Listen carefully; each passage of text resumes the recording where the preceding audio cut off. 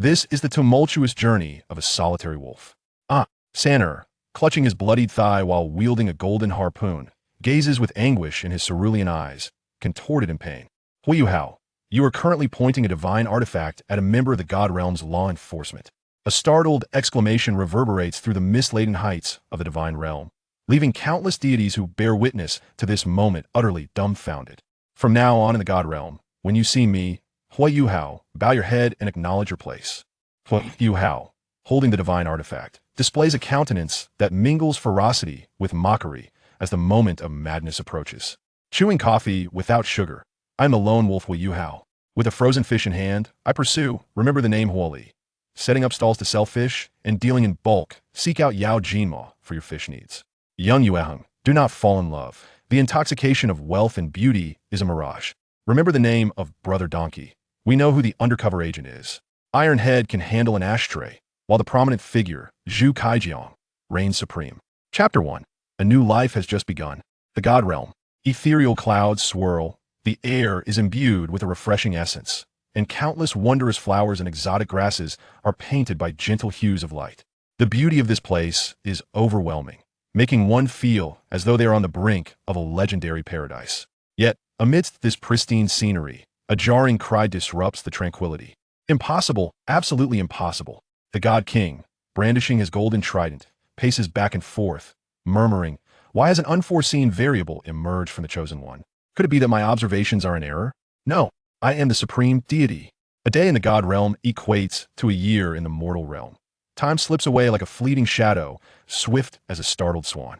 By the clear brook adjacent to the entrance of the starry forest, a boy with profound eyes gazes upward, his iridescent pupils seemingly piercing through the dense foliage to behold the scattered clouds in the azure sky above. At this moment, the boy appears to be preparing to roast fish.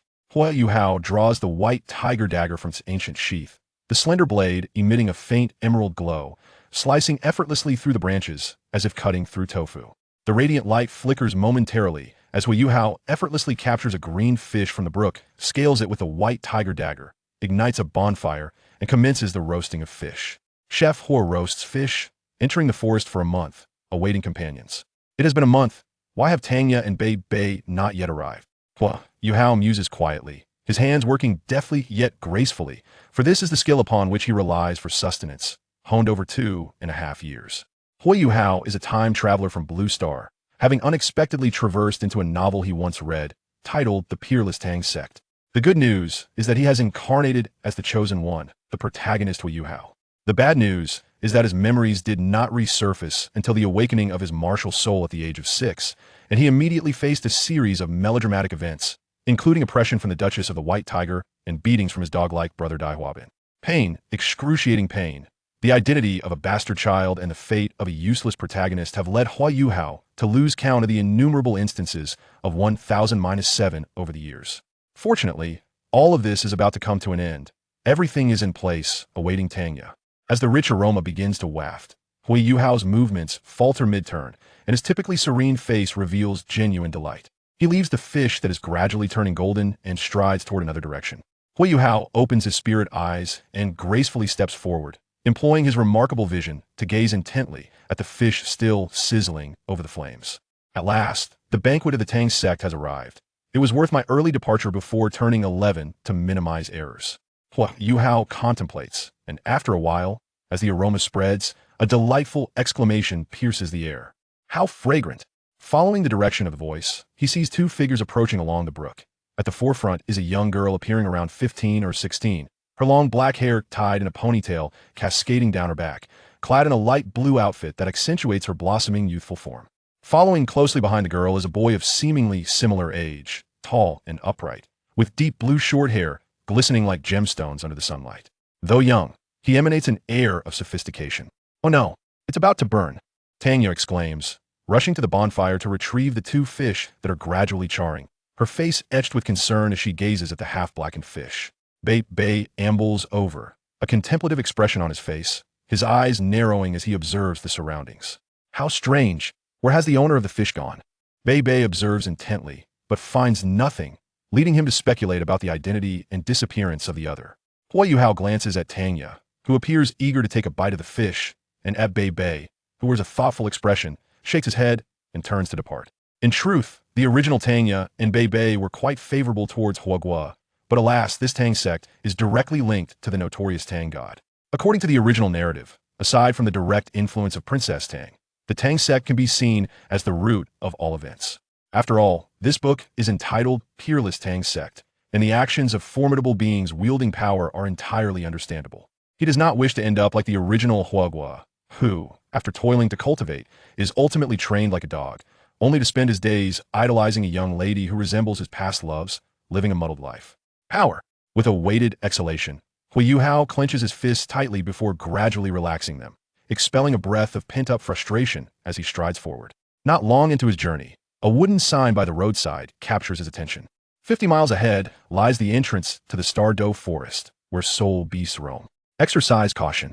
The emergence of this wooden sign signifies that Huo Yuhao is on the verge of encountering his fated first companion, the celestial dream ice silkworm, which serves as the fundamental cornerstone of his extraordinary journey.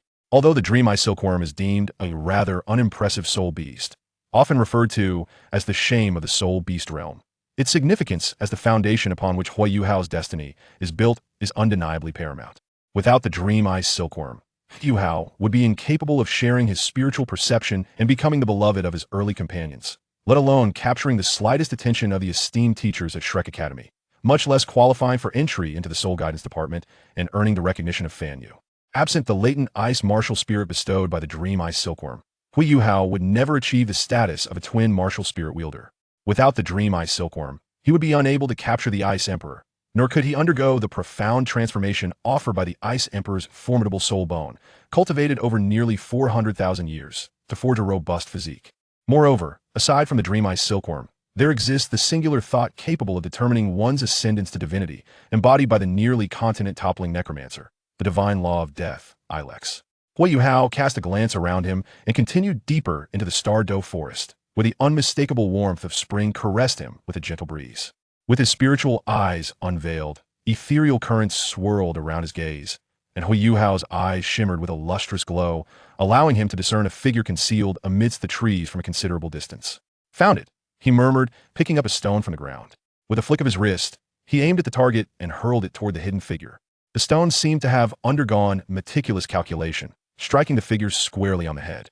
The owner of the figure immediately erupted in fury, their eyes flickering with a hint of crimson as they turned toward Huo Yuhao's position, emitting an enraged shriek and charging forward with claws outstretched. It was upon him, the wind, an almost god-slaying baboon. Chapter 2. I seem to be quite impressive. Perhaps it is due to the soul's transmigration, but from the moment he became conscious, Huo Yuhao possessed an immense mental strength. According to his own conjecture, it may have been the overwhelming power of his soul that rendered his physical body incapable of perfectly matching it, thereby delaying the restoration of his past life memories. It was not until the awakening of his spirit, martial soul at the age of 6, that he was provided with a secondary vessel for his soul, allowing the overwhelming power that his soul could not perfectly bear to be transferred, thus alleviating the burden. In the 6 years following the awakening of his martial soul, although his soul power cultivation remained rather lackluster, the enhancement of his mental strength progressed with remarkable fluidity, far surpassing the mental strength levels of the same period in the original narrative. He even independently explored numerous techniques and insights. Aside from the indispensable daily practice of soul power and the occasional pursuit of grilled fish, all his energy was devoted to the exploration of his mental prowess. Just moments ago, he had been able to deftly avoid Bei Bei and Tanya from a distance, relying on his mental strength, which was several times greater than his soul power. Before him stood an astonishing beast, a legendary soul beast with which Huo Yuhao had long been spiritually connected in his previous life. The legendary soul beast, often the subject of jest among netizens, now appeared before him, prompting Huo Yuhao, who had been in this world for 11 years, to nostalgically recall memories of his past life. As for fear, how could that be? I, Brother Hao, am remarkably composed. Standing at approximately 1 meter tall, the creature was covered in tawny fur, its brown eyes gleaming with ferocity. It possessed extraordinarily long arms, with sharp claws protruding from its paws, and its canine teeth were prominently displayed, exuding a menacing aura from its eyes. Upon spotting Huo Yuhao, the winged baboon emitted a low growl, and with powerful hind legs, it lunged toward him. As the winged baboon drew closer, Huo Yuhao did not immediately choose to evade, but instead squinted, with his left hand positioned behind him while his right hand slowly rose. Whoosh! A violent gust of wind rushed toward him, yet Huo Yuhao remained calm, and just as the sharp claws were about to strike his waist, his body swiftly pivoted, creating a subtle arc, allowing the razor-sharp claws to barely graze his side. The greater the evasion, the more time and inertia were required.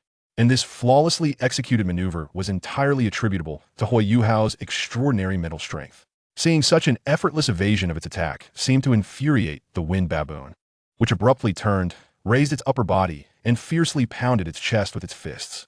With a roar, it suddenly opened its mouth wide and unleashed a burst of white light directly toward Huo Yuhao. As the viscous, white light shot forth, it was a swift moment, much like the legendary Little Leaf flying dagger of yore. Now, there was the little baboon cannon. The dynamic vision granted by the spirit eye enabled Huo Yuhao to keenly perceive the wind baboon's actions. A smirk creased his lips as he turned his gaze away, momentarily arching his upper body backward into a perfect bridge pose, calmly bracing himself. Simultaneously, a significant portion of his mental strength was expended, transcending the boundary between reality and illusion, connecting him to the white tiger dagger at his waist. The white light from the wind baboon unceremoniously dissipated, and an extraordinary scene unfolded. The white tiger dagger, freed from its sheath, shot forth at an incredible speed toward the wind baboon that had just expended its energy. Swish! As a fourth-grade soul guiding tool, the sharpness of the white tiger dagger was beyond what this decade-old wind baboon could withstand. The dagger slashed through its throat, causing crimson blood to spill forth. Thud! The unfortunate wind baboon met its demise before it could even commence its assault, the ambition of slaying gods already thwarted. Is that it? Although it was my first encounter with a soul beast, the ability to dispatch it so cleanly leaves me feeling rather impressive. Doesn't it? I still have many techniques left unused. Even this level of mind control was beyond its reaction. It seems I may have overestimated it. By the way, the white tiger dagger seems to possess the ability to absorb soul power. I suppose I'll save that for future encounters with other soul beasts. As he observed the white soul ring rising from the lifeless body of the wind baboon, confirming its death, Huo Yuhao cradled his chin with his right hand and waved his left, causing the white tiger dagger embedded in the creature's corpse to return to its sheath at his waist. This was a special technique he had developed in the use of mental strength, aptly named mind control. Mind control, as the name suggests, allows for the manipulation of objects from a distance. Its principle lies in the fusion of a portion of soul power and mental strength, giving rise to a new form of energy, which Huo Yuhao referred to as mind force. The inspiration for this technique stemmed from Huo Yuhao's recollection of the original work's narrative, particularly the series of non-soul rings and soul bone skills associated with the character Huogua, notably the dominion of the world and 3 absolutes of Haodong. In essence, the cultivation of both techniques can be summarized in one phrase: the combat skill derived from the fusion of soul power and mental strength. Although the so-called 3 absolutes of Haodong may seem awkwardly insufficient, they signify Huogua's mastery of his abilities. One could assert that while Tang San faced uncertainty with the Xian Tiangong, Huogua, upon losing Wangdong, grappled with formidable foes, embodying the dilemma of the 3 absolutes of Haodong. The 3 absolutes of Haodong could gather and elevate the user's myriad energies, striking the opponent while simultaneously infecting them with emotional toxins, achieving a form of spiritual poison, marking the perfect fusion of soul power and mental strength. Huo Yuhao, however, was still far from this level, merely reaching the proficiency comparable to Huogua during the cultivation of dominion of the world. Regrettably, he currently lacked any soul skills and thus had yet to grasp combat-type abilities adequately. However, there was no cause for concern. The arrival of the heavenly dream ice silkworm was imminent. Finally, I can experience the exhilaration of soul skills. Suddenly, a joyous voice echoed in Huo Yuhao's mind. At long last, I have encountered a human with a spiritual affinity. Alas, if only I could shed tears. My face will be drenched. Before the beast arrived, its voice had preceded it. A fissure appeared in the ground 2 meters in front of Huo Yuhao, and the surrounding temperature plummeted instantly, a golden white light enveloping a plump, round head. Huo Yuhao attempted to maintain the demeanor of an ordinary 11-year-old boy. Yet the harsh realities he had faced over the years rendered his expression awkward. Ultimately, he chose to drop the facade, gazing earnestly at the heavenly dream ice silkworm. The two stared at each other, and the heavenly dream ice silkworm appeared perplexed, its short limbs seemingly attempting to scratch its head. However, due to their brevity, it could only tilt its head and began to converse with Huo Yuhao. "Hello, Rest assured, I mean you no harm. Huo Yuhao nodded in response. The heavenly dream ice silkworm straightened its posture, pride evident in its voice. Are you mesmerized by my splendid physique? Huo Yuhao nodded once more. The heavenly dream ice silkworm coughed a few times, seemingly attempting to emphasize the importance of its forthcoming words. Allow me to introduce myself. I am the embodiment of heroism and chivalry, the supreme soul beast of wisdom and beauty, the unparalleled powerhouse, the unprecedented million-year soul beast of Douluo continent. Heavenly dream, ice silkworm. You may call me Brother Tianming. Huo Yuhao nodded yet again. Chapter 3, Tianming, steady. The monotonous exchange swiftly shattered the exuberance of the heavenly dream, ice silkworm, an unsettling feeling enveloping its insect form. Wait, why are you like this? This is quite awkward for me. What is your reason for seeking me? And what price do you intend to pay? Huo Yuhao's voice shattered the awkward atmosphere, and Tianming Binkin did not dwell on it for long, suddenly adopting a serious tone. Brother shall become your soul ring, the first intelligent soul ring in the annals of Douluo continent. Speak plainly, Tianming Binkin replied. Suddenly, Huo Yuhao's verbal assault rendered Tianming Binkin momentarily speechless, causing its countenance to shift as its massive head turned warily towards the Stardow forest before returning its gaze to Huo Yuhao. I'm about to begin. Fear not. I shall be gentle. It won't hurt you too much. Huo Yuhao's expression twitched, dark lines forming on his forehead. He truly could not discern whether Tianming Binkin was genuinely innocent or merely feigning simplicity. However, he did not resist. For Tianming Binkin was indeed one of the objectives of his journey. With foreheads touching, a chilling aura enveloped them, causing tumultuous waves within Huo Yuhao's sea of consciousness. 10 golden halos swiftly encased Huo Yuhao's being, while Tianming Binkin transformed into streams of white luminescence that surged into him. So weak, so beautiful. Am I truly this unfortunate? Is this real? As Tianming Binkin could not help but critique Huo Yuhao's physical attributes, it unexpectedly stumbled upon an astonishing revelation. At this age, to cultivate mental strength to such a degree, could it be that he is a rare genius in mental cultivation, just like me? Heh, although his physical prowess is lacking, his mental cultivation is remarkably strong. Could it be that heaven has taken pity on me, Tianming, and is bestowing upon me a perfectly compatible host? Poor physical constitution? What does it matter? I am destined to become the Ice Emperor. After all, with a soul ring and soul bone from a ferocious beast dated 39,000 years. As for the slow pace of soul power cultivation, no problem. As long as he reaches level 20, there shall be no issues. Tianming Binkin was reveling in the fortune it believed it had uncovered. Suddenly, the previously clear sky darkened ominously, and a thunderous roar reverberated, as if the very light of the sun had been swallowed by encroaching darkness. A tremendous pressure cascaded down from above. The immense body of Tianming Binkin, which had been striving to merge with Huo Yuhao, jolted violently at the sound of the thunderous boom, its golden eyes wide with shock and confusion.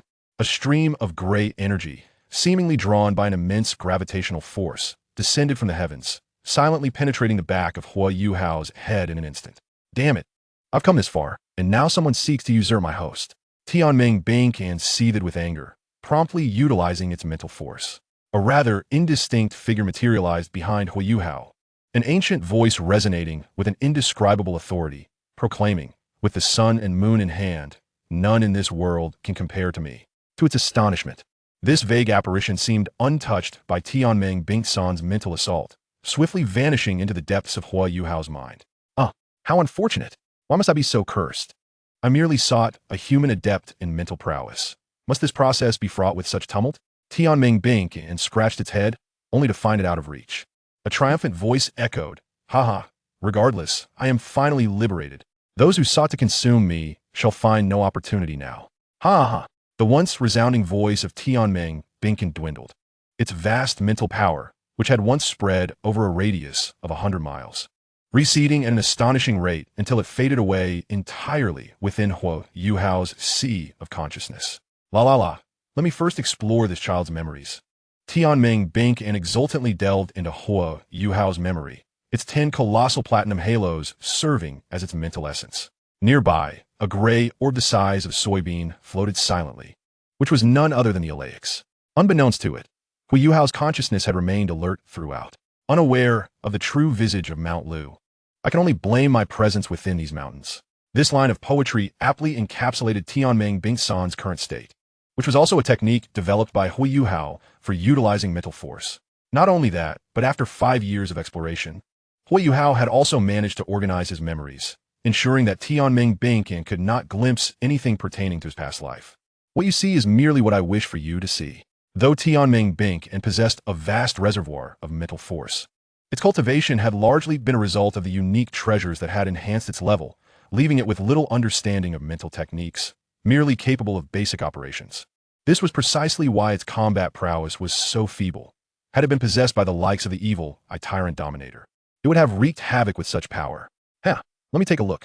Wow, this child has truly not lived a human life since childhood. No wonder he appears so peculiar, remaining so composed even in the presence of such a striking figure as myself. 6 years of living among the lower echelons have been excruciatingly painful. Oh, self-exploring mental force, independently creating practical techniques, and even achieving a 30% fusion of soul power and mental force. 2.5 years of honing fish grilling skills, then selling fish for a living. At last, life is looking up. Goodness, this lad even has romantic prospects. Such a beautiful girl has gone out of her way to assist him. If only my ice could be that gentle. Before the long-lived Tianming Bingsan, whose existence mainly revolved around slumber and sustenance. Huo Yuhao's brief 11 years of memories appeared as a mere drop in the ocean, quickly observed in its entirety. In summary, Tianming Bingsan was consumed by a singular thought. This is stable. Initially, it believed its host to be a once-in-a-century talent in mental cultivation, but after reviewing his memories, it realized he was an extraordinary prodigy, demonstrating remarkable initiative without any guidance. He had developed numerous techniques and even partially fused mental and soul powers. What a gift this was! It should be noted that even the pseudo-title Douluo, whom it had previously overwhelmed, had failed to achieve such feats.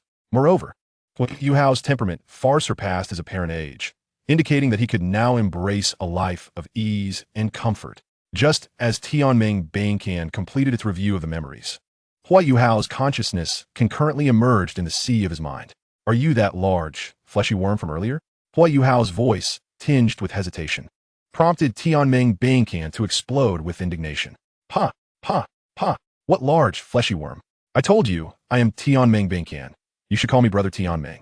Oh, all right, Tianming. No problem, Tianming. Very well, calling me Tianming is acceptable. The enormous, fleshy head of Tianming Bingsan displayed an exceedingly human-like expression, pondering for a moment before saying, "You should have no issues comprehending mental force. Let us proceed to discuss further." 10 minutes later, in short, we are now on the same wavelength. How does that surprise you? Rest assured, under my guidance, you shall undoubtedly become a formidable force.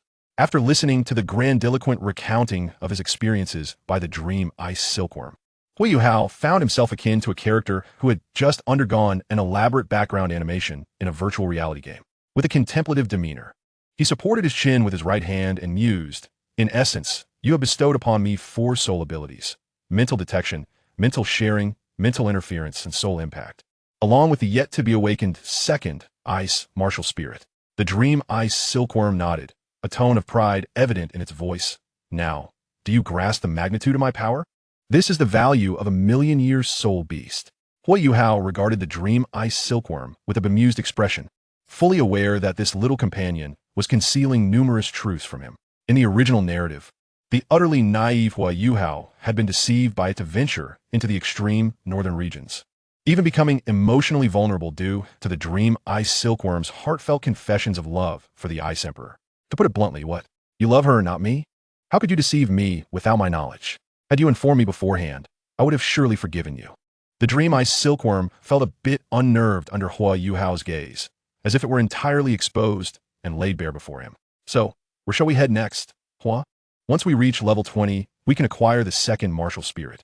Huo Yuhao extended 3 fingers. Currently, we have 3 options: a sect, an academy, or a lone wolf approach.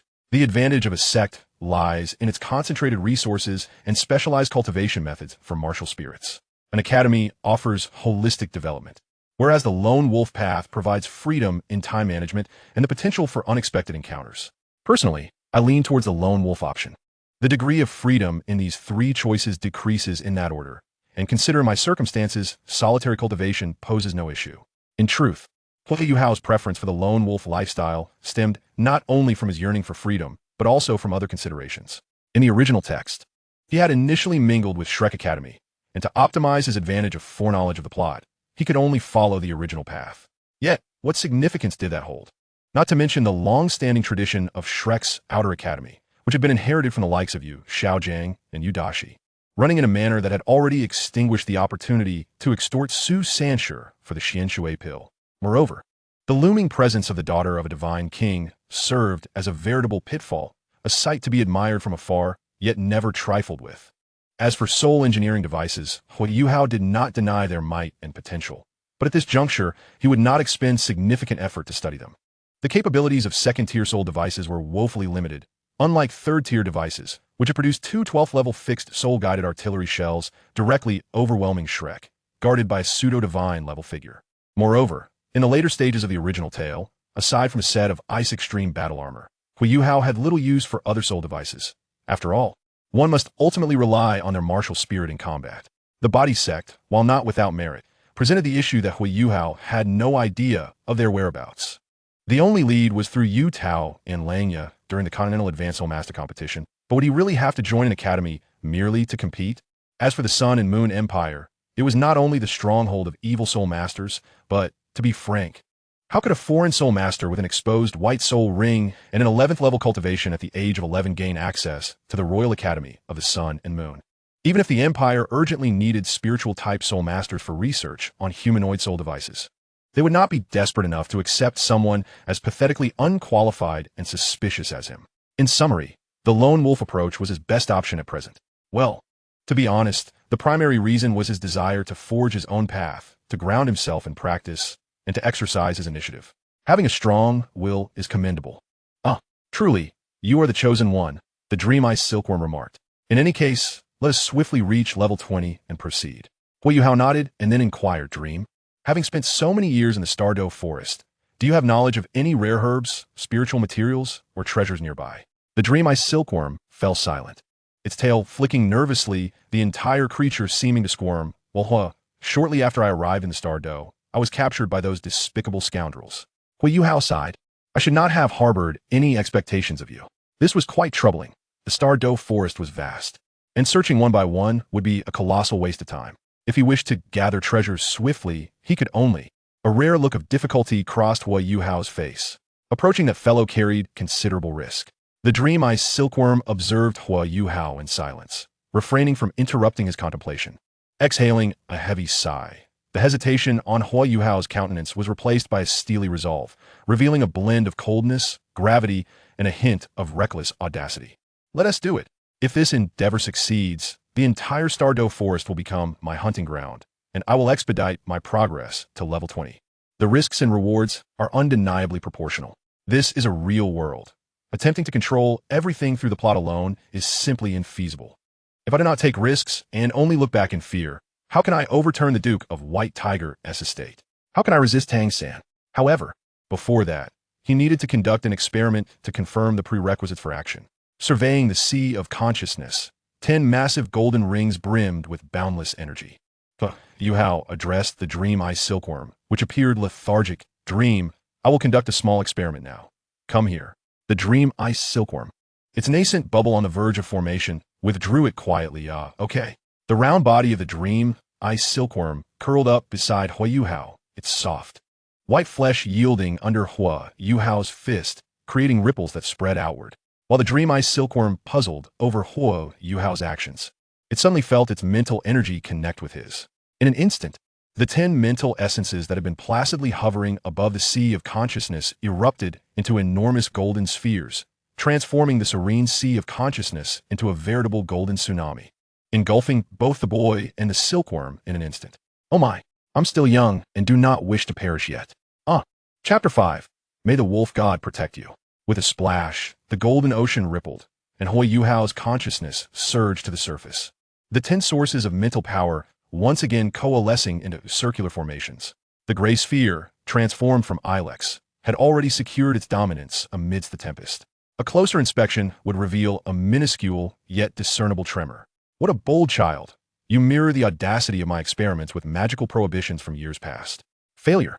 As expected, Even with the connection to the dream's mental energy, utilizing its million-year level of spiritual power proved overly ambitious. However, this validated the feasibility of my hypothesis.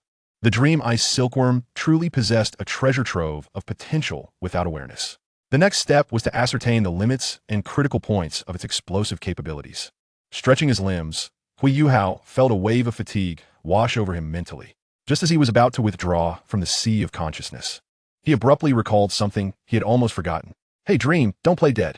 Come out." Resigned, Huo Yuhao dipped back into the water surface and soon retrieved the trembling dream ice silkworm. Seeing this creature feigning death, Huo Yuhao once again pressed forward, his mental energy surging. Yuhao, please don't act recklessly." The Tianming ice worm, which had previously appeared lifeless, suddenly regained its senses, its face still displaying the terror of a narrow escape. Huo Yuhao smiled, the validation of his experiment lifting his spirits. "Do not worry. Today has been quite exhausting for me as well. I shall first depart from the forest to a nearby town to recuperate, and after experiencing the 4 soul skills you have bestowed upon me, I will gradually explore them. Are you coming back?" The Tianming iceworm's neck tilted, and it abruptly fell unconscious. What happened to the plan of just lying low? This host has no sense of honor. Like sunlight piercing through the darkness, dawn quietly broke on the horizon. In the blink of an eye, 5 days had passed. On the outskirts of the Stardow forest, the first rays of morning light peeked through the remnants of the night sky, casting a cool hue upon Huo Yuhao, who was deep in meditation like a stone.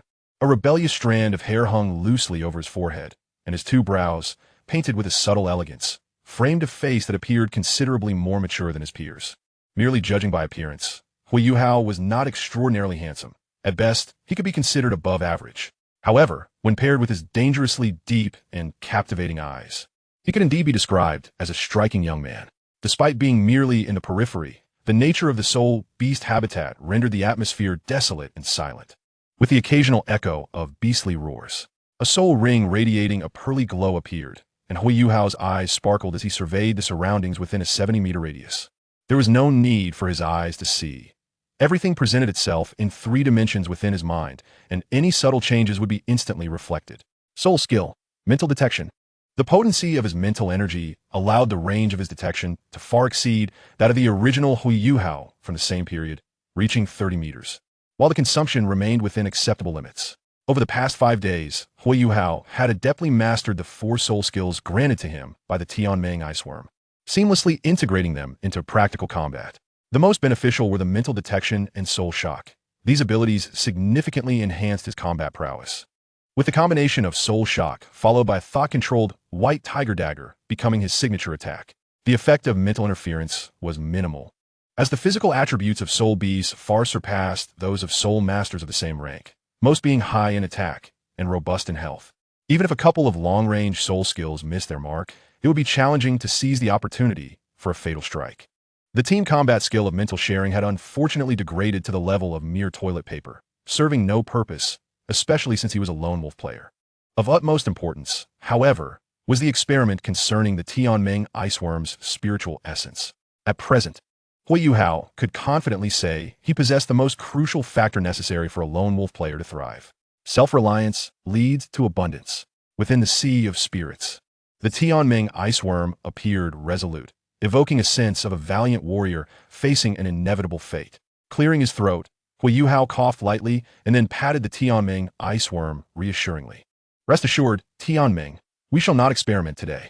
The Tianming iceworm remained vigilant, scrutinizing Huo Yuhao for a full minute, and only when it confirmed he had no intentions of experimentation did it breathe a sigh of relief. Huo Yuhao's expression turned serious as he directly broached the subject. "Tianming, I have come to you today to eliminate the final barrier between us. To be candid, my upcoming endeavors carry a significant risk, and a single misstep could endanger my life. Therefore, I believe it is imperative that we clarify our intentions beforehand. The persistent question remains, what was it that led you to choose me?" Huo Yuhao gazed earnestly at the Tianming iceworm, observing the struggle within its typically languid demeanor. The Tianming iceworm was fraught with trepidation, fearful that Huo Yuhao would mock its eternal wish or abandon it upon learning that its second martial soul would face the Ice Emperor, ranked 7th among the 10 fierce beasts of the extreme north. "Do you understand, Tianming? Our encounter was not a mere coincidence. Just as you awaited my arrival, I too have long anticipated yours. After my martial soul awakened, I gained a peculiar foresight ability, allowing me to glimpse vague images, and you were the first among them. Everything began with you. You were the turning point of my destiny. As you said, we are two grasshoppers on the same string. So what need is there for further concealment? The Tianming ice worm was taken aback, not only by the revelation of Huo Yuhao's premonitory ability, which lay beyond its comprehension, but also by the genuine emotion embedded in his words. Having lived for several 100,000 years within the realm of soul beasts, whether it was the beloved Ice Emperor or the other soul beasts of the Stardow Forest, it had always been regarded as mere prey. However, Huo Yuhao's sincerity allowed it to feel, for the first time, the dignity of being a sentient being. A warm sensation enveloped the Tianming iceworm, its drooping body suddenly erecting with fervor, and it spoke with a passionate tone. Good brother, I will share everything with you. Without hesitation, the Tianming iceworm divulged its grand ambitions and a series of plans, including its million-year-old legacy and life-preserving teleportation ability, as well as the few remaining techniques of Tianming's finger derived from its residual ice attribute soul power. Yuhao declared, from this day forth, I, Hua, shall navigate the seas with Tianming, with unwavering loyalty. The Tianming iceworm replied with excitement. So shall I. Huo Yuhao vowed. I swear to stand by Tianming through thick and thin, for life and death. The Tianming iceworm responded with fervor. So shall I. Huo Yuhao proclaimed. With these words, let the heavens bear witness. The Tianming iceworm echoed. So shall I. As they exchanged glances, both Huo Yuhao and the Tianming iceworm smiled, the former's eyes reflecting a comforting benevolence, and the latter's filled with the warmth of regained dignity. His words, both genuine and deceptive, had successfully coaxed the Tianming iceworm into revealing its most treasured abilities, teleportation, legacy, and the trio of Tianming's finger techniques. After completing the coaxing of the Tianming iceworm, Huo Yuhao ventured into the outer region through the entrance. The periphery of the Stardow Forest boasted several entrances, and this time, he chose a relatively narrow gorge. As he stepped into the gorge, Huo Yuhao emitted a slight gasp, for aside from himself, there were other presences here. 5 soul masters with glowing soul rings were engaged in a fierce battle with a massive wolf. In stark contrast to Huo Yuhao, who donned a plain black attire. The 5 consisted of 1 defense type, 1 assault type, 1 control type, 1 support type, and 1 archer wielding a purple longbow, who stood at the back shooting with great enthusiasm. Among them, 3 were first-ring soul masters, with only the foremost defense and assault-type soul masters possessing 2 yellow soul rings. The wolf they cornered was nearly twice the size of an ordinary wolf, and under the combined assault of the 5, it emitted furious howls intermittently. The windstorm magic wolf, a common high-level wind attribute soul beast, was suitable for agile attack types and speed-focused support soul masters. Judging by the density of its fur, this particular windstorm magic wolf was approximately 500 years old. The intrusion of outsiders caused a slight flutter of apprehension among the 5 individuals besieging the Gale Demon Wolf, yet upon beholding the youthful brow of Huo Yuhao, their tension swiftly transformed into disdain. The defensive Soul Master held his shield firmly in front, while the Control-type Soul Master focused on restraining the wolf's speed. The Assault-type and Archer Soul Masters were tasked with dealing damage, and the Support-type was responsible for buffs and morale. Their coordination was relatively harmonious, yet they could only manage to maintain a precarious stalemate against the Gale Demon Wolf. Huo Yuhao paused, observing the 5 with keen interest. His expression revealed not admiration, but rather an amused curiosity akin to a spectator at a performance. The presence of a minimum century-old soul ring in their configuration spoke volumes of their exceptional prowess. It is well understood that mere commoners lack the capability to hunt for century-old soul rings for their first. Hold on, everyone. This Gale Demon Wolf cannot endure much longer. Xiaolu, be vigilant with the amplification, bellowed the defensive Soul Master, who was struggling to maintain his shield. My soul power is nearly depleted, the support-type Soul Master lamented, beads of cold sweat trickling down as he continued to pour energy into the buffs. As their wounds multiplied, an unexpected turn of events occurred. The Gale Demon Wolf abruptly ceased its assault, unleashing a chilling howl that reverberated through the air, accompanied by an overwhelming aura of ferocity. Its fur bristled as its enormous eyes glowed a terrifying crimson, and the sudden surge of dread sent shivers down the spines of the 5. The defensive Soul Master staggered back, exclaiming, "It's activating its bloodlust skill. Everyone be cautious." With its bloodlust engaged, The Gale Demon Wolf locked its gaze onto the support type, Soul Master, situated at the back. In this heightened state, its speed and ferocity escalated dramatically. With a thunderous roar, it lunged forward. The sound of flesh tearing filled the air as the control type, Soul Master's efforts to restrain the bloodlust-empowered wolf proved futile. The support type, Soul Master, taken completely by surprise, was eviscerated before he could even emit a scream, falling lifelessly to the ground. With the support Soul Master slain, chaos erupted among the remaining four. The assault type Soul Master rushed forward in a frenzy, while the Gale Demon Wolf, having claimed its victim, turned its vicious gaze upon the archer, who was still drawing back his bowstring. Just as the defensive Soul Master contemplated retreating, the control type Soul Master leaned closer, whispering, "The bloodlust of the Gale Demon Wolf won't last long, but it has grown wise, realizing attacking you is futile. We need to sacrifice someone to buy us time. But who will it be?" The control type Soul Master nodded towards Huo Yuhao, a sinister grin spreading across his face. "Isn't there a perfect candidate right there?" The defensive Soul Master called out towards Huo Yuhao. "Friend, might you lend us your aid? This Gale Demon Wolf is on the brink of death.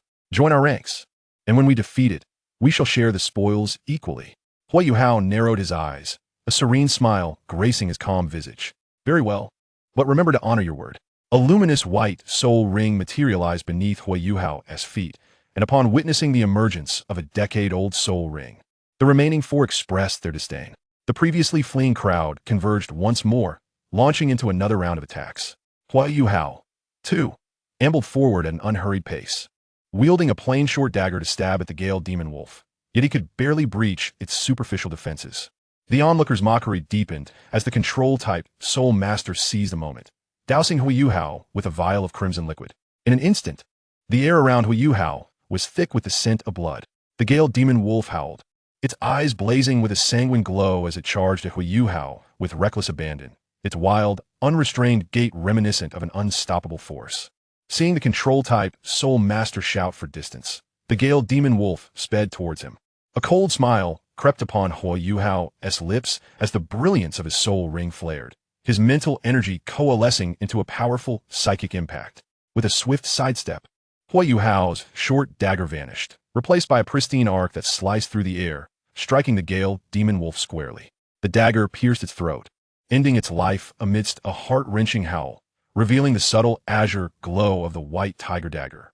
The psychic disruption, one of the four soul techniques bestowed by the Dream Eye Silkworm, though not capable of altering the appearance of objects like simulation skills, could interfere with the enemy's judgment through mental energy. To the eyes of the four, the form of the white tiger dagger remained unchanged, appearing merely as a plain short dagger devoid of any remarkable features.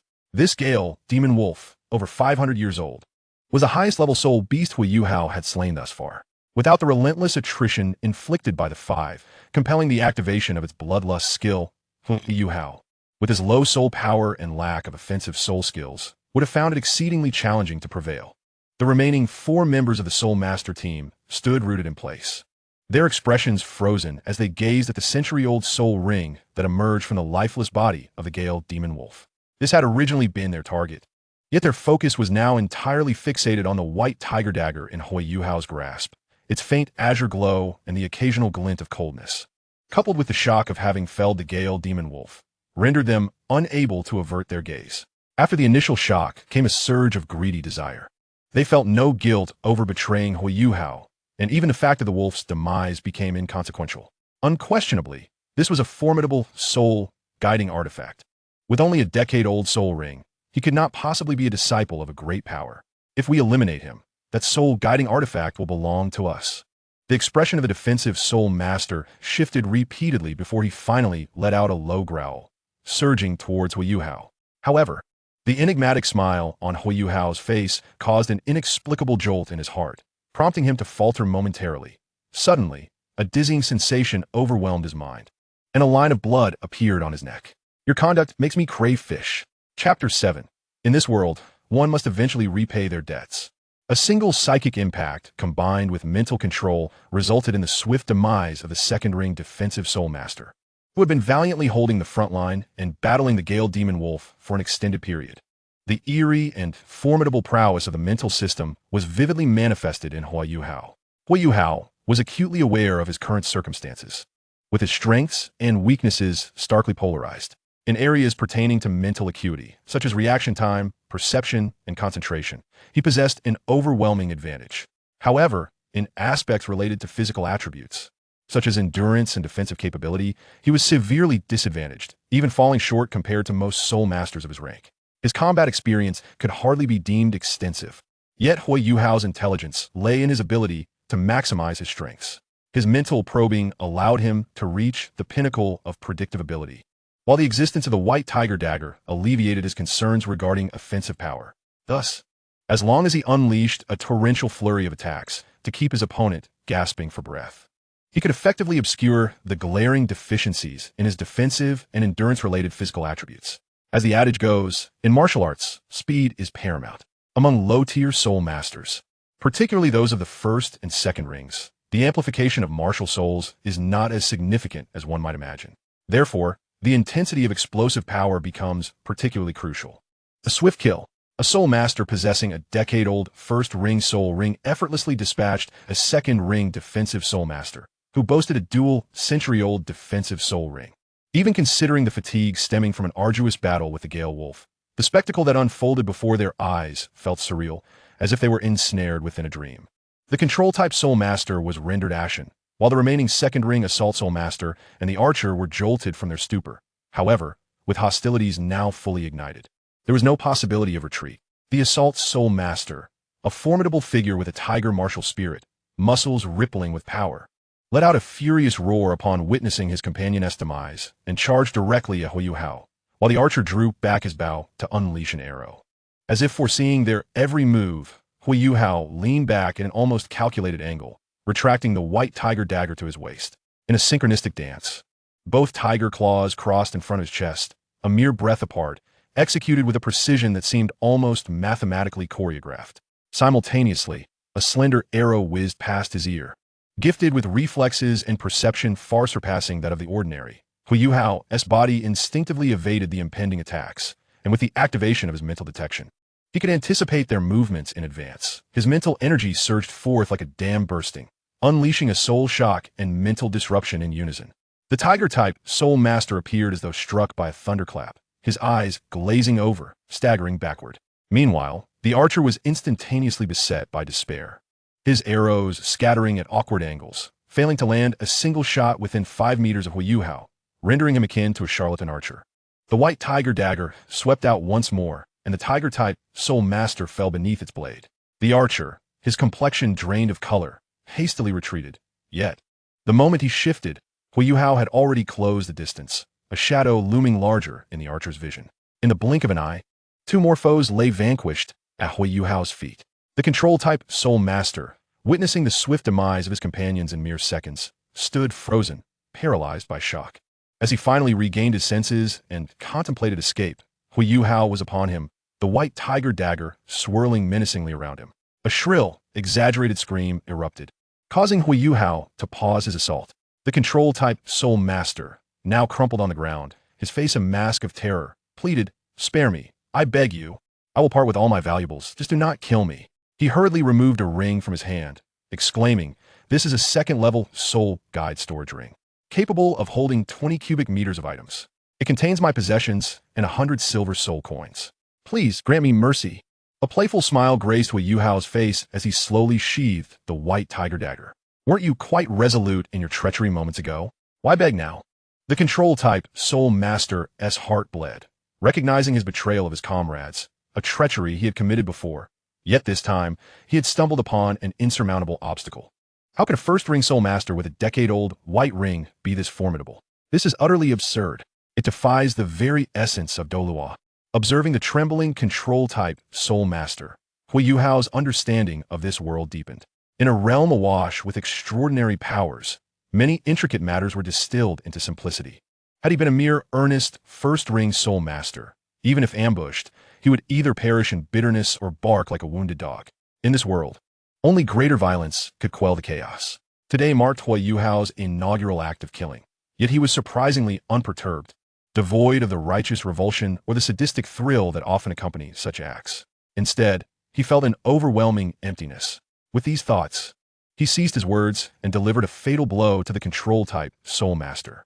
Gazing at his bloodied hands, distant memories surged forth, and a graceful specter flitted through his mind. Had it not been for her, these hands would likely have been stained with blood long ago. Rising to his feet, Huo Yuhao cast a weathered gaze toward the desolate horizon, sighing softly. This is my first act of murder, but it shall certainly not be my last. After a while, having restored himself, Huo Yuhao gathered the valuable items from the corpses and, after cooking several fish by a nearby stream, resumed his journey. Tianming, release your remnants. Our target this time is a 15,000-year-old spiritual attribute soul beast. Before we locate it, I require your remnants to conceal my aura. Huo Yuhao summoned the Tianming Ice Silkworm. Alright, by the way, Yuhao, just how far can your fate ability see? The visions granted by my fate ability are quite nebulous. Beyond the images themselves, I rely more on my inner intuition, much like when I encountered you in the Douluo forest. I see. Well, if it guided our paths to intersect, it suggests that your fate ability is indeed quite reliable. Do not be complacent. Our expedition will traverse from the outskirts of the Douluo forest to the mixed zone, and there exists a minuscule chance we may dare to enter the core area. Fear not, Yuhao. My remnants have transformed into a unique treasure since detaching from my main body. As long as we do not overreach, even a 100,000-year soul beast would be unable to detect it. Not to mention, I possess a means of teleportation. Chapter 8. The greater the storm, the pricier the fish.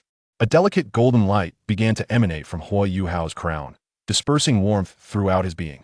Shortly thereafter, a soft white glow radiated from his chest, enveloping him entirely in a cocoon of light, giving him the sensation of an additional layer of skin. The triumphant voice of the Tianming Ice Silkworm resounded. This is the remnant I left behind, the form you have previously seen. My remnant is not only highly breathable and impervious to fire and water, but it can also mask your presence. Once we venture into the far north, we shall sacrifice this remnant to secure a suitable soul beast for your second martial spirit. Naturally, I cannot divulge all the details about that soul beast just yet. I shall explain further when the time comes. Huo Yuhao made no objections, as he was temporarily disinterested in the melodrama between the Tianming Ice Silkworm and the Ice Emperor. Over the past 5 days, the Tianming Ice Silkworm had merely informed him that the selection for his second martial spirit involved a remarkably powerful soul beast. Adorned in the remnants of the Tianming Ice Silkworm, Huo Yuhao set forth, while the Tianming Ice Silkworm infused its mental energy into his exterior, diligently searching for the 15,000-year-old spiritual attribute soul beast. Huo Yuhao moved laterally at times and longitudinally at others, evading soul beasts under the cover of the remnant, traversing unhindered. Thanks to the Tianming Ice Silkworm's astonishing scouting speed, they gradually approached the mixed zone. The Douluo forest itself is irregularly shaped, spanning approximately 200 kilometers at its widest, covering an area of several 100,000 square kilometers. The outermost 20 kilometers is designated as the peripheral zone, primarily inhabited by soul beasts under 1,000 years of age, with those over 1,000 being exceedingly rare.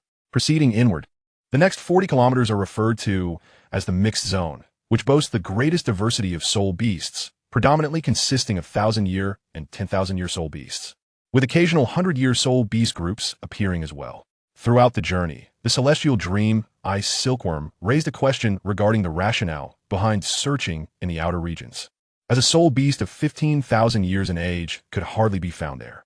However, Yuhao's objective this time diverged significantly from the typical soul beasts of that caliber. Her actions were guided solely by her whims, and given her noble stature, her presence could manifest anywhere within the Douluo forest.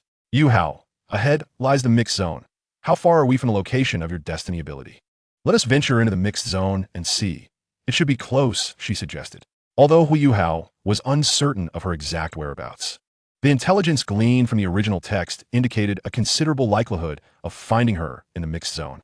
Minutes slipped by, 1 minute, 15 minutes, half an hour, as Huo Yuhao, draped in remnants of a soul, delved deeper into the mixed zone. He encountered a myriad of formidable soul beasts capable of extinguishing his life with a single strike or breath.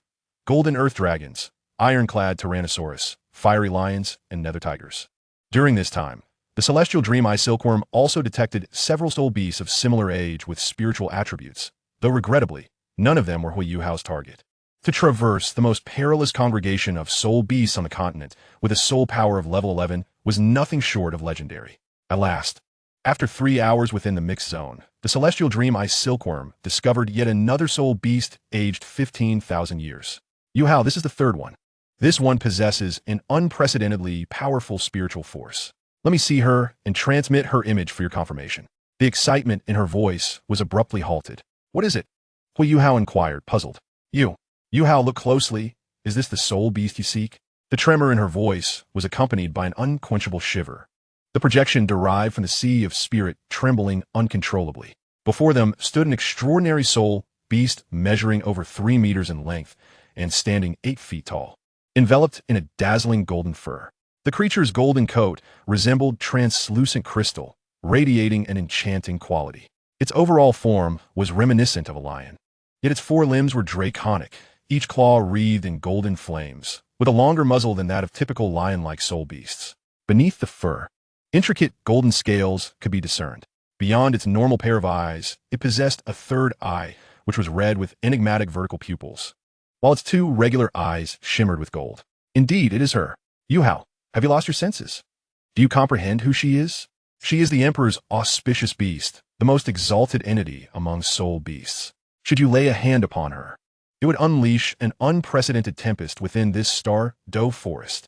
Observing Huo Yuhao's impassive demeanor, the celestial dream ice silkworm assumed he was unaware of the concept of the Emperor's auspicious beast and earnestly implored, Yuhao, allow me to enlighten you about the 3-eyed golden lion. Though it boasts only over 10,000 years of cultivation, its strength can rival that of ordinary 100,000-year soul beasts. It possesses the ultimate dual attributes of fire and light. The most formidable aspect of the 3-eyed golden lion is not merely its own prowess. As an ancient auspicious beast, it was revered as an emperor whenever it appeared in ancient times. Its presence accelerates the growth of surrounding soul beasts and diminishes their chances of premature demise. Hence its designation as the Emperor's auspicious beast. After articulating a plethora of information regarding the 3-eyed golden lion, the celestial dream ice silkworm gazed at Huo Yuhao with a grave expression, only to find him wearing an expression she could not decipher. With a decisive gesture of his left hand and a pointed finger of his right hand, he pondered aloud, would I fear the tempest? Celestial dream, you have perused my memories. Have you forgotten my past as a fishmonger? Allow me to tell you, the greater the storm, the pricier the fish. The celestial dream ice silkworm stared at Huo Yuhao, bewildered and at a loss for words. Huo Yuhao's resonant voice echoed once more, celestial dream. Have you forgotten your objective in merging with me? Your goal is to attain divinity. For millennia, the Douluo continent has seen no deities emerge. We both understand the monumental challenge that entails. In other words, even with your million-year soul beast status, do you truly possess even a 30% certainty of success? Even when considering the enhancement of your formidable second martial soul, does the probability of achieving divinity exceed 50%? The celestial dream ice silkworm was struck by the stark contrast in probabilities. These numbers mirrored her own internal estimates for success. In the original narrative, to successfully entice the Ice Emperor into joining their cause, Huo Yuhao had to manipulate the probabilities in a more favorable light. Now, he was employing the same strategy to sway the celestial dream ice silkworm. Although both probabilities hovered around 30 and 50%, the impression they imparted was utterly divergent. Chapter 9. Chewing Coffee Without Sugar. I am a lone wolf Huo Yuhao. In the original text, Huo Yuhao's early development was predominantly dictated by the words of the soul beasts within him. This approach was not without merit.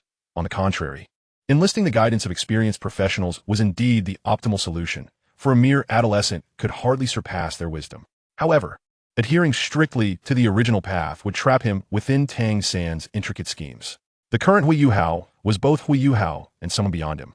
He possessed the advantage of the plot, while also embodying a mature perspective and experience, brimming with confidence that he could surpass the original Huo Yuhao. Moreover, while the celestial dream ice silkworm was merely apprehensive about the star-dove forest, Huo Yuhao, well-versed in the narrative, had even deeper considerations. He intended to use the properties of the auspicious beast as a conduit to test whether he was under the scrutiny of Tang San. In the original tale, due to the intertwining energies between him and Wang Dong Tang Wudong, Tang San had discerned Huo Yuhao's identity as the child of destiny. The peculiar combinations of their martial soul fusion techniques, eye butterfly, eye hammer, scorpion butterfly, scorpion hammer, were indeed absurd, yielding a 100% fusion rate. From this, it became evident that Huo Yuhao's identity was locked in the moment of energy fusion with Wang Dong Yet the possibility remained that it was predetermined at birth. Thus, the question arose, was his identity sealed at birth or during the fusion with Wang Donger?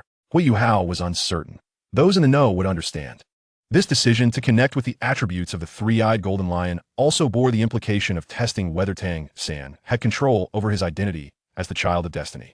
With the god of destruction focused on expanding the divine realm, even the most deranged of schemes could not lead to direct confrontation with him. Instead, Tang San might exploit his daughter, Wang Donger, to navigate the loopholes of divine law. Ultimately, should the situation become untenable, they would have to adapt and respond as events unfolded.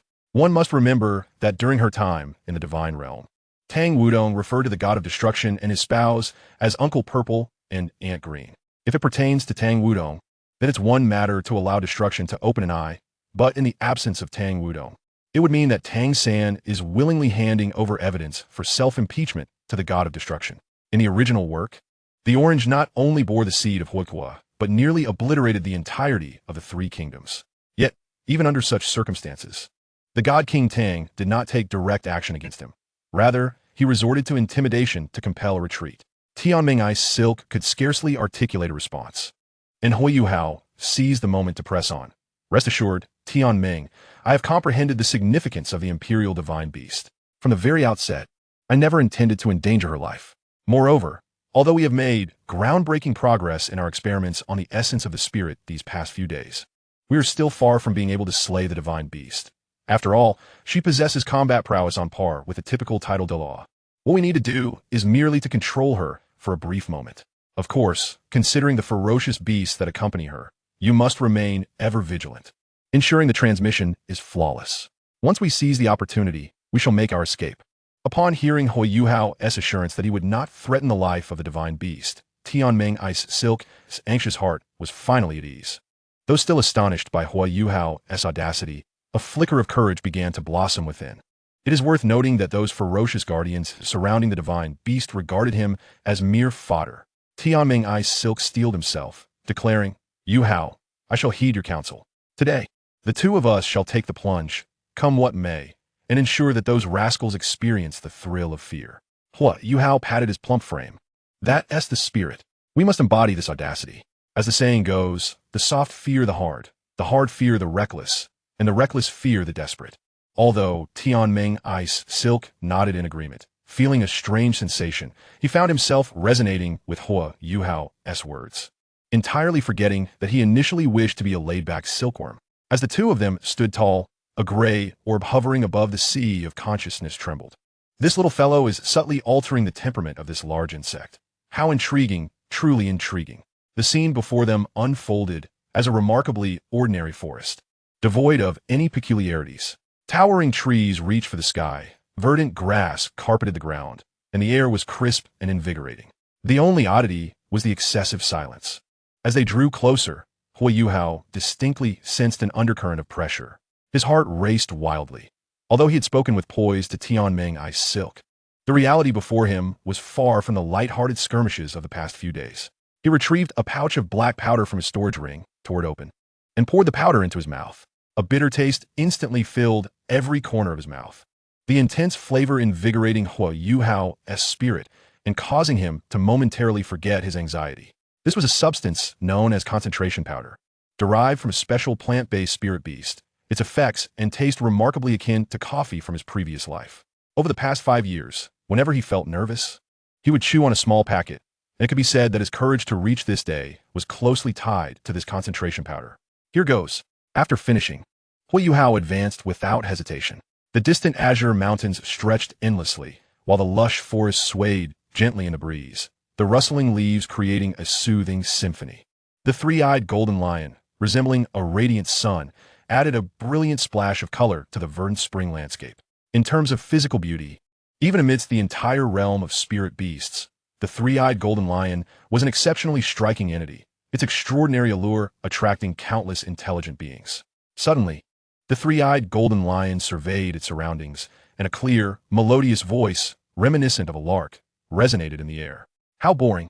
Sister Bailing is in seclusion again. The only one who plays with me is Uncle Dog. But Uncle Dog only knows how to eat all day. It's terribly dull. Oh, how vexing. Not far away.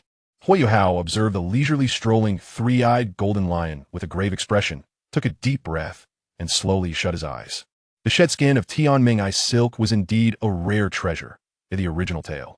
Even when Huo Guo was trampled beneath the feet of the ferocious Titan Snow Demon King, he could perfectly conceal his aura, truly deserving of its million-year classification.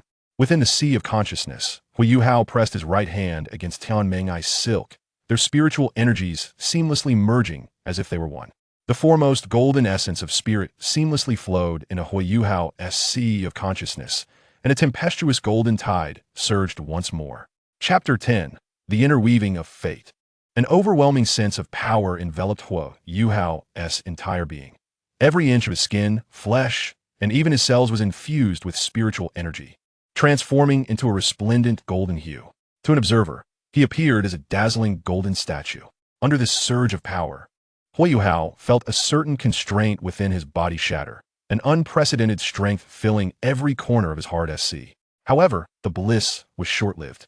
Before Huo Yuhao could fully appreciate the formidable strength derived from Tianming ice silk's spiritual essence, an excruciating pain transcending reality and illusion struck him. The agony of skin being flayed and bones being shattered surged like a tempest. Huo Yuhao had long prepared himself for this. This was the price for forcibly harnessing the spiritual essence of Tianming ice silk. He gritted his teeth, the skin on his face taut with bulging veins, resembling a frenzied azure serpent, as his golden-hued pupils widened in shock. Yuhao, are you all right? Tianming ice silk's concern reached him, but at that moment, Huo Yuhao had no energy to respond. He had to seize every fleeting moment of this state. With a powerful push off his feet, Huo Yuhao retracted the shed skin enveloping him, his entire being, now glowing golden, shot toward the three-eyed golden lion like an arrow released from a bow. He raised his right hand, and a massive golden claw of spiritual energy materialized. Expanding in the air, the three-eyed golden lion, frolicking in the water, suddenly sensed a tremendous wave of energy erupting like a volcanic explosion, rushing toward it. A fierce roar erupted, and golden-red flames soared into the sky. Upon turning its head, it saw Huo Yuhao barreling toward it like a cannonball. You are human. Still. The delightful, melodious voice held a tone of disbelief at Huo Yuhao's identity, quickly replaced by a surge of fury. The temperature around them surged as the golden-red flames ignited the air, and even Huo Yuhao, shielded by the essence of spirit, felt a discomforting heat. With a crack, vast waves of spiritual energy extended from Huo Yuhao's back, transforming into several golden whips that lashed out, sending the golden-red fireballs flying. The three-eyed golden lion's hasty countermeasures were evidently insufficient to neutralize Huo Yuhao's assault in this state. The golden claw pinned her to the ground, rendering her immobile. I apologize, your power is too overwhelming. It requires control. Huo Yuhao gritted his teeth as he uttered these words, inching closer as the expression on the three-eyed golden lion shifted from confusion to sheer terror. Human, release me. If you do not free me, I shall perish with you. The three-eyed golden lion roared repeatedly, struggling desperately, yet she could not escape the grip of Huo Yuhao's palm.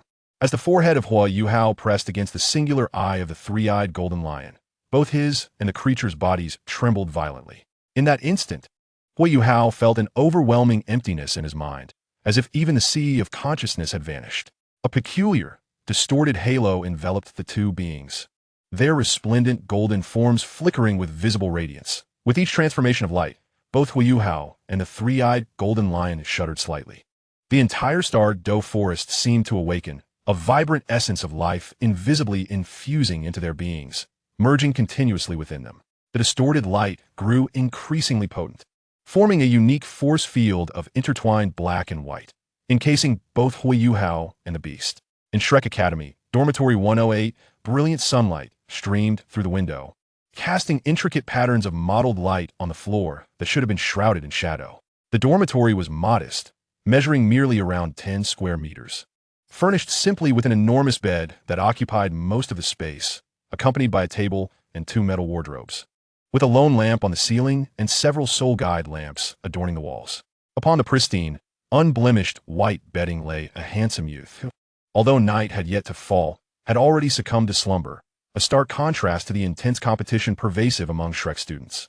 The lad possessed a striking visage, rivaling that of a breathtaking young maiden of his age, with long, delicate lashes of a soft pinkish-blue hue and a similarly colored, neatly cropped hairstyle.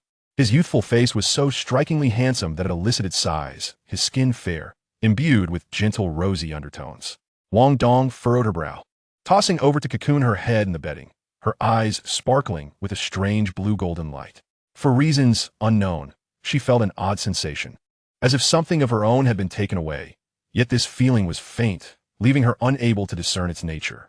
As the peculiar sensation faded, a sudden wave of excruciating pain surged forth, akin to the agony of having one's nostrils stuffed with a watermelon, compelling her to clutch her head tightly.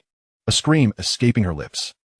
Wang Dong tumbled from the bed, cold sweat pouring down her forehead, the intense pain causing her to roll about, and upon her brow. A faintly glowing trident symbol radiated a golden light. At that moment, Wang Dong felt as if her head were a balloon gradually expanding. An inexplicable memory forcefully thrust into her mind, leaving her no room for resistance. With blurred vision, Huo Yuhao found himself, as if at the dawn of creation, enshrouded in swirling mists, a vast whiteness before him. Time lost its meaning as blackness gradually seeped into his field of vision. In this world of coexisting black and white, Huo Yuhao's consciousness finally awakened, only to be met with a prior wave of intense pain. Dragging his weary body forward with a limp, he trudged toward the unknown, gaining new insights into this duality of fate. Is this the power of destiny? Huo Yuhao pressed on without a moment's pause, for his purpose remained unfulfilled. With each step, his understanding of the power of destiny deepened, and slowly, the scenery before him became clear, revealing the slumbering form of the three-eyed golden lion. Observing the surrounding black and white energies, Huo Yuhao hesitated briefly before inhaling deeply through his nose, mouth, and every pore of his being, drawing the energy into his core. Gradually, the existence of Huo Yuhao began to fade, as if he had never existed in this world at all. He gazed silently at the sleeping three-eyed golden lion, waiting immobile. 1 second, 2 seconds, 3 seconds felt like countless years, or perhaps merely an instant. The concept of time had become irrelevant. The peculiar world resonated with tremulous sounds, a fragment of the air above shattering like a broken mirror, and a figure radiating blue-golden light descended as if a deity had arrived. This blue-golden silhouette had its left hand behind its back and cradled a pink-blue orb in its right. Through the luminescence, one could faintly discern a curled-up girl within. Finally, the opportunity had arrived. The golden dragon spear and the pure golden dragon bloodline were not something this creature deserved. Chapter 11. Resolution. Huo Yuhao's expression shifted dramatically, his pupils constricting to the size of a pinhead. Although the features of the blue-golden figure were obscured, its identity was unmistakable based on its words. That rascal, Tang San.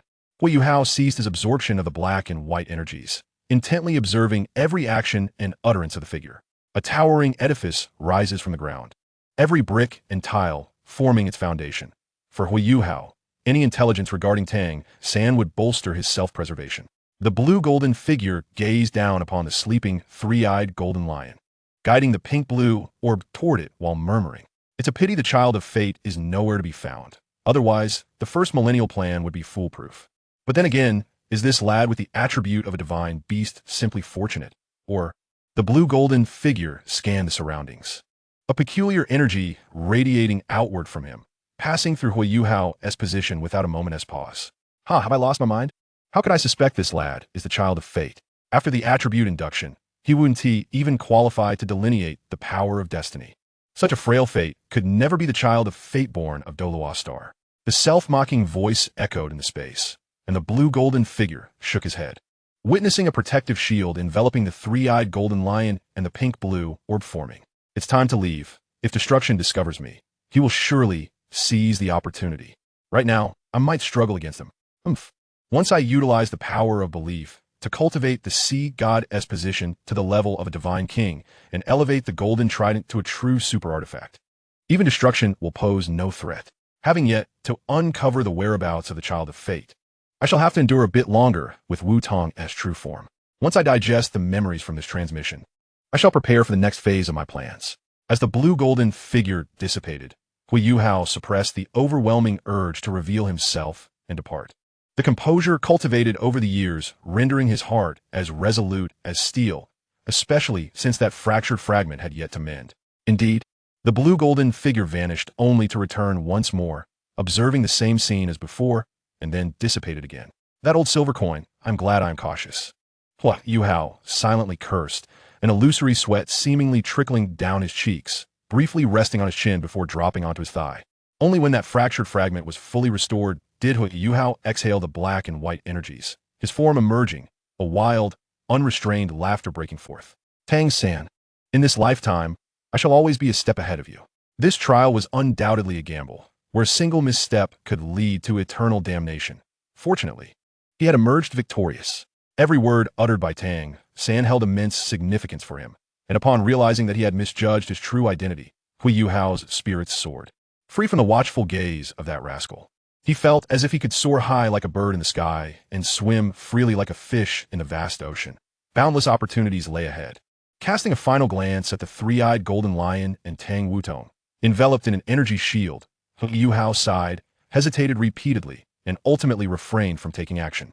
However, just as he prepared to depart and return to his original form, an ethereal voice floated in from an unknown source. Please wait. Huo Yuhao halted his steps, his demeanor alert. Who goes there? Please help them. The voice was delicate and elongated, devoid of any discernible emotion, its tone more fitting of a deity compared to the previous utterances of Tang-san. What has happened will surely recur. What has been done will inevitably be done again. The means to break the deadlock lies within reach. Huo Yuhao scratched his head in confusion, feeling an overwhelming sense of déjà vu regarding the charlatan's deceptive theatrics.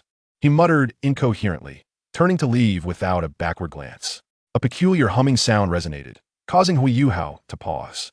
Simultaneously, black and white energies gradually coalesced behind him into two mystical rings, which then floated into his hands, transforming into an extraordinary rune. What is this? Huo Yuhao exclaimed, his face pale with astonishment as a sudden memory surged within him. In the legends of the divine realm, when he faced off against the god of destruction, he had briefly ascended to the pinnacle of divinity, and, at that time, behind him had emerged two divine rings, one black and one white, on top of the 7 rings of the god of emotion. You're putting me in a difficult position. Who gives rewards before transaction? Aren't you afraid I might renege? The voice offered no further reply, yet the mysterious rune in his hand assured him that everything before him was no mere illusion. With a shake of his head, Huo Yuhao proceeded toward the energy shield encasing the three-eyed golden lion and Tang Wutong's fragments of consciousness.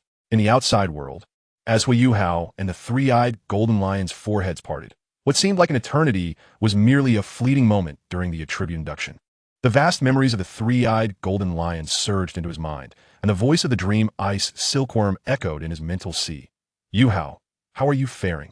I am remarkably well, better than ever. Suppressing the overwhelming memories from the three-eyed golden lion with his mental prowess, Huo Yuhao glanced at the palm of his right hand, where the excruciating pain inflicted by utilizing the dream ice silkworm's spiritual essence could not overshadow his current elation. The expression in the three-eyed golden lion's eyes also brightened with newfound clarity. It ceased its attempts to struggle, gazing at Huo Yuhao with a look that was both bewildered and complex, imbued with emotions that were difficult to articulate. As their gazes locked, animosity faded, replaced by an inexplicable sense of closeness. You damn human, release the auspicious beast. Should anything happen to it, prepare to face the wrath of the Star Doe Forest.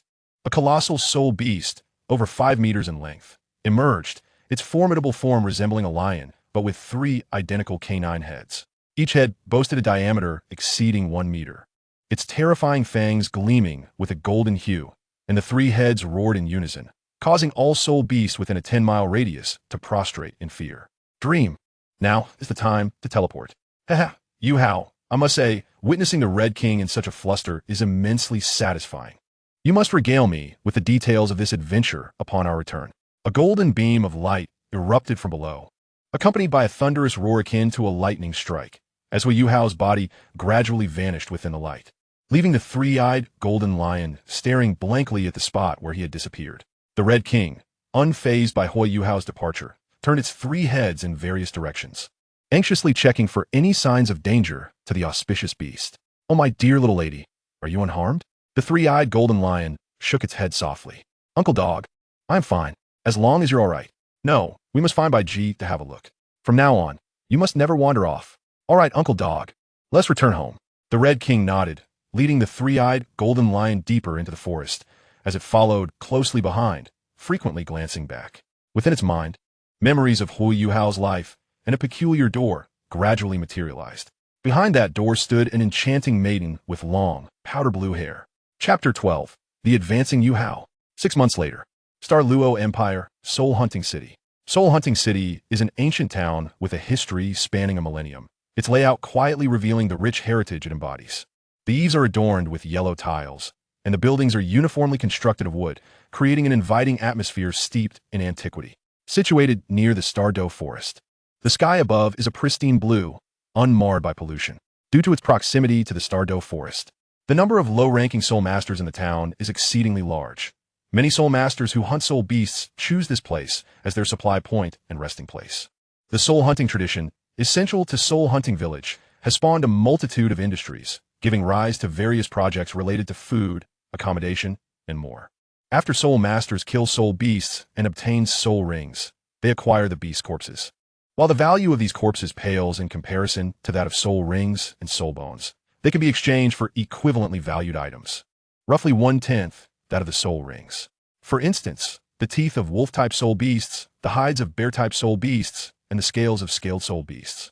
In the aftermath of the collision with the Sun-Moon Empire and the subsequent influx of soul engineer knowledge, these materials sourced from soul beasts can significantly enhance the power of soul tools. Suddenly, a cacophony of friction sounded as a 5-meter-tall, earthy yellow giant bear carcass was dragged forward, beneath which a young boy was bent over, laboriously advancing. Huo Yuhao, expressionless, bore the weight of the 700-year-old earth bear's corpse, the surrounding clamor causing discomfort to his eardrums. Alas, the storage ring he had acquired from scavenging was merely a second-tier soul tool, with a storage space of only 20 square meters, and it had been filled to capacity a month prior. Huo Yuhao was not one for bustling environments. It would not be an exaggeration to say he was cold and aloof. His choice to operate as a lone wolf stemmed, in part, from a desire for peace and solitude. Clad in a thin layer of black clothing, he had little need for material possessions. Of course, he could not skimp on food. As a former gourmet in a gluttonous empire, he could sacrifice many things, but food was non-negotiable. He had already severed the 2 paws of the earth bear, intending to sell them for cooking later on. Over the past 6 months, his cultivation had progressed by leaps and bounds, reaching the 19th level. This remarkable advancement was largely thanks to the memories of the auspicious beast following the attribute induction. After failing to obtain any information regarding heavenly materials from the Dream Eye Silkworm, he had set his sights on the memories of the auspicious beast. The original Hua had discarded the memories after acquiring them, neglecting the gaps in knowledge that arose when hunting for souls outside the inner courtyard. A Shrek Academy elite. A legacy of invincibility spanning 10,000 years. Could this truly be all there was? Huo Yuhao found himself utterly speechless, despite possessing the memories of the three-eyed golden lion. He had spent an entire day in the Douluo forest without encountering a single spirit beast of the mental attribute. What a perplexing situation. The three-eyed golden lion had existed for an astonishing 15,000 years, predominantly roaming the mixed zone, although it had ventured into the peripheral areas on numerous occasions. The diversity of spiritual materials, medicinal herbs, and soul beasts was abundant. Armed with her memories, Huo Yuhao had immersed himself in the outer regions of the Douluo forest for the past 6 months, scavenging every small opportunity that the three-eyed golden lion deemed beneath her notice. While the combat prowess of the three-eyed golden lion was formidable, the seemingly trivial items she dismissed were, in fact, rare treasures for Huo Yuhao at this moment. It was truly infuriating. As he organized his memories, he was filled with resentment upon witnessing her casually consuming a millennium-grade purple spirit fruit as if it were mere candy, exclaiming in frustration that she was a prodigal. What was even more exasperating was that her lowest-grade candy was at least a millennium old, while he could only utilize the discarded century-old spiritual materials that others overlooked. He felt akin to a scavenger sifting through refuse, yet he found himself surprisingly content in this endeavor. In jest, though, this 6-month scavenging life had indeed enriched Huo Yuhao's coffers. Had it not been for his desire to gather funds for a medicinal bath to enhance his physical attributes, his savings would likely have surpassed 100,000 gold soul coins. In the original narrative, Huo Gu had utilized 2 Xian Shui pills and 1 ascending soul pill, mindlessly elevating his level by 3 tiers. In contrast, the current Huo Yuhao not only had access to resources far exceeding those of Huo Gu during the same period at Shrek's Outer Academy, but he also did not have to engage in theoretical studies, bear heavy loads, or learn miscellaneous subjects like the Sea God Heroic Chronicle. His daily activities were straightforward: combat, cultivation, earning money, and scavenging for spiritual materials and fruits, with the occasional essential medicinal bath added to the mix. Though monotonous, he relished the continuous strengthening of his abilities and his impending approach to the 20th level.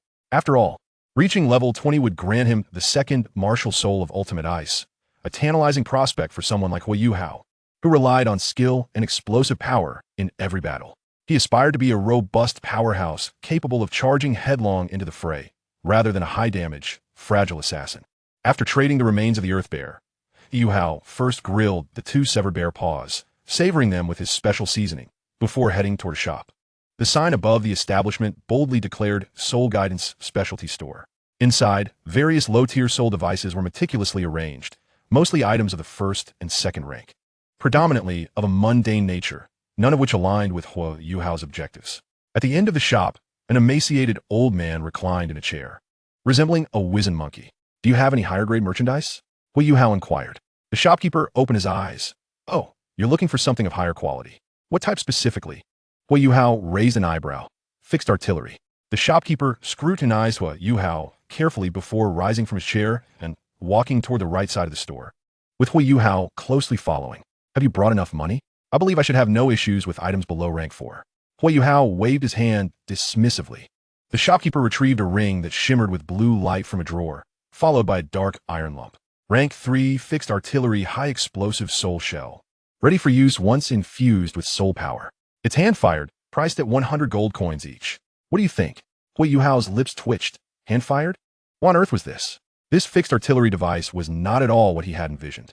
Are you perhaps a wandering disciple of the Tang sect, adhering to the principle of hand-firing above all else? The shopkeeper, recognizing Huo Yuhao as thoughts, explained, "You may not be aware, but this is an older model developed by our side of the Douluo continent. The Sun Moon Empire imposes stringent controls on the technology for fixed artillery shells, resulting in slow development in our 3 nations. High-tier fixed artillery shells are primarily acquired through smuggling. In the Sun Moon Empire, fixed artillery shells are never below rank 4. While this model was independently developed by our 3 nations, thus categorized as ranks 1, 2, or 3. Generally, a fixed artillery shell can unleash an attack 1 to 2 tiers higher than its rank. For instance, a rank 4 fixed artillery shell can deliver the full force of a 5-ring Soul King, but my rank 3 shell can only produce a Soul Venerable level attack. Would you like to take a look? It's merely outdated stock, the shopkeeper remarked nonchalantly, seemingly lacking hope for a sale. Huo Yuhao pondered for a moment. Indeed, setting aside the shell's power, its hand-fired nature dictated its awkward position as a weapon designed for area explosions. If one lacked the requisite reflexes to accurately control the timing and distance of the shell's detonation, it would be disastrous. What if luck favored him, and he accidentally blasted himself to the heavens? This was no antiquated Tang sect hidden weapon. Utilizing it would require considerable practice to master the necessary techniques. However, the potential for Soul Venerable level strikes was sufficient for his needs. Moreover, as a spirit master with mental power far exceeding his peers, if he could not manage the timing of the shell, he might as well return to the Duke's residence to continue as a servant. "I'll take them all, no matter the quantity. Really, there are 8 in total." The shopkeeper trembled, incredulous as he gazed at the expressionless Huo Yuhao, pondering where this unexpected wealthy patron had come from. Yuhao waved his hand, piling golden soul coins onto the table. "Here, a total of 800 gold soul coins. Count them." The shopkeeper squinted his eyes into narrow slits, not even bothering to count, and after placing the coins into his storage ring, he produced the remaining 7 shells. You're quite generous. Ever since I laid eyes on you, I knew you were a big spender." Amidst the shopkeeper's effusive flattery, Huo Yuhao collected the 8 fixed artillery shells and exited the shop. Before leaving, he inquired about their explosion radius and strode directly out of the town's gates. On the path between Soul Hunting City and the outskirts of the Stardow Forest, an elderly man sat motionless against a tree, a sight Huo Yuhao had grown accustomed to. The old man's frail, emaciated form and parched complexion were striking. When Huo Yuhao first encountered him, he had almost overlooked his presence entirely. The old man sat cross-legged, his legs unmoving and displaying a dull hue, while his exposed skin had a texture akin to stone. Petrification, a state induced only by extreme earth attributes or certain rare races, was an exceedingly rare condition. According to the memories of the 3-eyed golden lion, There were no more than a handful of soul beasts within the Douluo forest capable of causing petrification, making an exceptionally rare attribute. The Medusa head spirit bone, possessed by the poisoned Douluo a millennium ago, was an exquisite example of petrification skill. Huo Yuhao had once indulged in speculations regarding the identity of the elderly man, even momentarily contemplating that he might be a figure akin to a monk sweeping the temple like moon. However, after countless fruitless attempts at interaction, he ultimately relinquished his observations of the old man. This peculiar elder exuded an air of eccentricity. He had even permitted the heavenly dream ice silkworm to investigate him, only to conclude that he was merely an ordinary individual. Shaking his head, Huo Yuhao recognized his profound interest in any untethered opportunities, but understood the necessity of moderation. Futile probing would only exacerbate the turmoil within his mind. It was best to let things unfold naturally. A true powerhouse would not compromise their principles, nor would they alter their convictions under duress. Over the course of 6 months, Huo Yuhao had become well acquainted with a significant portion of the outer regions of the Douluo forest. Regrettably, the soul beasts inhabiting this outer area had exceedingly limited intelligence unless they belonged to a special species. Otherwise, Huo Yuhao could have easily claimed dominion over this territory. With precision, he dispatched a solitary horned bull, severing its most valuable horns and adeptly stowing them away in a storage ring.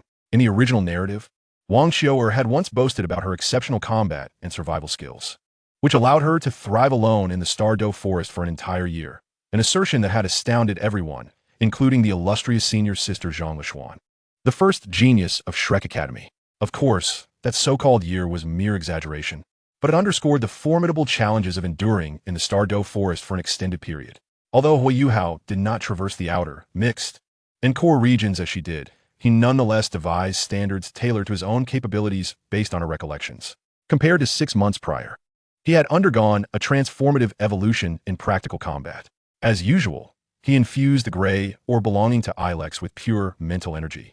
When the disgruntled voice of the heavenly dream ice silkworm interrupted, "Yuhao, why have you been nurturing this orb with your mental energy these past few days?" Naturally, Huo Yuhao could not divulge the true rationale behind his actions. Instead, he attributed it to his destiny ability, claiming he had a premonition of a significant opportunity. Although the heavenly dream ice silkworm remained unsatisfied, the substantial benefits derived from Huo Yuhao as fate ability silenced its grievances.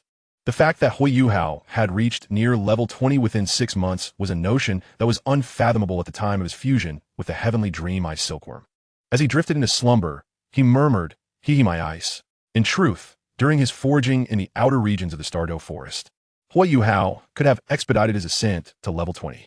However, he insisted on utilizing only the finest spiritual items and herbs, resolutely rejecting anything of inferior quality, relegating subpar goods to obscurity prepared for sale. Though Huo Yuhao was a collector of odds and ends, he meticulously sifted through the debris to extract only the most exquisite treasures. Today's objective was the most significant and precious opportunity in the outer region, recalled by the spirit beast. Had it not been discovered too early, only 50 years old, it might have eluded its fate.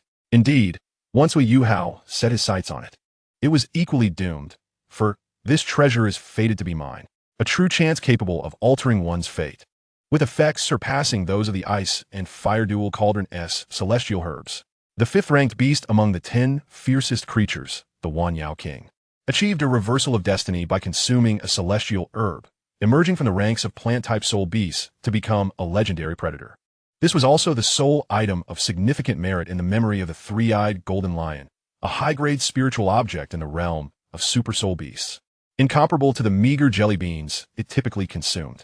Had it not been for its early discovery, it might have been devoured or gifted to the Wanyao King long ago. Chapter 14. The Guardian Soul Beast of the Celestial Herb. Compared to before, Huo Yuhao's mental ocean now boasted an array of bookshelves adorned with a myriad of tomes, all sharing a singular trait. They were tomes of the unspoken. This was Huo Yuhao's method of organizing the vast memories of the 3-eyed golden lion using mental energy, allowing him to swiftly retrieve knowledge through the input of keywords when necessary. Dividing his focus, he perused the text while steering towards the location of the celestial herb, feeling that he had gained deeper insights into the cultivation techniques of support-type soul masters. If given the opportunity to teach, he might well articulate his thoughts eloquently. Upon arrival, he halted, and the bookshelves dissipated into streams of light, leading him into a valley. A gentle breeze caressed the air, filled with the melodies of birds and fragrant blossoms.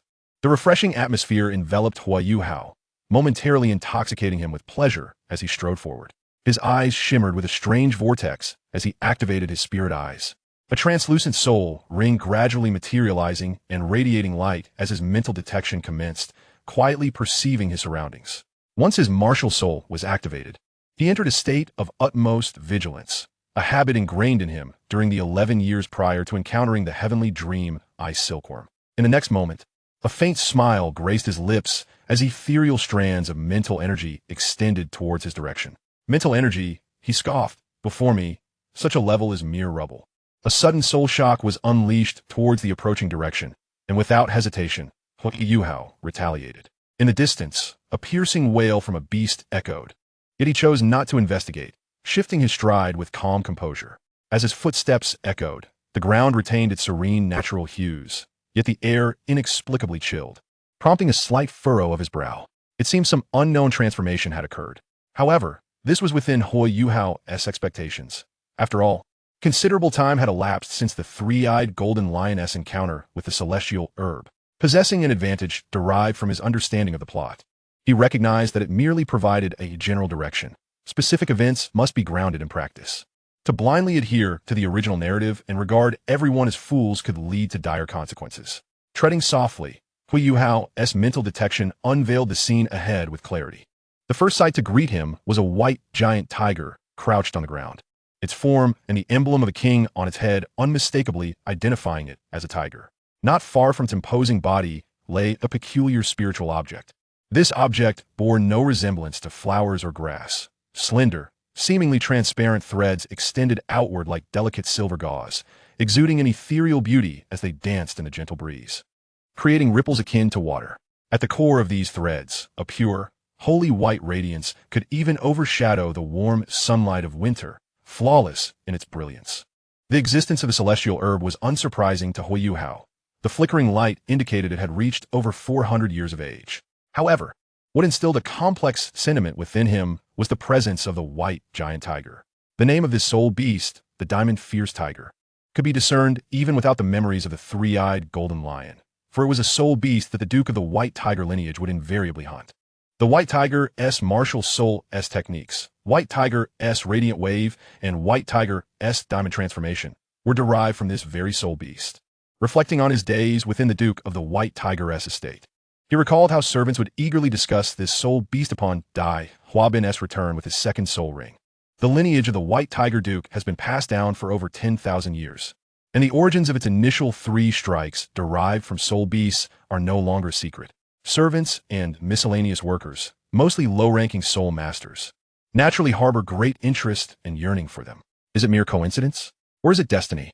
The voice of the heavenly dream, ice silkworm, interrupted Huo Yuhao's reverie. Yuhao, this is a 1,000-year soul beast, one of the most formidable of the feline variety. Let me possess you, and with the heavenly dream finger, we shall vanquish it in an instant. Well, Yuhao smiled lightly. Heavenly dream, a creature of such caliber does not warrant the use of your heavenly dream finger. A familiar feeling surged within him, and the heavenly dream ice silkworm sensed an ominous turn, timidly retorting. But Yuhao, our recent encounter with that 1,000-year flame leopard has proven that we are still no match for a 1,000-year soul beast. Do not set your expectations too high, Yuhao. You must realize that even a 3-ringed soul master of your level would struggle against a 1,000-year soul beast. You lack even a second soul ring. For an average first-ring soul master, this place is undoubtedly a graveyard. A glimmer of nostalgia flashed in Huo Yuhao's eyes, his breathing becoming light and even his body motionless, while his gaze remained fixated on the diamond fierce tiger. 1 second passed, then 2, and a minute went by, yet Huo Yuhao remained unmoving, his legs seemingly nailed to the ground like 2 wooden stakes, though his eyes began to sharpen. This indeed was a graveyard for the timid, but it could not deter me. Moreover, I am not without my trump card. Huo Yuhao murmured, his eyes shifting to the palm of his right hand, which he then clenched tightly. The heavenly dream ice silkworm ceased to speak further, fully aware of its role, and through their recent companionship, it had developed unwavering confidence in Huo Yuhao. The gray sphere of light revealed Huo Yuhao's expression in its entirety. His proud and unyielding stance etched deeply in the eyes of Ilex. What a spirited young man, If I could take him as my disciple and impart necromantic magic, my life will be complete. Huo Yuhao cautiously advanced, his footsteps silent and light as he moved. 1 step, 2 steps, 3 steps. The distance between man and tiger gradually diminished, perhaps having relished solitude and comfort for too long. The diamond fierce tiger's alertness was notably inferior to that of a typical 1,000-year soul beast, its eyes closed, breathing steady. As Huo Yuhao approached within 10 meters, an aura befitting the king of beasts surged towards him, and he recognized that any further advance would attract the creature's instinctive awareness. Without hesitation, his mental energy surged, and the white tiger dagger was swiftly drawn from his waist. Mind control, with his soul power reaching level 19. Huo Yuhao's control range had expanded from a mere 2-meter radius to 10 meters, no longer limited to small weapons. When the white tiger dagger was merely a meter from the diamond fierce tiger's neck, the beast suddenly awoke, twisting to evade the lethal strike. The dagger, however, still grazed its hide, blood spurting forth. Roar! The injured diamond fierce tiger let out a furious roar, its fierce eyes locking onto Huo Yuhao as it emanated a chilling coldness. Chapter 15. Excuse me, I need to level up first. Dragons ride the clouds, and tigers descend from the mountains. The speed of tiger-type soul beasts ranks among the highest within their class. Though it had sustained minor injuries, its vital areas remained intact, and it charged forth with great vigor. Huo Yuhao's mind raced. Despite having the upper hand, he was acutely aware of the disparity between them. As he ran, he calculated the distance, gripping a dark spherical object in his hand. The reason for his retreat was not fear of the beast, but to prevent the 3rd-level fixed artillery shell in his possession from damaging the celestial spirit grass, which he had earmarked for himself. It must be preserved. Otherwise, had he not been concerned about safeguarding the celestial spirit grass, he would not have used the white tiger dagger as his primary means of attack, but rather unleashed his 8 artillery shells. Though these disposable shells possessed only the force of an ordinary 3-ringed Soul Master S strike, the cumulative power of 8 shells, combined with a surprise attack, would certainly be enough to give the diamond fierce tiger a run for its money. Silently calculating the distance to ensure the aftermath of the battle would spare the celestial spirit grass, Huo Yuhao noted that the diamond fierce tiger's claws were now within 5 meters. Its luminous eyes flickered with pearlescent light, a cyclone swirling around it. As Huo Yuhao locked onto a nearby tree with his mental power, utilizing mind control to pull himself forward while dodging the attack and throwing the dark shell. The infusion of soul power caused the surface of the shell to ripple slightly, and upon impact with the diamond fierce tiger's pristine hide, the ensuing explosion elicited a thunderous roar from the creature. This territory, which rightfully belonged to the diamond fierce tiger, had been invaded by a foreign entity, one that dared to provoke it with an attack. The explosion ignited the tiger's fury. In its roar, it leapt forward, lunging at Huo Yuhao. Huo Yuhao remained composed, his gaze sharp as a blade. Even facing a 1,000-year soul beast, which would pose a challenge even to ordinary soul masters, he felt significant pressure. No matter how high his mental power and skills, the absence of offensive soul skills revealed his current shortcomings. The speed of the diamond fierce tiger's charge was astonishing. Huo Yuhao flipped his right hand, gripping the tree, pivoting on his left foot to roll backward, his upper body leaning back sharply as a chilling wind accompanied the looming shadow of the tiger. He produced the 2nd artillery shell and hurled it toward the freshly landed diamond fierce tiger. But this time, the tiger's speed exceeded Huo Yuhao's expectations. As the explosion erupted, the beast's formidable body twisted in an instant. The diamond fierce tiger's form rapidly loomed larger in Huo Yuhao's vision. And as the glinting claws approached, a smirk crossed Huo Yuhao's lips, his face betraying no sign of alarm. Roar! Just as the diamond fierce tiger believed it had successfully struck, it emitted a roar, its head snapping back as if shot by a sniper, stars bursting in its eyes. Huo Yuhao's gaze sharpened, seizing the fleeting moment created by the soul shock. He locked the tiger's claws with both hands, then, pivoting about his own foot, he forcefully flung the beast away. With each hand, he hurled an artillery shell while the white tiger dagger cut through the air. Soul shock, combat skills, shell throwing, and mind control. Huo Yuhao's abilities intertwined seamlessly, his fluid attacks leaving no respite for his opponent. 2 more explosions rang out amidst the smoke, and Huo Yuhao glanced at his storage ring, noting 4 shells remaining. Subsequently, he extended his mental probe to assess the condition of the diamond fierce tiger. A 1,000-year soul beast is tough and resilient, and with the principle of smoke without injury at play, he had never anticipated this initial flurry would decisively take it down. His insufficient soul power and the outdated fixed artillery shells dictated the difficulty of this battle. Moreover, thus far, the beast had yet to employ its innate soul skill. The latter 2 strikes of evil white tiger martial souls, 3 strikes. Bang! The white tiger dagger, manipulated by mind control, emerged from the smoke, returning to Huo Yuhao's hand. His eyes narrowed as he sensed the diamond fierce tiger's soul power swelling dramatically. Roar! A tiger's roar shattered the slowly dispersing smoke. And the diamond fierce tiger had undergone a tremendous transformation since their last encounter. The inky black patterns emanating from the regal character inscribed upon its forehead spread across its entire form, intermingling with its pristine white fur, accompanied by an overwhelming aura of pressure and fluctuations of soul power, as if it had donned a brand new suit of armor. The innate soul skill. Fierce tiger diamond transformation. A mysterious smile gradually surfaced on Huo Yuhao's face. Now, this is truly intriguing. Gripping the white tiger dagger with a reverse hold, Huo Yuhao surged forward, seamlessly transitioning from a walk to a sprint, his dark attire rendering him a shadowy phantom in motion. A scene wholly unlike the previous one unfolded. The dynamic of attack and defense shifted dramatically. Even with the formidable innate soul skill of fierce tiger diamond transformation at its disposal, the diamond fierce tiger refrained from lunging again, remaining firmly in place. Under the scrutiny of mental detection, the soul power of the diamond fierce tiger abruptly concentrated at its maw, an intense sense of impending peril enveloping Huo Yuhao. As a spiritual, I provided a forewarning. A faint white light flickered across the diamond fierce tiger's body. Its jaws agape, it unleashed a potent white shockwave directed at the approaching Huo Yuhao. The innate soul skill, radiant light wave. The diamond fierce tiger loathed this seemingly feeble adversary. Despite the insurmountable chasm between them, the opponent slithered away from its attacks time and again, inflicting substantial damage in return. Huo Yuhao's demeanor remained serene, his momentum unwavering. He merely transitioned from a one-handed grip on the white tiger dagger to a firm 2-handed hold, the slender blade emanating a soft azure glow. A peculiar spectacle unfolded as Huo Yuhao, dagger in hand, momentarily halted in his charge, and, astonishingly, the white tiger dagger connected with the radiant light wave expelled by the diamond fierce tiger. The dagger's intrinsic ability, low-level soul power absorption. This scenario resembled 2 titans of light confronting each other, with the diamond fierce tiger positioned to the left. Huo Yuhao's pause transformed into a swift advance, and in the midst of the diamond fierce tiger's bewilderment, he retaliated against its expelled wave. The roar of the tiger resonated deeply within the soul, catching the diamond fierce tiger off guard as it showcased the might of a millennium-old soul beast, its tail whipping fiercely towards Huo Yuhao. This time, Huo Yuhao chose not to evade.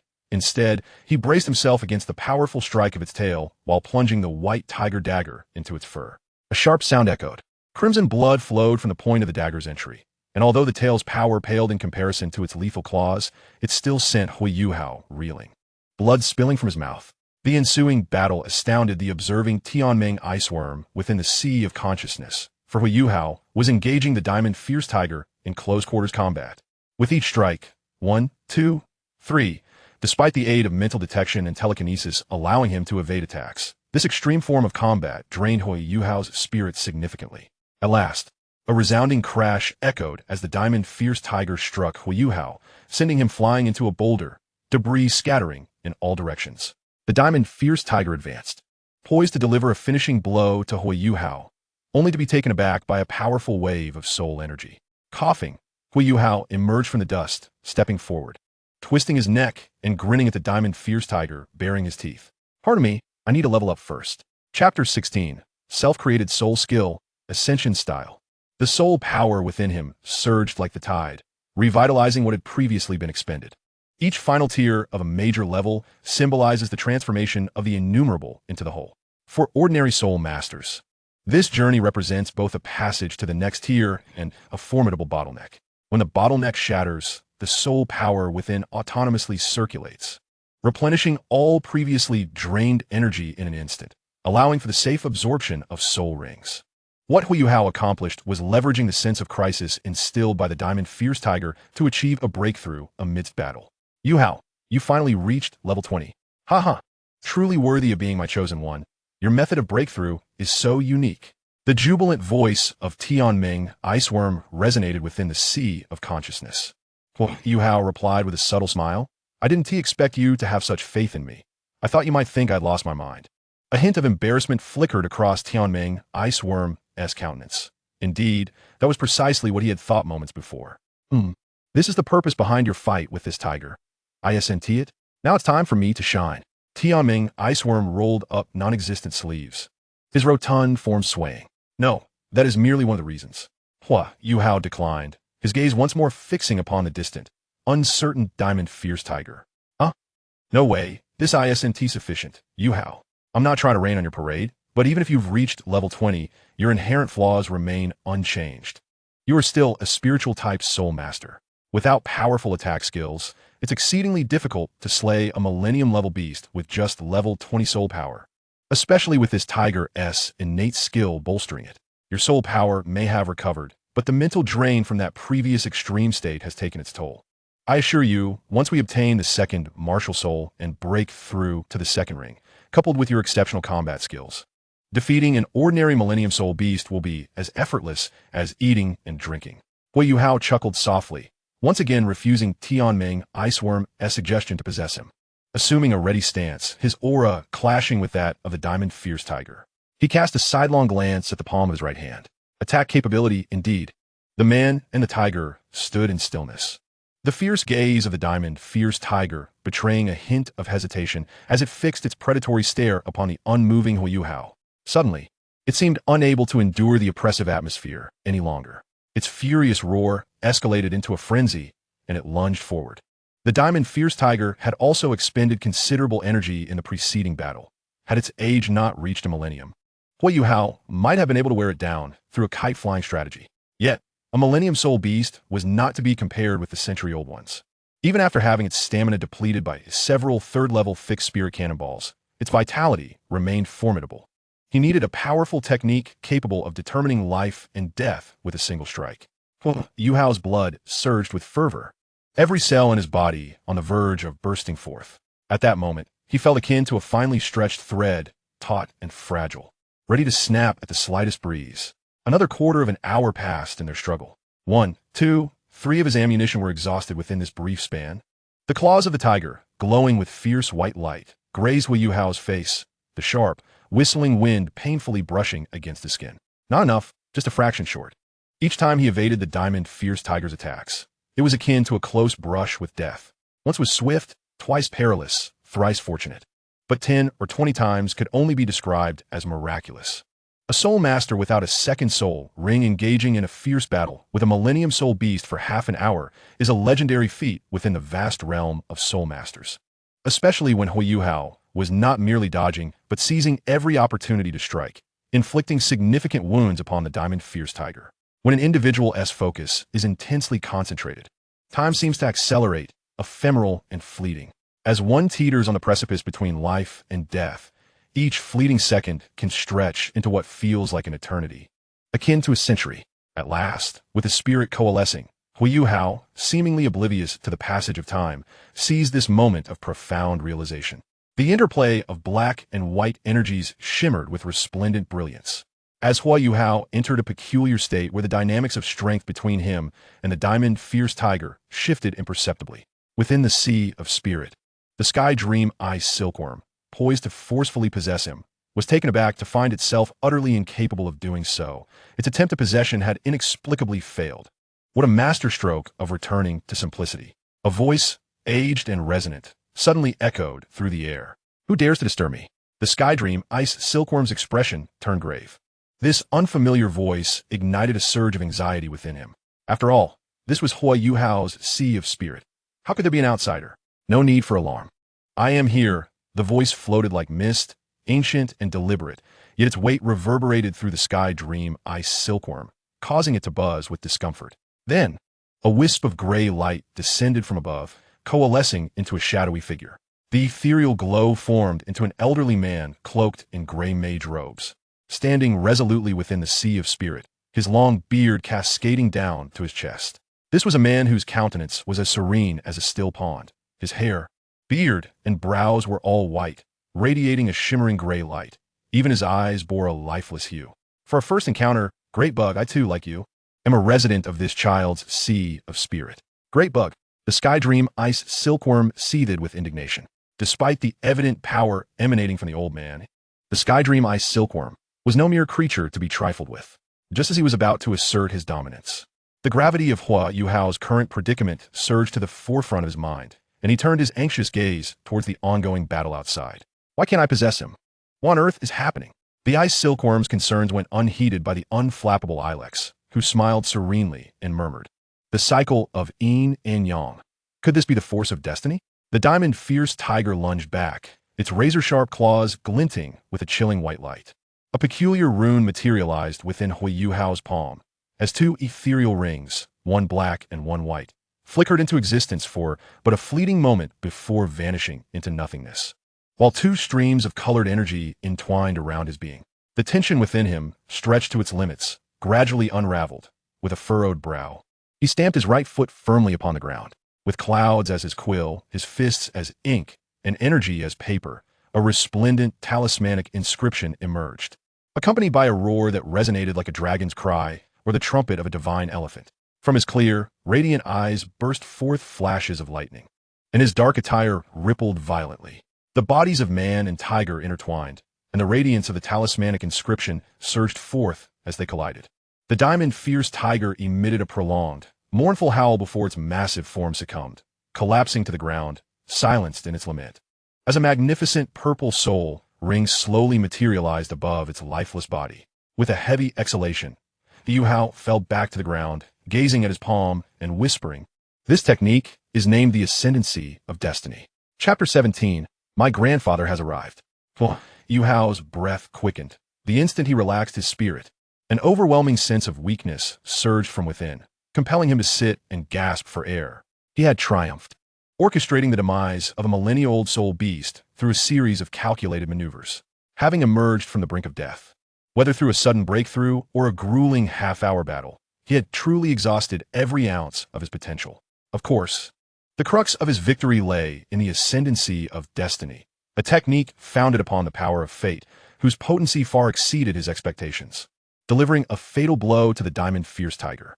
Unlike the Eye of Fate that Huo Gu obtained in the original work, his mastery of destiny was refined with the assistance of that enigmatic entity. In recent days, Huo Yuhao had diligently contemplated the power of fate, yet its cultivation proved to be an arduous endeavor, slower even than the soul power he possessed before the enhancement of celestial treasures. Should he rely on conventional training methods, transforming this power into tangible combat strength would demand considerable effort. Hence, Huo Yuhao adopted an unorthodox approach, leveraging the pressure from the millennia-old diamond fierce tiger to glean insights during battle, ultimately culminating in the mastery of the Ascendancy of Destiny. While he had grasped this technique, he was still far from wielding it with ease. However, every journey begins with a single step, and this success marked a promising commencement for his cultivation of fate. With future endeavors merely a matter of honing his proficiency, this experience had yielded bountiful rewards. Though it was slightly regrettable that one goal remained unfulfilled, the second awakening of his innate martial soul. His current cultivation method bore striking similarity to that of the first-generation ancestor of his sect, both involving placing oneself in extreme conditions and striving for breakthroughs. Though he felt a twinge of regret, Huo Yuhao refused to succumb to mental turmoil. If necessary, he could follow Huo Gu's path from the original text, using the life gold along with the ice and fire two-element eyes autumn water due to achieve the second awakening as well. That tiger's paw nearly shattered my bones. As he stirred slightly, he realized that he had just broken through the 20th level soul power barrier thanks to the diamond fierce tiger's strike. In his extreme state, he had felt little pain, but now, as he paused, the agony forced him to grimace.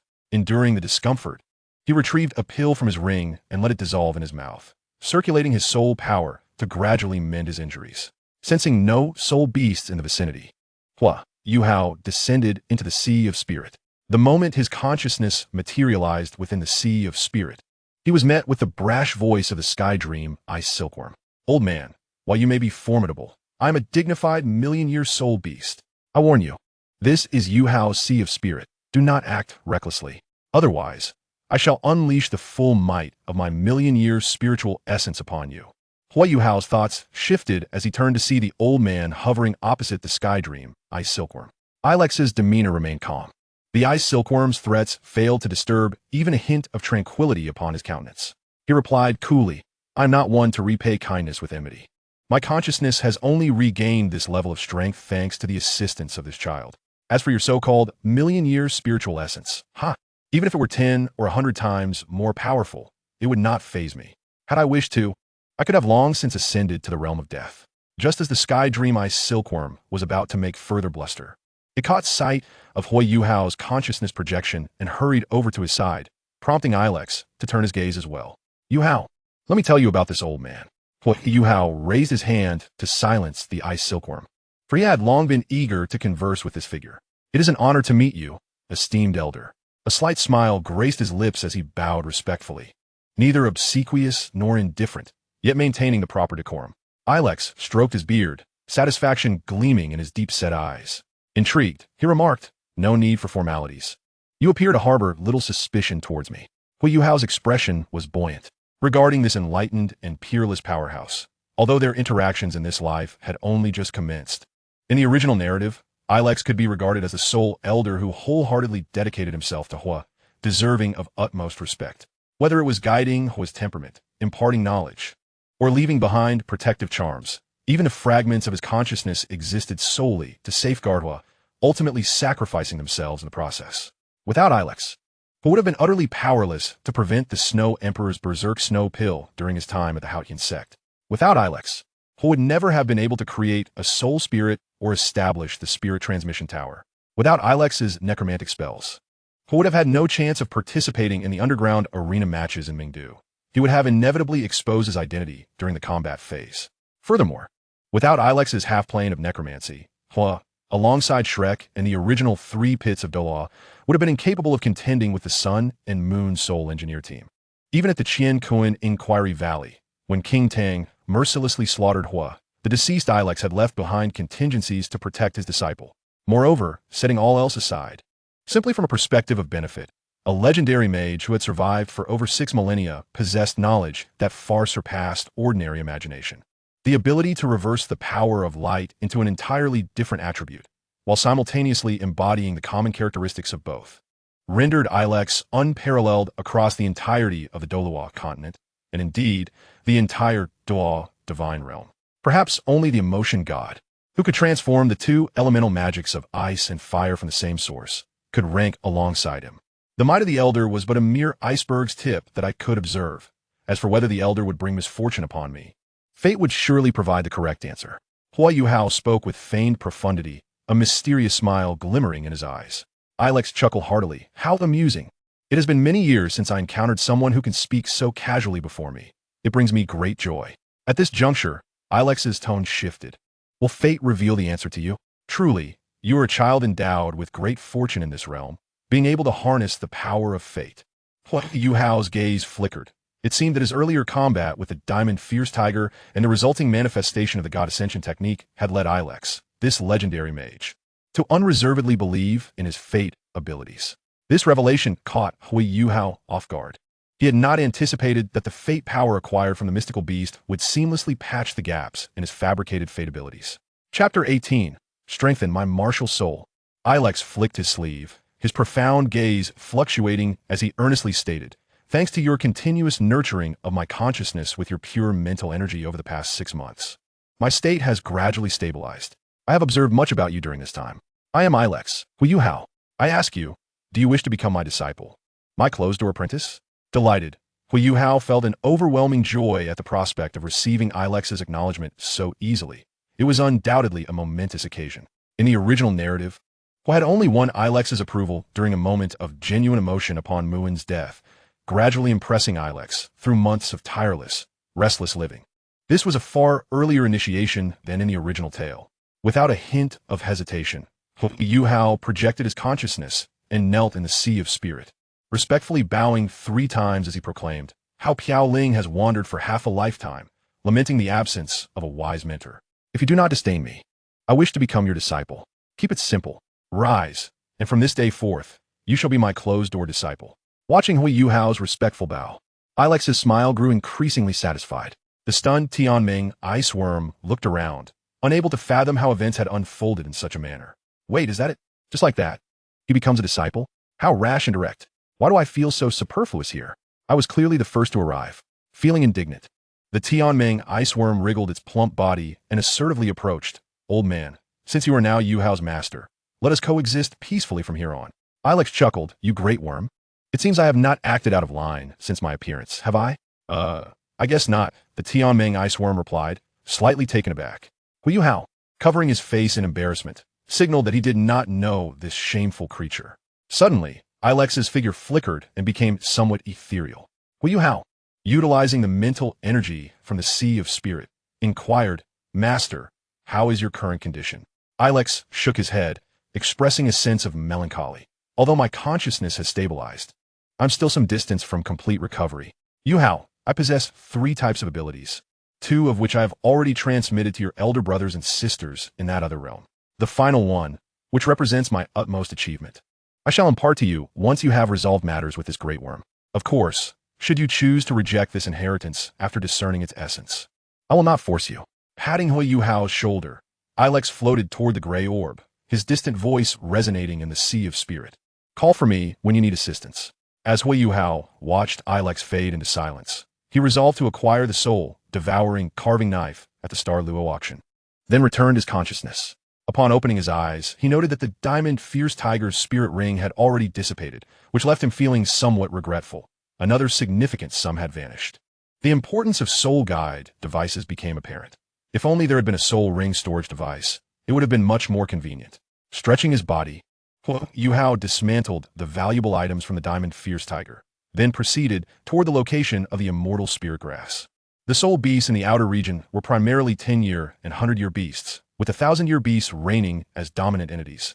Their territorial ranges were off-limits to other soul beasts, as only those seeking death would dare to encroach. Arriving beside the immortal spirit grass, Huo Yuhao recalled the consumption process described by the king of all beasts in the memories of the 3-eyed golden lion, excitement illuminating his face. Gently placing his right hand on the radiant core of the immortal spirit grass, his soul power surged and swiftly converged into his palm. After infusing sufficient soul power to activate the grass's energy, with a decisive sound, Yuhao uprooted it, activating his spiritual sensing to locate a concealed spot nearby. Huo Yuhao swallowed the immortal spirit grass in one gulp and sat cross-legged, instructing the Tianming iceworm to keep a lookout for potential dangers. Ready to use the Tianming finger if necessary. Inwardly focusing on himself, the unique energy of the immortal spirit grass flowed through every meridian, ultimately converging at his eyes. Huo Yuhao pondered. The original text mentioned only a few words about the immortal spirit grass, merely outlining the process of the king of all beasts consuming it. Moreover, the king possessed 1,000 years of cultivation, while his own immortal spirit grass was over 400 years old and undoubtedly less potent in effect. Yet his current cultivation level was still significantly distant from that of the king of all beasts. A sudden, peculiar sensation surged within Huo Yuhao, an itch and a throbbing akin to entwining vines wrapping around his large, expressive eyes. Yet, with the experience of wielding the spiritual essence of the heavenly dream ice silkworm, Huo Yuhao remained as steadfast as a seasoned veteran, attuned to the changes in his vision while comprehending the function of the celestial spirit grass. Remarkably, the celestial spirit grass served to enhance the quality of a martial soul for humans. In the Douluo continent, the martial soul is the very foundation of a soul master's existence. Even the finest treasures found within the ice and fire yin-yang well, which can augment a martial soul's quality, are exceedingly rare and subject to stringent, specific conditions. Huo Yuhao felt as though the roar of a tsunami echoed in his ears, his being as immovable as a rock, steadfast against the crashing waves. Time flowed silently by. The sun and moon rotated, and the morning glow began to appear.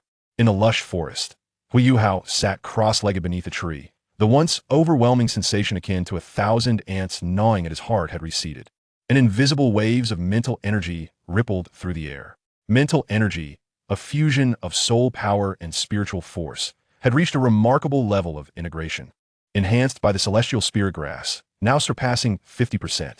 The elevation of his martial soul's quality had further augmented the 3 attributes intimately connected to spiritual power: the reflexivity to respond swiftly to external stimuli, the range and capacity of perception to sense these stimuli, and the concentration to maintain mental fortitude against external distractions. Exhaling softly, Huo Yuhao opened his eyes and, as he prepared to rise, caught sight of a hint of pale light in the sky. A spark of inspiration ignited within him, activating his spiritual, martial soul. He gazed upward, capturing the violet hues adorning the horizon. Over the past 5 years, he had endeavored to seize the violet light at this very moment to enhance his cultivation, but had ultimately failed due to a lack of proper techniques. However, today, having consumed the celestial spirit grass, he found himself transformed. His improved spiritual eye forcibly contained the captured violet essence, preventing it from dissipating, and astonishingly stored it within his eyes, rather than following the specific cultivation methods of the Tang sect's purple extreme magic eye. Once storage was complete, a smile graced Huo Yuhao's face. This shall be my unique method of cultivation. I shall call it the Violet Forbidden Divine Eye. Chapter 19. Wang Dong. Am I going mad? With a vigorous thump on his thigh and muscle, Huo Yuhao stretched lazily, indulging in a sense of comfort. The celestial spirit grass had also fortuitously enhanced a portion of his soul power, yet he found himself at a bottleneck, stagnating at level 20. Once he acquired the second ring after a millennium, it was likely he could surpass levels 21 and 22, directly attaining level 23. Coupled with the cleansing effects of the Ice Emperor's soul bone, his forthcoming breakthroughs would enter a rapid phase, potentially allowing him to reach the soul master level before the age of 12. Fortunately, his foundational skills were solid, and after countless trials of life and death, an accelerated breakthrough was no cause for concern. However, the path to level 30 after achieving the ultimate ice would plunge him into a tortoise-like pace of cultivation. Swinging his arms, Huo Yuhao performed a somewhat unorthodox set of Tai Chi moves before exiting the territory of the Diamond Fierce Tiger, preparing to recuperate in Soul Hunting City for a few days before embarking on his journey to the extreme northern lands. At the Shrek Academy's outer courtyard, deep within a grove, a rhythmic knocking echoed. A striking young man with powder blue hair leapt from a tree trunk, twisting midair like a swirling black whirlwind. In his grasp was a completely obsidian hammer, its handle approximately half a foot long, the cylindrical head gleaming with a peculiar light, adorned with faint ancient patterns. 3 strikes. 9 strikes, 11 strikes. Damn it! Why must I practice the chaotic flurry hammer technique and the Haotian 9 extremes every day at this hour? Wang Dong bellowed in frustration, his voice tinged with a deep sense of helplessness after 6 long months of relentless practice. At a distance of 100 meters, 2 individuals clad in black silently observed the enraged Wang Dong. One voiced his concerns. What troubles the young master? He transforms into this state at the same time each day. Have you forgotten the Grandmaster's instructions? Unless the young master requires assistance, our duty is merely to ensure his safety. True, but this cannot continue indefinitely, the other replied. Sign. We should simply fulfill our roles. Do not forget that the Grandmaster wields the Haotian Order, a relic passed down from the first Haotian Dao, Tangshun, from a millennium ago. Moreover, both the Grandmaster and the second Grandmaster possess unfathomable strength. Even the old sect master cannot compete and willingly step down. Consider how we have watched the young master grow over the past 11 years. Life was peaceful until these past few months when everything changed. As the 2 black-clad figures whispered, Wang Dong finally completed the daily training regimen etched in his mind, the headache dissipating instantly. Panting heavily, Wang Dong stowed the Haotian hammer, retrieving a silk handkerchief from his storage ring to wipe away the sweat before stepping out of the grove. Strolling along the academy's pathway, Wang Dong surveyed the bustling crowd, an overwhelming sense of confusion washing over him. He paused, feeling the refreshing breeze from the distant sea god lake, where the verdant willow branches swayed gently in the wind, creating mesmerizing ripples upon the shimmering surface. What is truly happening to me? Wang Dong murmured, as fleeting images from his childhood danced through his mind. The memories of his early years were hazy, devoid of any recollections of his biological parents, only recalling the moments when he awoke beside his uncles, who were revered as young masters by the formidable men of the Haotian sect. Despite his high cultivation talent, he had little fondness for training, and his uncles never forced him, allowing him to experience a childhood that, albeit solitary, was filled with joy. However, everything changed 6 months ago. First, an invisible thought compelled him to disguise himself as a male, followed by an odd sensation of loss. Then came the overwhelming influx of memories that invaded his mind, accompanied by sporadic headaches that could only be temporarily alleviated through the cultivation of soul power and hammer techniques. Wang Dong, a soft voice called out, prompting him to turn and see a charming young girl greeting him. She had long, dark green hair, a petite stature, and her porcelain-like face radiated a unique beauty through her gentle features, captivating to behold. Xiao Xiao, Wang Dong nodded slightly, though his gaze lingered once more on the sea god lake. Xiao Xiao pouted, a hint of shyness coloring her cheeks. Are you admiring the sea god lake? Mm. Xiao Xiao, frustrated, retorted, what is so special about the sea god lake? Why don't you look at me instead? Stealing a glance at Wang Dong's handsome visage, Xiao Xiao felt a wave of admiration, but was suddenly reminded of something that dimmed her expression. Though Wang Dong was ostensibly gazing at the sea god lake, he couldn't help but observe Xiao Xiao from the corner of his eye, holding her in high regard as a fellow genius with a twin martial soul and a companion from a new student assessment. What is the matter? Has something happened? Xiao Xiao's cherubic face, still retaining a hint of baby fat, puffed up into two delightful round mounds, reminiscent of two adorable dumplings. It was none other than that old hag, Granny Zhou, whose incessant emphasis on weighted running had led Wang Tong to be expelled for failing to meet standards over the past 3 days, despite Zhou Xiqing's pleas on his behalf, which resulted in a scathing rebuke. A trace of coldness flickered across Wang Dong's handsome visage. Had that madwoman lost her mind again? Xiao Xiao sighed in exasperation. Indeed, I failed to comprehend the purpose of her relentless insistence on weighted runs, constantly referencing esteemed predecessors from eons past. Who among the second, third, or fourth classes can compare to her? The two engaged in conversation for quite some time, yet ultimately, Wang Dong declined Xiao Zhao's invitation to dinner. As dusk quietly descended, Wang Dong pondered, muttering to himself, at this rate, that lunatic won't end up targeting me, will she? With a snap of his fingers, he made a peculiar gesture with his right hand, and two burly men clad in black robes materialized behind him. Uncle Fan, Uncle Ling, please gather information regarding the complaints against Zhou Yi, as well as cases of students suffering hidden injuries after her instruction. One of the sturdy men scratched his head. Young master, she's merely a soul emperor. I could easily dispose of her. Wang Dong sighed. Shrek Academy has deep ties with our Haotian sect. Besides, I'm merely preparing in advance. If she doesn't provoke me, we shall coexist peacefully. Yuo, what have you discovered? The voice of the heavenly dream, ice silkworm, echoed with curiosity. Just moments ago, as Huo Yuhao was about to return home, he seemingly sensed something and abandoned his plan to recuperate in Soul Hunting City, opting instead for an alternate route. A mysterious smile crept across Huo Yuhao's lips as he murmured, "This is truly serendipitous. I never expected this fellow to come knocking at my door." Chapter 20. An unexpected offering of an ancient tortoise. After absorbing the celestial spirit grass, leisurely exited the territory of the diamond fierce tiger, taking his time to appreciate the scenery along the way. While perfecting the purple forbidden eye, he sought to enhance its spiritual detection capabilities and test the unidirectional limit of his spirit sensing after the augmentation of his martial soul. This endeavor led him to uncover a remarkable treasure. Hurrying through the forest, he instructed the heavenly dream ice silkworm, "Heavenly dream, exert all your power in spiritual sensing. A great treasure is approaching." The heavenly dream ice silkworm clicked its tongue in astonishment, activating its spiritual detection. The revelations were shocking. Goodness, Yuhao, how did a 10,000-year soul beast infiltrate the border between the outer and mixed zones? And it possesses a golden bloodline, renowned for its absolute defense. It's a golden tortoise. Yuhao chuckled, shaking his head. 10,000 years? No. This is a tortoise over 100,000 years old. The heavenly dream ice silkworm was flabbergasted. Nestled amidst verdant mountains, a crystal-clear waterfall cascaded down, its sound akin to a gentle caress, an ethereal melody resonating through the air. At the edge of the waterfall lay a tortoise, its shell a radiant gold, approximately 2 meters in diameter, its thick keratinous layer strikingly prominent. It lay there, with its head and limbs withdrawn into its shell. Oh, woe is me, a paragon of the illustrious tortoise clan, the most handsome and charismatic of my generation.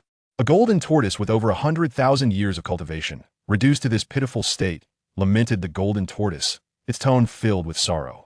If a mere mortal were to witness this, they would be struck with terror. The ability to articulate human words is a hallmark of a 10,000-year soul beast. Who would have imagined encountering such a creature at the juncture of the outer and core zones? Whoa. Had it not been for my greed in infiltrating the lake of life, gnawing on that accursed metal, I would have surely broken through to 20,000 years of cultivation and attained the status of a fearsome beast. Alas, how tragic my fate. A dignified 10,000-year beast king reduced to masquerading as a lowly soul beast. Oh, Abeo, my dear brother, I, your tortoise brother, am doomed in this life. Take care of yourself. In the next life, I shall choose you as my guardian spirit beast. As the golden tortoise shed tears of despair, Huo Yuhao, draped in the remnants of the heavenly dream, ice silkworm, had already concealed himself nearby. Is this truly a 10,000-year soul beast? The heavenly dream ice silkworm was dumbfounded, having just declared it impossible, only to be proven wrong in an instant. After observing with spiritual detection for a moment, the heavenly dream ice silkworm furrowed its brow in confusion. Why does this creature's aura fluctuate so unpredictably? And something feels off. A 10,000-year golden tortoise should be far larger. Yet this one's vitality is alarmingly weak, barely lasting another 10 years. One must remember, while the golden tortoise may not rival the regal three-eyed golden lion, it still symbolizes auspiciousness and holds the status of a rare beast. Where then is its guardian spirit beast? Huo Yuhao cleared his throat and tentatively inquired, Heavenly Dream, do you sense any familiarity with this golden tortoise? Upon hearing this, the heavenly dream ice silkworm's frown deepened as it scrutinized its findings more closely. Indeed. What is this familiar sensation? Douluo regarded it with a sympathetic glance, patting its plump form, signaling it to employ its psychic abilities to distinguish between the various energies within the golden tortoise, enabling clearer discernment. 1 second, 2 seconds, 3 seconds. Yuhao, don't hold me back. Let me slay this giant tortoise. The heavenly dream ice silkworm roared in fury, its corpulent body thrashing wildly, held firmly by Huo Yuhao. Huo Yuhao buried his face in his hands, relieved that it had finally identified the fragment of life force within the golden tortoise that belonged to it. However, considering that one was incapable of attack, while the other had lackluster combat prowess, they truly resembled a pair of lethargic turtles. Indeed, this was the very golden tortoise from the original tale, which had absorbed the life force of the heavenly dream ice silkworm, greedily delving into the lake of life, gnawing on the essence of life, and ultimately finding itself in the unfortunate position of becoming Su Sanchi's soul spirit. Despite its tortoise form, it once harbored grand ambitions of unifying the Stardow Forest. A mere defensive soul beast dared to aspire to supplant the quasi-divine pinnacle of the golden-eyed Black Dragon King. This audacity would leave even Zhuge Liang astounded, and Cao Cao shaking his head in disbelief. While the ambition was commendable, it would be wise to relinquish such aspirations. Henceforth, let it be renamed Heavenly Dream. One can only say that greed leads to poverty and avarice to ruin. This wretched state is entirely of its own making. As of now, we cannot contend with it. Despite its weakened state, it still possesses millennia of cultivation. Moreover, according to the memories of the three-eyed golden lion, the golden tortoise, as a purebred defensive super soul beast, boasts a defensive capability that far exceeds its peers in terms of defense. Even the might of the Red King would struggle to breach its shell during its prime. The heavenly dream ice silkworm's anger began to subside, its frustrated sigh resonating with resignation. Shall we simply observe? Wang Yuo waved his index finger. No. There must be a reason for this. Our task is to uncover why the golden tortoise has ended up in this state, and then we shall remedy the situation, ultimately benefiting from it. Furthermore, rather than seeking mere revenge, I would prefer to extract more advantages from it. Tianming ice silkworm rubbed its diminutive hands, excitement glimmering in its eyes. Thus, the first step we must undertake is. Huo Yuhao smiled mysteriously and called out to the luminous orb of Ilex, Master. There was no way around it. He was at a loss regarding the technique of separating the golden essence of life, but these matters posed no challenge for him, as he had an elderly mentor at his side. With my prowess, can I not handle this ancient creature that has lived for over 100,000 years? The gray orb, no larger than a soybean, shimmered with flecks of light, and the towering figure of Ilex soon materialized. Yuhao, what is it that you wish to discuss with your master? Master, it is as follows. Huo Yuhao proceeded to explain the current condition of the golden tortoise to Ilex. Ilex stroked his beard, and though his voice remained calm, it could not mask his delight. Yuhao, based on your description, I deduce that this tortoise likely harbors the golden essence of life, a treasure of the heavens and earth. The golden essence of life, a highly pure, solidified essence of vitality, is formed from an immense reservoir of life force, having been nurtured over an extensive period. I hail from another realm, yet in every world, the existence of the golden essence of life remains unchanged. The vast life force it embodies offers unparalleled assistance to any living being. A single entity represents a life, whereas a piece of golden essence embodies an entire world. Chapter 21. The Charlatan Huo Yuhao, the Terrified Golden Tortoise. The Tianming ice silkworm was perplexed, while Huo Yuhao remained completely focused. Hey, old Ilex, spare us the mystique and get to the point. Ilex replied nonchalantly. Take this large insect as an example. Your million years of life force amounts to merely a droplet of golden essence. What? The Tianming ice silkworm exclaimed, feeling offended. Huo Yuhao, who was listening, looked equally shocked at Ilex's statement. This was already a high assessment for it. The growth of golden essence occurs in 3 phases: gaseous, liquid, and solid. In our current forest, to condense a piece of solid golden essence the size of a knife would require approximately 200,000 years. And that is under conditions where no destruction occurs during the process. The Tianming ice silkworm felt utterly stunned. What had it just heard? This was the Stardow forest. Half of the 10 great fierce beasts congregated here, with the number of soul beasts over 100,000 years being unfathomable. Not to mention the presence of imperial auspicious beasts and countless other soul beasts. Yet, the old man before it claimed that only a piece of solid metal the size of a knife could be formed in 200,000 years. Huo Yuhao nodded. I grasp the general situation, master. If this tortoise indeed possesses the golden essence of life, how shall we extract it? Ilex's eyes glimmered with mockery. If it truly contains the golden essence of life, then this tortoise has recklessly absorbed it into its body. Why not simply live without such a risk? He then turned his gaze to Huo Yuhao, speaking earnestly. Yuhao, to be candid, the golden essence would not only be immensely beneficial to you, but it would also greatly aid in the restoration of my consciousness. If you could subdue this tortoise, I possess the means to separate it from its body. However, we must act with caution. Should the situation prove unfeasible, we must decisively withdraw. Remember, hesitation in decisive moments often leads to chaos. Huo Yuhao felt warmth in his heart, sensing the profound concern in Ilex's words, a rarity amidst the hardships he had faced since his arrival in this realm. Rest assured, master, I shall exercise discretion. Having encountered this golden tortoise, which bears the golden essence of life, it signifies that this treasure is destined to be mine. Huo Yuhao began a meticulous observation of the golden tortoise using his mental probing, leaving no corner of its being unexamined. Enhanced by the celestial spirit grass, his spiritual eyes not only elevated his mental, spiritual, and soul powers to 50%, but also refined his control over these powers. The 4 soul skills bestowed by the Tianming ice silkworm also experienced varying degrees of enhancement.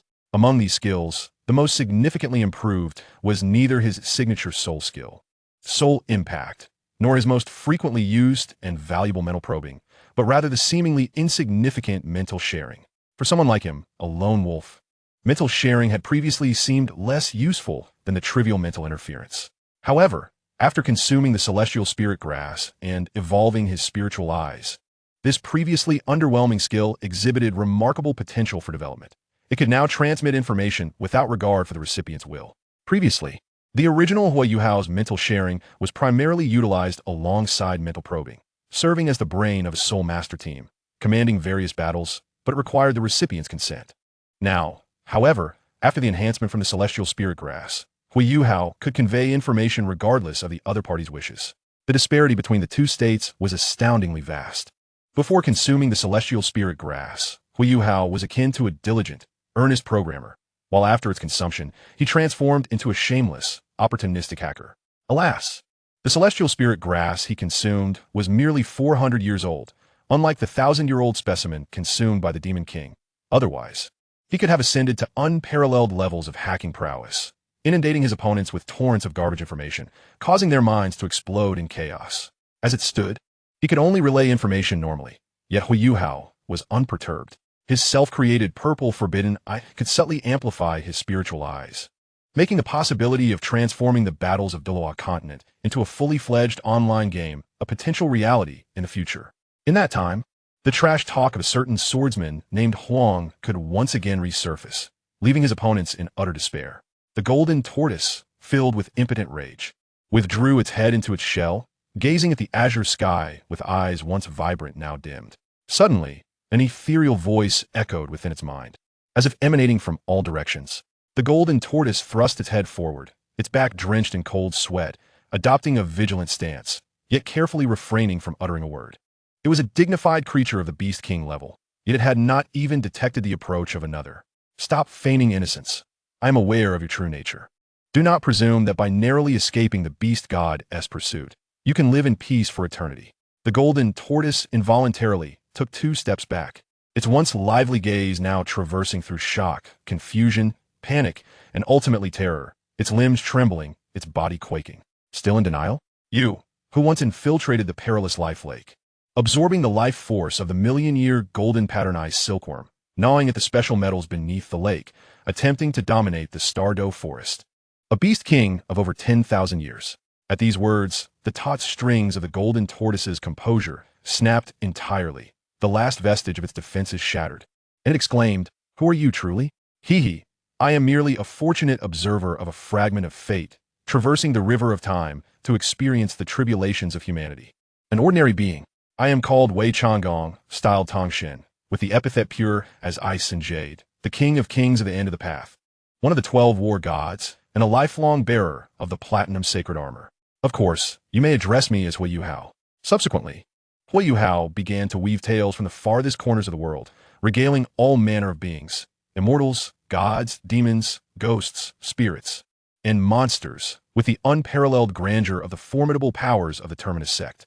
In various realms, they waged battles that shook the heavens and earth, causing the ancient world trees to rustle ominously, as the very essence of the Great Path was obliterated. The golden turtle, utterly astounded by Huo Yuhao's eloquence, gradually found itself lost amidst the torrent of information conveyed through a shared mental connection, rendering it utterly perplexed.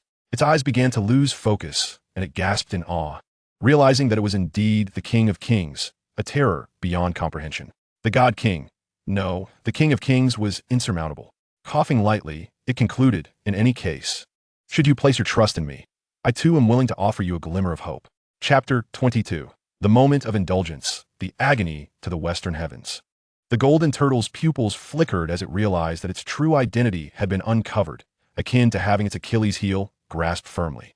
Regardless of the authenticity of Huo Yuhao's identity, the fact that it could perceive his voice without seeing his form underscored his extraordinary nature. The turtle estimated that Huo Yuhao's combat prowess was at least on par with its own peak. Given its current dismal state, even in its prime, this 10,000-year soul beast, whose abilities were entirely focused on defense, would struggle against such an opponent. This was the dilemma of a pure, specialized soul beast. While it could act as a formidable bulwark against opponents of higher cultivation, it found itself utterly helpless against those of equal or even significantly lower ranks. True, others might struggle to breach its shell, but they could certainly choose to depart at will. The fact that Huo Yuhao could articulate its weaknesses indicated he had discerned its current predicament, and based on its conservative estimation of its strength, it was clear that resistance was futile. Even if one were to entertain the notion that Huo Yuhao might be attempting to deceive it into submission out of fear of failing to penetrate its shell, should the confrontation escalate and inadvertently attract the attention of the core regions and the lands of great peril, the golden turtle would meet a far more tragic end. Thus, weighing the pros and cons, the golden turtle yielded decisively, albeit hesitantly. You come forth first to meet this old turtle. Rather cautious indeed. They say that 1,000-year turtle becomes wise. This ancient one, over 100,000 years old, is far more astute. Nevertheless, Huo Yuhao's plan had initially involved intimidating and impressing it, followed by demonstrating his strength to instill awe, and ultimately enticing it with visions of a better life. With his mental sharing and soul rings retracted, Huo Yuhao spoke with a glimmer of joy to Ilex and the Dream-Eye Silkworm. It's done. Once the final act of intimidation is complete, we can paint a bright future for it, and then we shall proceed to obtain the golden essence of life. The Dream-Eye Silkworm expressed no surprise. Huo Yuhao's audacious plans, while seemingly reckless, had maintained a success rate of 100% thus far. Influenced by him, the Dream-Eye Silkworm no longer contemplated merely resting idly. It too could be a rather frenzied creature at times. Oh, by the way, Master, do you possess any ability to disregard the disparity in levels between parties, preventing the opponent from reneging on the deal after the transaction? Reflecting on this, Huo Yuhao inquired. Ilex pondered for a moment. The most fitting would be a soul contract. This is no great feat, merely a trivial skill. In my original realm, there existed a profession known as a summoner, who wielded both a primary contract beast and a standard contract beast. I once vanquished a level 9 tier 7 conjurer. In an attempt to counter my spells, had contracted dozens of level 9 magical beasts, causing me considerable trouble. After slaying that conjurer, I acquired his memories, granting me access to the original summoner's contracts and allowing me to enhance the standard contract peace agreement into a soul contract that could be applied to sentient beings without restriction. With this soul contract, I bound 12 deceased paragons of unparalleled strength, now residing within my greatest creation, the Eternal Tower, as my 12 holy guardians. If you are in urgent need, I can lend you my body for a moment. I shall personally demonstrate. Remember to observe closely and learn well. For this shall be my first lesson to you. What else could Huo Yuhao do? You are indeed willful, master. He struck the dream ice silkworm with the fist of his consciousness, linking their spirits, and a surge of mental energy erupted, causing waves in the sea of his psyche. The golden turtle glanced about, bewildered, but as its confusion mounted, its expression abruptly shifted. A colossal surge of golden energy erupted skyward, dispersing the scattered clouds above, revealing a figure entirely enveloped in gold, standing majestically with hands clasped behind its back, its right knee slightly bent, exuding an aura as if it alone could bear the weight of the entire world. Step by step, Huo Yuhao descended with a solemn demeanor. Extraordinarily, with each footfall, a resplendent golden lotus blossomed beneath his toes, each step birthing a new flower, cleansing the mundane. As he approached the golden turtle, his aura vanished entirely, rendering him indistinguishable from an ordinary person. Cough, cough, cough. A series of exaggerated coughs jolted the astonished golden turtle back to reality as Huo Yuhao's calm voice resonated. My throat has been somewhat uncomfortable lately. The surreal spectacle had deeply etched itself into the golden turtle's mind, prompting it to retract its scheming thoughts. Yet failed to notice Huo Yuhao's slightly trembling teeth. Damn it, this is exhilarating, but oh, the pain. Huo Yuhao raged internally. Though he had grown significantly stronger than 6 months prior, the disparity between his mental essence and that of the dream ice silkworm remained vast. Previously, when controlling the spirit beast, he had only required 30 seconds, after which he was teleported away and spent 3 full days recuperating. This time, although it took merely 5 seconds, he could not afford to collapse as before. He had to maintain a composed demeanor to intimidate the golden turtle. When one suffers in silence, the agony intensifies, but if one were to vocalize their pain, the suffering would markedly diminish. Now, Huo Yuhao was truly in torment, breathing through the hurt, pulsating with heartbeats of anguish, warmth spreading through the valleys of his soul. 1000-7. He silently commenced the Golden Wood Angel's pain reduction method, stepping forward to pat the golden turtle's shell. Have you considered it? Are you willing to place your trust in me, to seize a slim chance of survival? The golden turtle pondered. Then, should I choose to trust you, what price must I pay? With a light-hearted expression, Huo Yuhao stepped toward the clear spring, turning his back to the golden turtle as he declared, 10 years. Sign the soul contract and submit to me for 10 years. Upon hearing this, the golden turtle's countenance shifted, but before it could voice a response, Huo Yuhao's voice rang out once more. I speak with unwavering conviction. I never negotiate terms. Consider carefully. Will you take the risk to trust me and grasp a chance at survival, or will you languish as a lowly soul beast for the next 10 years? The golden turtle's massive head plunged into contemplation, its eyes glimmering with flickering lights, evidently caught in a struggle. Huo Yuhao refrained from urging him. Conserving his breath was indeed a blessing, particularly since he was currently in excruciating pain, gazing at the gently flowing spring before him. The golden tortoise stirred its limbs and took a refreshing sip, subsequently releasing a melodious yet resigned sigh. Heaven and hell offered no choice to this old turtle. It was bound by a destiny that had been chosen for it, with its limbs sprawled upon the ground and its head bowed slightly towards Huo Yuhao. It submitted. I choose to gamble. The endless years of mere existence have wearied me beyond measure. Chapter 23. The right to explain belongs to me. Huo Yuhao. What concerns Alex? A smile danced in Huo Yuhao's eyes. Despite the intense pain, the prospect of gaining the golden tortoise's allegiance filled him with immense satisfaction. As for why he required its submission for a mere decade, chuckles. Armed with an extensive understanding of the narrative, if he could not surpass the golden tortoise in 10 years, he might as well retire to sleep early. An astute choice. As Huo Yuhao's words faded, he closed his eyes tightly, and when he reopened them, an indescribable aura surged forth alongside his gray irises. The silence, desolation, and emptiness contained within those eyes transformed Huo Yuhao's very essence, compelling the golden tortoise's nerves to stir once more. It was astonished to discover that, in the presence of such a Huo Yuhao, it found it difficult to harbor even a fleeting thought of resistance. Calm your spirit. During the process of the soul contract, one must not entertain any doubts. Unlike before, Huo Yuhao's voice now resonated with a magnetic allure born from profound experience. His right hand slowly lifted, and he began to chant a complex and obscure incantation. The elemental energy in the air surged with his recitation, creating waves of mysterious energy that, at first glance, appeared unchanged. However, this was merely a superficial observation. In the eyes of both the golden tortoise and Huo Yuhao, a white rectangular sheet of thin paper had materialized seemingly out of thin air. As the incantation progressed, the white paper, visible only to the two of them, became inscribed with a multitude of runes, etched upon it like ink. The golden tortoise gazed in astonishment at the sheet, recognizing the runes it had never encountered before yet understanding their meaning intuitively.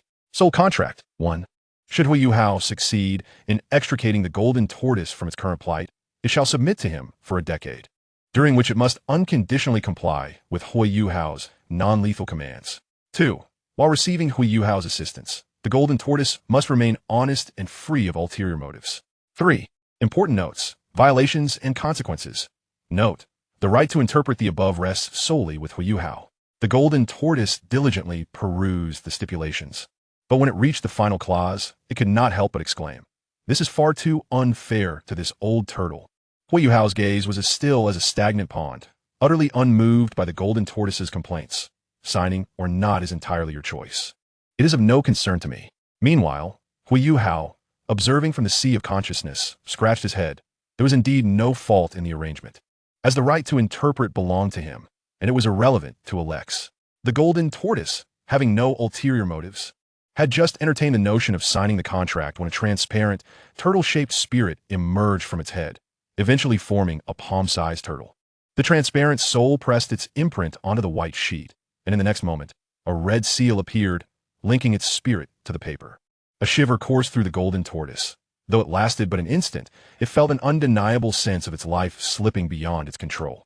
Huo Yuhao, too, placed his handprint, and the white paper dissipated, completing the soul contract. Now we are allies. We can commence the endeavor to liberate this old turtle from its predicament. Huo Yuhao nodded slightly, his hand imprint beginning to coalesce.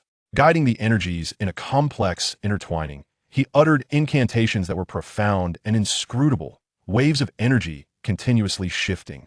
As countless runes materialized, in the sea of consciousness, Alex remarked to Huo Yuhao, once as a master wizard who had ascended to the pinnacle of his craft, I also honed my skills as a rune alchemist to perfection.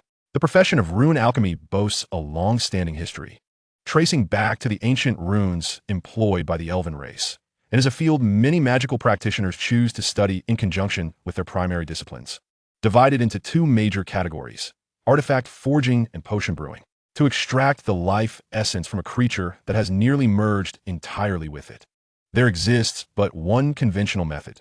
The creature must lose all vitality. However, my approach is to use the body of this little turtle as a crucible, re-extracting the life essence from it through alchemical means. Huo Yuhao listened intently to Alex, his gaze sharp, missing not a single detail. This is remarkable. I must learn. As the final incantation was uttered, Huo Yuhao's body trembled, enveloped in the radiant energies of gold, green, blue, red, and yellow, with runes swirling around the golden tortoise, seemingly capable of endless transformations. No matter how painful it becomes, I must endure. The magnetic voice resonated, and the golden tortoise, still attuned to its physical transformation, suddenly felt a searing warmth spreading within. Fire. Upon uttering these words, the red runes blazed brightly, and the fire elements in the air coalesced, integrating into the golden tortoise's being. This is one of the fundamental runes of the rune alchemist profession, although I'm not a fire mage. I can resonate with the fire elements in the air through this rune, thus gathering them for the purpose of alchemy. The searing fire elements resonated with Alex's incantation, surging directly into the golden tortoise's body, targeting the location of the life essence. The golden tortoise felt the fire elements, converging from the primordial energies, scorching its insides, transforming it into a veritable roasted turtle. Regardless of the golden tortoise's anguished cries akin to that of a slaughtered pig, Alex, maintaining control over Huo Yuhao's body, expertly manipulated the remaining 4 colored runes, gradually revealing the form of the life essence within the tortoise. Half an hour later, within the sea of consciousness, Alex rubbed his forehead, fatigue evident in his voice. The basic steps have been completed. Next, we must return the life essence absorbed by the golden tortoise over the years, thus remedying the aftereffects of using its body as a crucible. Huo Yuhao nodded, his eyes gleaming with excitement. In the original narrative, Alex had logged off prematurely during the eruption of the Snow Emperor's snow pill, aside from his necromantic abilities. He had lost the opportunity to showcase invaluable knowledge about the entire holy magic continent, divided into potion brewing and artifact forging. While this was Huo Yuhao's first encounter with rune alchemy, the potential value harbored was unimaginably vast. Although he was unsure of Alex's proficiency in potion brewing, he was well aware of his mentor's unparalleled expertise in artifact forging, crafting the super artifact level Eternal Tower by hand. This was certainly far superior to those who merely inherited the remnants of others' works. As the glow of the intricate runes dimmed slightly and the incantations neared their conclusion, the golden tortoise's vitality began to flourish, yet simultaneously, an unexpected change quietly unfolded. Chapter 24. The heavenly tribulation approaches, and the tortoise is in peril. With a sudden resounding sound, a powerful azure light enveloped the world before him, transforming even the nearby crystalline river into a vibrant hue of life. The grayness in Huo Yuhao's eyes dissipated, and as he regained control over his body, his attention was irresistibly drawn to a small, brick-like object that glimmered with a deep green hue, resembling a crystal-carved metal. The intense vitality emanating from the spirit gold spread outward, purifying the already fresh air, which became even more pristine. Merely inhaling it filled Huo Yuhao with a sense of clarity and gentleness. As he stowed the spirit gold away, a suffocating pressure descended from above, causing the air to thicken and become stifling. The clear sky was suddenly obscured by rolling black clouds, heralding an impending storm. Huo Yuhao's body was covered in goosebumps, beads of sweat forming on his forehead, while Ilex's brow furrowed intensely, his forehead contorted into a large cross. The heavenly dream ice silkworm's mouth opened wide enough to fit several watermelons. The gathering of the thunderclouds was slow, as if to proclaim their might, resembling a dark cloud poised to crush a city. Huo Yuhao's mind raced at this moment. The heavenly dream ice silkworm's partial vitality, its own cultivation of over 100,000 years, and the countless heavenly treasures consumed to address the spirit gold issue all coalesced into a pure vitality of various exotic energies. One piece of information after another was swiftly filtered and connected in Huo Yuhao's mind, culminating in an astonishing yet fortuitous conclusion. The golden tortoise had broken through to the 200,000-year threshold under these circumstances. The odds of this happening were even lower than winning the lottery. Tribulation. Why did this turtle choose to break through to 200,000 years precisely at this moment? The heavenly dream ice silkworm exclaimed in shock and then, without hesitation, roared at Huo Yuhao. Yuhao, forget about that turtle. We must flee. A 200,000-year tribulation. No matter how you employ my spiritual essence, it won't hold for long. Ilex observed the changes in the external environment quietly, puzzled. Strange. How could this little turtle, with such meager cultivation, attract the heavenly tribulation? Even in my prime, I would only provoke the heavenly tribulation when crafting god-tier equipment. Huo Yuhao, upon hearing this, found himself struck by a thought. As a powerful figure in the holy magic continent, Ilex naturally did not grasp the peculiarities of the Douluo plane. Simply put, the bloodline of the soul beasts here originates from the Silver Dragon King, deep within the treacherous Star Doe forest. The divine realm above had experienced chaos during the Dragon God War. Although the Silver Dragon King had remained hidden beneath the Lake of Life without being discovered by the divine realm, the bloodlines of the soul beasts could still be discerned by the deities. Otherwise, why wouldn't the heavenly beasts of the Tianzhu plane, like Zhou Weiqing's, or the Yin-Yang beasts of Jidong's five-element plane, be struck by lightning upon increasing their strength? This was not a heavenly tribulation that emerged from the natural laws of the world, but rather a manipulation by the divine realm, aimed at obstructing the ascension of soul beasts and preventing the birth of beast gods. Master, in the Douluo plane, soul beasts undergo a tribulation every 100,000 years of cultivation. Only by overcoming the tribulation can they continue to survive. Ilex, momentarily unable to shift his thinking due to the differences in understanding between realms, nonetheless found the key to the cognitive disparity through his experience and stated earnestly, Yuhao, after the soul beast overcomes the tribulation, will it absorb some energy from the tribulation, lightning, to facilitate its breakthrough? Huo Yuhao scratched the back of his head. I don't think so. He then poked the heavenly dream ice silkworm, who was fidgeting like an ant on a hot skillet. Heavenly dream, you know better than I do. after overcoming the tribulation? Will it absorb the energy from the lightning to enhance its strength? The heavenly dream ice silkworm looked at the two of them, who were engrossed in heated discussion, and said, I can confidently state that it will not. While a soul beast may gain some strength after overcoming the tribulation, that is primarily due to the accumulation of countless years, relying on quantitative change to produce qualitative change, rather than the energy of the tribulation lightning. For soul beasts, the tribulation lightning often signifies a perilous fate. Only those with powerful bloodlines can defy destiny and survive. Ilex immediately dismissed this notion. Nonsense. Lightning is the essence of the world's righteous energy. Though it is ferocious, it gives birth to new vitality amidst destruction, especially the tribulation lightning formed by the laws of heaven and earth. If not, then there's only one possibility. This lightning is not a natural evolution of the laws of heaven and earth, but rather a powerful individual forcibly manipulating the laws. Huo Yuhao was taken aback. At that moment, he felt an overwhelming admiration for his teacher, to deduce such a conclusion solely from experience, which aligned closely with his own knowledge as a transmigrator. One word, impressive. Two words, extraordinarily impressive. Oh dear, old eye, let's not dwell on that too much. Escaping is of utmost importance. While the thunderclouds have not fully enveloped this area, hurry and let Yuhao amplify his escape using my spiritual essence. Although shocked by Ilex's imaginative statement, the heavenly dream eye silkworm could not afford to waste time on such matters and hurriedly urged. Despite witnessing the tribulation for the first time, Huo Yuhao did not feel panic. The urgency of the heavenly dream ice silkworm stemmed from its instinctual fear of death and the innate dread soul beast had towards tribulations. He also considered that, no matter how formidable the tribulation, it did not target him specifically. With the golden body form fused with his spiritual essence, he had no fear of merely resisting the aftermath of the tribulation. What truly occupied Huo Yuhao's thoughts was the golden tortoise he had expended considerable effort to tame. From the moment they signed the soul contract, the golden tortoise had become an asset of his. It was a soul beast of 100,000 years. If it were struck down by heavenly lightning, all that would remain would be a 100,000-year soul ring and soul bone. Moreover, due to the high defensive specialization of the soul beast and the age of the soul ring, even his spiritual martial soul would be unable to absorb it. The value of a 100,000-year soul beast as a fighter and a 100,000-year soul bone could not be compared. Thus, he was loath to let the golden tortoise perish so easily. They had just signed an unequal contract, and it had yet to fulfill its obligations.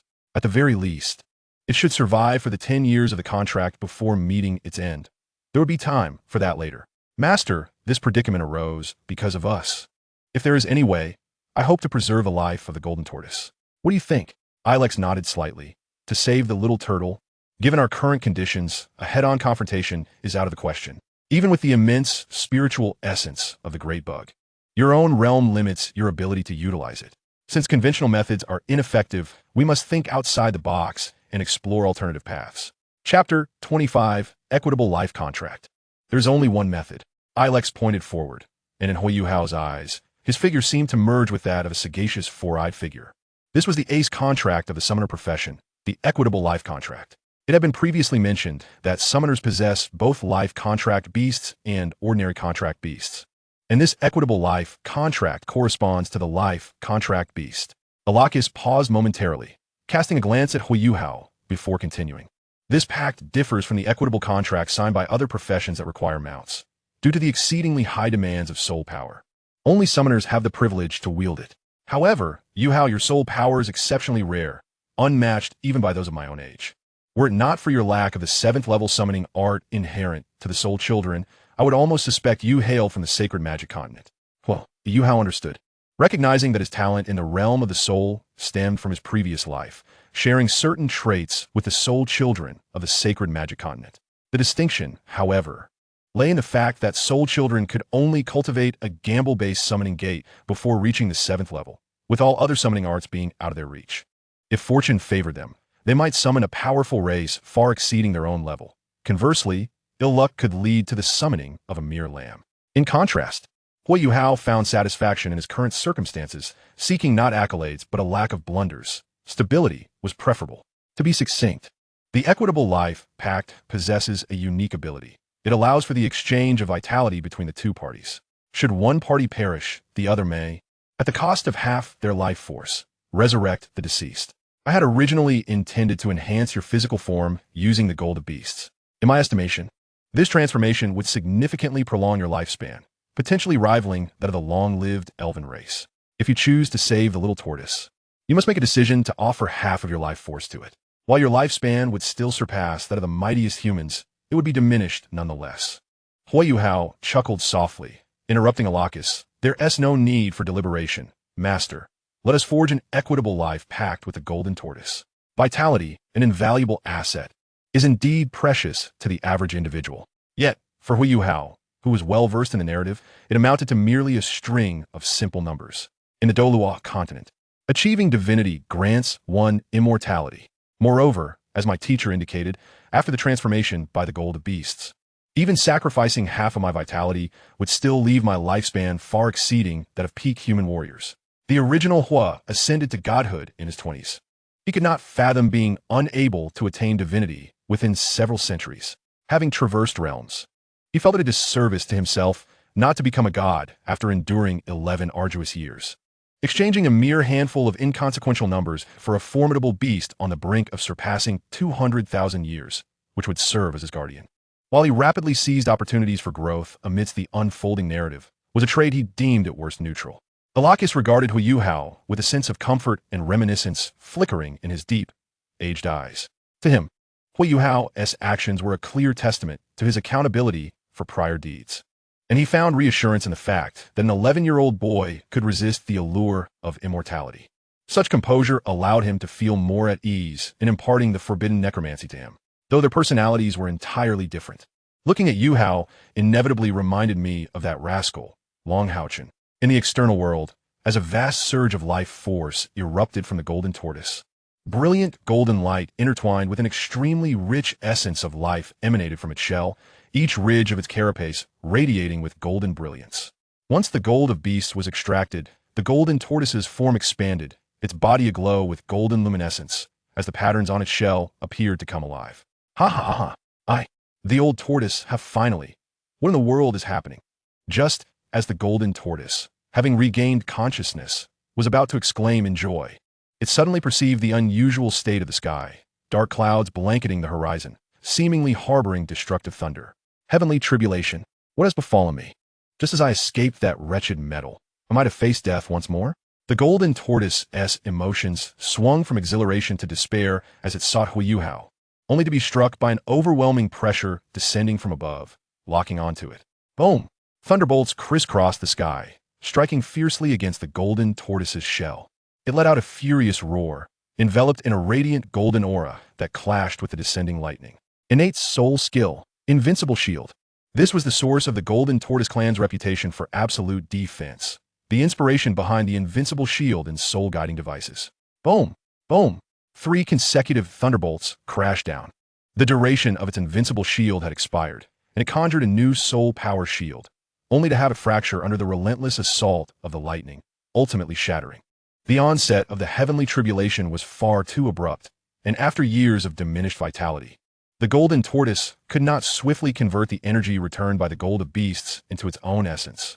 Thunderbolts continued to rain down, and the golden tortoise unleashed all its innate soul skills. Yet there was no sign of the tribulation clouds dispersing. Gradually, it transitioned from fervent resistance to a state of exhaustion, collapsing helplessly, allowing the thunder to batter its form, charred marks spreading across its shell. As the world around it faded like a spinning lantern. I'm so tired, I don't want to resist anymore. Perhaps this is simply the fate of this old tortoise. The golden tortoise's expression turned bitter, its massive head thudding heavily against the ground. As the golden tortoise's life force waned, the increasingly violent thunder seemed to sense its impending victory, coalescing into a colossal mass that morphed into writhing electric serpents. Golden tortoise, rise and sign the pact. The voice did not emanate from its ears, but resonated from the depths of its soul. The golden tortoise struggled to open its eyes, beholding Huo Yuhao, whose form gleamed as if forged from gold. In that moment, it beheld the light. Clumsy incantations flowed from Huo Yuhao's lips, as a vast 6-pointed star magic circle enveloped both man and tortoise, while Huo Yuhao's golden hand struck forcefully upon the golden tortoise. Chapter 26. The Transformation of the Gold of Beasts, the Boundless Level of Spiritual Power. In a land of great dangers by the Lake of Life, An intensely dark aura gradually materialized, slowly drifting into the sky, subtly morphing into a dragon form. A dragon's roar echoed as a figure emerged, standing quietly at the edge of the vibrant lake of life. It was a man, with long hair as dark as ink cascading behind him, his towering physique exceeding 3 meters in height. His handsome, yet resolute visage radiated an indescribable aura of power. Clad in a black robe, he appeared to be in his 40s, his piercing golden eyes exuding an air of authority. A strand of golden hair fell beside his cheek. This presence indicated that a soul beast was undergoing heavenly tribulation, and given its intensity, it was of the fierce beast caliber. The imperious brow of Emperor Tian revealed a flicker of joy, which quickly transformed into profound confusion as he murmured, "But why is the sight of the tribulation occurring at the intersection of the outer and mixed regions? Let us first venture forth, regardless of the circumstances. The addition of a formidable beast to the starry forest is indeed a momentous occasion." The figure of Emperor Tian transformed into a thick, swirling black mist, hovering in midair before hastening towards the location of the heavenly tribulation. Rustling sounds emerged from the grass as the three-eyed golden lion cautiously peered out, exclaiming, Another fierce beast has joined us. How vexatious that Emperor Tian does not invite me to partake in the fun. Lord Emperor Tian has his own considerations, little golden lion. When will you temper your playful nature? The incident 6 months ago nearly drove the Scarlet King to despair. A gentle, melodious voice resonated within the mind of the three-eyed golden lion. Perched upon its shoulder was a pristine white fox, flawless in every aspect, radiating an ethereal purity akin to snowflakes descending from the heavens. This diminutive creature accentuated its delicate form while standing on the lion's shoulder, with dainty, snow-white ears perked up and a nose as dark as the finest ebony. Strangely, though the voice echoed, the little fox's mouth remained motionless, emitting sound through invisible waves emanating from its head. "Oh dear, Sister Bai Ling, I am utterly bored day in and day out. By the way, what do you think of my last proposal?" The little fox gazed at the three-eyed golden lion with a look of helplessness, despite their stark size disparity. It resembled a mentor to the other. "That is out of the question. The human realm is fraught with peril, as a royal beast of auspiciousness. Your existence is vital to the lifeblood of our starry forest. Since the last incident, Lord Emperor Tian has intentionally placed me by your side to prevent any further mishaps. Oh dear Sister Bai Ling, do you no longer have affection for me? Do not try to charm me. Such tactics may work on the Scarlet King, but they're ineffective with me." With a thunderous roar, the storm of heavenly tribulation subsided, revealing a scene of devastation at the juncture between the outer and mixed zones. The ground, stretching for miles, bore the scars of the tribulation, charred and wrinkled, as though a colossal, invisible iron had pressed down upon it, leaving behind a patchwork of destruction. At the very heart of this chaos, the golden tortoise remained motionless, its limbs and head withdrawn within its shell, devoid of any sign of life. In the distance, beneath a grove of ancient trees untouched by the divine wrath, Huo Yuhao lay with closed eyes, enveloped in the white remnants of a dream, eye silkworm, his breath concealed. Suddenly, a commanding voice resonated within his heart. The equal bond of life contracts not only signifies mutual summons and covenant, but also the sharing of life itself. Are you willing to share your life with your companion? I am willing. These 3 simple words seem to encapsulate the laws of the universe. Huo Yuhao felt as if he were losing something, yet simultaneously gaining something profound. Waves of energy began to converge at his heart, enveloping him in an unprecedented experience. Thump, thump, thump. 2 heartbeats, nearly overlapping, resounded powerfully, one belonging to Huo Yuhao, the other to the lifeless golden tortoise. In an instant, the energies recently scattered by the heavenly tribulation coalesced around the golden tortoise's lifeless form. With a roar, the golden tortoise burst forth from its shell, vibrant golden light flooding every inch of its being as it opened its mouth in a whale-like manner, drawing in the essence of the heavens and earth. Simultaneously, a unique force generated a special energy wave, every strand of energy causing Huo Yuhao's blood to dance with exhilaration. As a golden tortoise imprint appeared upon his shoulder, Ilex observed the unfolding scene in silence, while the dream-eye silkworm remained equally mute, finally gaining a clearer understanding of the elderly figure before him. To possess such extraordinary abilities to defy the heavens and reverse life and death, this old man must have been extraordinarily powerful in his prime. Old Eye, who exactly are you? Ilex mused, his thoughts drifting back to past tribulations. With a deep sigh he proclaimed, With the sun and moon in hand, I pluck the stars. None in this world can compare to me. I am known as the saint of necromancy, the calamity of the undead, Ilex. A grayish aura enveloped Huo Yuhao's sea of consciousness, as Ilex manipulated Huo Yuhao's body, extracting the gold of life. The verdant glow of the gold of life solidified into a blade, slicing open Huo Yuhao's forehead, and a tremendous surge of life energy rushed into his sea of consciousness. In an instant, Huo Yuhao's sea of consciousness transformed into a lush green ocean, the thick life essence becoming increasingly viscous, while his very sea of consciousness astonishingly expanded outward. A vast vitality surged into Huo Yuhao's mind, eliciting a blissful moan from the dream ice silkworm, who gazed in rapture at the unfolding transformation. The sea of consciousness expanded threefold. What on earth was happening? Ilex smiled faintly, his aged visage breathing in the pure life essence with satisfaction. Little worm, I shall no longer vie for territory with you. With the transformation by the gold of life, Rainhao's body has compensated for the final flaw in his cultivation journey. As he spoke, Ilex traced a line in front of him with his right hand, summoning a cyan portal to appear at the center of the sea of consciousness. And his ethereal form stepped through the portal, vanishing from sight. The gold of life trembled slightly. The wound did not bleed, but instead, the gold of life gradually softened, transforming into a turquoise liquid that flowed into Huo Yuhao's head through the opening. Under the influence of the life essence, the wound began to writhe, as muscles and bones repeatedly underwent a process of expansion and contraction, gradually forming a peculiar third eye. The entire sea of consciousness transformed into a milky white space.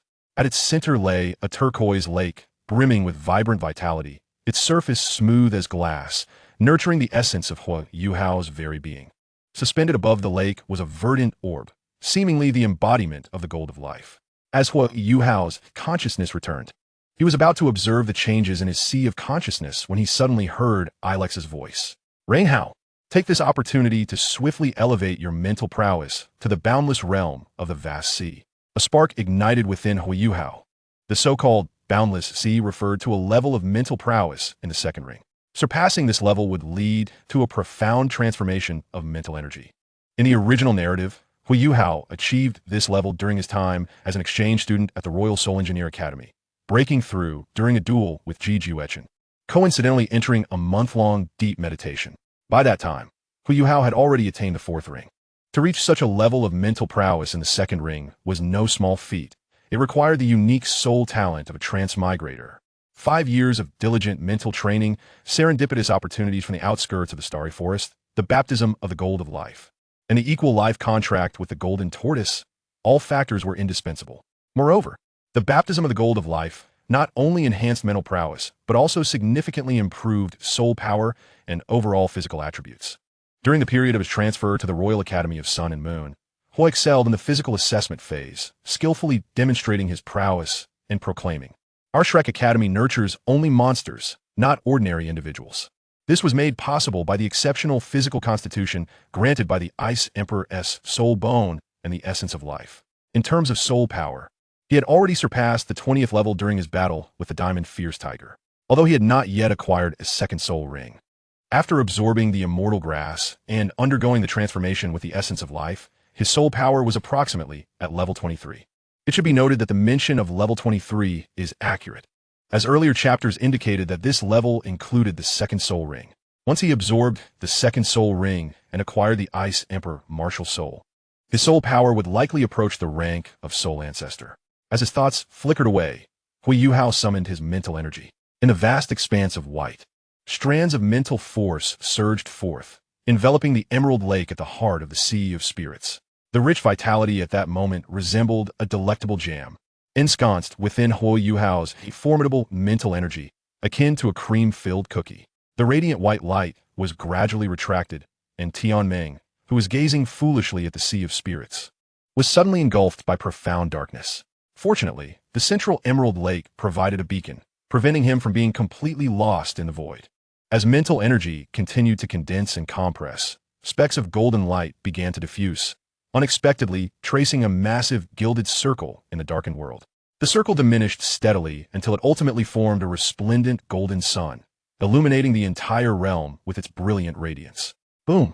The golden sun expanded incessantly, seemingly nearing a bizarre, critical point, before erupting in a climactic explosion, transforming into a majestic vertical pupil, akin to an emperor surveying his subjects. The mental energy surrounding the emerald lake dispersed, morphing into an infinite ocean, its waters reflecting a soft, golden hue under the gaze of the vertical pupil in the sky. The gentle light pulsed rhythmically with the slight undulations of the waves, sparkling brilliantly, as Huo Yuhao's mental strength officially stepped into the boundless realm of the Sea of Spirits. 1 month later, at Shrek Academy, in the conference hall of the guidance group. The hall was remarkably spacious, structured in a rectangular format, with walls of a reddish-brown hue and floor-to-ceiling windows lining each side. Approximately 10 individuals occupied their seats, engaged in what appeared to be a heated debate. At the forefront sat a man clad in white, his demeanor grave and imposing, fingers intertwined at his chin, silently observing the fervent exchanges taking place. Beside him was a strikingly beautiful middle-aged woman, her figure voluptuous and her complexion impeccably maintained, hinting at a former beauty in her youth. Expelling students with poor talent to ensure our admission rate is nothing short of an affront to the millennia of glory that is Shrek, a middle-aged man exclaimed, his face flushed with indignation. Such a statement is utterly misguided. Shrek Academy is not a place for the average individual. Some are merely second-generation heirs who, through connections, have obtained a city lord's recommendation and managed to enter with seemingly adequate talent, yet will ultimately prove to be of little use in the future. General Liu, what do you mean by that? I have never encountered such shamelessness. Where is your basic integrity as an educator? Hey, Lin Yunli. The world of soul masters is one governed by the survival of the fittest. Those lacking talent ought to be left behind. Let me ask you all, if one day we find ourselves on the battlefield, what fate awaits those eliminated students? I stand by my viewpoint as entirely valid. Xiao Huohua, your words are sheer nonsense. The tides of fortune change. Do not underestimate the student's potential. Moreover, as educators, we should strive to guide them to the best of our abilities. Observing the chaotic scene before him, the man in white gathered his soul power and cleared his throat lightly, prompting the quarrelsome crowd to fall silent. Enough, disperse. The matter concerning Zhou Yi can be significant or trivial. Xiao Du, go fetch old Qian from the Soul Guidance Department. I need to discuss this with him. Du Weilin respectfully acknowledged, and the bickering crowd gradually exited, ceasing their silent confrontations. Exchanging glances filled with unspoken understanding, they prepared to settle their disputes outside. Only the man in white and the beautiful woman beside him remained in the hall. With a deep sigh, he approached a floor-to-ceiling window, while the woman followed, gently massaging his shoulders. Xiaozhe, a decision must be made regarding Zhou Yi. Her actions have indeed gone too far. Meyer, if this were merely about Zhou Yi, it would be manageable. But do you know who has brought forth these illustrious tales about her? Kai Meyer furrowed her brow, shaking her head in confusion. It is two titled Douluos from the Haotian sect. Zhou Yi has chosen to take her frustrations out on the little princess of the Haotian sect. She has truly bitten off more than she can chew this time. Initially, the decision to place the little girl from the Haotian sect in the best class was based on the emphasis on Zhou Yi's admission rate. Who would have thought such an incident would occur? Furthermore, Zhou Yi is married to Fan Yu. You are well aware of how significant old Qian and Lin Er are to him. Kai Meyer ceased her shoulder massage, snorting softly, her expression melancholic. If you feel indebted to Xian Lin Er, just say so. Why drag Duo into this? Clearing his throat awkwardly, Yin Xiaozhe responded, though I have aged. I am still Yin Xiaozhe, the esteemed dean. As the supreme sea king of the Tang sect, my charming words have accumulated over the years, flowing effortlessly from my lips. Effortlessly drawing a smile from Kai Meyer, who was unable to suppress her laughter, as if the very heavens and earth were about to ignite at any moment. A loud bang resonated as a small, iron tower-like elder burst through the door, boisterously announcing, Old Yin, you called for me. What am I to do? Chapter 28. The new teacher of Class 1, the Golden Tortoise's new nest. Kai Meyer abruptly pushed past Yin Xiaozhe, rushing toward the door, her cheeks flushed with heat, daring not to glance back at the astonished Duo. You old rogue, shameless and morally bankrupt. Duo transformed into an elegant youth, delivering a rapid-fire critique toward Yin Xiaozhe. The previous scene had been an overwhelming stimulus for him, a lifelong novice who had never dared to indulge in such pleasures. Yin Xiaozhe waved his hand dismissively, straightening his collar with an air of nonchalance. Come now, the illustrious Mingfeng Dao and the director of the Martial Soul Department at Shrek Academy, could hardly be flustered by such trivial matters. You must know, in my youth, I was quite the dashing figure. Remaining unperturbed when caught in a compromising situation is merely a hallmark of a seasoned Sea King. Of course, this was also due to the familiarity between Yin Xiaozhe and Duo, had it been a more gossipy and reckless individual. The entire Shrek Academy would likely be abuzz with sensational topics the following day. Let us discuss the matter at hand. Did Xiao Du inform you about Zhou Yi's situation on his way here? Duo took a moment to compose himself, responding, were it not for Fanyo, such a disgrace should rightly be sent packing. Yin Xiaozhe maintained a steady tone. She surely cannot continue teaching. You should personally speak with Fanyo. They are both of an age now. It is high time they start a family, allowing Zhou Yi to focus on homemaking and child rearing. This is the greatest leniency I can offer you from the Soul Guidance Department. Qian Duo nodded in acknowledgement, assenting to his words, setting aside the matter concerning Zhou Yi. The more pressing issue was the selection of a teacher for class 1 of the first grade. Qian Duo queried, isn't it sufficient that your Wuhuan department has so many teachers? Yin Xiaozhe cast an exasperated glance at Qian Duo before elucidating the earlier conversation he had with Kai Meyer. It's related to the Haotian sect, so indeed, the choice of teacher necessitates meticulous consideration. Upon hearing Yin Xiaozhe's words, Qian Duo fell into contemplation. Yin Xiaozhe turned to gaze at the sunset's fading glow and spoke slowly. The academy has deep ties with the Haotian sect. It is truly unfortunate that a direct descendant of the Haotian sect has been subjected to such treatment by Zhou Yi. To express our apologies, we need to select a teacher who possesses ample cultivation experience, is gentle in demeanor, and exhibits remarkable talent. Qian Duo clapped his fists together, saying, then let's assign that theoretical researcher, Wang Yin, to this role. Yin Xiaozhe replied, have you lost your mind over your research on soul-guided devices? After the freshman competition, each class will have 2 teachers, one of whom will be Wang Yin. Qian Duo chuckled awkwardly and suddenly had a thought. What about sending that girl, Lu Xian, to teach? Yin Xiaozhe scoffed. No way. Lu Xian is the senior sister of the Inner Academy. Although her talent and status are undoubtedly exceptional, it would be a waste to employ her in the Outer Academy. Qian Duo sighed heavily, muttering, don't accuse me of having ill intentions. On the contrary, I am considering what is best for Lu Xian. Do you recall that incident from a year and a half ago? Yin Xiaozhe's eyelids flickered, indicating he wanted him to continue. Qian Duo, with a sense of resignation, recounted a year and a half ago. Elder Xian led 12 Inner Academy disciples into the core area of the Stardow Forest to hunt soul beasts. Unfortunately, they got separated and were ambushed by a 10,000-year soul beast, resulting in the deaths of 8 elite Inner Academy members.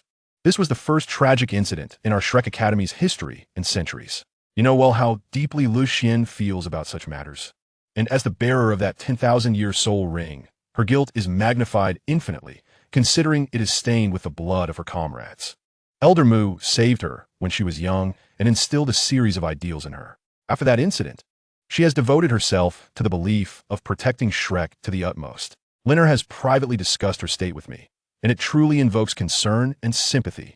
Upon hearing Qian Duo's words, Yin Xiaozhe's brow furrowed tighter, almost knitting into a knot, as he rhythmically tapped his fingers against the glass of the window. His expression deepening in contemplation, remaining silent for an extended time. Qian Duo did not rush him, merely crossing his arms and silently watching him. Eventually, Yin Xiaozhe's tense facial muscles relaxed, and he conceded, you do have a point, it would be beneficial to alleviate Lu Xian's burdens. However, I must consult the teacher regarding this matter. In the core area of the Stardow Forest, dense ancient trees loomed, their leaves forming a sea that swayed with the wind, casting golden specks of light that danced upon the ground. Beside a small lake brimming with vitality, a tall youth stood with a composed aura, his fists interlocked as black and white energy swirled and hovered, seemingly on the verge of coalescing into mysterious runic patterns. With a soft thud, a minor energy fluctuation resonated, causing the nascent runic patterns to shatter abruptly. The youth sighed in resignation. The use of this divine technique is far too unstable. It seems only in extreme conditions can it be executed. Having fully mastered the vast level of mental energy and digested the foundational knowledge of runic crafting imparted by his teacher over the past month, it was time for Huo Yuhao to embark on his journey to the extreme north.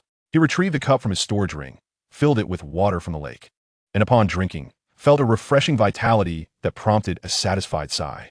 This place, the core area of the Stardow Forest, was home to the Lake of Life, which, although inferior to the Lake of Life in the Great Abyss, was still a rare treasure. As for how a human found his way into this area, it traced back to the day the golden tortoise completed its ascension as a ferocious beast, after fulfilling the same life contract. And with his mental energy reaching the vast level, Huo Yuhao lifted the remnants of his transformation. From the golden tortoise's mouth, he learned that he had an audience with Emperor Tian. The emperor presented several options to the golden tortoise, such as migrating its territory near the Bear King, which possessed a golden bloodline, providing protection for the Emerald Swan clan led by Bai Ji regarding the outer lake of life in the core area. Despite not being part of Emperor Tian's dominion, as a ferocious beast of the Stardow Forest, the golden tortoise dutifully complied with the summons and chose to oversee the lake of life in this core area. Huo Yuhao harbored serious doubts that this was the ancient lair of the sky blue bull python and the titan giant ape. As for the 10,000-year-old beast that once guarded this area, it had been recalled by Emperor Tian to the Great Abyss, thus transforming this place into the new nest of the golden tortoise. A rustling sound emerged from behind Huo Yuhao as the towering trees slowly parted, revealing a colossal creature that used its massive paws to push aside the foliage. It was a bear the size of Small Mountain, its black and white fur shimmering with a faint glow under the golden light, standing 8 meters tall on all fours, its lantern-sized eyes sparkling with vitality. Huo Yuhao stretched languidly, seemingly indifferent to the arrival of this giant, and inquired, "Abao, where's the old tortoise?" The black and white giant bear, Abao, shook its shaggy fur and, to Huo Yuhao's surprise, spoke in a deep, honest voice, "The old tortoise has gone to play with my bear cubs." Chapter 29, Bear Paradise. Oh really? But petting bears does sound delightful, especially with the tactile sensation of your iron-eating beast clan. It is truly exceptional. Huo Yuhao yawned, swiftly leaping onto Abao's back and finding a comfortable spot to recline. Abao, a 10,000-year iron-eating beast, possessed a bloodline that ranked among the most elite even in the core area of the Stardow Forest, not far from the first-tier super soul beasts. The golden tortoise, as a divine beast, was often accompanied by powerful soul beasts or clans for protection, which explained why there were rarely any members of its clan that fell below the 10,000-year mark. Wherever the golden tortoise resided, at least one soul beast of comparable rank would be present to fend off enemies, establishing a formidable defense. Abao was the guardian spirit beast carefully nurtured by the golden tortoise. Their bond dated back 100 years to when Abao was just 100 years old. At that time, Abao was targeted by soul beasts from other races, and the golden tortoise, with its robust shell, thwarted the attackers, saving Abao's life. Since then, the two beasts had lived together, watching over one another, eventually rising to the rank of 10,000-year beast kings. Although they had been separated for eons due to the golden tortoise consuming the essence of living beings, they could now reunite thanks to Huo Yuhao's assistance in extracting that essence, allowing them to live together once more as 200,000-year ferocious beasts. Uh-oh, you mentioned that after Brother Turtle transformed into a fierce beast, the entire creature became lethargic. It is worth noting that during our training sessions, it was quite insistent on urging me daily. Abao raced through the dense jungle, each stride drawing them closer, and remarkably, despite maintaining such rapid speed, his body exhibited an unparalleled steadiness. Huo Yuhao, who lay upon his back, felt not a hint of jostling. With a profound expression, Huo Yuhao gently patted Abao's soft fur, remarking, "When you reach the realm of your brother turtle, you will naturally comprehend his current mindset." This, of course, was a fabrication.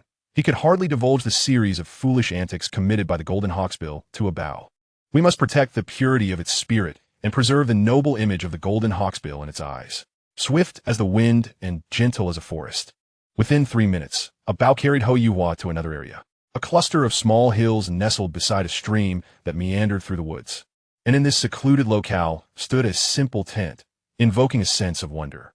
This tent had been erected by Huo Yuhao for the golden hawksbill, after breaking through to a 200,000-year realm, was now capable of assuming human form and had developed an interest in human life.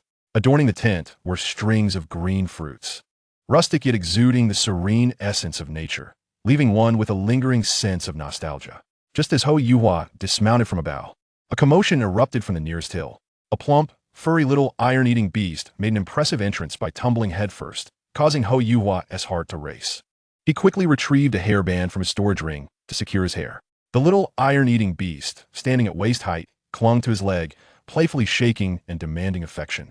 Huo Yuhao affectionately ruffled its head, and the beast, relishing the attention, shook its black ears in delight. The next moment, it mistook Huo Yuhao for a tree, aiming directly for his hair.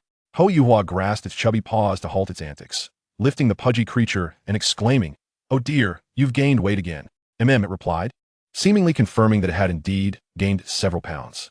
"Isn't that right, chubby one?" Following closely behind, a bow, and the two bears continued onward. Before long, a rhythmic and enchanting call echoed through the air. "Fruit, fruit, fruit!" A robust, middle-aged man in a golden robe, his face radiating kindness, clapped a metal basin. And several plump little iron-eating beasts rolled over, scampering joyfully towards him. The bald head atop his gleaming crown bore a golden turtle shell pattern, indeed, the golden hawksbill. Upon noticing the little iron-eating beast cradled in Huo Yuhua's arms, a frown crossed the golden hawksbill's face. "Yuhua, I told you not to carry the iron-eating beast while walking. It's essential to train their mobility from a young age. Why do you refuse to listen?" Just as Huo Yuhao was about to retort, he witnessed the golden hawksbill's expression transform into one of joy at an astonishing speed. With an entirely different tone, he gleefully rushed over, exclaiming, "F.A. fruit." With a leisurely gait, an extraordinary iron-eating beast stirred, responding to the golden hawksbill's call. Its four short legs moved in a disjointed manner, its furry rear wiggling adorably, and its round, dark eyes sparkled with innocence.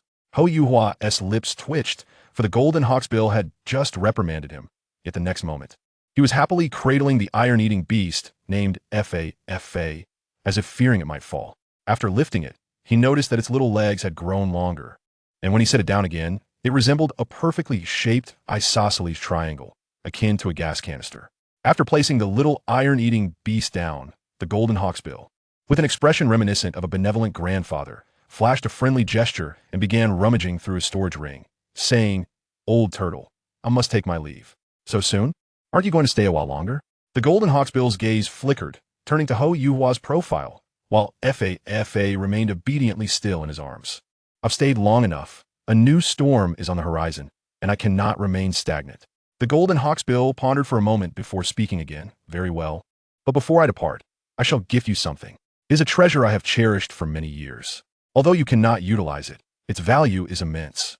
Curiosity sparked in Huo Yuhua's eyes as he looked at the golden hawksbill, exclaiming in astonishment, "You still have stock? Didn't all your treasures get squandered after you mistakenly consumed that raw item?" The golden hawksbill shot him a glare, glancing backward and communicating through their contract. "Yuhua, a bow is still here. Please leave me some dignity." Huo Yuhua shrugged and crossed his arms, watching as the golden hawksbill set F.A. down and busied himself in the tent. "Here, take this. It is incredibly precious, requiring thousands of years to produce even one. I discovered 3 of them long ago, consumed one, and now only 2 remain." Chapter 30. The Perilous Dance on the Edge of Self-Destruction of the Heavenly Dream Ice Silkworm. The golden hawksbill handed 2 golden, glimmering fruits to Huo Yuhua before turning aside to ignite the crackling campfire using the fire-starting techniques Huo Yuhua had taught him. As the dry wood caught fire with a crackling sound, Huo Yuhua gazed at the 2 fruits he had received, his eyes reflecting their vibrant hues. These fruits, about the size of a fist, resembled apples, their surfaces adorned with peculiar golden scales that shimmered brilliantly. If placed in the night, they could even serve as a source of light. A swirling vortex enveloped his pupils as a spiritual eye awakened, and a translucent soul ring appeared. Huo Yuhua employed his mental probing to inspect the fruit's interiors, revealing a multitude of minuscule spiritual entities entwined within. They resembled dragons, tigers, lions, and leopards, transforming in myriad ways, emanating a radiant light akin to the sun's vigor. Had his mental strength not reached an unfathomable level, his eyes might have been scorched. As he processed the information of these 2 fruits, countless mental volumes flipped and swirled, ultimately leaving behind a single tome before his consciousness. He swiftly perused it, unveiling the fruit's secrets. These were golden essence fruits. The time spent flipping through the mental tome might have seemed extensive, yet in reality, Huo Yuhua's contemplation lasted a mere 3 seconds. He could hardly fathom that the golden hawksbill had kept such a treasure hidden. The golden essence fruit, born from the absorption of sunlight, is a rare treasure of the earth, ripening only once every 10,000 years. Its effects are astonishingly potent, especially for soul beasts with golden bloodlines, rendering it a treasure akin to a divine creation. For when consumed, it allows a soul beast with a golden bloodline to purify its lineage, significantly enhancing its vitality and facilitating a leap in its evolution. For instance, a top-tier soul beast with a golden bloodline, which would typically serve merely as a gatekeeper among its peers, may very well become an invincible entity beneath the supersoul beast realm after consuming a golden essence fruit. Furthermore, even if one lacks a golden bloodline, consuming a golden essence fruit during gestation could lead to the birth of offspring possessing a golden bloodline, resulting in a beneficial mutation. Moreover, its benefits extend not merely to soul beasts but also to humanity. Beside him, ABA spoke in a resonant voice. When Brother Turtle departed, he entrusted me with the task of safeguarding this golden essence fruit. Even the formidable bear monarch will be tempted by this fruit. After a moment's contemplation, Yuhao handed one of the fruits to ABA. ABA, take this one and bestow it upon your descendants. It may very well lead to the emergence of a soul beast with a golden bloodline. ABA declined, shaking his large head. Our iron-eating beast clan reigns supreme in this core region. We have no need to gamble on a singular exceptional powerhouse. Had there been any necessity for its use, I would have already utilized it for my kin. The Yuhao refrained from further discourse, placing the golden essence fruit into his storage ring, already devising strategies to maximize its value. Following the transformation by the essence of life, the fruit no longer enhanced his physical attributes or vitality, and since his martial soul lacked a golden bloodline, he resolved to exchange it for a sufficient quantity of golden soul coins to procure that highly valuable soul bone. With a plan in mind, the Yuhao turned to depart, waving farewell to the beasts as the flickering flames elongated his slender shadow. 5 days later, in the extreme north, an endless expanse of pure white enveloped the heavens and the earth, devoid of any extraneous hues, 1,000 miles of ice sealed and 10,000 miles of snow drifting. Huo Yuhao ventured alone into the northernmost reaches of the continent, the biting cold slicing through his body like icy blades, snow blanketing his head akin to a snowman, rendering him a mere silhouette against the vast whiteness. Boom! Boom! The earth-shattering sounds reverberated from a distant point, causing Huo Yuhao to stumble, caught off guard. He nearly lost his footing, but managed to maintain balance in a manner unfathomable to ordinary beings, thanks to his exceptional resilience. He donned the remains of the past, then summoned a mental essence from the dream ice silkworm without hesitation. After the transformation by the essence of life, his duration of wielding the mental essence had significantly increased.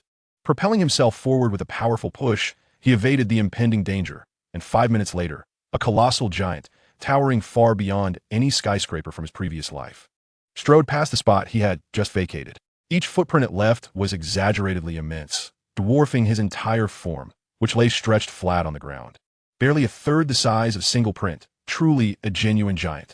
The Titan Snow Demon King had cultivated for nearly 300,000 years, living up to its legendary lineage of possessing the bloodline of the Ice God, a race with astonishing potential. The Dream Ice Silkworm exclaimed in awe. Yuhao, continue northward. At your current pace, a little over a day will suffice. A day later, within the core region of the extreme north, a surge of mental power radiated from Huo Yuhao, rippling outward as his eyes transformed into golden orbs exuding the majesty of a sovereign. The surrounding translucent soul rings shimmered with golden flecks, revealing their true colors. It's time for brother to take the stage. The Dream Ice Silkworm clasped its hands together, the golden essence within the sea of consciousness activated not by Huo Yuhao, but by the silkworm itself. Correspondingly, its mental imprint merged entirely with Huo Yuhao's. Yuhao, after fully utilizing all my mental essence this time, my imprint shall henceforth be completely intertwined with you, granting you exclusive dominion over these 10 essences. As the Dream Ice Silkworm's words fell, the mental essence surged forth in a beam of golden light, coalescing into a human form. Bing bing, brother's back. Aren't you going to welcome me with open arms? The overly sweet words of the Dream Ice Silkworm sent shivers down Huo Yuhao's spine, though it had already recounted its melodramatic love tale in a sorrowful tone during the journey. This creature truly seemed to court disaster. Time slipped away, and gradually, as ominous clouds loomed, a layer of emerald green, as delicate and pure as a gemstone, unfurled like an infinite curtain. A melodious female voice, laced with unbridled fury, echoed, "Dream, you worthless creature, why do you still linger in existence?" At that moment, the Dream Ice Silkworm's face radiated boundless tenderness as it spoke passionately. Bing bing. I am a particularly obstinate silkworm. I have never cared for what others say or dictate to me. I will not be swayed. If you could abandon your racial biases and pursue me with equal fervor, I would deem it most splendid. Huo Yuhao's lips twitched, his previously serene expression faltering as he nearly retched. Chapter 31. Ice Emperor, capture completed. Dream, I shall slay you. I will savor every morsel of your worthless body and energy, transforming them into a part of myself. The Ice Emperor's melodious voice suddenly brimmed with lethal intent. The cerulean sky morphing into an inky green, a palpable aura of menace enveloping Huo Yuhao. Huo Yuhao's heart raced. A profound tremor resonated within his soul, reverberating like the deep cry of a turtle, repelling the Ice Emperor's oppressive aura from his being. Having forged an equal life contract with the Golden Tortoise, even faced with the Ice Emperor, an ancient beast nearing 400,000 years of age, he felt unshaken by mere pressure. The dream Ice Silkworm lamented, "My dear, could you not be a tad gentler? Always so cold and domineering. Yet, I must admit, these traits are precisely what endear you to me. Truly, you are the woman I desire. I shall rend you into 1,000 pieces." The Ice Emperor's voice turned hysterical. Infuriated by the taunts of a creature she once regarded as prey, where was the dignity of one of the 3 great kings of the extreme north? The dream Ice Silkworm smirked, whispering to Huo Yuhao, "Yuhao, I have thoroughly provoked Bing Bing. I will need to utilize the remains shortly, so you must endure." Huo Yuhao chuckled lightly. "We traversed this painful journey together. Every time I utilized your mental essence, it felt like dying and being reborn. Moreover, my physical form has been fortified by the essence of life. This mere chill is hardly a cause for concern." "Very well, I trust you." As the remains enveloping Huo Yuhao dissipated, an almost suffocating cold rushed toward him. Fortunately, his body, transformed by the essence of life, proved resilient. Otherwise, he would have been forced to construct an ice cellar like the original Huo Yuhao in a desperate attempt to survive. Emerald bands streaked across the sky like meteors, and in a flash, the Ice Emperor's true form emerged. Standing approximately 5 feet tall, her crystalline ice-blue body glimmered with diamond-like facets, and her emerald-green hues contrasted vividly. Her silver-white mandibles glimmered with an eerie cold light, her body adorned with hexagonal, diamond-like protrusions, with 6 legs and 2 pincers. Her claws and mandibles shone with a mirror-like sheen of silver. Her yellow diamond-like eyes sparkled with brilliance, and her 5-segmented, vibrant green tail glowed with a lifelike luster. As the Ice Emperor was about to speak, her gaze fell upon Huo Yuhao beside the dream Ice Silkworm, and confusion flickered in her yellow diamond-like eyes. "A human? No. A soul beast? No, that is not right. How peculiar. What exactly are you?"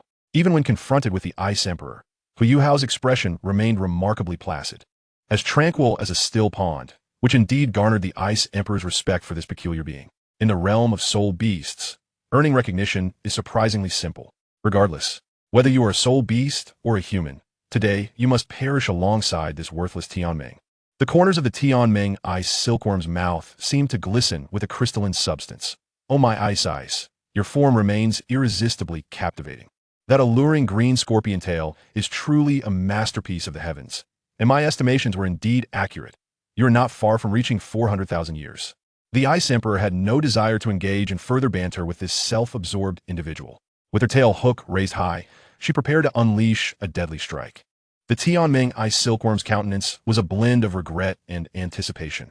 "I had hoped to converse with you a while longer, but for the sake of our future, let us commence without delay." The spiritual essence of the Tianming Ice Silkworm grew ethereal, swiftly lunging toward the Ice Emperor.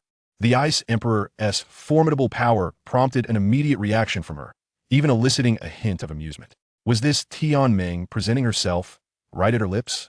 Yet, in the next moment, her expression shifted. The terrifyingly vast spiritual power of the Tianming Ice Silkworm surged toward her relentlessly, showing no concern for its own depletion. "Tianming, you have lost your mind. Do you not fear the backlash from such reckless use of spiritual power? And even if your spiritual force is immense, it cannot alter the fact that you are a waste. How long do you think you can restrain me? 1 second? 2 seconds?"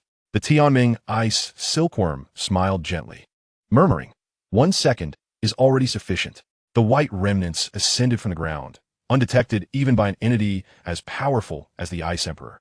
When she released the spiritual suppression of the Tianming Ice Silkworm, an irresistible binding force constricted her corporeal form. "You, how could you, a waste, possibly bind me? What is this ability? Why can't even my power break free?" The Tianming Ice Silkworm replied with a smile. "This is the first and last time I possess such an unfathomable means. Having lost my physical form, I finally dared to utilize abilities I could not wield before." The remnants gradually retracted, returning the Tianming ice silkworm to the ocean of Huo Yuhao's spirit, exhilarated. Yuhao, ice has been captured. Let us depart quickly, or it will become troublesome when our kin arrives. Huo Yuhao nodded. Although he could summon the golden tortoise at any moment, that creature's skill points were predominantly allocated to defense, making it challenging to escape from an entire tribe of ice scorpions. Thus, the capture of the Ice Emperor was complete.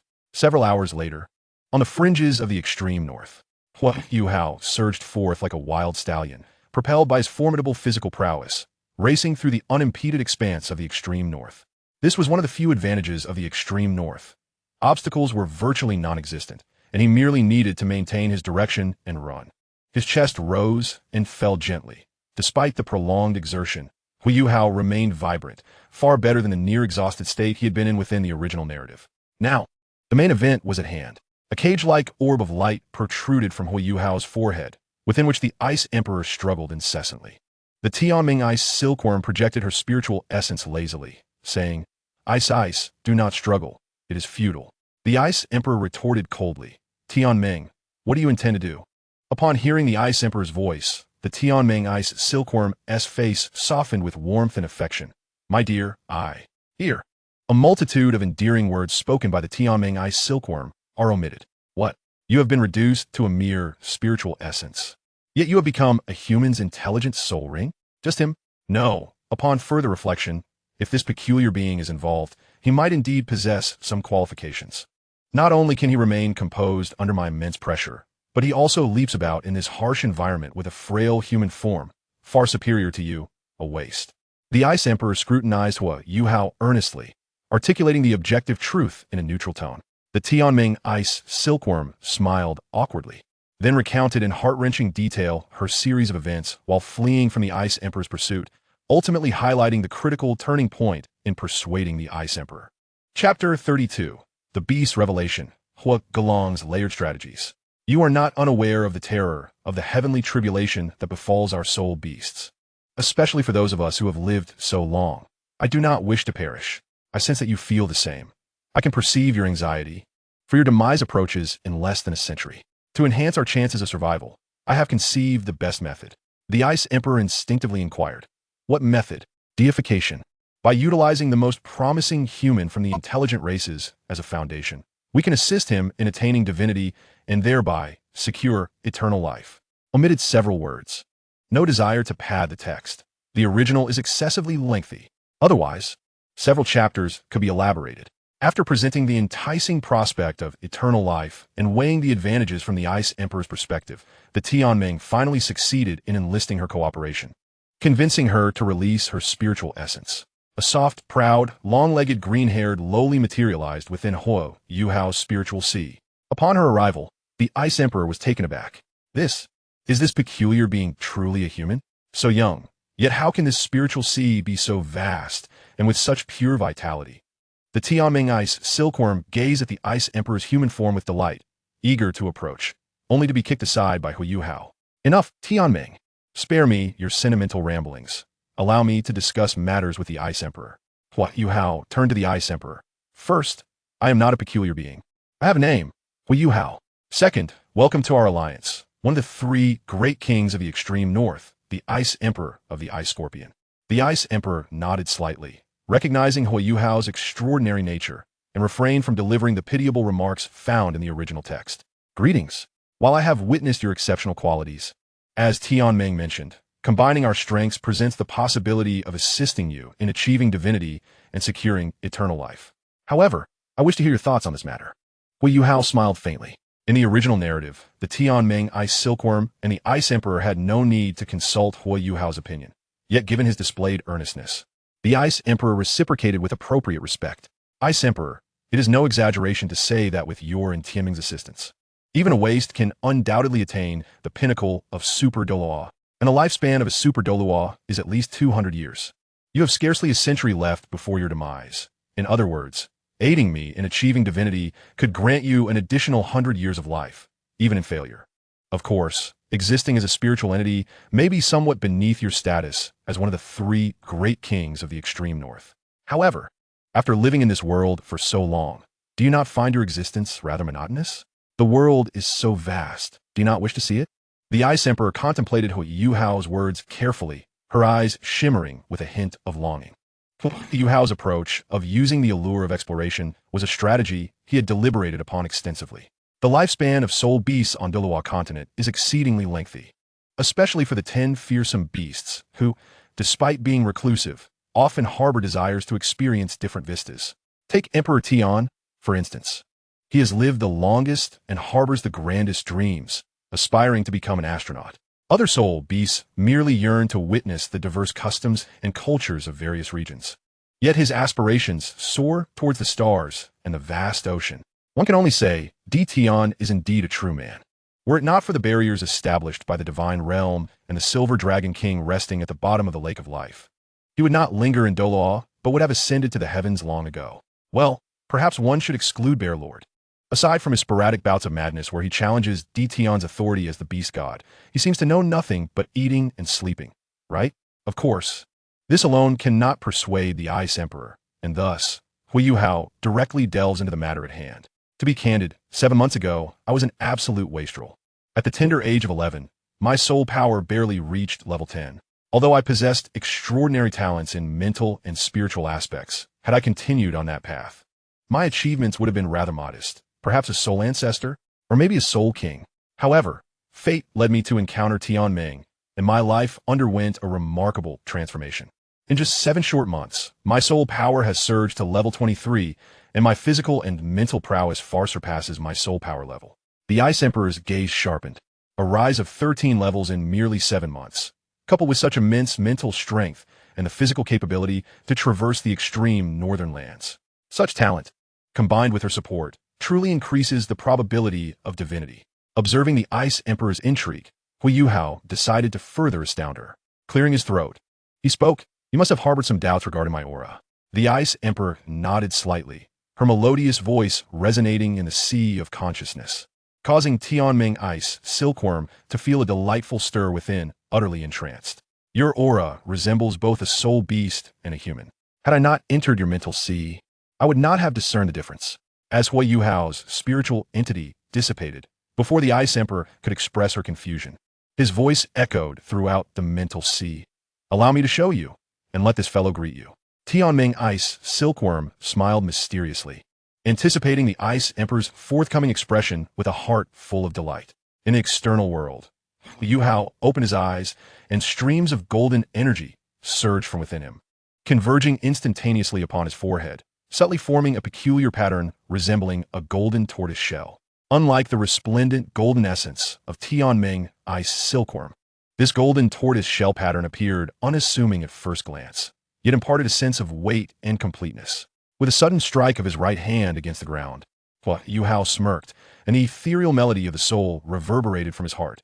Fated contract, golden tortoise. Invisible ripples radiated outward. The power of the contract transcending time and space, linking to the golden tortoise, who was soaking in a lake of life far away in the Stardow forest. Its limbs and head emerged. "All right, the boss wants me to get to work." With a thud, the ground beneath Huo Yuhao rose, his line of sight elevated. And as tranquility enveloped the scene, a magnificent golden tortoise materialized beneath him. "Ah, how refreshing. So this is the extreme north," the golden tortoise exclaimed, then tilted its head towards Huo Yuhao, asking, "Yuhua, who are we going to fight?" Within the mental sea, the Ice Emperor's eyes widened in astonishment as she beheld Huo Yuhao summoning the golden tortoise. This surreal spectacle left her in a daze, as if caught in a dream. This is a fearsome beast. By observing the golden tortoise's aura and energy fluctuations, she pinched her own face and then fiercely pinched a portion of Tianming Ice Silkworm as flesh.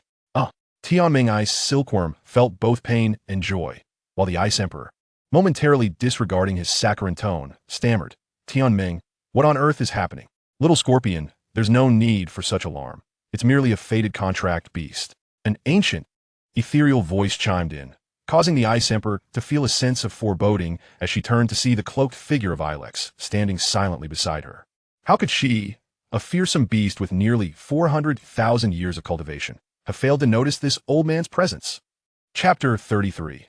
The soul bone of the 40,000-year-old Ice Emperor. This sensation is truly authentic. Tianming Ice Silkworm waved dismissively. Relax, relax, Ice. Old, I is Yuhua's teacher.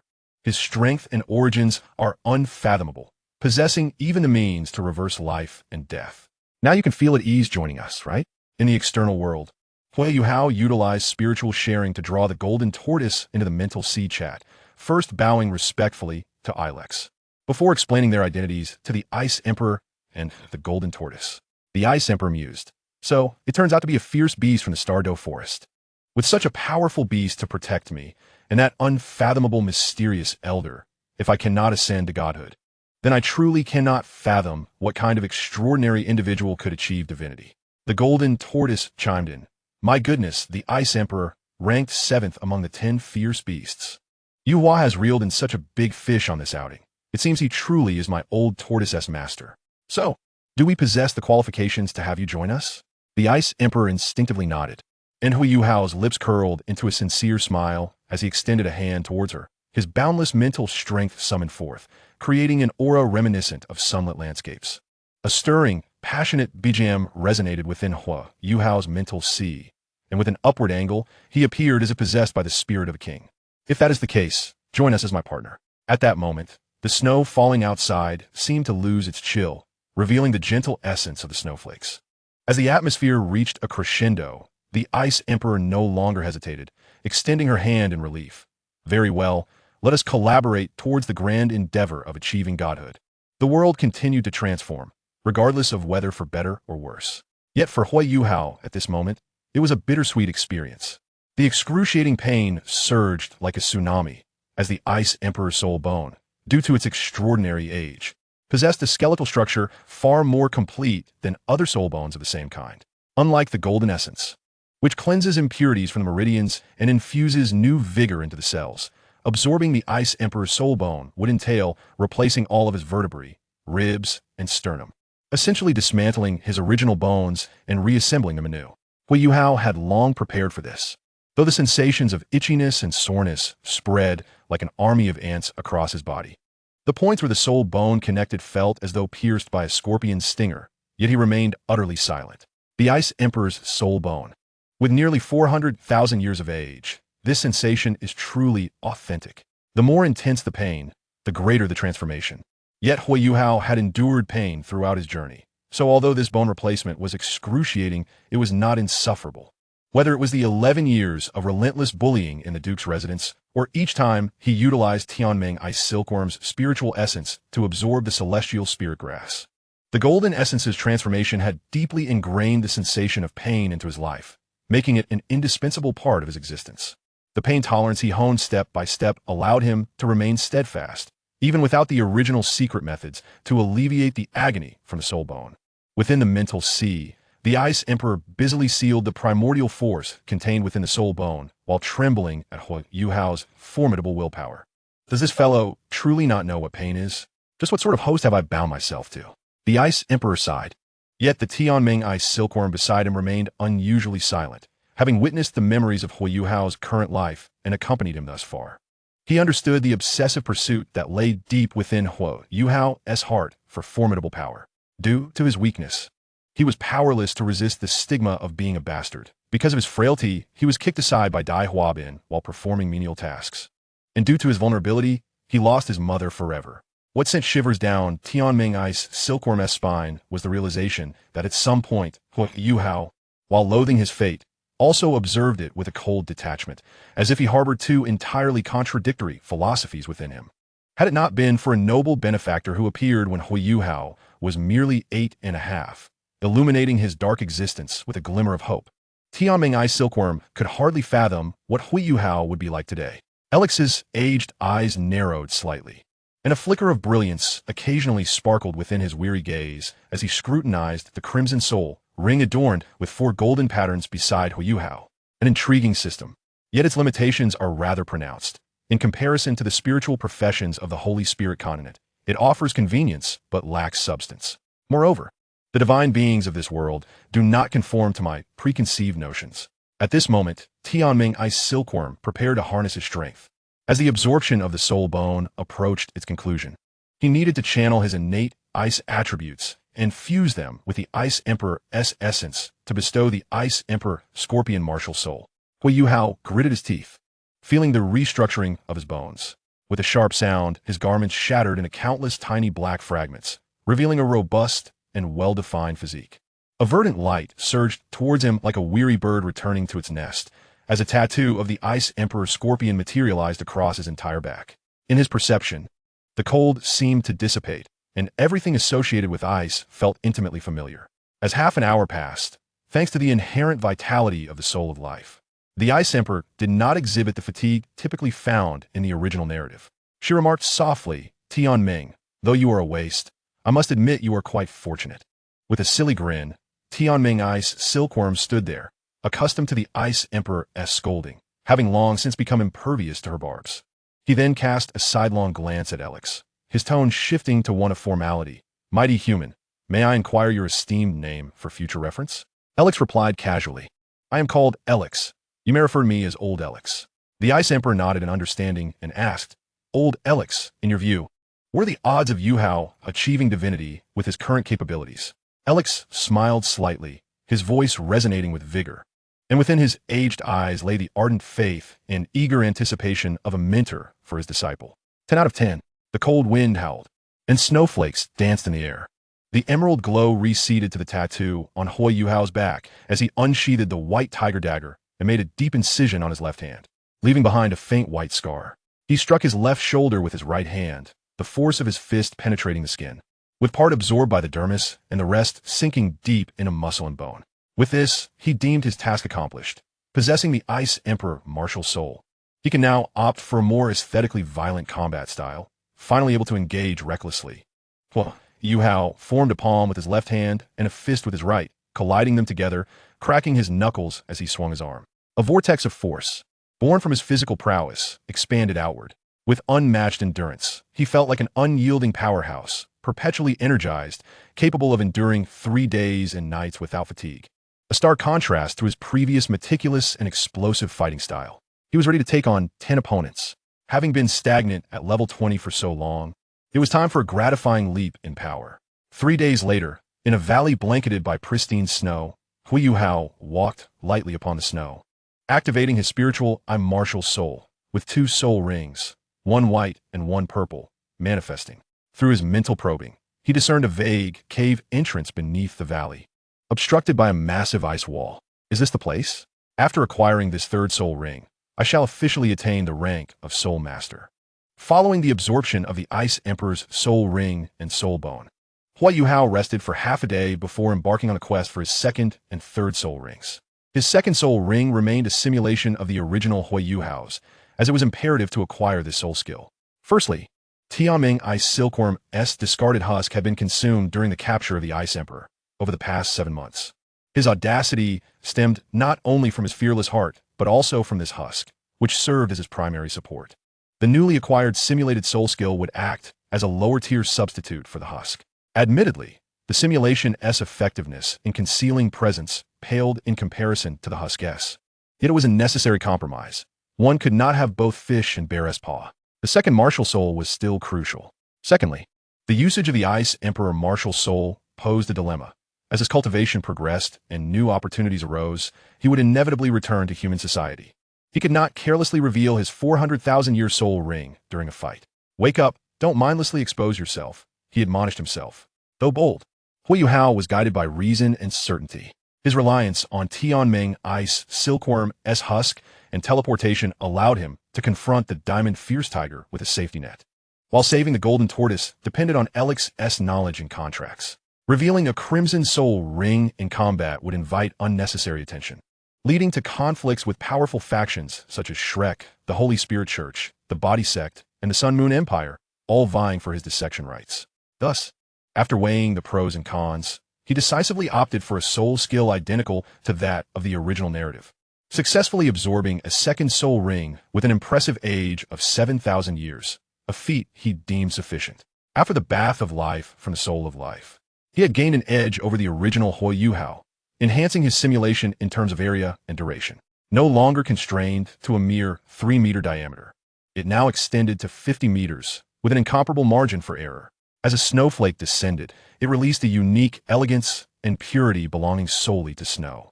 Softness and hardness complemented one another, After all, even the Ice Emperor and Snow Emperor achieved a fusion akin to martial soul integration. With the ultimate Ice martial soul, Huo Yuhao found himself inexplicably drawn to the monotony yet beauty of the scenery. Shaking off his momentary reverie, he leaped towards the ice wall, his gaze sharpening as he activated his mental control. With a mental prowess akin to that of an endless ocean, Huo Yuhao's telekinesis underwent a qualitative transformation. No longer limited to wielding small weapons like the White Tiger Dagger, but capable of achieving effects similar to when he utilized Tianming Ice Silkworm's mental essence. With a mental command, a massive 6-meter-high block of solid ice was forcefully hurled against the ice wall, shattering into countless fragments and revealing a chilling passage leading deeper into the frost. As it struck the ground, a deep violet second soul ring illuminated, causing his 2 soul rings to vanish, leaving only a subtle ripple of soul power in the air. Within the 50-meter radius of the simulated soul skill, as long as there was not a significant disparity in cultivation, he could even conceal his form, silently approaching his target for a lethal strike.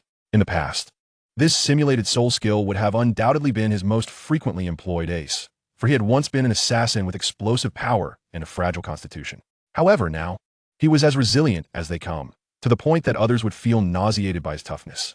Given such fortitude, why should he still rely on the traditional stealth tactics from his time as a diamond fierce tiger? The assassin's unparalleled prowess was far more enticing. The icy blue passage was stark and chilling, shrouded in a somber silence, with ice walls flanking both sides and above, while the ground below was treacherously slippery. After tentatively traversing a short distance, Huo Yuhao activated his Ice Emperor martial soul, dispelling the sensation of sliding as if he were walking on solid ground. The realm of ice was eerily quiet. No sounds could be heard, and any falling icicles were either shattered by his fists or flung away with telekinesis, serving merely as a warm-up before battle. The passage was not lengthy, and after a brief walk, he found himself in a vast expanse of ice. Upon his entrance, a grand frozen surface emerged before him, resembling a natural ice rink, where several snow spirit leopards, aged 4 to 5,000 years, were idly roaming. Their eyes instantly sharpened with vigilance as they let out low growls and charged towards him. With merely a glance, Huo Yuhao lost interest and, with a touch of exasperation, relayed to his mental companion, Tianming, "Is this the splendid soul beast you found for me? Tianming, you are truly unreliable." As he spoke, the shimmering glow of his concealed soul rings flickered, and solid, resplendent diamond-like ice crystals spread across his arm, forming a sharp, icy claw. With the Ice Emperor's claw activated, he swiftly seized the foremost snow spirit leopard, hurling it forcefully, toppling the others that followed closely behind. An awkward voice from Tianming Ice Silkworm interjected, My bad. Haha, I accidentally pointed you in the wrong direction." Given the complex nature of this icy path, it's not surprising to stray into the wrong tunnel. Huo Yuhao noticed numerous tiny fissures along the ice walls, suggesting an opportunity to penetrate deeper. He employed his mental probing to detect in one direction, but found it was loose on the outside, yet tightly enclosed within. Entering would lead to a precarious encirclement, leaving him trapped with no means of retreat unless he broke through with all his might. "Tianming, guide me to the general location of that soul beast. I intend to force my way through."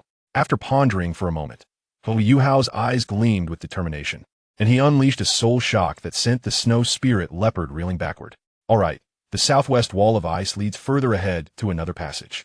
If I could just break through that thick barrier, it will lead directly to the soul beast."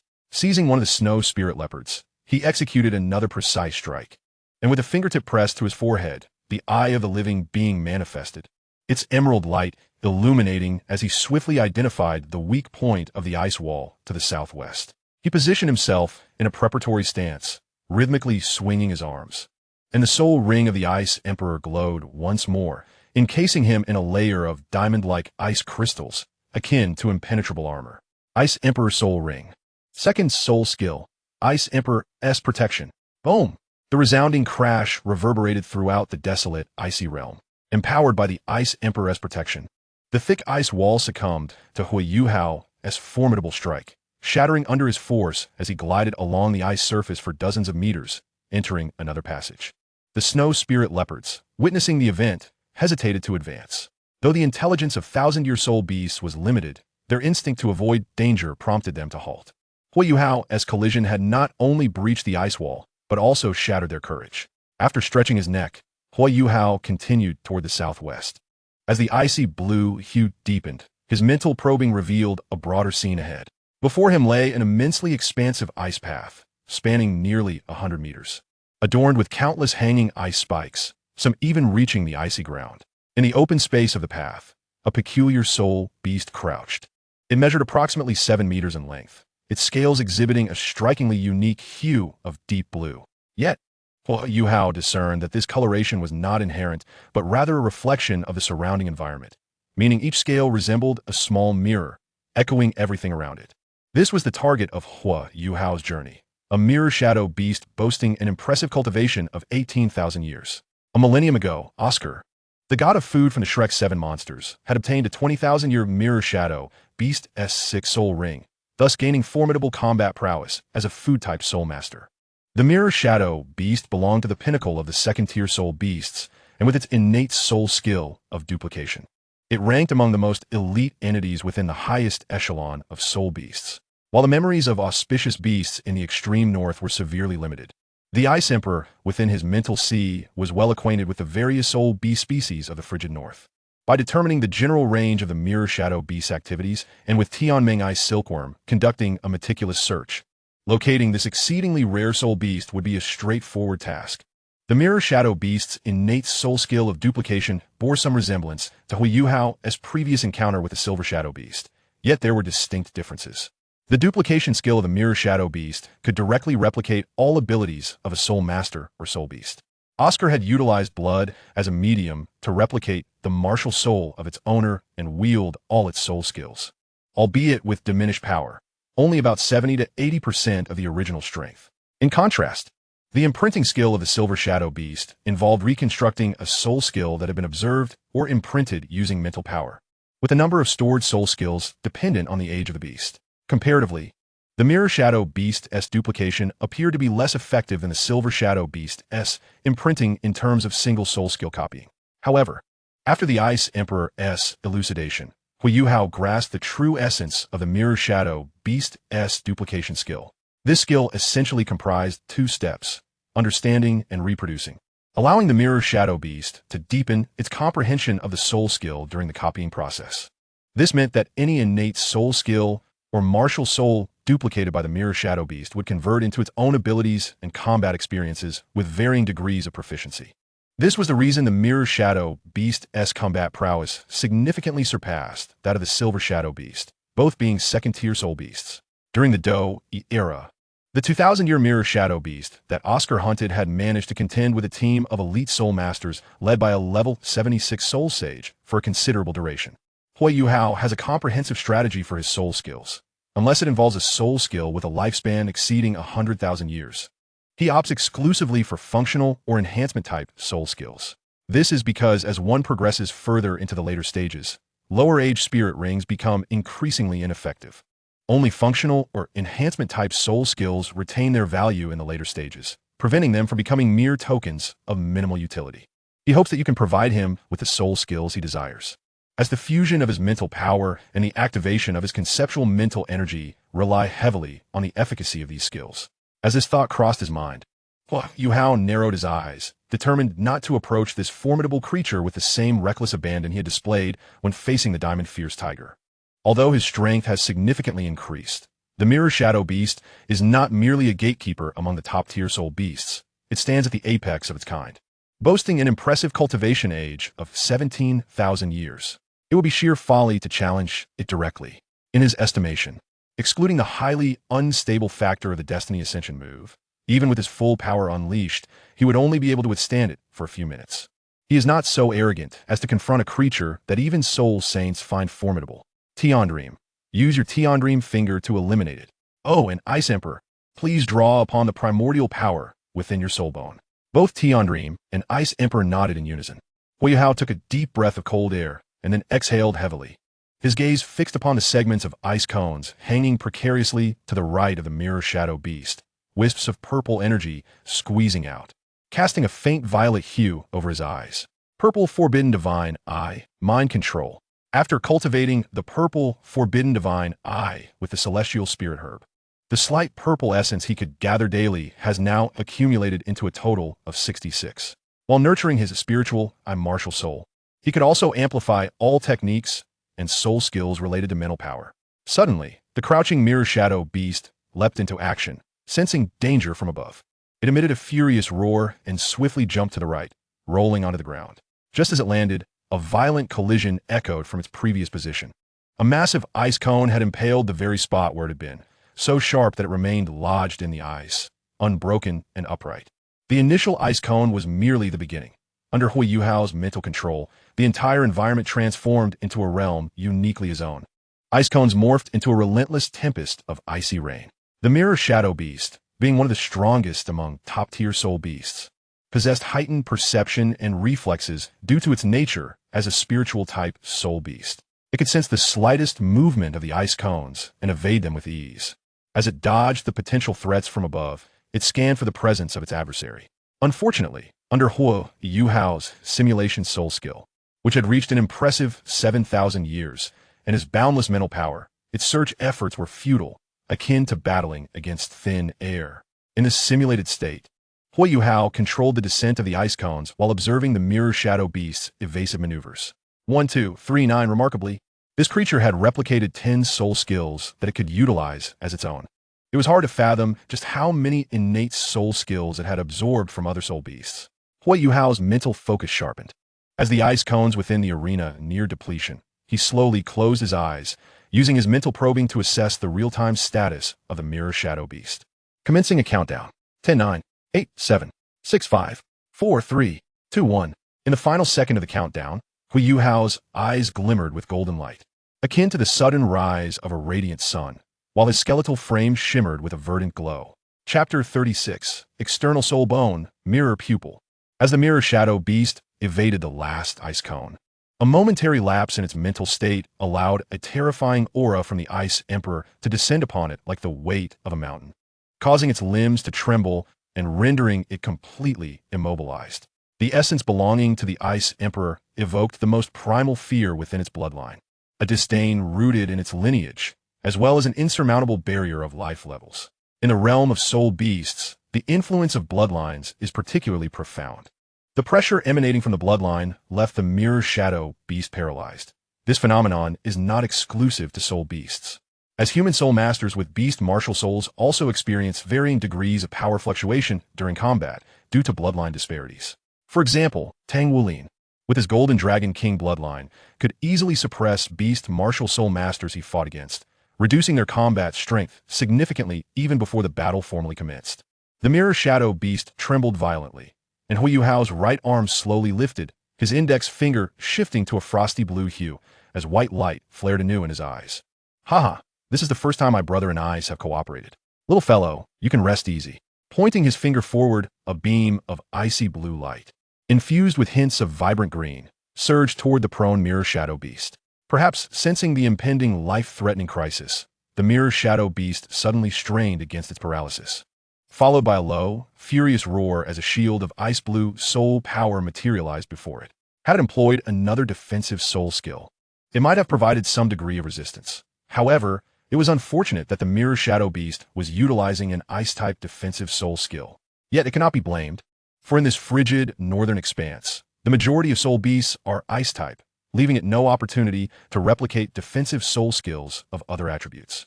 The beam of light assimilated and absorbed the ice shield, then shot forth with an intensified chill towards the mirror shadow beast. Its futile resistance only served to enhance the power of the Tian Dream Finger, hastening its demise. Bolstered by a fraction of the primordial essence within the Ice Emperor's soul bone, the beam emitted from the Tian Dream Finger instantly encased the mirror shadow beast in ice, the extreme cold relentlessly eroding its vitality. Huo Yuhao's consciousness returned after a mere 5 minutes, witnessing the dark soul ring slowly levitating before him. In the original narrative, the Tian Dream Finger had swiftly annihilated Ma Xiaodao, who was in a rampaging state with a soul power level of 67 and several high-quality soul bones. Although the element of attribute restraint played a role, the power of this move was undeniably formidable. Considering that the mirror shadow beast had lived in the extreme north for an extended period, its resistance to ice attributes was exceptionally high. To be cautious, he had specifically instructed the Ice Emperor to enhance this technique with a small portion of its primordial essence, leaving the mirror shadow beast with no chance of countering. Huo Yuhao utilized the Ice Emperor's martial soul to seal the entrance to this location, then sat cross-legged before the frozen corpse of the mirror shadow beast, circulating his soul power to draw the pitch-black 10,000-year soul ring toward him, sinking his mind into a tranquil state. Within the depths of his darkened consciousness, radiant points of light converged, encircled by a river of light, transforming the points into twinkling stars. This was the special state experienced during the absorption of a soul ring, mirroring the circumstances when he previously absorbed the second soul ring from the ice silkworm. With a lifespan reaching 18,000 years, the mirror shadow beast would more than suffice as the sixth soul ring for an ordinary soul emperor. Huo Yuhao's physical constitution had been significantly strengthened due to the super age absorption of the second soul ring, and with the aid of the Tian Dream ice silkworm, he could absorb any soul ring with a cultivation age not exceeding 20,000 years without issue. In response to this, Huo Yuhao resolved to commend the Heavenly Dream ice silkworm later, adorning it with a red scarf using his spiritual power and subsequently crafting a small red flower. The original narrative depicted Huo Yuhao's ability to absorb the 15,000-year-old purple spirit beast, relying on the sealing prowess of the Heavenly Dream ice silkworm. He had justified this to Elder Xian by attributing it to Tang Sect's secret techniques, which Elder Xian, in his usual obliviousness, had embellished with tales of ancient texts claiming that the founder of Tang Sect, Tang San, had repeatedly absorbed soul rings of higher grades. Huo Yuhao found this both amusing and perplexing, pondering just how far Tang Sect had fallen, unbeknownst to the Shrek Academy. Moreover, the notion of absorbing soul rings of higher levels seemed rather dubious. He was grateful that Elder Xian led the team. Otherwise, a more suspicious individual might have caused complications. Each star-like point of light represented a unique talent soul skill of the mirror shadow beast, with a multitude of stars validating its ability to assimilate and internalize the copied soul skills. Huo Yuhao focused his spiritual energy on the two stars most aligned with him, pondering which of the two represented the copied soul skill. At that moment, a spectral visage of the mirror shadow beast, coalesced from remnants of its soul, lunged at him with boundless resentment. My, what a terrifying soul disturbance, he mused. Raising his right hand, he concentrated his soul's power and dispersed the approaching remnants with a forceful shockwave. In terms of cultivation, he might not match it, but when it came to soul and spiritual power, he dared say that a mere remnant was somewhat lacking. Both points of light exuded a faint resonance. Yet he faced the dilemma of choosing only one. It was perhaps a consequence of his exceptional talent. Other soul masters, while absorbing soul rings, were typically tense and fully immersed in experiencing every subtle change, particularly when dealing with soul rings over 10,000 years old, where one had to remain ever vigilant against the shocks of soul disturbances. Huo Yuhao felt little discomfort from the impact of soul power on his body's meridians during the absorption process. After all, it was merely a slight ache, one he had grown accustomed to. His level of spiritual power, akin to the boundless sea, would undoubtedly make those soul masters struggling with their limits feel embarrassed, for the disparity was quite pronounced. Just as his hand brushed against one of the luminous orbs, another nearby orb suddenly flickered to life, and Huo Yuhao abruptly sensed a change in his vision. Despite the ease with which he absorbed the soul ring, time had elapsed in the outside world, and the thick ice coating the mirror shadow beast remains thinned as the process progressed. The eyes of the mirror shadow beast sparkled incessantly, their glass-like hues seemingly reflecting the entirety of the world, resonating subtly with Huo Yuhao's own spiritual eyes. With a resounding crack, the glassy brilliance of the beast's eyes shattered the ice, merging into Huo Yuhao's spiritual orbs, while the pitch-black, millennium-old soul ring simultaneously achieved fusion. Both the Heavenly Dream ice silkworm and the Ice Emperor within the Sea of Spirit were stirred, exchanging astonished glances as they exclaimed in unison, an external soul bone. A torrent of soul power surged into Huo Yuhao's being, propelling his soul power level upwards, even with the extreme chill compressing his soul power. The energy contained within an 18,000-year soul ring was formidable. He swiftly surpassed level 31, ultimately reaching the pinnacle of 32, a state of great perfection. Opening his eyes, Huo Yuhao's luminous, translucent spiritual orbs lost some of their clarity, replaced by a dangerously profound depth, drawing others into what seemed an unfathomable abyss, compelling them to succumb to its irresistible allure. Touching his eyelids, a faint smile graced Huo Yuhao's lips as he mused, I shall name it Mirror Eye. Chapter 37. The Marvelous Utility of the Mirror Eye and the Third Soul Skill, Mirror Shadow Clone. In the Sea of Spirit, the Heavenly Dream ice silkworm inquired, Yuhao, Is this an external soul bone? The Ice Emperor gazed at Huo Yuhao with astonishment, marveling at how he had acquired such a precious external soul bone from the soul beast he had slain in just a few days of investment. Truly, this host was remarkable. Huo Yuhao nodded affirmatively. This is a special type of external soul bone pertaining to the eye, perfectly harmonizing with my spiritual, martial soul. After integrating the immortal spirit grass in this soul bone, its quality has approached that of the Ice Emperor Scorpion martial soul. To be candid, Huo Yuhao found it somewhat peculiar to refer to an eye as a soul bone. Yet the original narrative depicted Huo Yuhao calling the fallen eyeball a soul bone after vanquishing the evil emperor alongside Tang Wudong. One could only marvel at the ingenuity of that character, known as Sugar Shirt and the Pure and Noble One, in crafting such elaborate explanations, far beyond the grasp of an ordinary mortal like himself.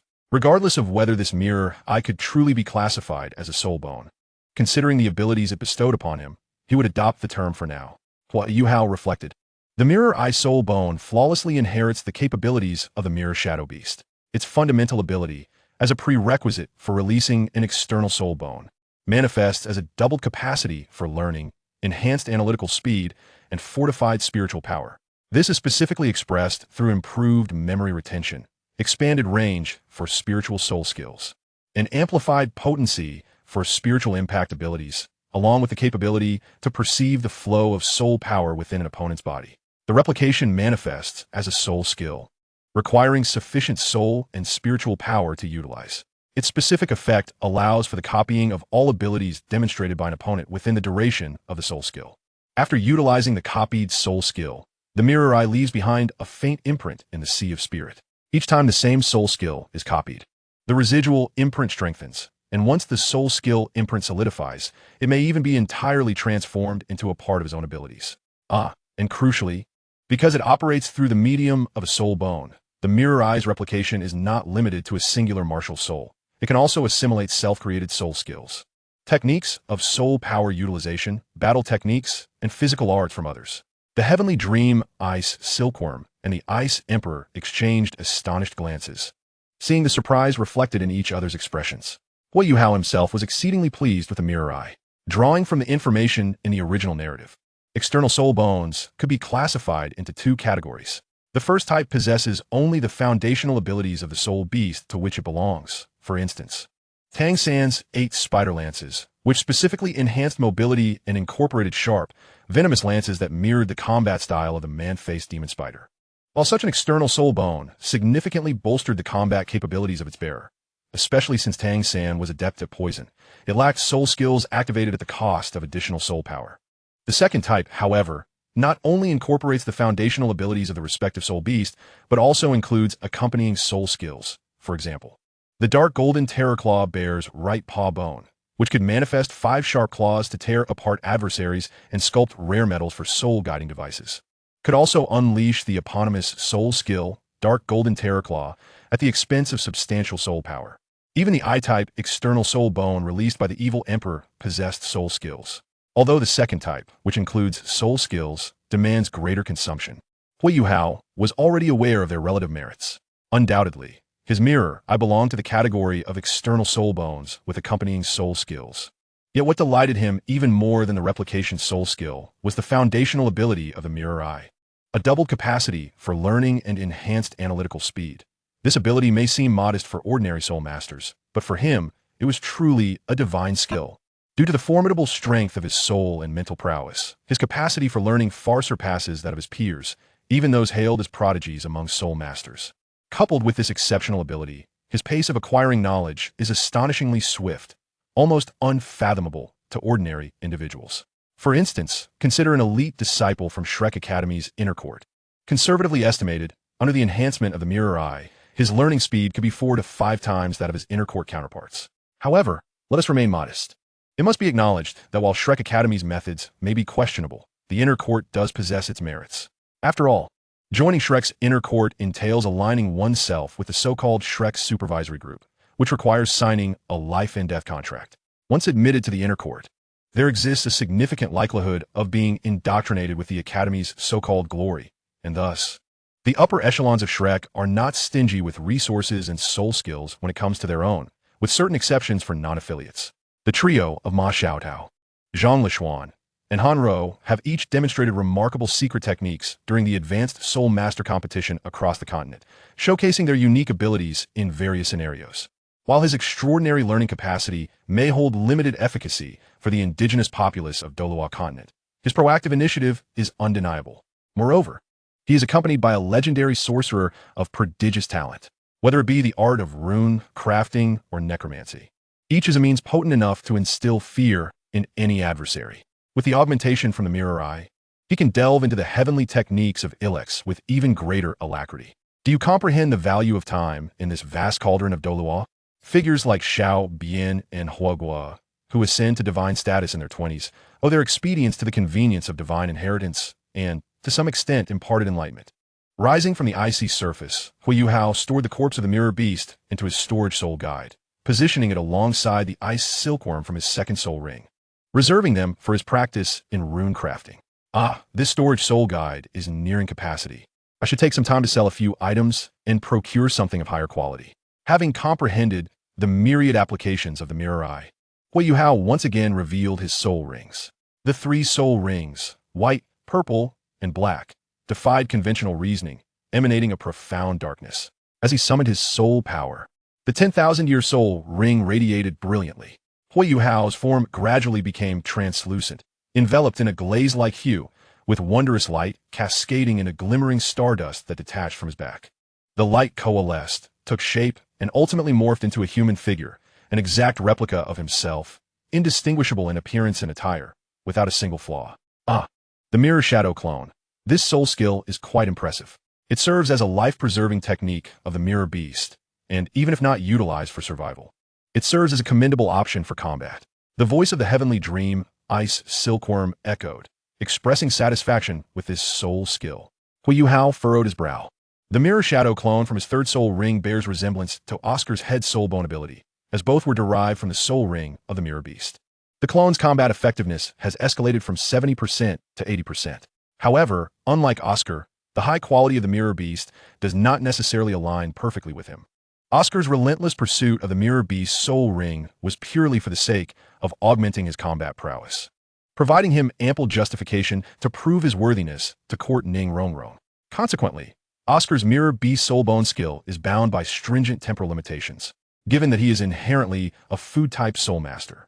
Oscar's replication skill, prior to the activation of his 7th soul skill, could only sustain for 3 minutes, resembling a mere caricature, while the soul bone skill, the mirror shadow clone, lasts a scant minute, exceedingly brief. His situation, however, is different. As both he and the mirror beast belong to the mental category, the spirit I'm martial soul is an exceptional mental type martial soul, allowing him to maintain the clone or replication skills for as long as his soul power and mental energy remain intact.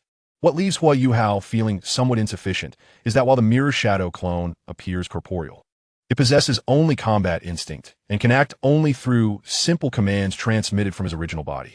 A myriad of thoughts cascaded through Huo Yuhao's mind.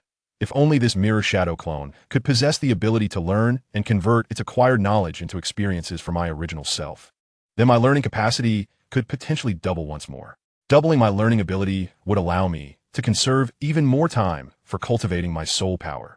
After reaching level 30 with the ultimate ice, my training speed would rival that of 7 months prior, an excruciatingly slow pace. No, I must devise a solution today. His mind was engulfed in a tempest of ideas, and in his contemplation, he even employed the recently acquired mirror eye. The Ice Emperor in the sea of consciousness hesitated to speak, while the heavenly dream had long since grown accustomed to such occurrences. Do not worry, Ice. Yuhao is merely developing his soul skill. We need only to await in silence, said the heavenly dream, Ice Silkworm. The Ice Emperor snorted, turning away. Do you think everyone is as idle as you, O layabout? As the host of this emperor, I shall naturally exert my utmost to assist him. The heavenly dream, Ice Silkworm, waved a hand dismissively, muttering softly, "Where is old E today? He possesses the most knowledge, and yet does not come to aid Yuhao." Shaking her head, she cast a glance at the Ice Emperor's retreating figure before drifting off into a peaceful slumber. Eureka! Huo Yuhao abruptly struck the icy surface, his formidable strength leaving an imprint upon the hard ice. Formless, yet substantial, the division of his spiritual entity. A subtle smile graced Huo Yuhao's lips, having discovered the solution. His spirits lifted immensely. In the original narrative, when Huo was confined to a wheelchair, he insisted on participating in the Grand Soul Master competition for Tang sect, at which point his mental strength had already reached a formless state.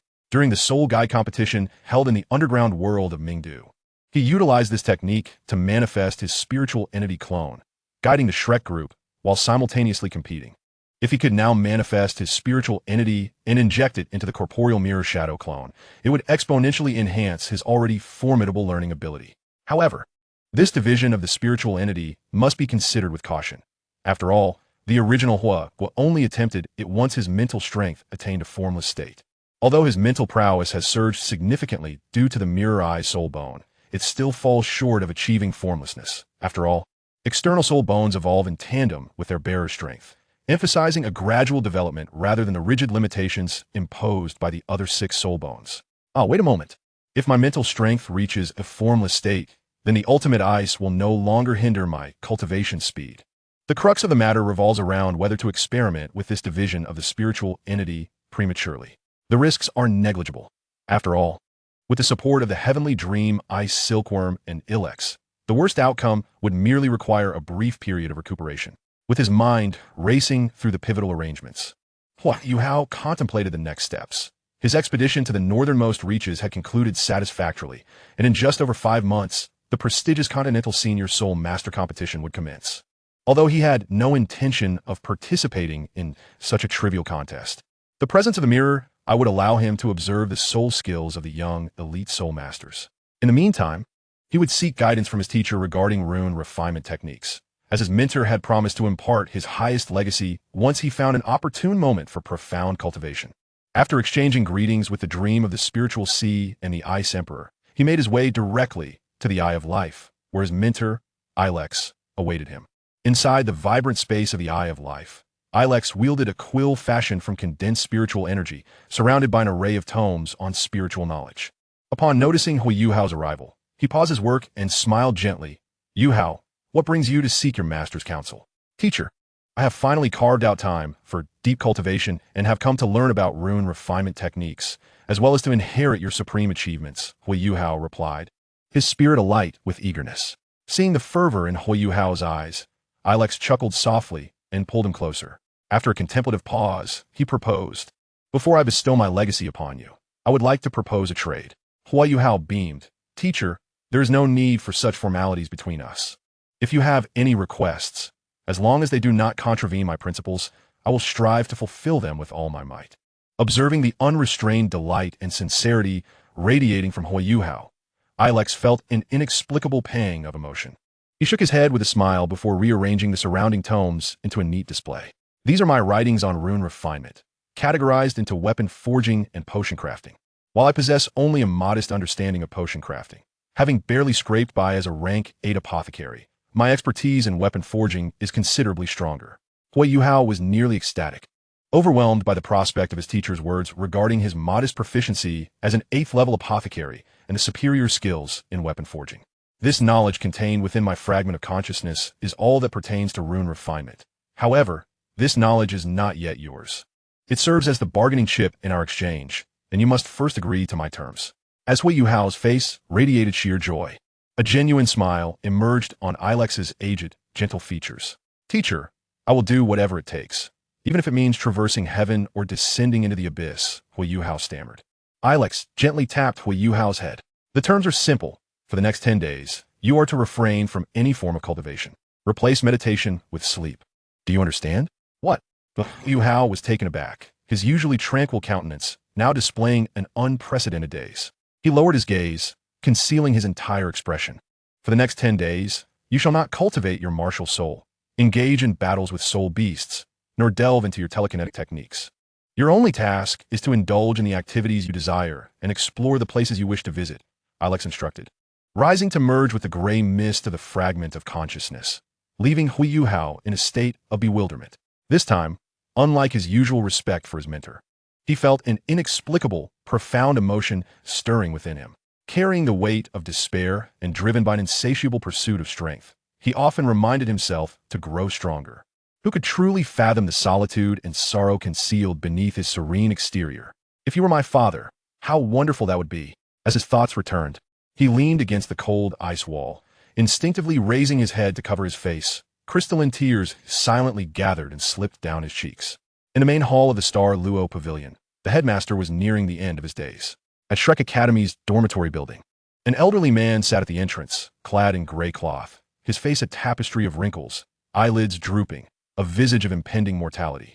The sunlight filtered through the building, casting a warm glow upon his huddled form as he leaned back in a recliner. Despite his unassuming appearance, reminiscent of a withering tree, he was none other than the formidable figure of Shrek Academy, the Sea God Pavilion Master, and the Dragon God Douluo. Mu-in. Soft footfalls approached, and a stunning woman clad in deep blue embroidered attire approached Mu-in from behind, gently massaging his shoulders.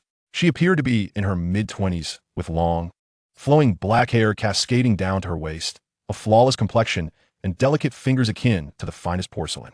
Her serene and gentle demeanor was unforgettable. Mu-in opened his murky eyes, gazing skyward as a hoarse, low voice emerged. Lucian, how have you fared as a teacher in the outer academy these days?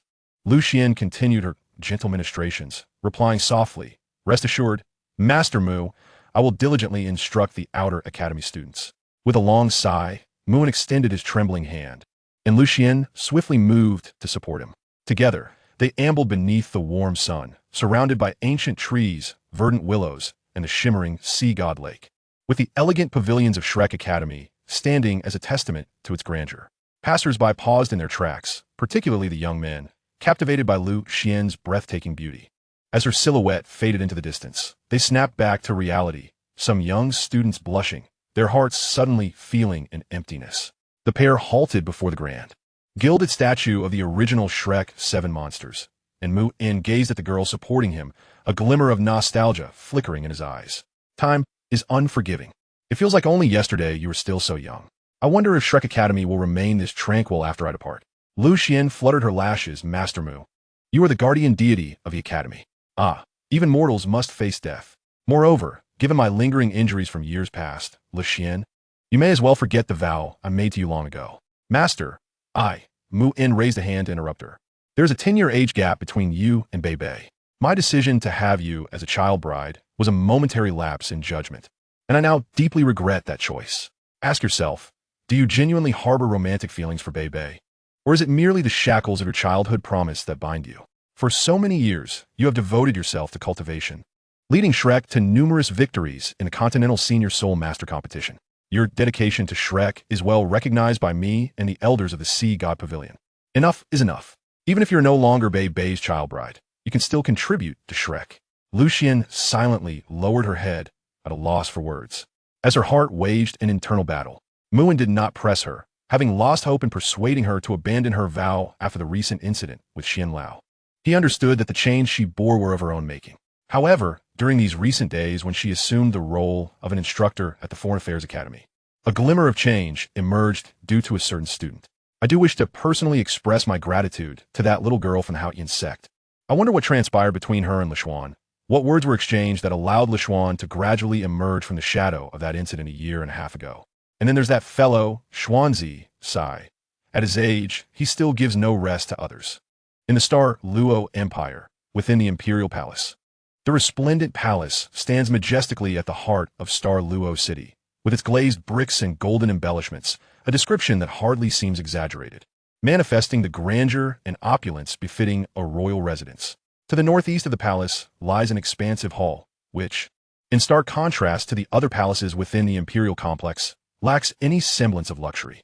The cold and solemn atmosphere completely isolates the external noises upon entering. The sounds around one vanish without a trace. In the Great Hall hangs a plaque inscribed with 5 powerful characters. Royal Offering Hall. The interior of the Royal Offering Hall is remarkably spacious, with dozens of stout pillars of various hues supporting different areas of the hall in an irregular fashion. Within this vast palace, only 2 figures are present, a robust elder and a silver-haired matron. The elder sits cross-legged on the ground, his eyes gently closed, his long beard reaching his abdomen, his countenance reminiscent of an ancient well, draped in a white robe adorned with golden thread depicting a gaping golden crocodile, exuding an imposing presence akin to a mountain. The silver-haired matron sits cross-legged behind the elder, her hair a cascade of white, her face lined with wrinkles. rendering her actual age indiscernible. A formidable soul power emanates from her, and should a soul master of the ninth ring or higher behold her, they would undoubtedly feel a profound reverence, for the fluctuations of her soul power clearly indicate she has attained the realm of a super Douluo.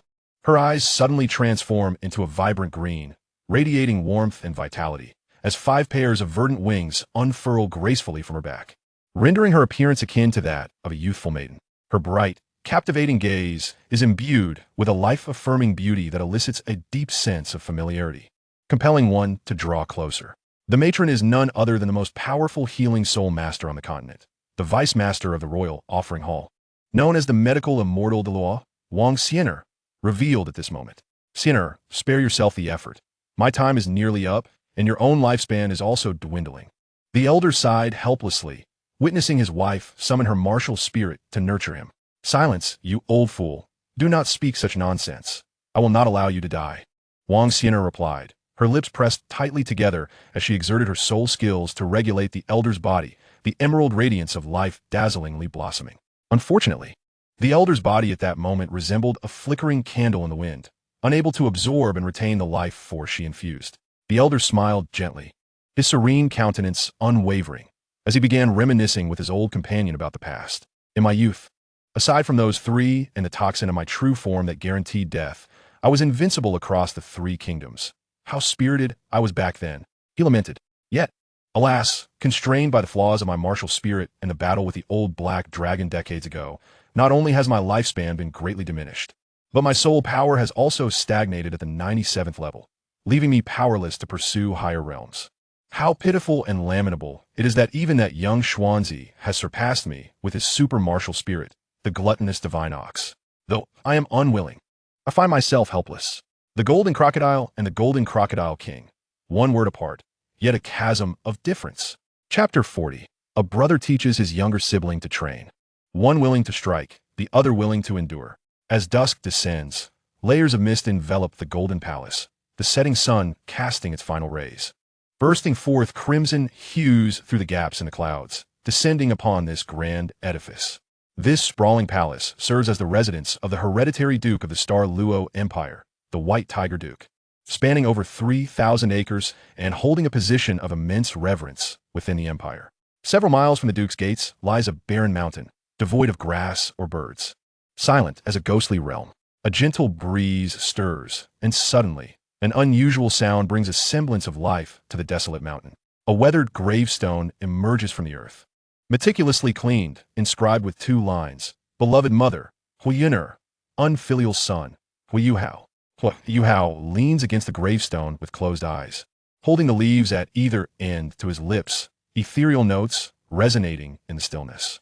The escalating emotions manifest through the sound of the leaf, adding a layer of oppression to the already silent mountain. Sorrow flows like a river.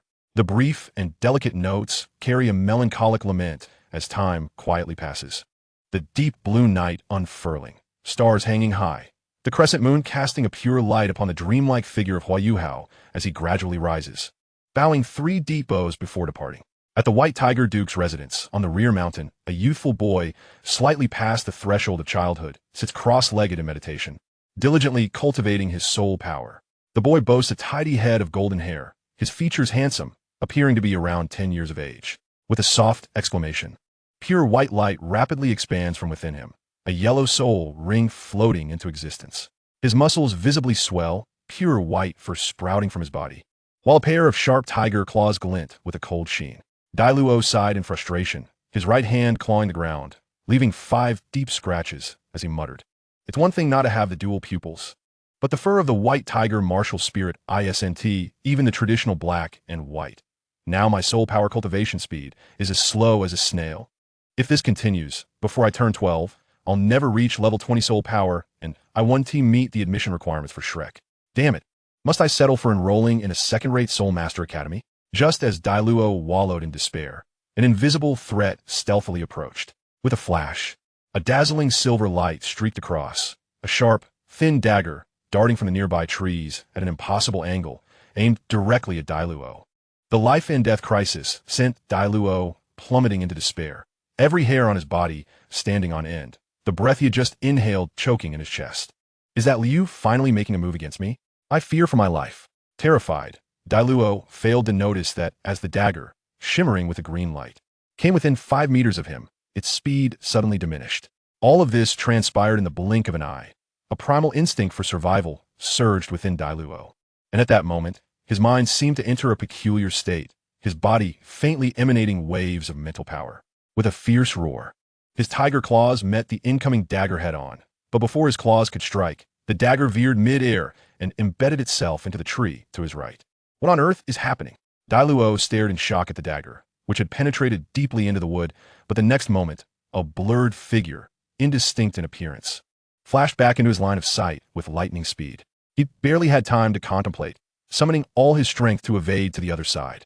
Yet in an instant, the hand extended towards him drew perilously close to his cheek, the force of the palm brushing against him, and 5 fingers firmly encircled his head.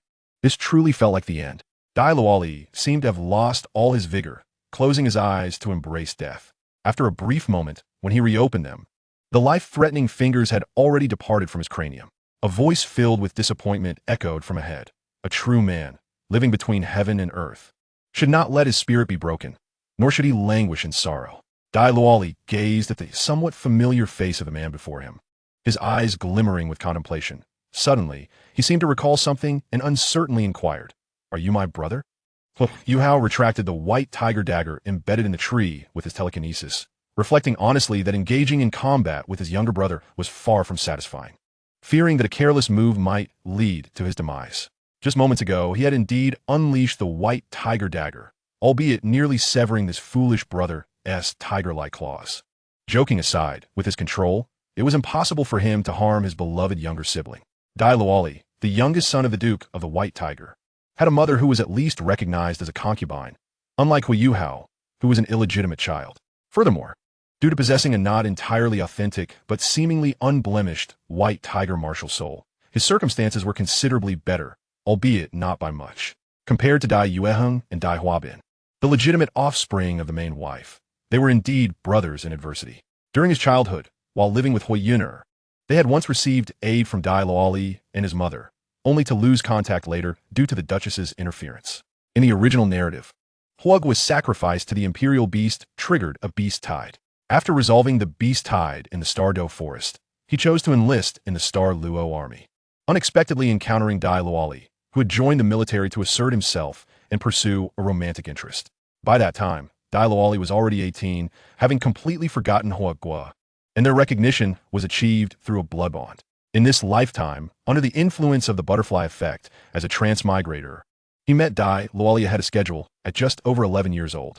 Fortunately, he had not forgotten his elder brother. "Brother, were you about to kill me just now?"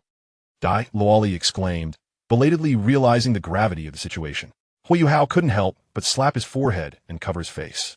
Was this foolish boy's reaction time delayed? Was he truly a soul master with a latent spiritual attribute in his martial soul? "I merely intended to allow you to experience your limits and attempt to awaken the hidden power within you. How have you fared these past years?" "Well, never mind. It appears you Haven T fared too well. Let us not dwell on that. How is Mother?" A flicker of hatred surfaced in Douluo's azure eyes as he clenched his fist and replied, "I can only say that Mother is barely managing." "Brother, you know how cruel that woman is." Upon hearing Douluo refer to that woman, Huo Yuhao's expression turned cold. "Ha! Let her survive for a few more years. It won't be long before I repay her the suffering she has inflicted upon me over the years." Though Huo Yuhao's voice was not loud, the murderous intent that emanated in that moment caused Douluo's heart to tremble, as if a heavy iron plate had pressed upon his chest, causing him to involuntarily step back. Exhaling deeply, Douluo's mind suddenly recalled Huo Yuhao's earlier swiftness and the instructive words he had spoken to him, and he exclaimed in delight, "Brother, your strength now." Huo Yuhao smirked slightly. "It's not too shabby. My soul power has just reached level 33. Douluo was left dumbfounded, gazing at the composed Huo Yuhao, doubting his own hearing. The grass on the back mountain swayed with the evening breeze, and Huo Yuhao surveyed the surroundings, resting his left hand on Douluo's shoulder as he activated his telekinesis. Douluo's entire body was lifted by Huo Yuhao's telekinetic force, just as he was about to exclaim in surprise. Huo Yuhao's voice resonated within his mind through spiritual sharing. "Don't be afraid, brother. I'm taking you for a stroll outside the Duke's residence." and we'll discuss your future plans along the way, concealing both of their presences with a simulated soul skill. Huo Yuhao's right leg tensed as he unleashed his formidable physical strength, propelling them towards the Duke's estate with a speed surpassing that of a three-ring soul master.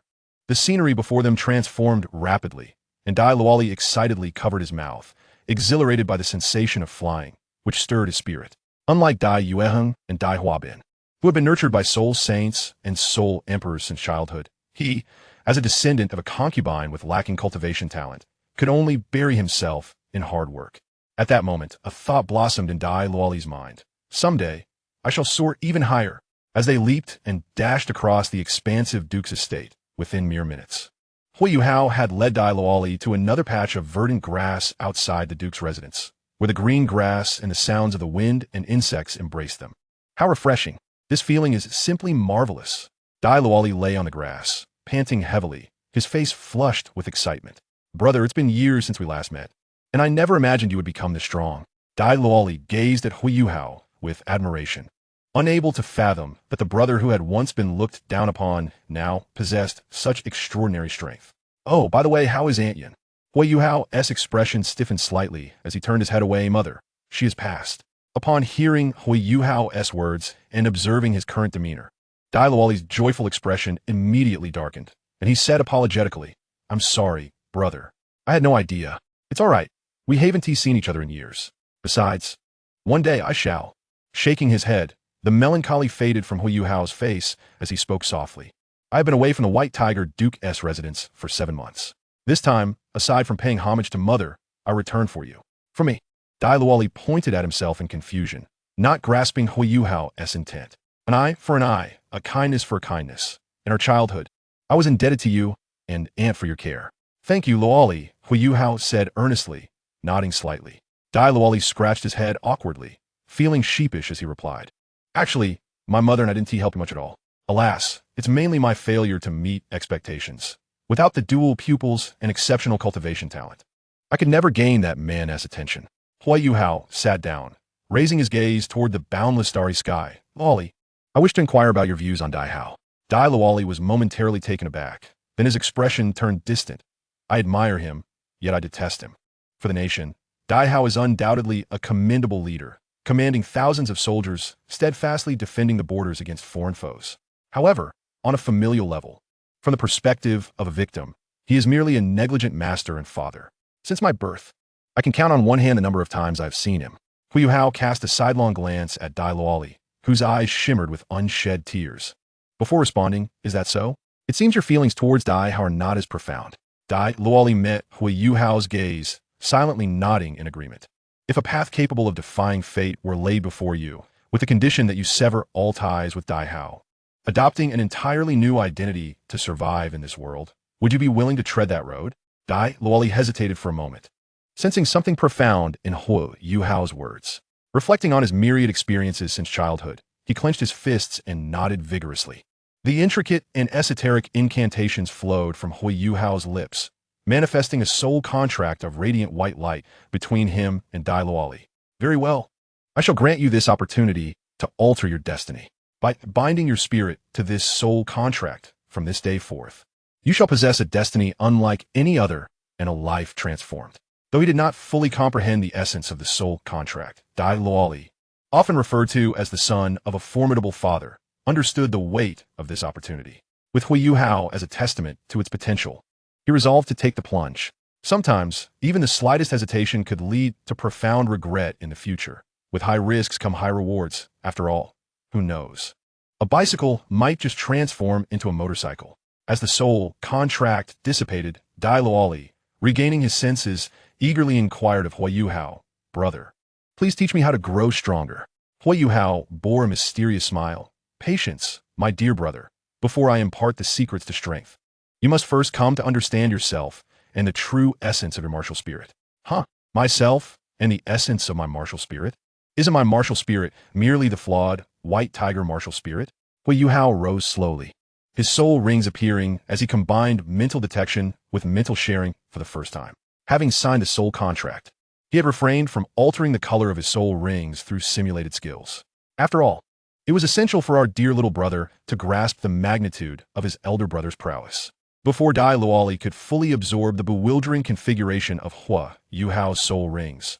The formidable capabilities of mental detection and sharing astonished him anew, as Huo Yuhao allowed him to perceive his own body in its entirety. The white light points, belonging to the essence of the white tiger martial spirit, predominantly gathered in his head, while peculiar crimson light points dotted various parts of his body. Do you see those crimson light points? They represent the unique talent of your martial spirit, distinguishing it from the ordinary evil eye white tiger martial spirit. Your martial spirit is not merely a standard white tiger martial spirit. It is a mutated variant that surpasses the evil eye white tiger in strength. However, due to the incomplete mutation, you currently face great difficulty in your cultivation. Unleash your soul skills and observe the changes in your body's energy closely. Following Huo Yuhao's instructions, Dai Luoli activated the first skill of the white tiger martial spirit, the white tiger's guardian barrier. As the white light expanded within the realm of mental detection and sharing, the crimson light points began to intertwine with the white ones in a delicate fusion. Huo Yuhao nodded slightly. Traditionally, when a white tiger martial spirit unleashed its soul skills, it exuded a domineering aura. Yet, Dai Luoli's martial spirit exhibited less of that dominance and more of a spiritual essence, allowing for a gradual blending of mental power and soul power. While it could not compare to his own telekinetic fusion skills, it was nonetheless impressive. In the original narrative, only a select few could blend soul power with mental power. Dai Luoli, possessing a natural advantage in this area, further fueled Huo Yuhao's anticipation of the extraordinary talents he would unveil once Dai Luoli's blood tiger martial spirit emerged.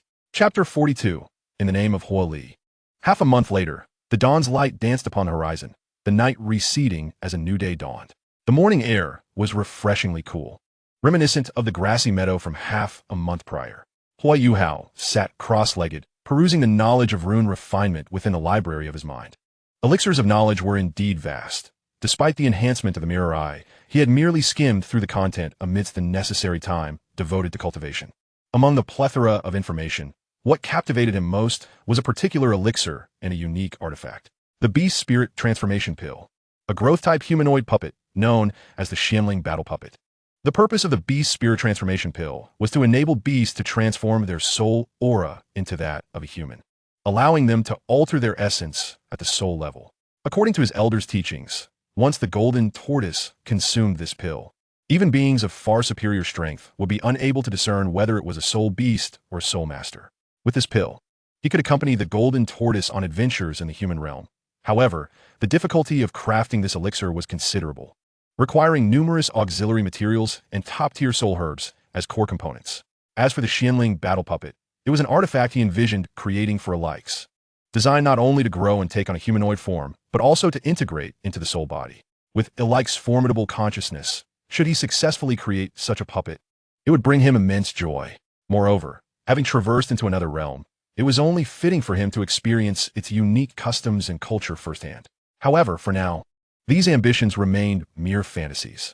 One must not forget that financial constraints often hinder even the most heroic of endeavors. His recent gains were not limited to a superficial understanding of rune refinement. His spiritual entity had also differentiated itself, completing early due to his adeptness at merging telekinetic and mental powers. At that moment, sounds of fists and feet clashing echoed nearby, followed by Dai Luoli's frustrated voice. Why is it always just a little bit off? Dai Luoli's mirror shadow clone collided with Huo Yuhao's, and compared to half a month ago, his pupils now bore a ring of crimson. The pure white fur had vanished, replaced by a dense layer of blood-red hair, with an undercurrent of mental and soul power intertwining around him. Each morning, as dawn broke, Huo Yuhao would lead Dai Luoli away from the Duke's estate, employing the mirror shadow clone to train him. Utilizing finely tuned mental pressure and solid strikes, he forged Dai Luoli's will. 3 days prior, Huo Yuhao had successfully compelled Dai Luoli's blood tiger martial spirit to manifest, completing its mutation. As for whether Dai Luoli would sustain injuries, with the life force of a living spirit, as long as he drew breath, Huo Yuhao could ensure his recovery. His life was in Huo Yuhao's hands. The mirror shadow clone, wielding the eye of the living spirit, showed no mercy, delivering precise critiques between strikes. It must be due to your habit of practicing half-heartedly. When a moment of truth arrives, you always fall just short. With a resounding thud, Huo Yuhao's fist struck Dai Luoli's chest, sending him crashing against a nearby boulder. In an instant, The force of the impact sent ripples across the verdant grass. Cough, brother, can't you go a little easier? Douluo groaned as he rose from the rubble, appearing disheveled yet unscathed, for in that fleeting moment of flight, the life force from the eye of the living spirit had already flowed into his body through Huo Yuhao's punch. Huo Yuhao retracted his mirror shadow clone, interlacing his fingers as the joints crackled. Oh, so you mean I was rather heavy-handed? Ahem, cough cough, please allow me to rephrase that, Douluo said awkwardly. Huo Yuhao touched his nose and then retrieved his small golden spirit token from the spirit eye, gently patting Douluo's lower back. The powerful force and vibrant life energy made Douluo grimace, a mixture of pain and welcome. Huo Yuhao chuckled warmly. All right, enough of the antics. Today is the final day. What? Douluo was taken aback, exclaiming, Brother, are you abandoning me? Moreover, the content of the soul contract does not imply a severance with Dai Hao. Gently patting Douluo's head to silence him, Huo Yuhao continued. Your martial soul has completely mutated, but destiny has already changed since the awakening of your blood tiger martial soul. The purpose of the soul contract is primarily to ensure absolute confidentiality regarding my identity and whereabouts. As for whether you sever ties with Dai Hao, I'm not overly concerned. I have stated before, retribution for enmity, gratitude for kindness. This blood tiger martial soul serves as my repayment to you and your mother for your past. Furthermore, even if you choose to sever ties with Dai Hao, it is not an easy matter. You must also consider your mother's feelings. Should there come a day when you manage to handle everything well, I shall always welcome you to join my side. Here's a piece of advice, Luo. No one can accompany you indefinitely. The path ahead must be traversed by you alone. Rubbing Douluo's shoulder with his right hand, Huo Yuhao turned away without looking back.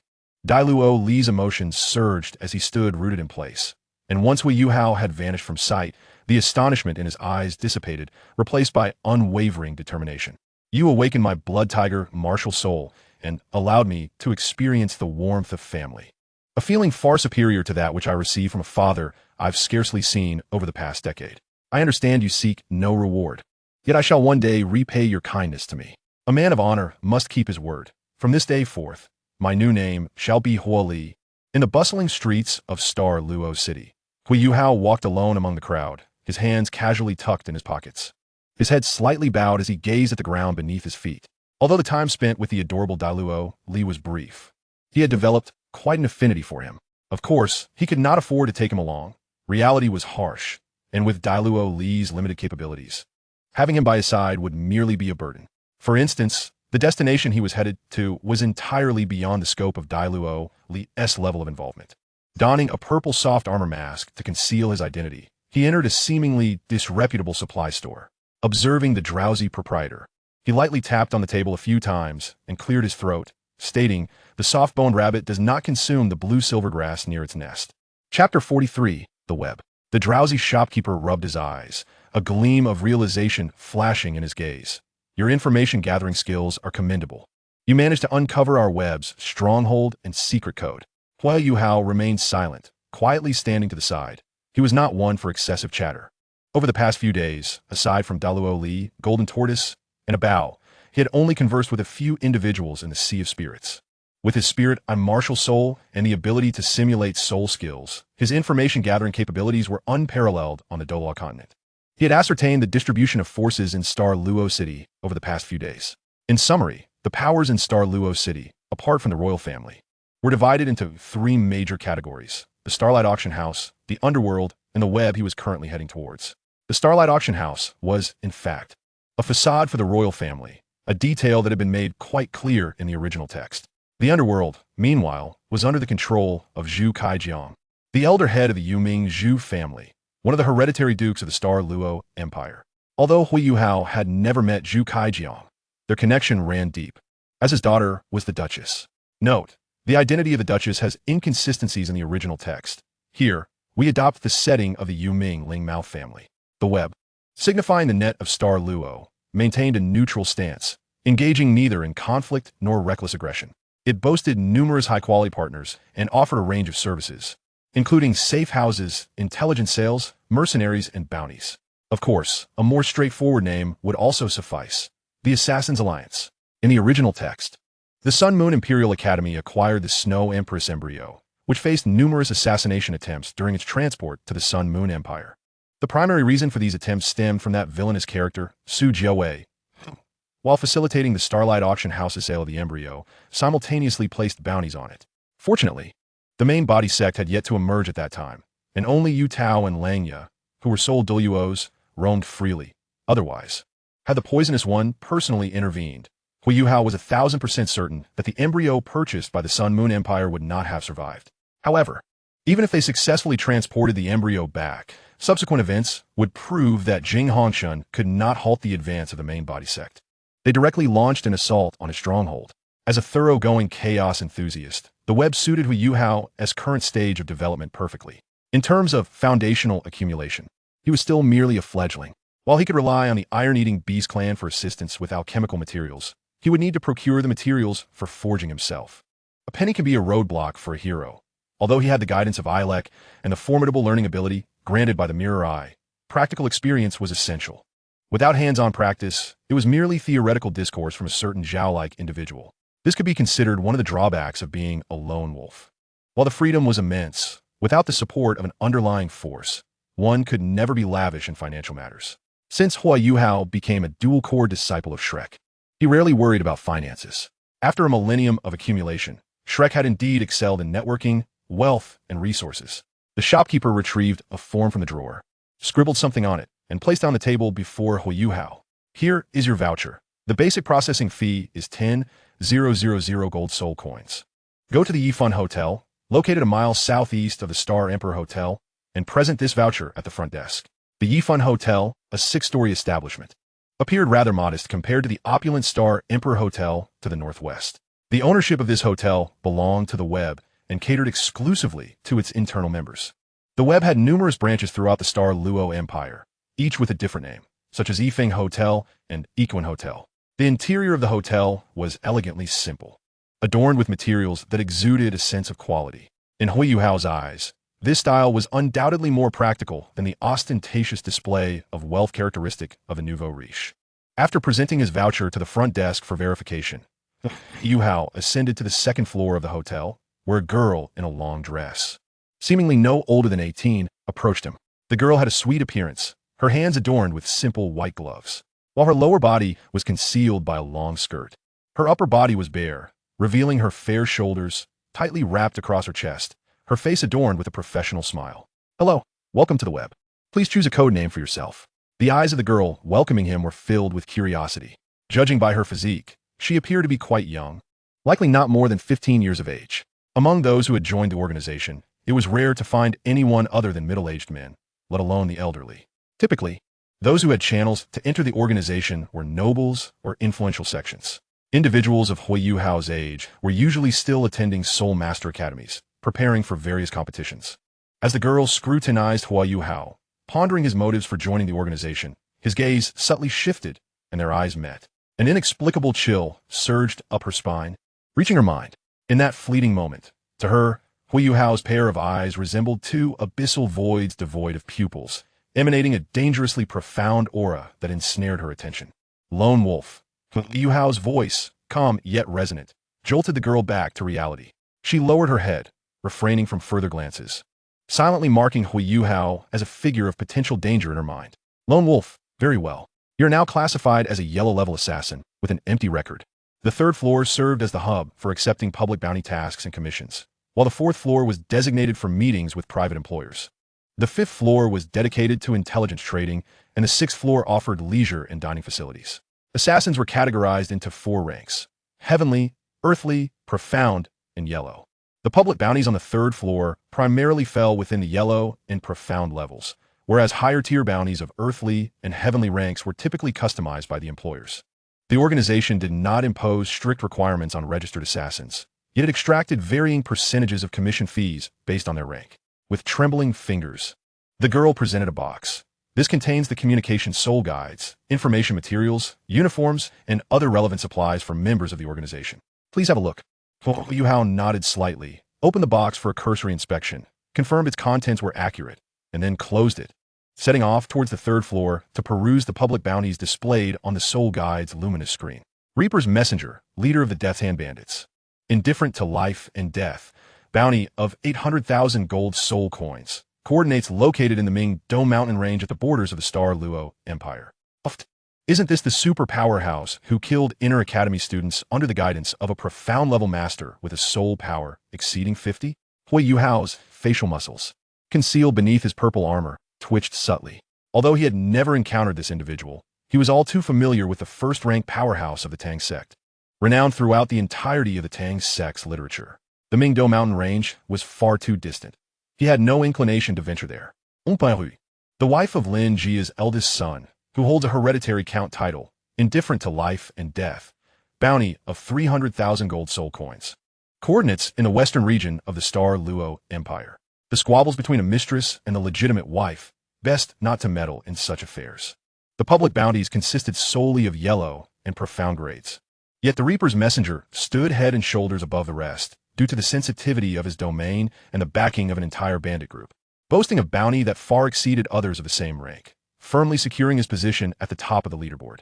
Scanning through the available bounties, Huo Yuhao's attention was drawn to a particular task targeting an evil soul master named Ukisi, whose malevolent martial spirit was the Blood Raven. Possessing a soul power of level 34, with a bounty of 200,000 gold soul coins.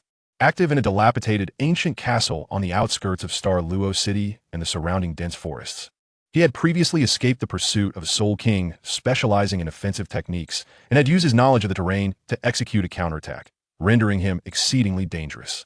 This will do for now. As Huo Yuhao approached the front desk to report his bounty task, the staff member's expression drastically changed, and with a frown, he whispered, "You, a newly registered yellow-level novice, wish to take on a bounty related to an evil soul master." Chapter 44. First Strike Against Evil Souls, Revised. You are a newcomer and do not comprehend the peculiarities of evil soul masters. This martial spirit, the Blood Raven, has been wielded by the evil soul master who, upon hearing the staff member's explanation, Huo Yuhao tugged at the sleeve he had grasped and turned to leave. "I understand. Thank you for your advice. I shall proceed with the task now." Seeing that his persuasion had been in vain, the staff member resignedly asked, "Very well.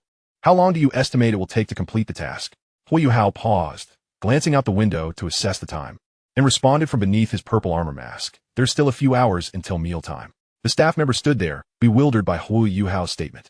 Huo Yuhao's piercing gaze emanated through the two holes of his mask as he cast a cursory glance at the staff member. "You may eat at your usual mealtime. I shall strive to join you at the same table."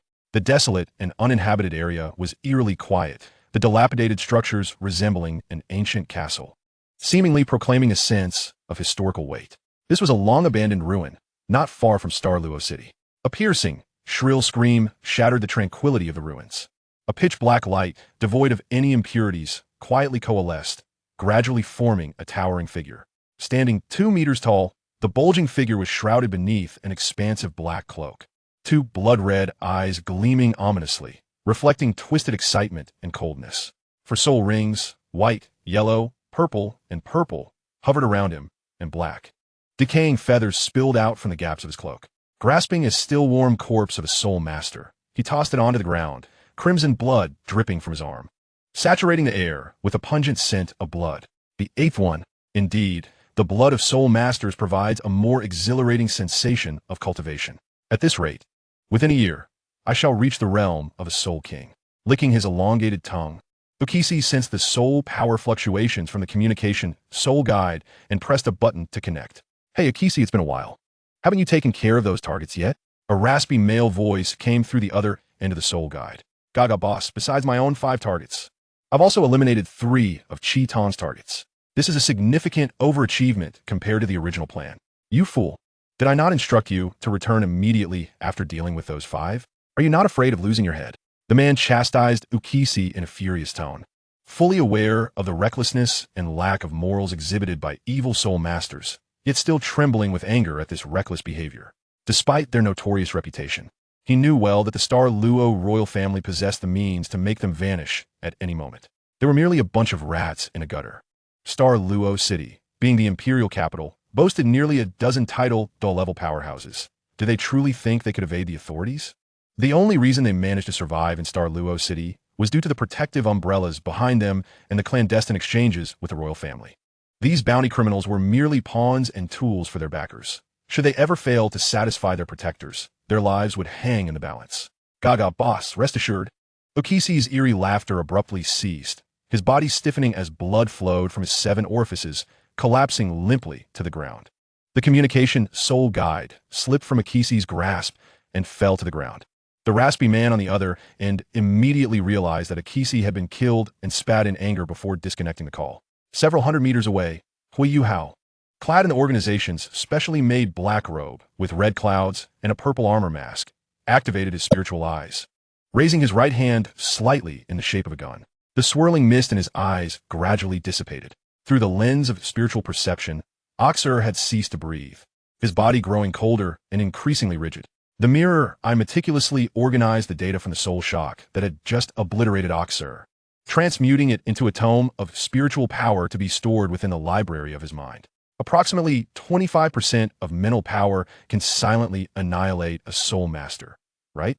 If one were to wholly convert mental power into thought power, only 15% of mental power coupled with 10% of soul power would be necessary, translating to a consumption ratio of 1.5 for mental power against 1 for soul power. A rather profitable exchange. His mental prowess had already ascended to the boundless level due to the transformation wrought by the golden essence of life, and it had further surged upon acquiring the mirror eye soul bone, utilizing the stealth capabilities of simulated soul techniques to approach and then unleash a soul shock. Assassinating a soul master who had yet to reach the 5th ring and had not undergone the baptism of a millennium-old soul ring was, indeed, a trivial endeavor, devoid of any complications. Rising to his feet, he stowed Oxer's lifeless form, recognizing this forsaken castle ruin as an ideal location for murder. After all, it was unlikely that divine justice would descend to eliminate him in the guise of a superhero. On the 3rd floor of the Yifan Hotel, a heavy thud resonated as Huo Yuhao extracted Oxer's corpse from a storage ring and laid it upon the ground. The manager swallowed hard, his tongue clicking in disbelief. Is this all resolved? That was remarkably swift. Huo Yuhao disregarded his incredulous remarks, pointing at the body of Oxer and reminding him, verify the goods. The manager crouched down, retrieving a soul guide screen from his storage ring, correlating Oxer's identifying features before confirming their accuracy. He then produced a purple card and 9 yellow cards, respectfully stating, Mr. Lone Wolf, the yellow-level assassin will deduct 5% of your total bounty as a service fee. Here is your 190,000 gold soul coins. Huo Yuhao accepted the cards, emblematic of the gold soul coins, and after dining in the 6th-floor restaurant, departed from the stronghold of the organization. Finding a secluded spot, he removed his robe and mask, making his way on foot to the central square of Xinglua City, where he first sought out a clothing store to procure a brand new outfit. He selected a form-fitting black attire complemented by matching trousers, exuding a simple yet polished elegance that subtly hinted at a melancholic soul, inviting others to draw near. On his feet were a pair of brown leather shoes, splendid yet stylish, with the laces casually tied in a bow. Ah, the classic butterfly knot was indeed to his taste. Gazing into the mirror, Huo Yuhao's expression turned somewhat dazed. This was his first earnest shopping experience since traversing into the Douluo continent. Upon exiting the clothing store, Huo Yuhao set his sights on a shop specializing in soul guides. The proprietor was a stout, bearded middle-aged man. Huo Yuhao approached him, speaking with clarity. Hello, I wish to purchase a level 4 storage soul guide. The middle-aged man straightened, rubbing his hands together with a smile. A level 4 storage soul guide is quite valuable. But fortuitously, we have a treasured item that has been cherished for some time. After leaving the shop, Huo Yuhao found that his previous storage ring had vanished, replaced by an ancient ring radiating a blue glow. After acquiring the new storage ring, Huo Yuhao proceeded to purchase a selection of basic herbs and equipment. By dusk, his recently acquired bounty had been entirely spent. Money comes quickly, yet departs even faster. Sighing, he entered his long-term hotel, opening the door to find a figure identical to himself seated cross-legged within, immersed in meditation. This was his mirror avatar, engaged in cultivation while he was away. After the separation of his spiritual essence, the mirror avatar could serve multiple functions such as training, learning, and protection. His 3rd soul ring had remained activated, though concealed by the abilities simulated by his 2nd soul ring, creating a harmonious synergy of soul techniques in his hands, controlling the mirror avatar to conclude its training state. Positioning it at the door for protection, Huo Yuhao spread the herbs and equipment he had just purchased across the bed, calling upon the presence of Ilex from the Eye of Life. Teacher, we can officially commence practical rune alchemy now. You mentioned there was no need to acquire a furnace. Where shall we begin? The Eye of Life opened, and Ilex's ethereal form emerged. Thanks to the assistance of the golden essence of life, Ilex's condition had markedly improved, and the master and disciple had even formulated new hypotheses and experiments regarding Ilex's situation, though progress would need to be gradual. Haste would yield only burned tofu. Yuwa, do you know why I advised against purchasing a furnace? Typically, whether for forging or alchemy, a furnace is indispensable. Ilex stroked his beard, posing a question. Huo Yuhao rested his chin on his hand, replying without hesitation. Could it be that you possess means to substitute for the furnace, teacher? Indeed, a promising student you are. However, the more direct reason is that the furnaces in your realm are far too rudimentary. Furthermore, the so-called alchemical techniques here produce pills that are merely reminiscent of true elixirs. They ought to be renamed as highly concentrated spiritual liquids. You could have simply stated that the alchemical technology of the Douluo continent is lacking. There was no need for such euphemisms. Inwardly grumbling at his teacher's roundabout phrasing, Huo Yuhao found little to contest in Ilex's assertion. Among the well-known pills in the original narrative, aside from a Qiankun transformation pill cultivated by Huo after much effort, their efficacy was rather unremarkable. The Xian Shui pill, while capable of enhancing innate soul power and aptitude, was acceptable, but the soul elevation pill was truly disappointing. Not to mention that it only raised soul power by 1 level for those below level 30, based solely on the scant descriptions in the original text. Huo Yuhao had reason to believe it was nothing more than a specialized capsule, merely substituting the powder within for spiritual liquid. Furthermore, it could even burst with juice. Regarding elixirs, Shrek Academy and the Sun Moon Royal Academy held opposing views. Shrek maintained that using pills to hasten a soul master's cultivation was inadvisable, while the Sun Moon Royal Academy contended that there was no issue with utilizing elixirs. However, even Shrek, which advocated against the use of elixirs, had they truly never employed them in their training? Compared to a millennium ago, the acceleration in soul master's cultivation speed could be attributed not only to significant advancements in training methods, but also to the progress of elixirs. Though the elixirs of Douluo were somewhat lacking, this was viewed through the lens of Ilex, the foremost human powerhouse of the Holy Magic Continent, and Huo Yuhao, the traveler. Tang San, bolstered by his numerous advantages, cultivated to around level 66 at the age of 20, thanks to techniques like Xian Tian Gong, Ice-Fire Alchemy Body, Blue-Silver Emperor's Second Awakening, and Ma Xiaotao's Sacrifice. This was a feat that even Ma Xiaotao, tormented by the evil fire, could not surpass. Moreover, there were indeed younger generations who cultivated even faster than Ma Xiaotao. Aside from Xiao Hongchun, who consumed pills to reach Soul Sage, there were also Dong, the physical embodiment of the East and the Holy Spirit of the West. Out Yin Yin Feng, to be noted. Shocking. Could it be that the once mighty Sea God and Shura God cannot even compete with the waste of others in the realm of pills? Yuwa. Before the invention of furnace-based alchemy, the rune alchemy of the Holy Magic Continent was an ancient technique unique to the elven race.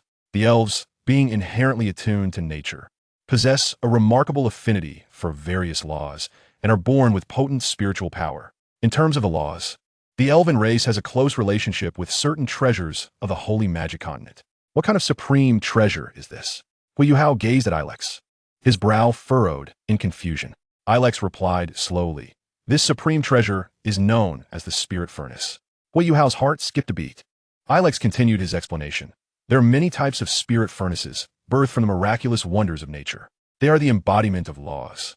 And during the height of the elven race, they possessed dozens of spirit furnaces and developed an entirely new technology based on the process of their creation.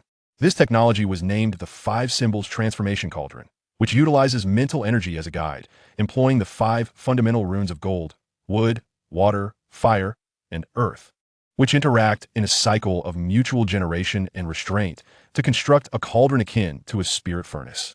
The reason the 5 Symbols Transformation Cauldron was eventually supplanted by the traditional cauldron is straightforward. Its complexity was too great. Despite humanity's superior creativity and intellect, they still fell significantly short compared to the elven race in this regard. The later generations of the Holy Demon Continent were dominated by a force known as the Glorious Church, which has deep ties to my mentor. My mentor was fortunate enough to peruse their records, and over the course of thousands of years, the number of individuals capable of mastering the 5 Symbols Transformation Cauldron has scarcely exceeded 2 hands. Coincidentally, my mentor is one of those rare few. As his words concluded, Ilex intertwined his ethereal hands, reciting obscure and intricate incantations. 5 runes of varying hues, gold, green, blue, crimson, and yellow, formed a pentagram-shaped magic array. A torrent of soul power coalesced at the center of the array, manifesting a ghostly furnace of comparable height to Ilex and the others upon the bed. With a wave of his hand, Ilex summoned a gray mist that enveloped the room, sealing it off. The searing element of fire descended with overwhelming pressure, and the red rune at the base of the furnace blazed with brilliance as materials for alchemy were continuously fed into it from the bed. Huo Yuhao furrowed his brow, the cerulean light of his mirror-like pupils flaring as he focused intently on Ilex's every action. Flames danced within the constructed furnace while Ilex elaborated on the essence of the process. Each of the 5 runes possesses its own profound intricacies. Aside from some ancient alchemical formulas and crafting blueprints, generally speaking, those skilled in the fire and wood runes achieve remarkable success in alchemy. Similarly, those proficient in the gold and water runes hold immeasurable expertise and potential in the art of crafting. Chapter 46. The Place Where Dreams Begin. Teacher. Since the 5 elemental runes interact in cycles of generation and restraint, what would happen if we were to employ the powers of all 5 runes simultaneously in specific permutations? Huo Yuhao inquired. Ilex's gaze sharpened as he replied gravely, "Spirit. What does spirit mean?" Huo Yuhao was perplexed. Ilex cast a sidelong glance at him, sighing, "Yuhao, while I am pleased that you have grasped the interaction of the 5 elemental runes, do you comprehend what it signifies to craft artifacts and elixirs using the method you proposed?" Huo Yuhao shook his head. It signifies that the artifacts and elixirs themselves will develop their own consciousness, and more importantly, they will not be constrained by the inherent qualities of their materials. In the era of the holy demon continent, when my mentor lived, the glorious church reigned supreme, a time when divine authority was paramount. During that period, there existed a miraculous sword that garnered universal acclaim, known as the Blue Rain Light Hibiscus. Huo Yuhao was taken aback.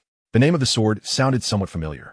The Blue Rain Light Hibiscus originally comprised 2 swords, which were later fused into one by a runic craftsman. From a moment of its fusion, the sword birthed a spirit and retained the attributes of both light and water, thus possessing dual sword spirits. The most wondrous aspect of this miraculous sword was that once it acknowledged its master, it would exclusively serve them, akin to a bloodline artifact, regardless of the master's strength. It would always reflect corresponding power. The dual sword spirits would grow alongside their master, a feat even my mentor's personally crafted divine artifacts would find challenging to achieve. The technique of merging the original twin swords into one was the result of the full manifestation of the 5 elemental runes arranged in a specific order within the runic crafting art. Ilex's hand gestures shifted, and, as the incantation concluded, the materials consumed by the flames transformed into pure liquid. Guided by the green rune symbolizing wood, they coalesced into a pill. A rich fragrance of the elixir wafted throughout the room. The pill no larger than a marble, and shimmering with hues reminiscent of mountain spring water. This pill enhances physical constitution, yet it is of no use to you, who possess the golden transformation of life, Ilex remarked, his ethereal sleeves fluttering as if he were somewhat dissatisfied with the concoction. After Huo Yuhao stored the pill in his storage ring, he eagerly delved into his journey with the 5 symbols transformation cauldron. One day later, within the confines of the hotel, Huo Yuhao remained absorbed in his understanding of the 5 symbols transformation cauldron, reciting incantations as the 5 energy runes radiated their brilliance. Although his aura paled in comparison to Ilex's, it was gradually spreading through the air. In the sea of his mind, the dream ice silkworm languidly closed its eyes, occasionally peeking with drowsy eyes, contrasting starkly with the attentively observing ice emperor beside it. Huo Yuhao formed hand seals, pausing his incantation, as the pentagram of the 5 runes materialized into a cauldron. A powerful aura radiated like dancing waves. After exhaling a deep breath, Huo Yuhao wiped the sweat from his brow and excitedly proclaimed to Ilex, "Teacher, I have succeeded." Ilex blinked his aged eyes, reflecting on how his innate spiritual power surpassed 90 points. And, as a son of light, he had reached the 6th-tier Grand Sorcerer of the Holy Demon Continent by the tender age of 15. Despite such formidable talent, it had taken him a full 3 days to complete the 5 symbols transformation cauldron. The astonishing scene before him caused Ilex to marvel once more at Huo Yuhao's extraordinary mental prowess. "Very well, Yuhao, tidy up and have something to eat. Cultivation requires a balance of work and rest." Huo Yuhao nodded slightly. After Ilex's previous guidance, His approach to cultivation had transformed from the reckless fervor he displayed during the initial months following his acquisition of the Dream Eye Silkworm. Furthermore, he had now gathered the crucial developmental resources from the early stages. All that remained was to diligently cultivate while awaiting the commencement of the continent-wide high-level Soul Master Tournament. Dispelling the mirror image clone, his fragmented spiritual entity returned to his mental sea to assimilate the experience gained during his recent endeavors. After stepping out of the hotel, he sought a restaurant to satiate his protesting stomach and began to contemplate his future plans. The soul-devouring marking knife should still be at the auction from the original work, and to reasonably trade the golden spirit fruit for the ice explosion soul bone at the Starlight auction, I must consider specific strategies. The embryo of the Snow Emperor will likely still be acquired by the laughing red dust with money. Given my identity within the web, spending a bit should allow me to gather relevant intelligence. The key question is whether to play it safe or take a bold risk. In the imperial capital of the Douluo Empire, it is undoubtedly possible for a top-tier level 9 soul mentor to escape with an embryo. And perhaps there are also peculiar and extraordinary soul-guiding devices. The golden tortoise possesses no offensive capabilities, and due to its identity as a soul beast, it cannot linger for long in the human realm. Furthermore, the essence of Heaven Dream can only be utilized for a few fleeting moments, presenting quite the conundrum. In the original narrative, even with the exaggerated allocation of time at Shrek, it was possible to ascend from nothing to a level 2 soul mentor in a mere 8 months. With the formidable learning abilities bestowed by the Mirror Eyes, I could acquire knowledge of various soul-guiding devices during the competition and devise a method to forge an identity to join the Royal Soul Mentor Academy of the Sun and Moon, awaiting the opportune moment. Additionally, joining the body sect could be considered a viable option. However, once one becomes part of sect, extricating oneself is not as straightforward as leaving the Royal Academy. Moreover, given the body sect's domineering and reckless nature, should I display talent and dare to vanish, I would not be surprised if Poison, the leader, personally set out to apprehend me.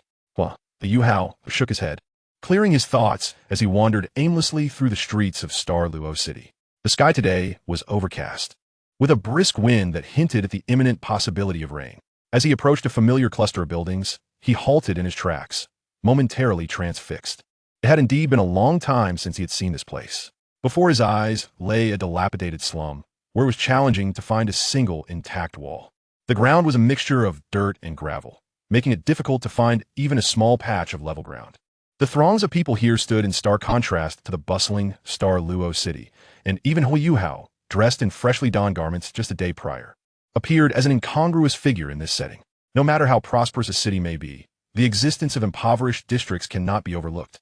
Even in the capital of the Sun Moon Empire, renowned as the continent's foremost city, the western outskirts were rife with beggars and crumbling slums. As portrayed in the original work, the cacophony of hawkers and pleas for alms filled the air.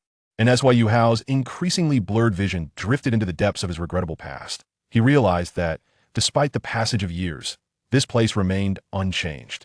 He moved forward, stepping into the decaying alleyway that marked the site of his first fortune and where he had encountered her.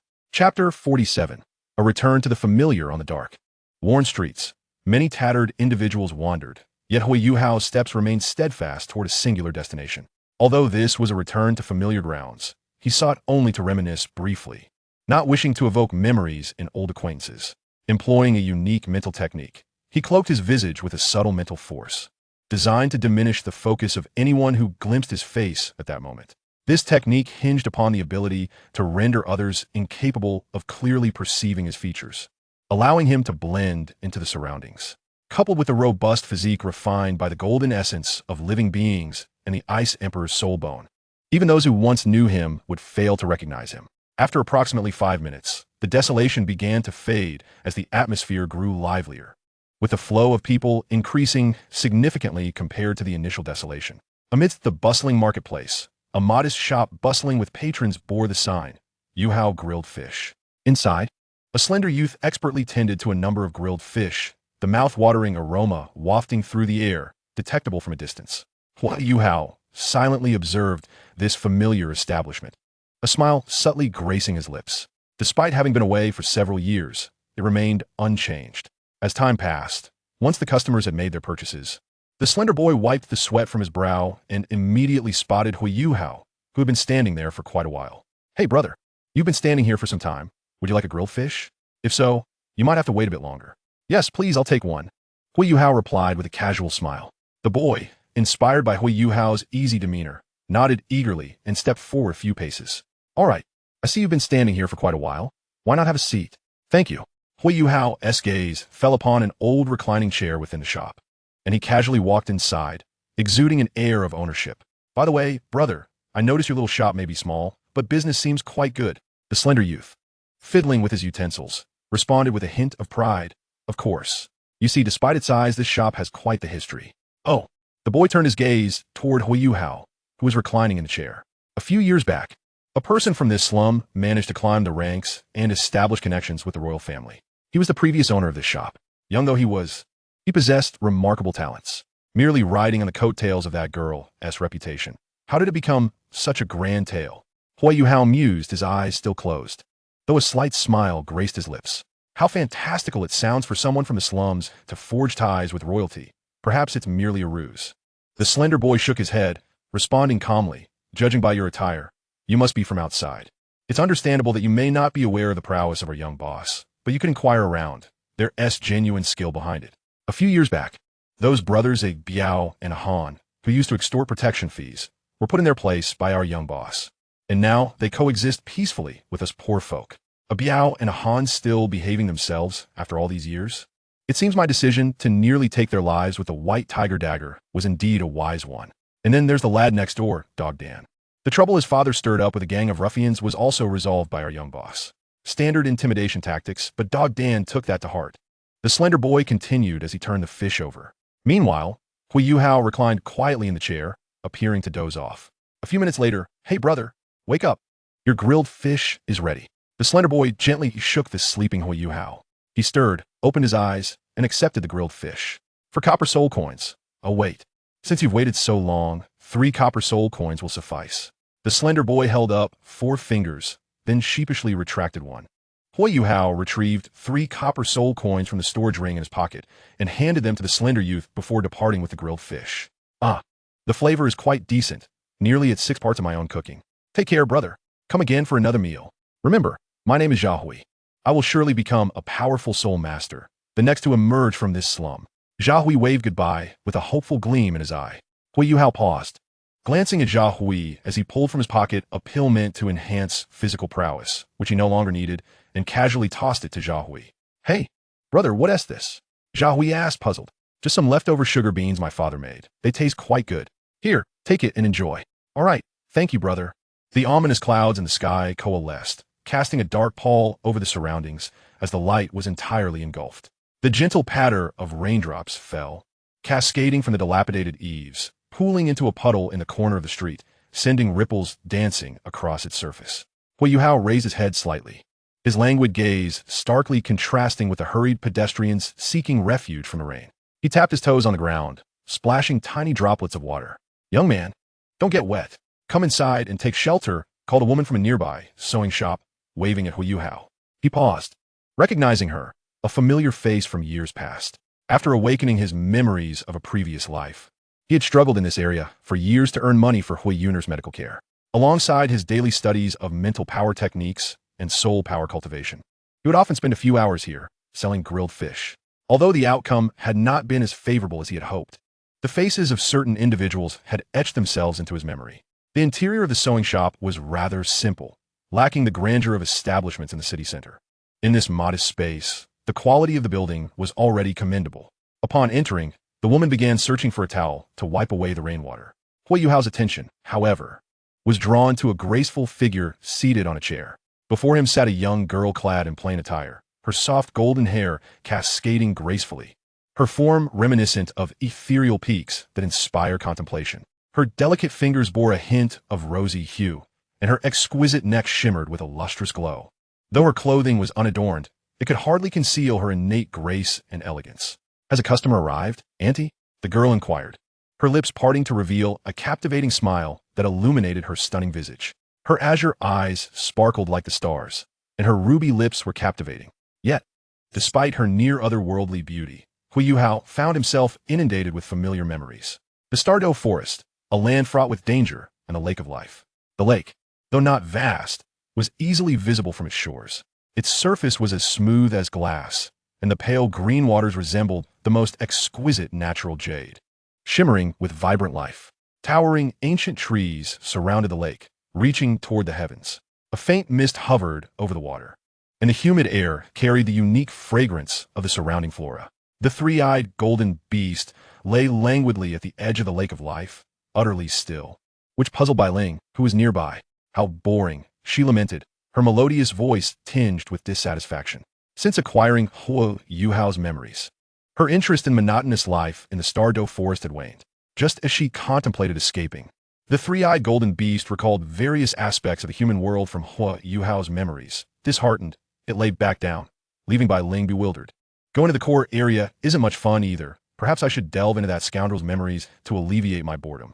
The thought of the one who had so brusquely subdued her ignited a spark of anger within the three-eyed golden beast as it began to sift through Huo Yuhao's recollections. 6 years of arduous existence.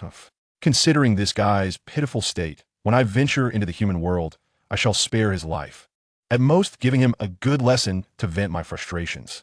His martial soul awakening seems to have changed him, working to grill fish for his mother. How filial. I shall, in future, refrain from striking him excessively. After venting its grievances towards Huo Yuhao, the three-eyed golden beast attentively engaged with the ensuing memories. Confusion and bewilderment gradually manifesting in its ruby-like eyes. In the outskirts of Douluo City, within a forsaken slum, Huo Yuhao, battered and bruised, staggered to his feet. His already shabby gray garments now marred with additional tears. Amidst the suspicious gazes of the local residents, 2 unsavory characters nearby howled in agony. One of them nursing a right arm that had been savaged and bloodied, wiping the blood from the corner of his mouth. Huo Yuhao sought to avoid further entanglements with these extortionists. He had not yet sold his fish today, and he was in dire need of money. Approaching his fish grilling stall, he set up his equipment. However, unlike before, despite the enticing aroma wafting through the air, passers-by glanced at him with alarm and hurriedly departed, leaving him bewildered by this unusual behavior. The fearful expressions on their faces felt like a heavy weight in his chest, leaving him in a state of frustration. What on earth is happening? Huo Yuhao pondered, anxiety flickering in his eyes. Yet, in the next moment, his expression gradually shifted to one of calm, his gaze turning icy and indifferent, akin to 2 glimmering crystals radiating coldness and detachment. He spotted a Biao and a Han, the brothers who mocked him from the corridor, their expressions seemingly taunting him. You think you're so tough? Look at your current predicament. This is the consequence of refusing to pay protection fees. With a heavy sigh, Yuhao exhaled sharply, his right hand trembling as it reached for the white tiger dagger concealed in his bundle, his demeanor silent and focused, as if channeling all his resolve. Would his hands finally draw blood today? No longer able to endure, he felt compelled to act. The residents had long been oppressed by a Biao and a Han, their spirits crushed, having subconsciously relinquished any thoughts of resistance. His decision to personally fight back was undeniably an act of rebellion. Huo Yuhao began to emanate an air of cold detachment, his right hand grasping the white tiger dagger, while his left hand absent-mindedly chewed on a piece of grilled fish. Just as the gentle breeze seemed ready to cease its dance in disappointment, a soft footfall pierced the hollow silence, accompanied by a graceful figure swaying toward him. Curiosity etched on her face. Little brother, your grilled fish smells delightful. May I have a taste? Huo Yuhao, momentarily stunned, let go of the dagger, incredulity washing over him as he pointed at himself. You mean me? Who else could it be? It seems I'm the only one here besides you, she replied with a smile. Unexpectedly, a long-forgotten warmth blossomed within Huo Yuhao's chest. Aside from his mother, Huo Yuner, he had not allowed himself to feel such emotions in ages. The icy barrier around his heart shattered, his pulse quickening. He found himself entranced, staring at the charming girl before him. He handed her a perfectly grilled fish, and she immediately offered him several copper soul coins in return. As he accepted the coins, a flicker of panic crossed his features, and he muttered a soft, "Thank you." For a long moment, they exchanged no words. Though she had secretly ventured out, the sight she had encountered in the slum revealed to her Huo Yuhao's dire situation. He was but a child grappling with despair, a struggle that perhaps someone of her royal lineage could hardly fathom. His cold gaze and guarded demeanor were testaments to the hardships he had endured in this world. However, for a child with such a gaze, she was acutely aware that Huo Yuhao did not require charity. Thus, she chose to assist him in this manner, rather than casting aside a handful of golden soul coins to flaunt her royal lineage.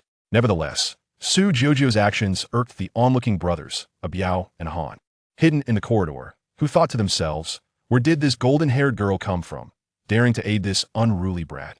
Hey, you filthy girl, dare to help this kid? A Biao exclaimed, raising his hand and reaching towards Su Jojo's shoulder. The surrounding residents seemed to anticipate the inevitable outcome for the young girl, and many averted their eyes in pity.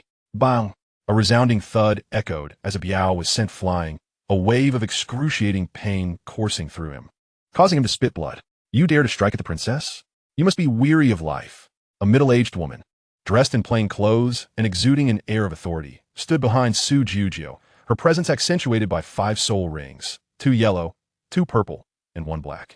Su Jojo gently tugged at the woman's sleeve, her voice soft as she said, Aunt Yun, I have learned enough for now. Let us return to the palace. She then turned to bid farewell to Huo Yuhao. Little brother, your grilled fish is delightful. I shall return when the opportunity arises. The 3-eyed golden lion, with a slight smirk, scratched the earth beneath it. Each time this memory surfaced, an indescribable feeling stirred within her. If it were I would simply take that scoundrel away and let him enjoy the good life with me. Who would want to aid that wretched brat? So bothersome. I wish to venture into the human realm. Chapter 49. Ma Xiaotao banned from competition. Xian Lao of the Flying Dragon Riders. Su Jojo felt a flicker of surprise at Huo Yuhao's arrival. Based on his attire and demeanor, he clearly did not belong among the residents here. She nodded her head slightly, a faint smile gracing her lips. Hello. Huo Yuhao concealed a hint of nostalgia on his face, nodding in acknowledgement. Despite Su Jojo having once aided him, years had passed, and her noble status likely meant she had long forgotten the boy who once relied on grilling fish for sustenance. Moreover, he had undergone a transformation, no longer the impoverished lad ensnared in hardship. Their gazes met, each seemingly attempting to delve into the other's heart through their eyes. The eyes are windows to the soul, revealing genuine emotions more readily than any other part of the body. The more formidable the soul master, the more adept they are at concealing their true feelings. Huo Yuhao's eyes were profound and enigmatic, having attained a dangerous depth after experiencing the enhancements of the immortal spirit grass, the gold of living beings, and the mirror eyes, appearing as an unfathomable abyss that drew one in irresistibly. Su Jojo's eyes, too, bore unique charm, although they were strikingly bright and seemingly ordinary at first glance. Those who gazed into them often found themselves ensnared by an indescribable, mysterious allure. Their brief exchange of glances allowed each to form an assessment of the other. Huo Yuhao mused. His spiritual power far exceeds his cultivation. It seems that while the star-crowned martial soul has the drawback of requiring night for soul power cultivation, it possesses unique advantages in other aspects. Su Jojo thought. He appears to be quite young, his cultivation and character elusive. His origins are intriguing. A dangerous yet captivating youth. There was no superfluous conversation between them. The elder woman handed a towel to Huo Yuhao before returning to her sewing tasks. For months later, on the island at the center of Sea God Lake, Shrek Academy, a robust woman clad in red knelt before Yin Xiaozhe and Kai Meyer. Her demeanor resolute. Teachers, I implore you, allow me to represent Shrek in battle this time. Beneath the veil, Ma Xiaotao's lips were pressed tightly together, her pale pink eyes exuding a bewitching allure, though a hint of madness flickered within them upon closer inspection. Yin Xiaozhe sighed deeply, turning away, while Kai Meyer helped the kneeling Ma Xiaotao to her feet. Ma Xiaotao, it is not that I do not wish for you to compete. Rather, I must ask, what are the issue with the evil fire? Teacher, I can suppress the evil fire. For the glory of the academy, I cannot sit this one out. The elder shook his head solemnly. You believe you can control it? Have you forgotten the rampage at Sea God Lake a few months ago? Had there been any visiting outer academy students, you could have caused a grave error. Ma Xiaotao clenched her teeth, defiantly retorting. That was merely an accident. Yin Xiaozhe raised his hand to silence her, gently patting her shoulder. Ma Xiaotao, I have already conferred with your master regarding this matter.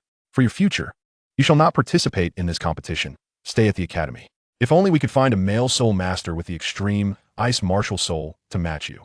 With your talent, you would undoubtedly stand atop the continent. Meanwhile, at Shrek's outer academy, in the assessment area, Xuanzi staggered towards the main team of Shrek's pre-selection, his gait unsteady, as if he might collapse at any moment. His clothing was disheveled, with a half-eaten chicken leg in one hand and a wine gourd in the other, taking hearty swigs as he nodded at the prodigies of Shrek, a satisfied smile breaking through the wild mess of his hair. These are the little monsters nurtured by Shrek. Invincible at their level, battling beyond their rank.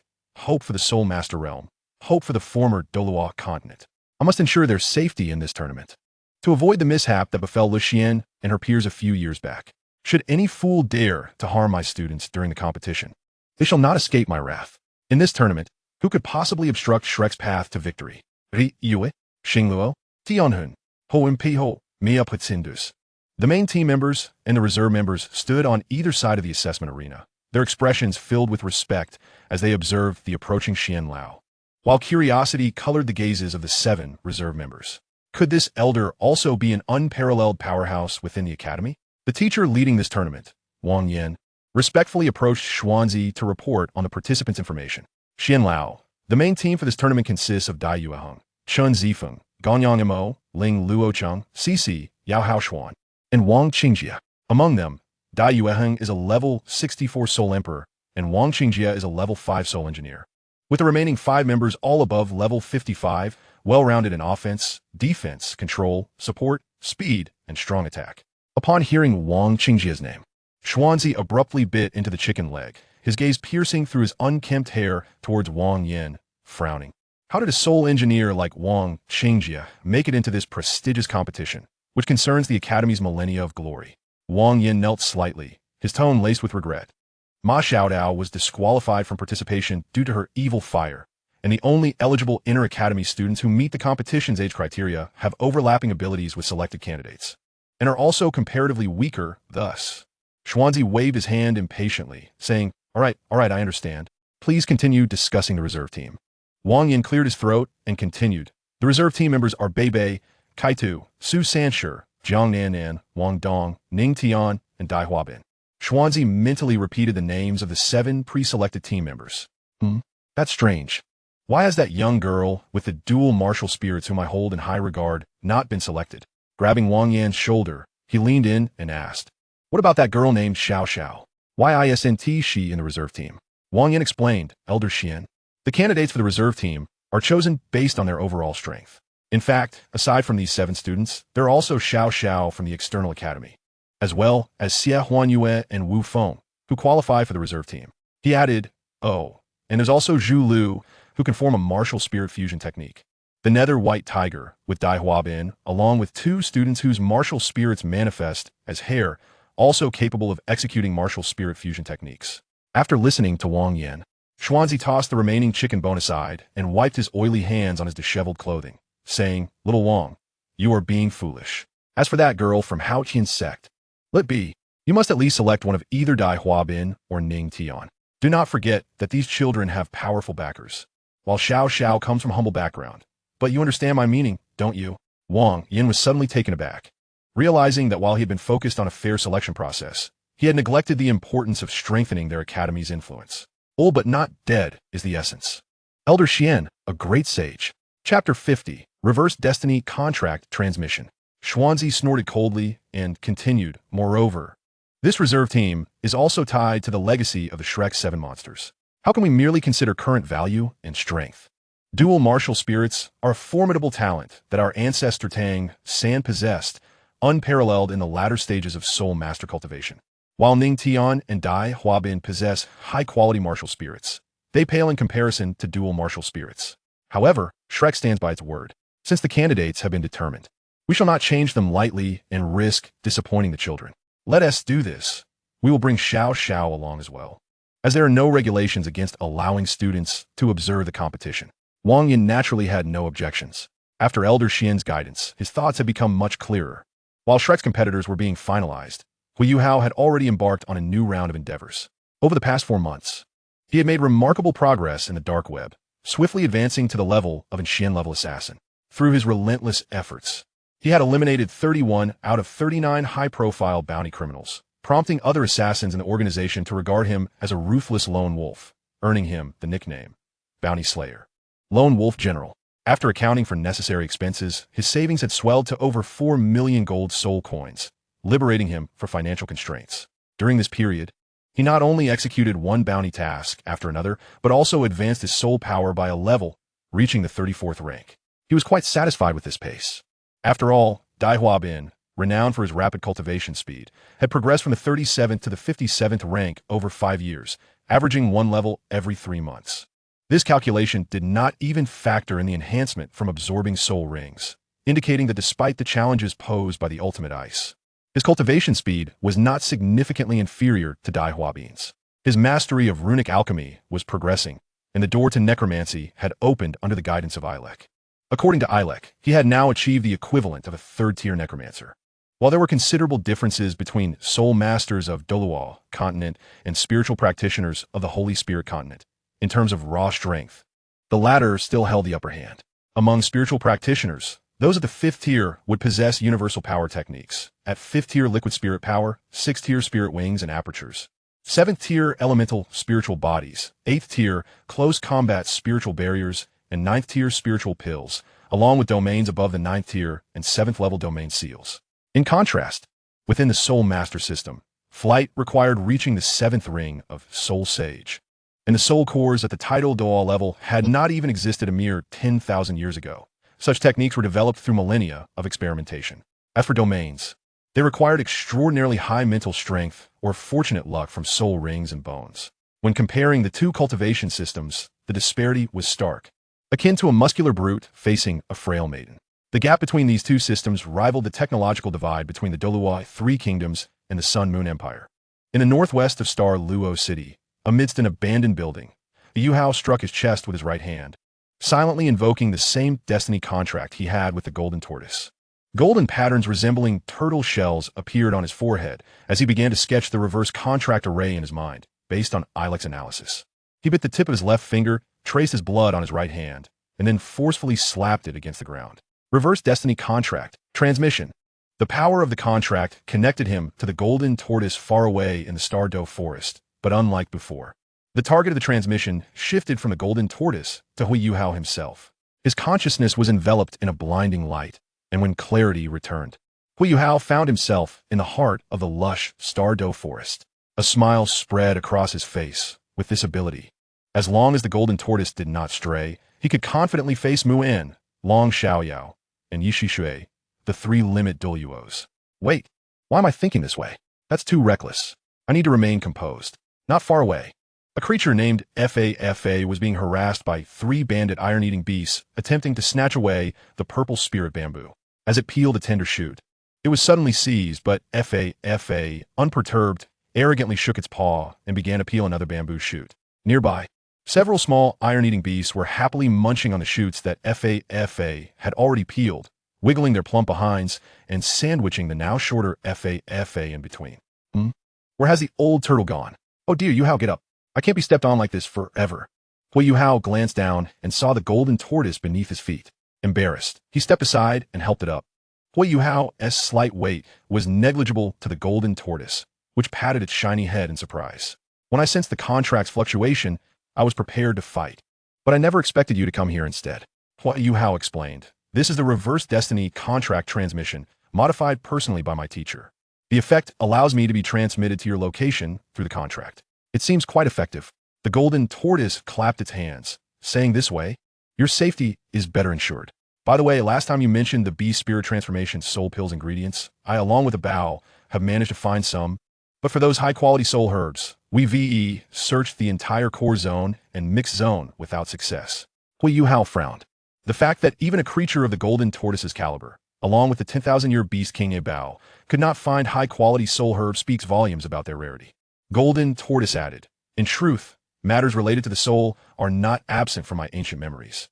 10,000 years ago, at the boundary between the core and mixed zones, there thrived a saint soul herb, over a millennium in age. At that time, the life lake at the periphery was still guarded by the formidable kings of beasts, the azure bull python and the titan giant ape. Those 2 creatures, in a fit of madness, slaughtered all the soul beasts surrounding the saint soul herb. The scene was, oh my, a veritable river of blood. Huo Yuhao rested his chin on his right hand, and, as he anticipated, that must have been the saint soul herb that Tang Sen used to resurrect Xiao Wu. The fury that arises for the sake of beauty is truly fearsome. However, no. They are both soul beasts, thus this statement might be somewhat inappropriate. Such herbs associated with the soul are exceedingly precious. Perhaps I shall don another disguise another day, utilizing the networks of the Luo network to issue a bounty and test my luck. If all else fails, I shall seek out the heavenly soul, the fighting spirit, and even the sun and moon. I refuse to believe that in such a vast Douluo continent, one cannot uncover a single high-quality soul herb. Golden Tortoise then entered the tent, bringing forth the gathered herbs to Huo Yuhao, and with a silly grin, proceeded to offer milk and spirit fruits to Fa, who had been deprived of his share. Chapter 51. The Incarnation of Ilex. The gentle sway of his thigh disrupted Huo Yuhao's contemplation. As the fluffy Mo clung to his leg, playfully shaking and whining for attention, Huo Yuhao lifted Mo into his arms, teasing it with his fingers. Yet, Mo, adorably foolish, always seemed to respond a beat late, snuggling closer into Huo Yuhao's embrace, its chubby paws rubbing together, before it playfully nibbled on one of Huo Yuhao's hands.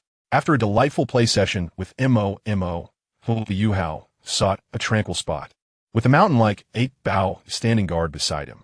3 soul rings of white, purple, and black floated around him, the inky blackness of the 10,000-year soul ring illuminating as the mirror shadow avatar sat cross-legged on the ground. In the sea of spirit, Ilex, Tianming, an ice emperor floated serenely above, intently observing Huo Yuhao as he differentiated his spiritual entities. The golden waves of the sea of spirit surged, each swell sending forth sprays that paused momentarily in mid-air, endlessly swirling into vortices upon the boundless surface. A pristine, eggshell-shaped orb of light hung, suspended above, radiating a gentle glow as the green waters of life poured down from the heights. In an instant, the eggshell shattered, and a spiritual entity was born from Huo Yuhao's differentiation. Tianming Ice Silkworm marveled, no matter how many times I witness it. Yuhao's mastery over spiritual power leaves me in awe. Ice Emperor retorted with a hint of disdain. Do you think Yuhao is as inept as you? With a full 1,000,000 years of cultivation, you cannot even compare to a mere human youth. Ice Emperor's words left Tianming Ice Silkworm feeling particularly embarrassed. But given his thick skin, coupled with the fact that it was Ice Emperor who spoke, he readily forgave the bluntness of the unyielding figure. Huo Yuhao's consciousness manifested, resonating with the differentiated spiritual entity. Under his control, the differentiated entity surged forth from his sea of spirit and merged into the mirror shadow avatar. Teacher, this is the entire process of differentiating the spiritual entity. As Huo Yuhao retracted the differentiated spiritual entity, Ilex stroked his beard thoughtfully, forming hand seals. And through the might of his soul power, a venerable staff imbued with sacred energy coalesced. A gray light flickered in his ancient eyes as he grasped the staff and spoke. Big Bug, Little Scorpion, you two restrain Yuhao's 2 martial souls. Unlike previous methods of coalescing light and shadow with soul power, this time I shall attempt to use the incarnation technique to briefly extract fragments of consciousness from Yuhao's sea of spirit and attach them to the avatar created by his skill. Tianming Ice Silkworm and Ice Emperor dared not be negligent, positioning themselves on either side of Huo Yuhao's sea of spirit, golden and emerald lights expanding distinctly. A profound anticipation flickered in Huo Yuhao's eyes. This was the audacious hypothesis he and Ilex had conceived based on their individual circumstances, the sole secret technique of Ilex known as incarnation. Though the term incarnation might seem somewhat esoteric, a more fitting name would render it immediately comprehensible. This technique could also be referred to as soul possession. It allows Ilex, through this technique, to temporarily detach his consciousness from Huo Yuhao's sea of spirit and affix it to his mirror shadow avatar, effectively performing the role of stand-in. However, this stand-in process, if prolonged, might inflict harm upon Huo Yuhao's body. Thus, the duration must be limited, akin to the principle of utilizing Tianming Ice Silkworm's spiritual essence. Yet, once the updated version of the stand-in is successfully executed, with the mirror shadow avatar serving as a tangible entity, Ilex would no longer need to worry about causing harm to Huo Yuhao, allowing him to employ a broader range of strategies. Nevertheless, while the concept of incarnation sounds straightforward, its actual implementation upon Huo Yuhao faces significant practical challenges. The most critical issue is the excessively tight bond between Ilex's consciousness and his own. In the original text, during the fusion of martial soul energies between Huo and Wang Dong, it was not merely a dual martial soul fusion, but rather a triad. Ilex's consciousness, to Huo Yuhao, is akin to an alternative martial soul. This is why in the original narrative, even after Ilex burned his consciousness, he could still leave Huo with a martial soul framed by necromantic magic, adorned with the most unique gray soul ring. However, the challenge of executing the incarnation technique arises precisely at this pivotal juncture. The relationship between Huo Yuhao's martial souls, the spiritual eye and the ice blue emperor scorpion, and Ilex is exceptionally intricate. If Ilex were to employ incarnation, it would be tantamount to Huo Yuhao's third martial soul severing ties with the spiritual eye and the ice blue emperor scorpion, allowing him to fly freely. Thus, even though the spiritual eye and the ice blue emperor scorpion lack consciousness, when Ilex attempts to detach from Huo Yuhao, they would employ every means to retain him, refusing to let him depart. Spiritual eye and ice blue emperor scorpion. Ilex, you shall not escape our embrace. You belong to us. Huo Yuhao needed to control the release of his third soul skill, Mirror Shadow Avatar, and to suppress the temperamental antics of the spiritual eye and ice blue emperor scorpion. He would rely upon the presence of Tianming Ice Silkworm and Ice Emperor, each occupying a soul ring position as wisdom soul rings. All parties played their roles diligently, and as Ilex swung his staff, it became apparent that his fragments of consciousness were on the verge of breaking free. Indeed, the constraining sensation from the spiritual eye and ice blue emperor scorpion surged forth, but before they could unleash their fury, Tianming Ice Silkworm and Ice Emperor unleashed their formidable power, binding them firmly. As the sensation of restraint dissipated, the gray sphere, symbolizing Ilex's consciousness fragments, surged forth from Huo Yuhao's Sea of Spirit, descending upon Huo Yuhao's Mirror Shadow Avatar. An ineffable pressure enveloped the surroundings, prompting Bao, who was on guard, to cast a bewildered glance at Huo Yuhao, its lantern-sized eyes suddenly freezing in place. Before him, the mirror image that had been seated cross-legged beside Huo Yuhao underwent a remarkable transformation, the light and shadows reconfiguring into an elderly figure clad in a gray mage robe. Ilex opened his eyes, inhaling the refreshing air of the Stardow forest, extending his 5 fingers as sunlight streamed through the gaps, illuminating his aged pupils. Though not of flesh and blood, the sensation of corporeality was indeed pleasant. Master, Huo Yuhao's voice, filled with delight, captured the attention of the corporeal Ilex, who regarded him with gentle warmth and a benevolent expression, exclaiming, Yuhao, once this experiment is completed, I shall be better equipped to provide you with protection. With a heart brimming with excitement and trembling hands, Huo Yuhao reached out to touch the now tangible Ilex, his emotions surging uncontrollably. Ilex patted Huo Yuhao on the shoulder, gesturing towards the vigilant Abeo in the distance. Yuhao, you must first explain to your friend, then use the little turtle to gauge the specific strength I can currently wield in this form. Now that I have a physical presence, I need not worry about the repercussions of prolonged possession on your well-being, and I can finally employ certain techniques that a mere projection would not allow. Chapter 52, Goods Beyond Appraisal Grade. With Huo Yuhao's elucidation, Abeo came to understand Ilex's identity. Scratching his immense paw against his black and white fur, he said amiably, So you are Ahao's teacher. Ilex smiled and nodded. A pleasure to meet you, little panda. Panda. Huo Yuhao was taken aback, then uttered a perplexing remark to Ilex. Master, the odd changes remain unchanged. Yuhao, what do you mean by that? Ilex inquired, looking at Huo Yuhao with curiosity. Upon noticing his teacher's failure to grasp the hint, Huo Yuhao patted his chest and asked, Master, why do you refer to Abeo as little panda? With the robustness of a bear and the cuteness of a cat, I find this description quite fitting, indeed. Summoned by Huo Yuhao, the golden tortoise approached and, upon seeing Ilex, quickly grasped the situation after Huo Yuhao's explanation. So you're the one who assisted Yuhao in forging a contract for this old turtle. Had it not been for you, I would have been rendered useless for life. Thank you. Should you ever require the assistance of this old turtle, do not hesitate to ask. A mysterious smile appeared on Ilex's face. Indeed, I currently have a need for your services. The golden tortoise stared blankly at Ilex, only to turn and find that Huo Yuhao had already been carried off by Abeo several hundred meters away. An unfamiliar language flowed from Ilex's lips, and a gray mist enveloped the vibrant forest, adding an eerie stillness. In the next moment, 72 gray doors materialized out of thin air, slowly creaking open. In the silent expanse, a sound finally emerged, one that evoked instinctive thoughts of intertwining bones. This sound was merely the beginning, as door after door swung open, revealing a procession of spectral beings imbued with a profound luminescence. Could it be that this old turtle is about to be used as a punching bag? In Luo City, in the central plaza, in an inconspicuous corner, Huo Yuhao sat quietly upon a stone that seemed to have existed for ages. Glancing at Ilex beside him, he asked, Master, after battling the old turtle, How do you assess your strength while relying on the mirror image?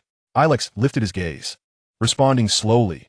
As of now, I am but a fragment among countless shards of divine consciousness. My soul's power is significantly diminished compared to my prime. And the entity created through your skill is not truly mine. It can only exert the power of an 8th-tier practitioner in the holy magic continent. However, prowess does not equate to strength. Our lineage of necromancers and summoners is known as the two major factions within the magical professions, and the true power of a faction correlates directly with the resources at their disposal. I once established a demiplane of the undead, populated by various races of spectral beings. Though their strength has waned significantly since their former lives, in direct combat, my undead could engage the little panda for 3 days and nights without faltering. Yet they lack the ability to deliver a fatal blow. Abeo's strength is akin to that of a pinnacle rank 95 super Douluo, able to unleash techniques through a fragment of divine consciousness that is as scarce as can be. The might of my prime truly is beyond imagination. One man could turn the entire continent upside down. Moreover, Abeo is a 10,000-year-old iron-eating beast, with endurance far surpassing that of a human rank 9. This means that aside from lacking a decisive finishing move, the relentless tactics of the faction could wear down a super Douluo. Huo Yuhao lamented, "It is all my fault for the mirror image not aligning with you, Master." Oh, by the way, Master, I have seen a special puppet known as the Xianling battle puppet in the rune crafting techniques he taught me. If you were to obtain the Xianling battle puppet, then Ilex's subsequent words provided Huo Yuhao with a clear answer. If I could possess a humanoid Xianling battle puppet capable of perfectly housing this shard of divine consciousness, my strength would be unmatched in this realm. After their discourse, Ilex dissolved the mirror image, and his fragment of consciousness returned to his mental sea. Navigating through a crowded passage, Huo Yuhao arrived at a seemingly modest building, its entrance adorned with a sign featuring a hammer motif, beneath which lay a splendid golden surface pattern. This was the unified emblem of the auction houses across the Douluo continent. From the exterior, the auction house appeared small, yet inside it held boundless wonders, for the outer structure was merely its entrance. A 5-meter-wide crimson carpet unfurled down the staircase, descending approximately 20 meters before revealing 2 charming young attendants. Huo Yuhao approached, presenting the asset evaluation proof he had acquired 2 weeks prior. One of the golden-clad maidens stepped back, and shortly thereafter returned, accompanied by a woman in her late 20s or early 30s. The woman was strikingly beautiful, clad in a flowing black gown that accentuated her curves, exuding elegance and intellect under the glow of the soul-guiding lamps, her face adorned with a warm and inviting smile. Qingya welcomes esteemed guests to the Starlight Auction House. Huo Yuhao inclined his head slightly, lead the way.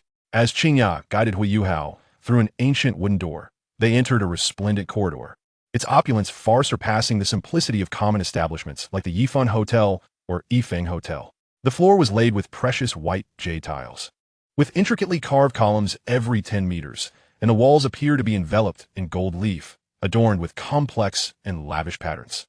Huo Yuhao would never admit to feeling envious. The extravagance was simply overwhelming.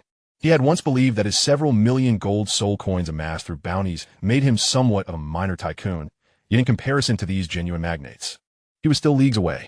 Huo Yuhao was led by Qingya into a uniquely adorned chamber, suffused with soft textures, where several individuals took their seats in succession. Qingya spoke first, her tone gentle. "Mr. Huo, may I inquire about the purpose of your visit to the Starlight Auction House? Is it for consigning items, or perhaps something else?" Huo Yuhao interjected. "Qingya, as an auctioneer, what should be done if the item I wish to trade significantly surpasses the asset evaluation level I possess?" Qingya pondered for a moment and replied, "In such exceptional circumstances, it typically necessitates an appraisal by our professional evaluators, after which the pertinent information will be escalated to higher authorities." Chapter 53. Huo Yuhao stated, "I am here at the behest of another to conduct a transaction with your esteemed Starlight Auction House. Please summon your appraiser." Qingya nodded in agreement, exhibiting no delay, and shortly thereafter, a middle-aged man clad in white finery, sporting a monocle and a small mustache, entered the room. Upon the arrival of the appraiser, Huo Yuhao wasted no time. He directly retrieved the golden spirit fruit from his storage ring. The appraiser adjusted his glasses and took the golden spirit fruit, scrutinizing it for an extended period. A glimmer of brilliance flashed in his eyes as he exclaimed, "In my decade of appraisal work, I have yet to encounter a heavenly fruit with such potent internal energy. I must admit my humility. I can only preliminarily assess that this spirit fruit can enhance vitality and transform the body." Huo Yuhao confident in his strength, was unperturbed by the prospect of theft. He had amassed numerous trump cards and protective talismans, no longer the naive youth who had first entered the Stardow Forest. Moreover, the Starlight Auction House, being one of the continent's most prestigious auctioneers, boasted a commendable reputation for reliability. After returning the golden spirit fruit to his storage ring, he proceeded to elucidate its benefits and effects to the appraiser. This is the efficacy of the golden spirit fruit. I shall leave the detailed information with your auction house so that those interested in trading may arrange a meeting with me. Upon hearing the full extent of the golden spirit fruit's benefits, the appraiser's composure evaporated. Such a fruit capable of inducing positive mutations in martial souls was exceedingly rare, rivaling even the finest quality soul bones. Furthermore, the enhancement of martial souls derived from the golden bloodline of the sun's radiance was worth at least several million gold soul coins. Qingya, overhearing this, felt her heart flutter. Should this transaction come to fruition, it would undoubtedly provide a significant boost to her career as an auctioneer, with promotions and salary increases within reach. After drafting the agreement, Huo Yuhao accepted a communication soul guide from Qingya and took his leave. It was merely an hour after Huo Yuhao's departure that Su Jiuzhou, adorned in a flowing red dress, concluded her part-time duties as an auctioneer. Your Highness, here are the recent consignments and trading items from the auction house. A charming young girl in a golden dress activated the soul guide screen, reporting various business dealings to Su Jiuzhou. Su Jiuzhou gently brushed a strand of hair from her face. The Star Crown lineage could only cultivate at night, leaving ample free time during the day. Hence, she had chosen to work part-time at her family's auction house, inadvertently rising to become one of the top auctioneers over the years. Her gaze skimmed through the information until it suddenly halted at a particular entry, her heart skipping a beat. 9th level soul guide device, the divine sealing platform, which fortuitously seals a 10,000-year-old soul beast in its reincarnation phase. How is this possible? Su Jiuzhou's delicate features reflected astonishment, leaving aside the sealed soul beast within. The mere existence of a 9th level soul guide device, a strategic asset rigorously guarded by the Sun and Moon Empire, surfacing in the Star Luo Empire, posed significant implications. This matter is beyond my capacity to resolve. I must consult my elder brother. Observing Su Jiuzhou's immediate intent to change and depart, the young girl hesitated, saying, Your Highness, there is another matter I must report. Speak swiftly. Su Zivu, her mind consumed with how to address the divine sealing platform, whether to entrust it to imperial talents to cultivate an unparalleled powerhouse, or to sell it to avoid becoming ensnared in deeper complexities. Listened attentively. A distinguished guest has proposed a trade involving an extraordinarily precious heavenly fruit known as the golden spirit fruit. The golden spirit fruit, while it is indeed valuable, it pales in comparison to the divine sealing platform and the 10,000-year embryo within. Su Jiuzhou paused, excitement radiating as she grasped the young girl's shoulders, confirming earnestly, Are you certain it is the golden spirit fruit? The girl nodded frantically, retrieving images of the golden spirit fruit from the soul guide screen and presenting the relevant information to Su Jiuzhou. Su Jiuzhou's azure eyes sparkled with fervor as she absorbed every detail regarding the golden spirit fruit, her breath quickening with anticipation. This is wonderful. Grandfather Tianxun is saved. Clenching her delicate hands, if the divine sealing platform and the soul beast embryo within it were akin to a hot potato, the emergence of the golden spirit fruit was undoubtedly a tremendous boon for the Star Luo Empire. The strength of a faction is measured not only by its resources and connections, but also by the top-tier combat power it possesses. Why does Shrek's status hold such reverence across the continent? The presence of over 20 titled Douluos within the Sea God Pavilion and the pinnacle of the past. The 98th level Super Douluo, even the 99th level Limit Douluo, provide the answer. The Star Luo Empire, having once been the preeminent nation among the 3 kingdoms of Douluo, had faced the armies of the Sun and Moon Empire in the Ming-Do mountain range multiple times, appearing to flourish. However, only a high-ranking individual like Su Jiuzhou understood that their current prominence was merely superficial.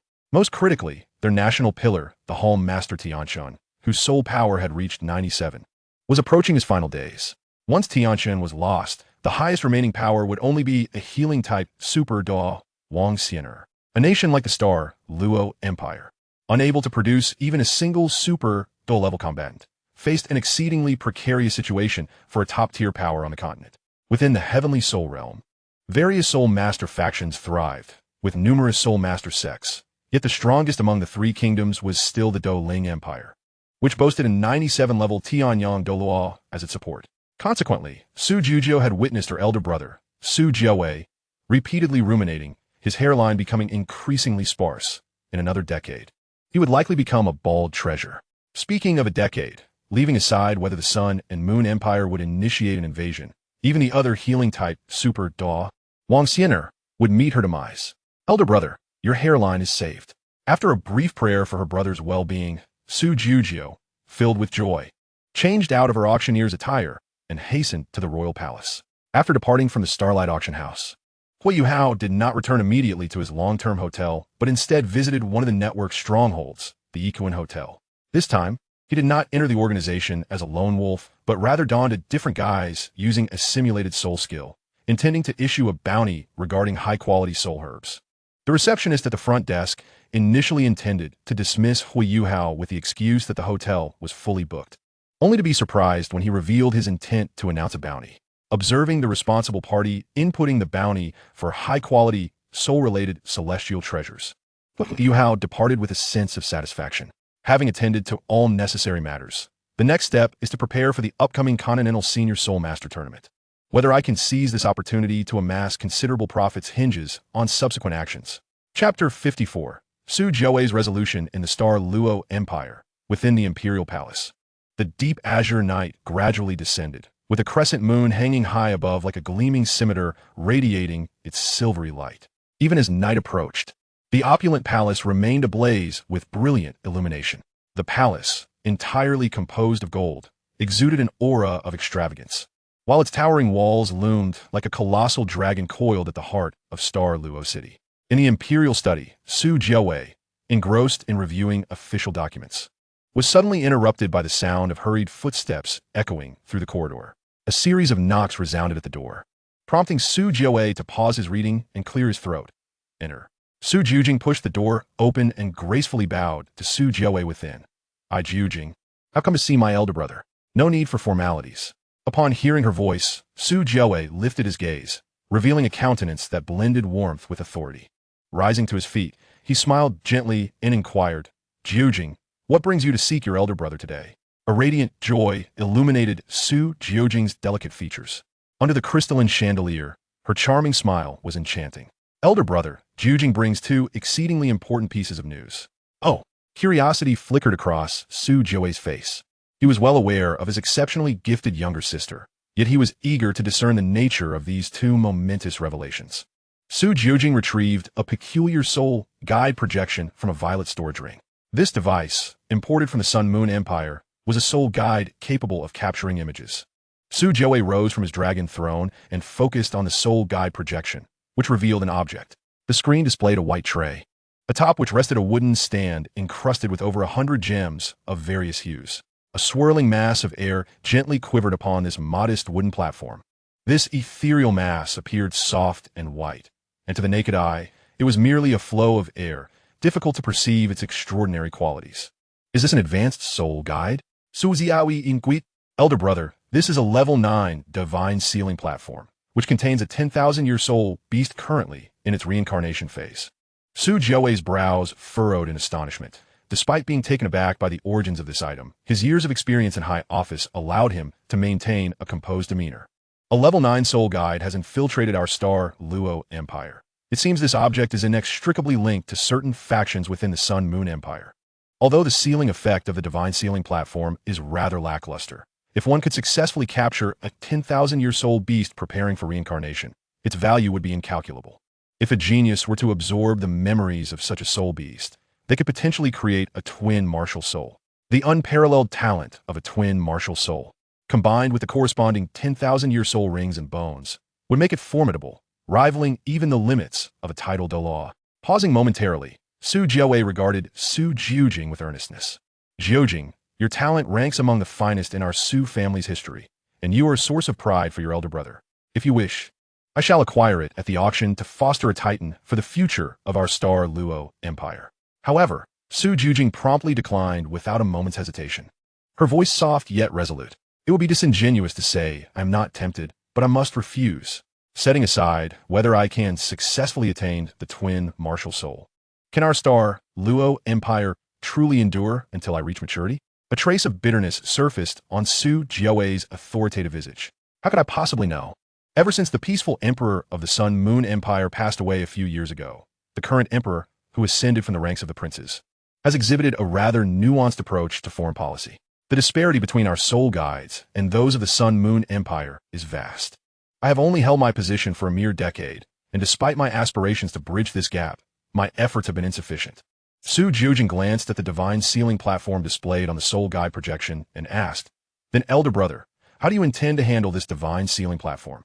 "We shall auction it, as usual, but the best candidates to acquire it are limited to two." "Which two?" "The Royal Soul Master Academy of the Sun Moon Empire and Shrek Academy." Su Jiawei squinted his eyes, seated himself upon the dragon throne, and gestured for Su Jiujing to take a seat. He elaborated, with the Continental Senior Soul Master Tournament approaching, hosted by our star Luo Empire. We can feature this divine sealing platform at the annual top-tier auction held by the Starlight Auction House. Our spies in the Royal Soul Master Academy of the Sun Moon Empire report that the leader of the Mingda Hall, Jing Hongchun, has a pair of exceptionally talented grandchildren. The eldest, Xiao Hongchun, is a rare genius in the realm of soul guides, having already made a name for himself while still young. However, he is rather arrogant and dismissive of other young soul masters. Jiujing. Imagine if the function of the divine sealing platform were to come to his attention. What would his reaction be? Su Jiujing's eyes sparkled with realization. "Elder brother, do you mean?" "If they are merely attending for the competition, even if the Royal Soul Master Academy of the Sun Moon Empire is immensely wealthy, they will not bring substantial funds. To successfully procure the divine sealing platform, they would likely resort to selling their own soul guides to amass sufficient capital for the transaction. With a high-level soul guide in hand, they could then turn to the Empire's soul masters for research, striving to close the gap, albeit still a drop in the bucket. Yet better than inaction. As for why Shrek Academy is also among the best candidates, well, who could deny that they are the potential guardian deity of our former Douluo continent? One cannot help but appreciate the fortuitous legacy of a formidable ancestor that has endured for a millennium." Su Jiawei sighed softly, evidently reflecting on numerous burdens. It is indeed tragic for a sovereign to rely on the favor of a nominally neutral academy to safeguard the nation. In light of your grandfather Tianqin's impending demise, our star Luo Empire must cultivate favorable relations with Shrek. Should the Sun Moon Empire initiate an aggressive war without Shrek's assistance, even a united front from the former Douluo continent would lead to inevitable defeat. Su Jiujing's heart wavered slightly at Su Jiawei's words. Yet as thoughts of the golden spirit fruit surfaced, her eyes shone brightly under the glow of the soul guide lantern. "Elder brother, Jiujing has another piece of crucial news.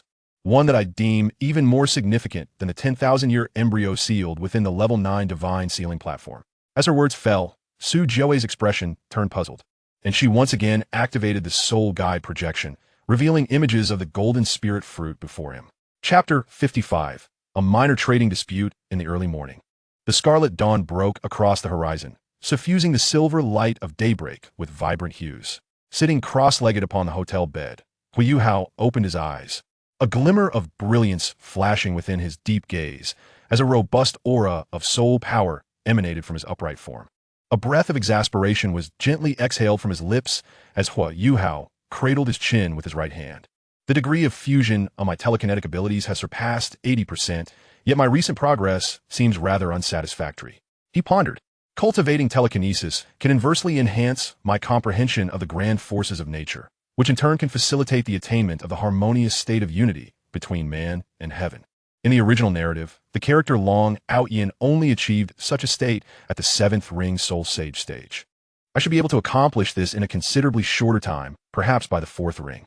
He reflected, "Once I reach the state of unity, I should be able to consistently unleash the divine fate, thus adding a formidable card to my arsenal for confrontations." Rising from his bed, he stretched his body and recalled the mirror image clone, allowing the divided spiritual essence to merge back, while the memories of the 3 necromantic spells imparted by Ilex surged into his consciousness.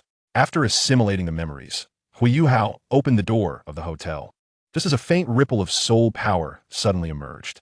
Who could be contacting me so early with a soul communication device? Confused, he retrieved the device that had sparked the soul power fluctuation, only to discover it was not the communication device associated with his lone wolf identity, but rather one from the Starlight Auction House. Such efficiency! However, considering the time taken for information transmission and deliberation, an afternoon and a night is rather swift. He mused. Could it be that there's an urgent demand within the auction house for the golden spirit fruit or similar spiritual treasures?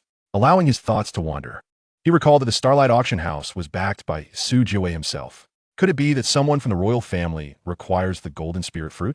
Several thoughts flitted through Huo Yuhao's mind. Once he had a grasp of the situation, he cleared his throat and adopted a synthetic tone to connect to the communication device. Greetings.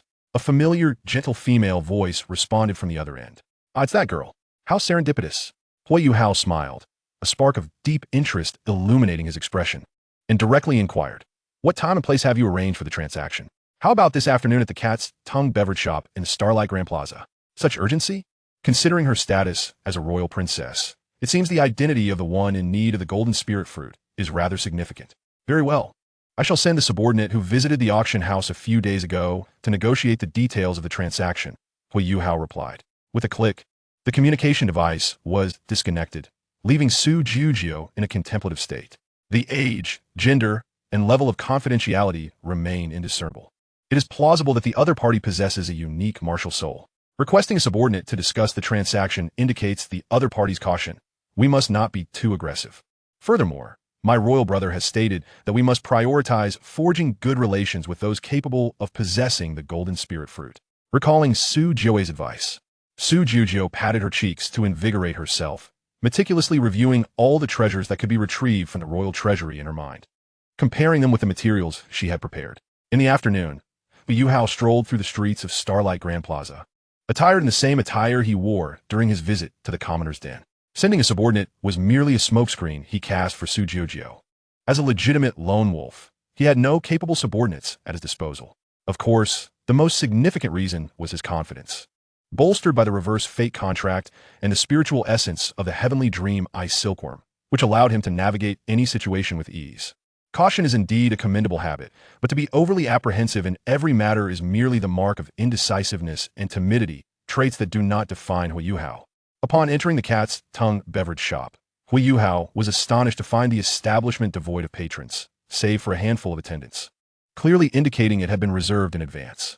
The shop's elegant decor and the soothing music preserved by the soul recording device enveloped the ambience. Huo Yuhao picked up a newspaper and summoned a server, ordering a glass of juice while he awaited his guest. After a few minutes, Su Jiujio entered the beverage shop. Clad in a flowing lavender gown, she seated herself opposite Huo Yuhao, her face partially veiled, yet her subtle smile conveyed an air of grace and pride. Hello, how delightful to see you again, beautiful miss. Su Jiujio's countenance momentarily registered surprise. How did he know her? As she scrutinized the smiling Huo Yuhao, her bright starry eyes reflected a flicker of recognition, recalling the mysterious boy she had encountered 4 months prior during her visit to the commoner's den. You're that boy from that day? Huo Yuhao's lips curled into a slight smile as he admired the enchanting young woman before him. Appreciating beauty is one of life's greatest pleasures for men, and he was no exception. Moreover, for Su Jiujio, who had once aided him, he harbored a subtly intricate sentiment. The two exchanged glances, locked in a gaze until Su Jiujio, feeling overwhelmed, was about to broach the purpose of her visit when Huo Yuhao's brow furrowed, his gaze shifting towards a certain direction. Could it be the titled Douluo? If my assumptions are correct, it must be that elderly lady named Man E from the original narrative, possessing the Star Cloud fan martial soul and a soul power level of 93. Huo Yuhao sensed a subtle, probing presence, a skill honed through his experiences in the Star Do Great Forest. Your Highness, this individual appears to be unusual. An elderly woman, seemingly in her 80s, materialized, adorned in a vibrant red robe, her snow-white hair contrasting sharply with her radiant gaze, emanating the formidable pressure characteristic of a titled Douluo. Directed at Huo Yuhao, Grandma Man E no. From the moment Man E appeared and exerted her pressure, everything transpired in the blink of an eye.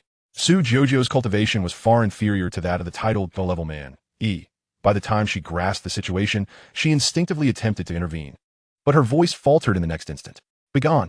The space around Huo Yuhao warped as Ilex appeared, his soul-stirring voice resonating like a thunderous bell, targeting only Man E under his extraordinary control. She staggered back, her expression one of horror. Though this old woman is a titled Douluo, her intellect leaves much to be desired. In the original narrative, during the negotiations in Mingdu, she also attempted to intervene, but was suppressed by a super Douluo from the body sect. Does she really think she can bully an inconspicuous youth like me? Should she dare to offend, then let my teacher handle it. Chapter 56. The Ice Blue Scorpion's Left Arm Bone. The Shrek supervision team sets sail. Huo Yuhao's demeanor remained remarkably unchanged throughout the encounter, his fingers intertwined at his nose. Elder, could you please be a tad more compliant? I am approaching this transaction with utmost sincerity. Man Yi's face darkened with anger, ready to retort, only to catch sight of Ilex standing behind Huo Yuhao. She snorted coldly and averted her gaze, refraining from further comment. Su Jiuzhou's previously light-hearted expression shifted to one of panic. Although she understood that Man Yi was acting in her best interest, a flicker of resentment began to stir within her. This was a matter of national significance. If we were to fail, the Star Luo Empire would face dire consequences. Su Jiuzhou's expression shifted dramatically. Her delicate face flushed with an unusual hue of anxiety as she unexpectedly bowed to Huo Yuhao, apologizing. I beg your pardon. Lady Man Yi did not intend it that way. Ah, this girl, as a princess of a nation, has set aside her royal dignity to perform such a grand salute to me. It seems that the golden essence fruit holds far greater significance for them than I had ever imagined. Ultimately, it is still due to the astonishing prowess displayed by my teacher. Indeed, the principle of strength being paramount is most effective in this Douluo continent. Huo Yuhao nonchalantly waved his hand. No need for concern. Cooperation is inherently a matter of mutual willingness. The intention of this esteemed elder is merely to ensure the safety of the young lady. No, rather, princess. Su Jiuzhou bit her lip. Before their dialogue had even begun, she found herself at a disadvantage, with her identity laid bare while the other party remained shrouded in mystery. Furthermore, that elder, out of the corner of her eye, she glanced at Ilex. She was very familiar with Man Yi, possessing a soul power of level 93. She was by no means weak among titled Douluos. Yet this elder could intimidate Man Yi with just a glance, indicating an unfathomable strength. Man Yi's reckless actions undoubtedly granted Huo Yuhao absolute initiative.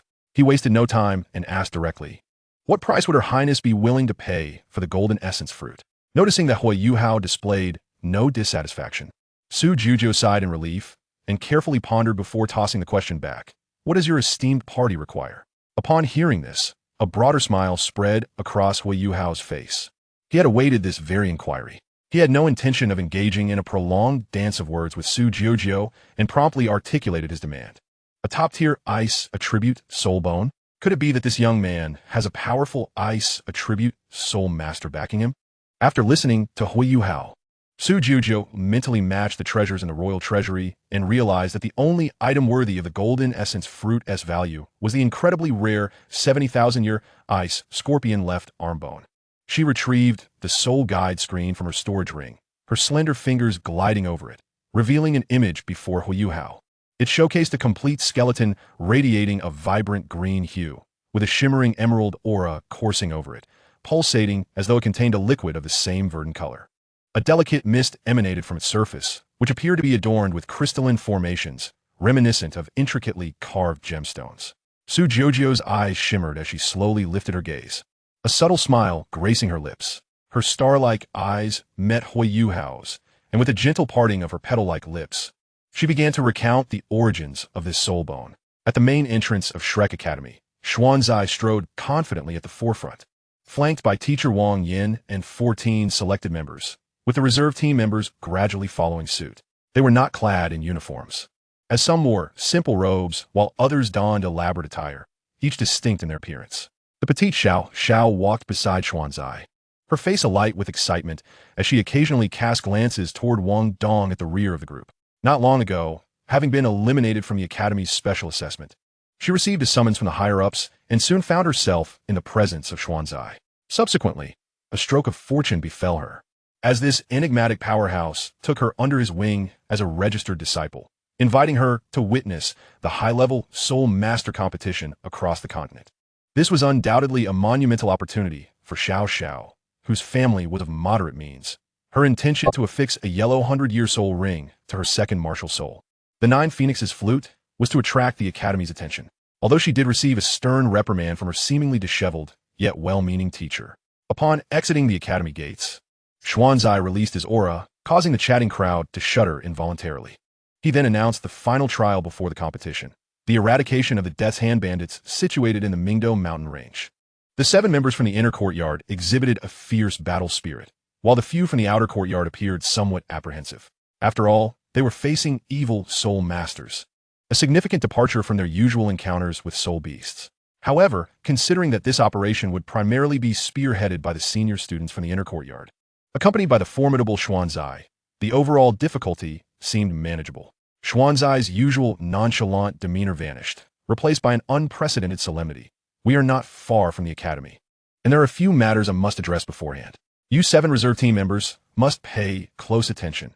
This will relate to your future paths at the academy.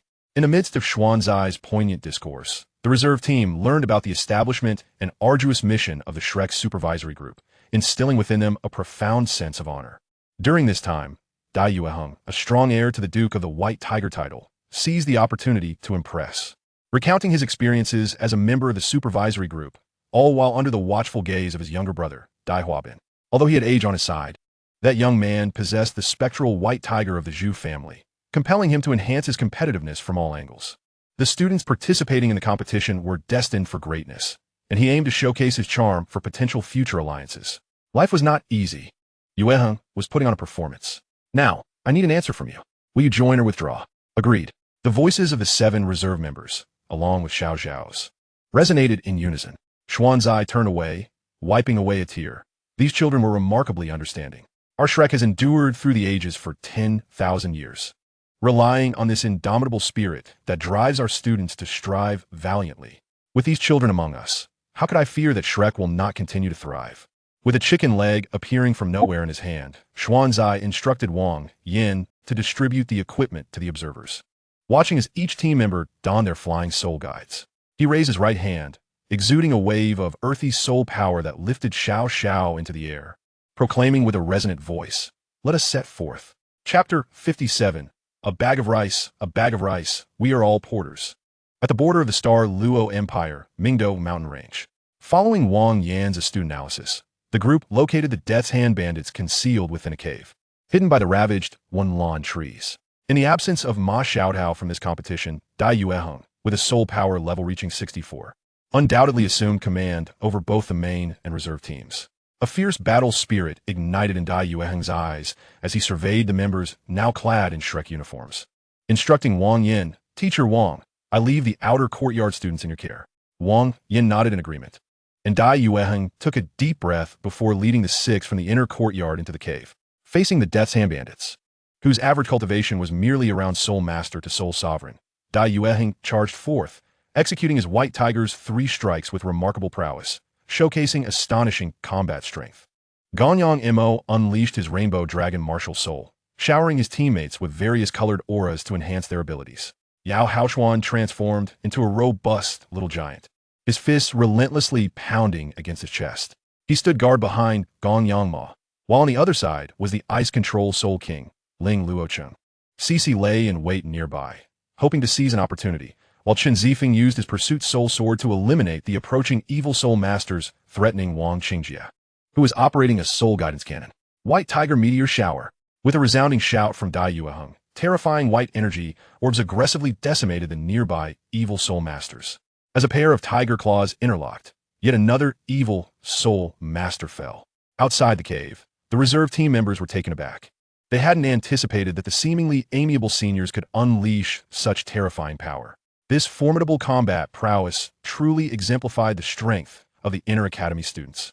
Dai Yueheng's might greatly stimulated Dai Huabin, who, ignoring the reserve team members Bei Bei and Su Sanshur standing at the front, fiercely engaged in battle with a third-ring bandit, his eyes brimming with ferocity. I am destined to become the man of the White Tiger Duke, even with Zhu Lu's assistance. My strength must not fall behind Dai Yueheng in the future. Bei Bei frowned. As the captain of the reserve team, he found Dai Huabin's rebellious nature quite troublesome these days. However, considering that this operation was led by the inner academy students, he refrained from voicing his concerns. Within the cave, Wang Qingjie continued to fire the soul guidance cannon while addressing Chen Zifeng, who stood guard beside him. "Zifeng, you should take my 5th level invincible shield." Perhaps due to the presence of a weapon spirit among the main team, only Chen Zifeng treated Wang Qingjie kindly, not looking down on him for being a soul master. Thus, he was willing to offer Chen Zifeng a protective shield he had cherished for many years. Chen Zifeng shook his head, slaying a fleeing bandit with his Pursuit Soul Sword while coolly responding, "In such a one-sided situation, it's unnecessary." "Very well. Deep within the cave, a frail figure clad in black sat cross-legged on the ground, surrounded by 2 yellow and 3 purple soul rings. Listening to the commotion outside, a sinister smile crept across his lips. If only I could wait a little longer for more corpses. Ha ha, then I shall blow you all to smithereens. The grim aura surrounding the death god messenger intensified, and suddenly, a wave of memories surged. His real name was Mike Lu Jieka, a member of the legendary Soul Village, hidden from the world for generations. According to his father, the surname Jieka could be traced back to the era of the sea god Tang San, over 10,000 years ago. Furthermore, based on some dubious legends, their ancestors once had a debt of gratitude to the fabled sea god. Long ago, the area surrounding Soul Village was enveloped by an extraordinary forest, isolated like a paradise, in which resided their clan's guardian deity. The death god messenger was initially an ordinary recluse, but during one pilgrimage to the guardian deity, he was discovered to possess a talent belonging to evil soul masters. The guardian deity did not slay him, but from that day forth, the death god messenger's fate was irrevocably altered. Villagers viewed him as an embodiment of calamity, harboring intense loathing for his existence, and ultimately, even his father abandoned him. Thus, he ventured down the path of the evil soul master, never to return. Wait for it. In less than a few decades, when I become a titled Douluo, I shall return for vengeance. However, for now, he must eradicate the ostentatious individuals outside. With a deep breath, the death god messenger exhaled the pent-up frustration he had long harbored, extending his arms as he chanted incantations. Feel the pain. Contemplate the suffering. Accept the anguish. Understand the torment. From this moment forth, let the world experience agony. With a powerful thrust of his right foot, his soul rings shimmered brightly, and his body transformed into a dense crimson light, surging forth from the depths of the cave. After a prolonged battle, Shrek and the others had reduced the Death's Hand bandit group to disarray, with scattered corpses and a nauseating scent of blood permeating the entire cave. With the white tiger martial spirit activated, Dai Yueheng, embodying the essence of a war god, exuded a fierce battle spirit that seemed to manifest as tangible flames, incinerating the sins of these evil soul masters. With this mission's accomplishments, my surveillance task would advance significantly. A blast of white tiger's fiery light wave struck down a defiant evil soul master, and just as a smile began to form at the corners of Dai Yueheng's mouth, a piercing howl resonated from the depths of the cave. Ha! How dare you little brats oppose the great death god messenger? Prepare to feel pain. Corpse explosion. Upon hearing this voice, the remaining bandits displayed expressions of despair, their bodies trembling uncontrollably. Realizing the impending danger, the main team members had no time to react. The corpses littering the ground began to swell at an astonishing rate, turning crimson as an eerie surge of soul power erupted violently. Boom! Boom! Boom!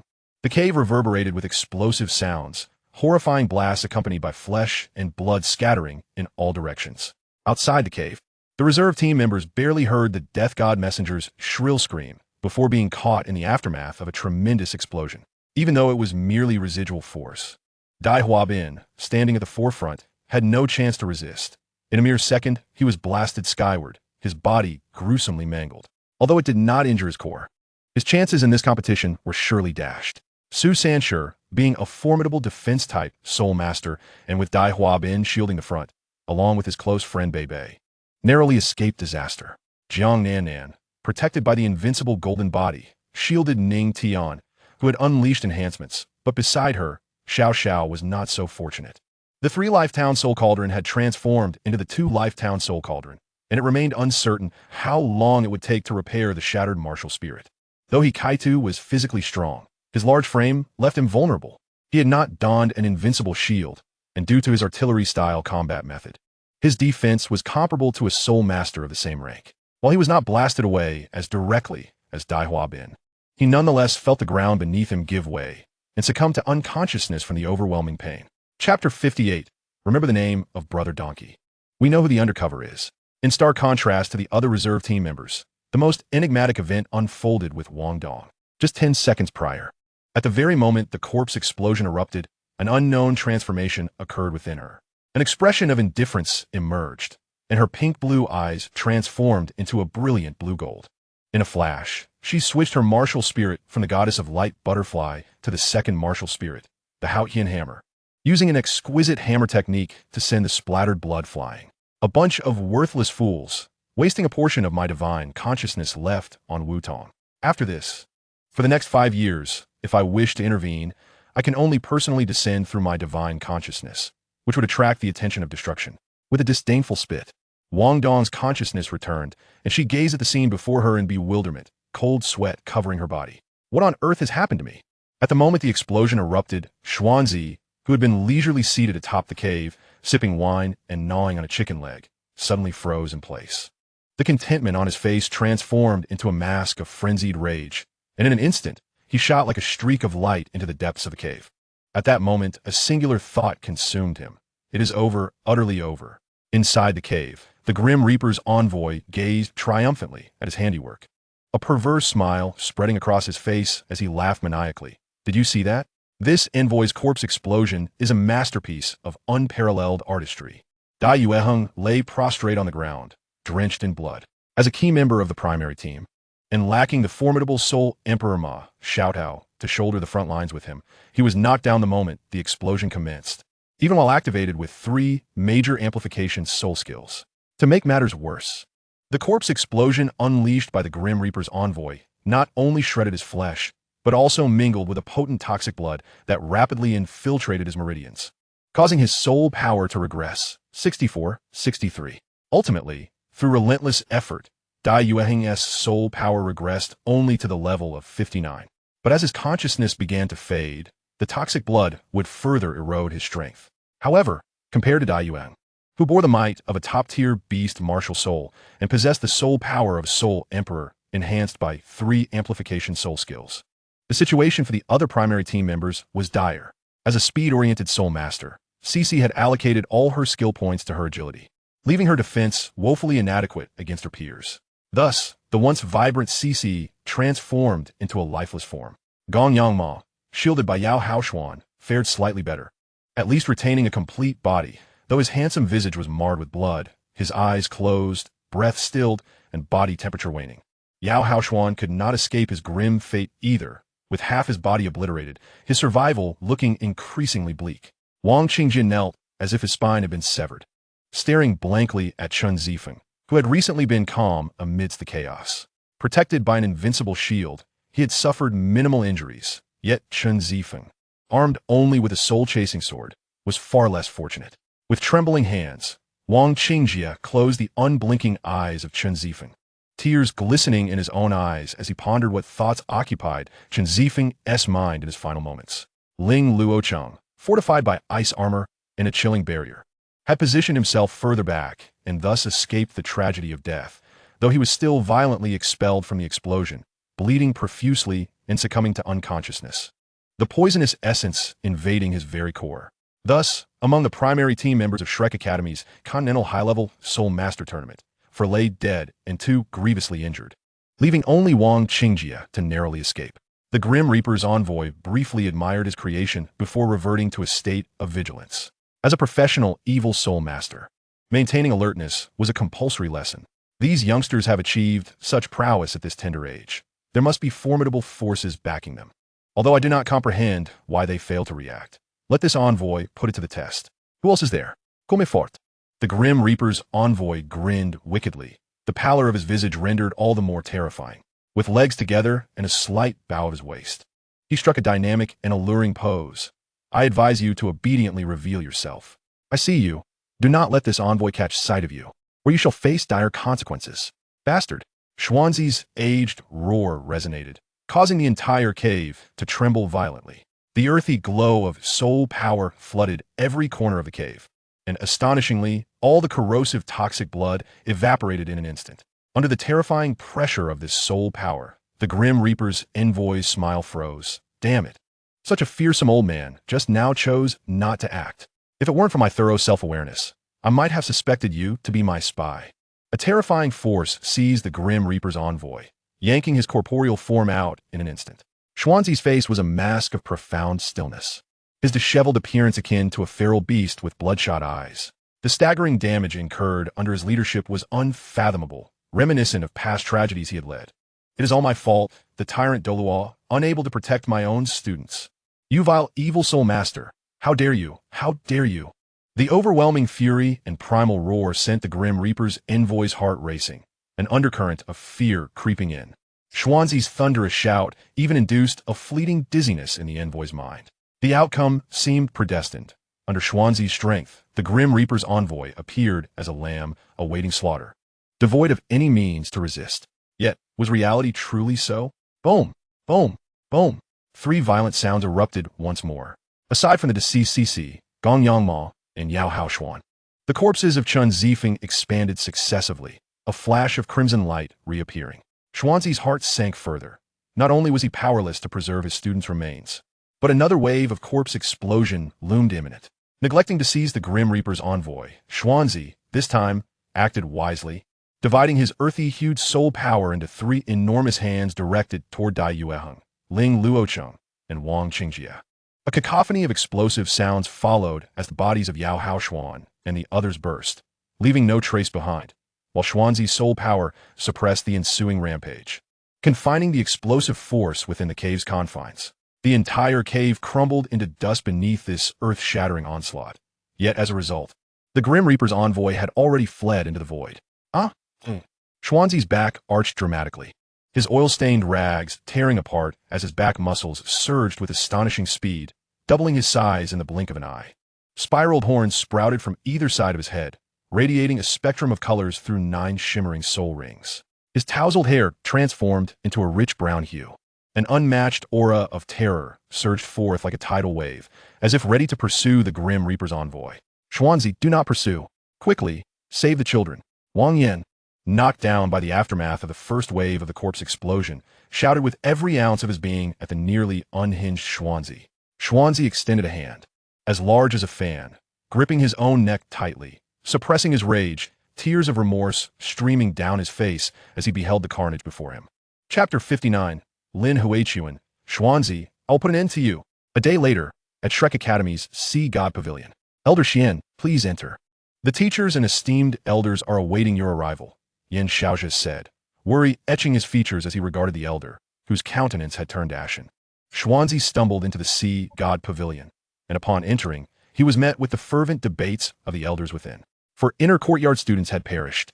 Ling Luocheng lay grievously wounded, and Dai Yueheng's cultivation had plummeted to the rank of a soul king due to the venomous corruption. Even Elder Zhuang's intervention could only stabilize his injuries, refraining from rashly attempting to clear his meridians. The path ahead for this child as a soul master appears bleak. What the forces behind Yao Haoshuan, Gong Yangma, Chen Zifeng and Cece, and Ling Luocheng, though fortunate to survive, would require at least 3 to 4 years of recuperation to restore his former self. Alas, as a disciple of Shrek Academy's inner court, we are committed to eradicating evil without mercy. Although I had already signed a life-and-death contract upon joining the inspection team, we must still exert our utmost efforts to make amends. Dai Huabin has sustained severe injuries and requires a period of rest on a stretcher, while Kai Tu's legs have been gravely compromised, leaving him likely to spend the foreseeable future confined to a wheelchair. Xiao Xiao, that young lady, has suffered a shattered martial soul, necessitating the healing powers of high-quality heavenly treasures for over 10 millennia. As the debate escalated, Muin, seated at the head of the table, opened his murky eyes, his aged voice cutting through the tumult. Enough. Silence. Let Xuanzi speak first. Xuanzi, resembling a mere shell of his former self, took his seat, yet before he could utter a word, a loud shout erupted from outside. Xuanzi, get out here. Hearing this, the elders exchanged glances, while Elder Song, seated across from Xuanzi, buried his face in his hands, overwhelmed with distress. After a brief moment, a figure clad in white burst into the Sea God Pavilion, fixing his gaze on Xuanzi.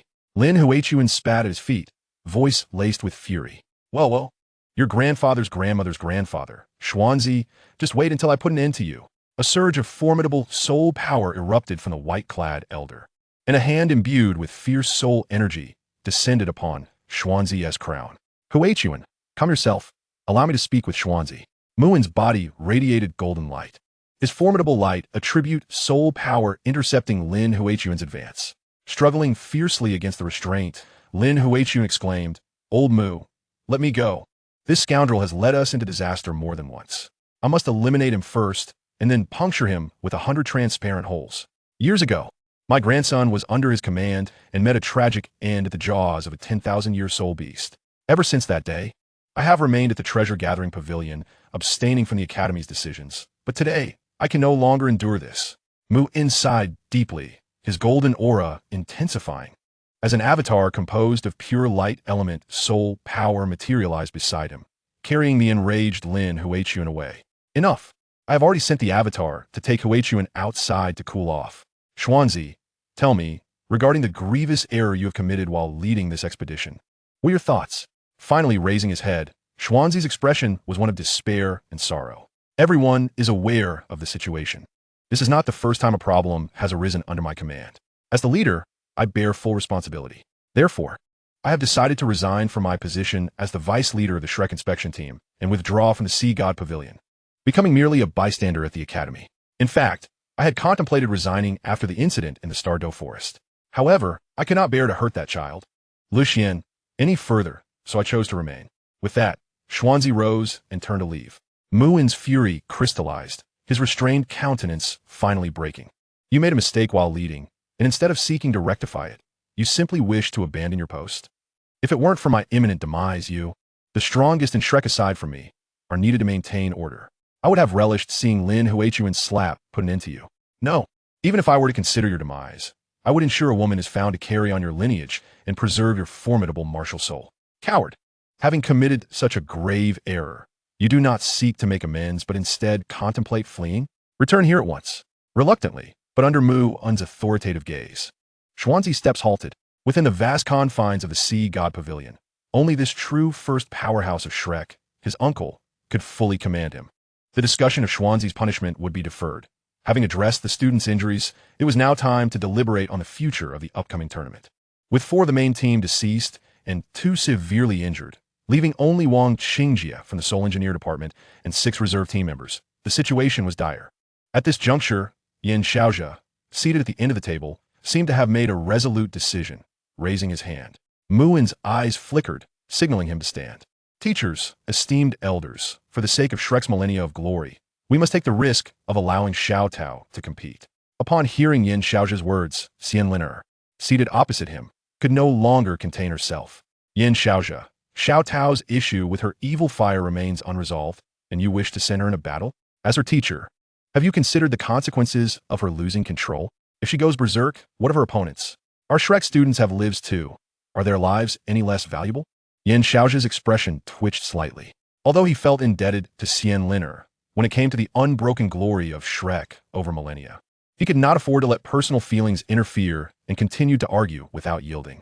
We could entrust the Millennium Ice Marrow, long treasured by the Academy, to Xiao Tao. While it cannot guarantee to suppress her evil fire indefinitely, it is a step. Muin listened quietly to the renewed debate, neither voicing immediate dissent nor expressing agreement. Unlike the original narrative, the reason Muin could resolutely gamble Shrek's glory on the training of reserve team members was because he saw hope in the unparalleled genius. Huo Yuhao, with his twin martial souls and ultimate martial soul. Though Huo Yuhao was not present at Shrek, the wings of this little butterfly had stirred profound changes in the world. Very well, I have reached a decision. Let Xiao Tao take the stage. At the One Peak Hotel, Yuhao languidly reclined on the sofa, a scroll in hand, with numerous others spread across the coffee table. These were intelligence scrolls obtained from his blind box openings, and after completing a transaction with GG, he first sought a place to merge the left arm bone of the Ice Scorpion, then tested the power of Ice Explosion, before resuming his daily grind as a diligent cultivator. Preparations for the Continental Senior Soul Master Tournament were well underway. He had intended to tackle several public bounties before this. Yet to his surprise, the wanted criminals seemed to have conspired to vanish without a trace in recent days. Ding! Attention, all members of the web. The voice transmission soul guide suddenly chimed, and Huo Yuhao, perplexed, activated it, only to receive a piece of public intelligence. A peculiar expression crossed his face as he made his way to the mission hall, discovering that he was not alone. Other assassins from the web had also gathered there. Chapter 60, Zhu Kaijiang. The first entry of the public bounty had undergone an information change. The leader of the Death's Hand Bandits, codename, Harbinger of Death. Bounty level, Earth grade. Reward, 3 million gold soul coins, to be paid by third party. Danger level, extremely lethal. Could it be that without me, Shrek has been crushed by this formidable individual? Huo Yuhao inwardly clicked his tongue. He held no excessive sentiment for Shrek, yet he relied on the students of Shrek for his supply of goods. The Mirror Eye Soul skill allowed him to replicate an opponent's martial soul and a corresponding weak martial soul source imprint for a limited time. It would take approximately 10 uses of the soul skill to solidify the weak martial soul source imprint completely. Of course, possessing it after 10 uses would be rather unwieldy. For targets he seldom encountered, aiming for a perfect proficiency in 10 attempts was practically impossible. Fortunately, he possessed the extraordinary purple Forbidden Eye, a divine ocular ability birthed from the evolution of the spirit eye utilizing celestial herbs. This eye allowed him to absorb the ethereal purple energy daily, rapidly augmenting his proficiency in replicating both martial souls and soul skills.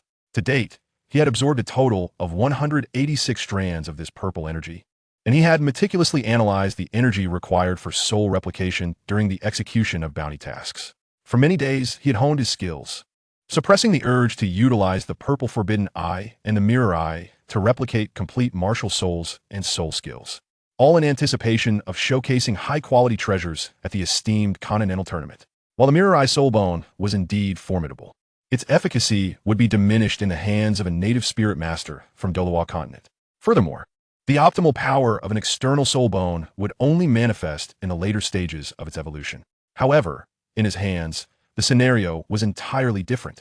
He had diligently studied mental force for many years, augmented by his profound understanding of the narrative and numerous fortuitous encounters, enabling him to maximize his initiative. Among his peers, Huo Yuhao held a firm confidence that few could rival his dedication. As the saying goes, the most sophisticated power often requires the simplest methods of cultivation. In a word, perseverance. Yet, despite his numerous advantages, the breadth of knowledge he sought was vast, and the development of the purple Forbidden Eye had spanned a mere 6 months, limiting the quantity of stored purple energy. Each soul he sought to replicate had to be meticulously selected. He could not afford to settle for inferior goods. Shrek, please don't fail to qualify for the tournament. Without you esteemed competitors, how could I satiate my long-emptied spirit? Silently praying for Shrek, Huo Yuhao suddenly recalled that he had yet to purchase tickets for the Continental High-Level Spirit Master Tournament. Thus, he redirected his focus to the Star Emperor Plaza, where he queued to buy tickets and snacks. In the Duke of the Underworld's residence, the grand hall of the Zhu family exuded an air of opulence, adorned with exquisite decorations reminiscent of an indoor garden, where rare and precious flowers were arranged with meticulous care. Seated at the head of the table was a middle-aged man clad in white, adorned with a resplendent golden chain and a storage ring. His hair slicked back in a neat style. He bore a stern visage, with hawk-like eyes that emitted a piercing glare, causing all present in the hall to lower their heads in deference. Duke Zhu Kaijiang, a name that elicited fear and trepidation within the aristocratic circles of the Star Luo Empire. His influence was formidable, and he was universally acknowledged as someone not to be trifled with. Offending him meant risking one's standing within the empire, and with a mere word, he could render even the most powerful families into oblivion overnight, with few daring to investigate the matter further.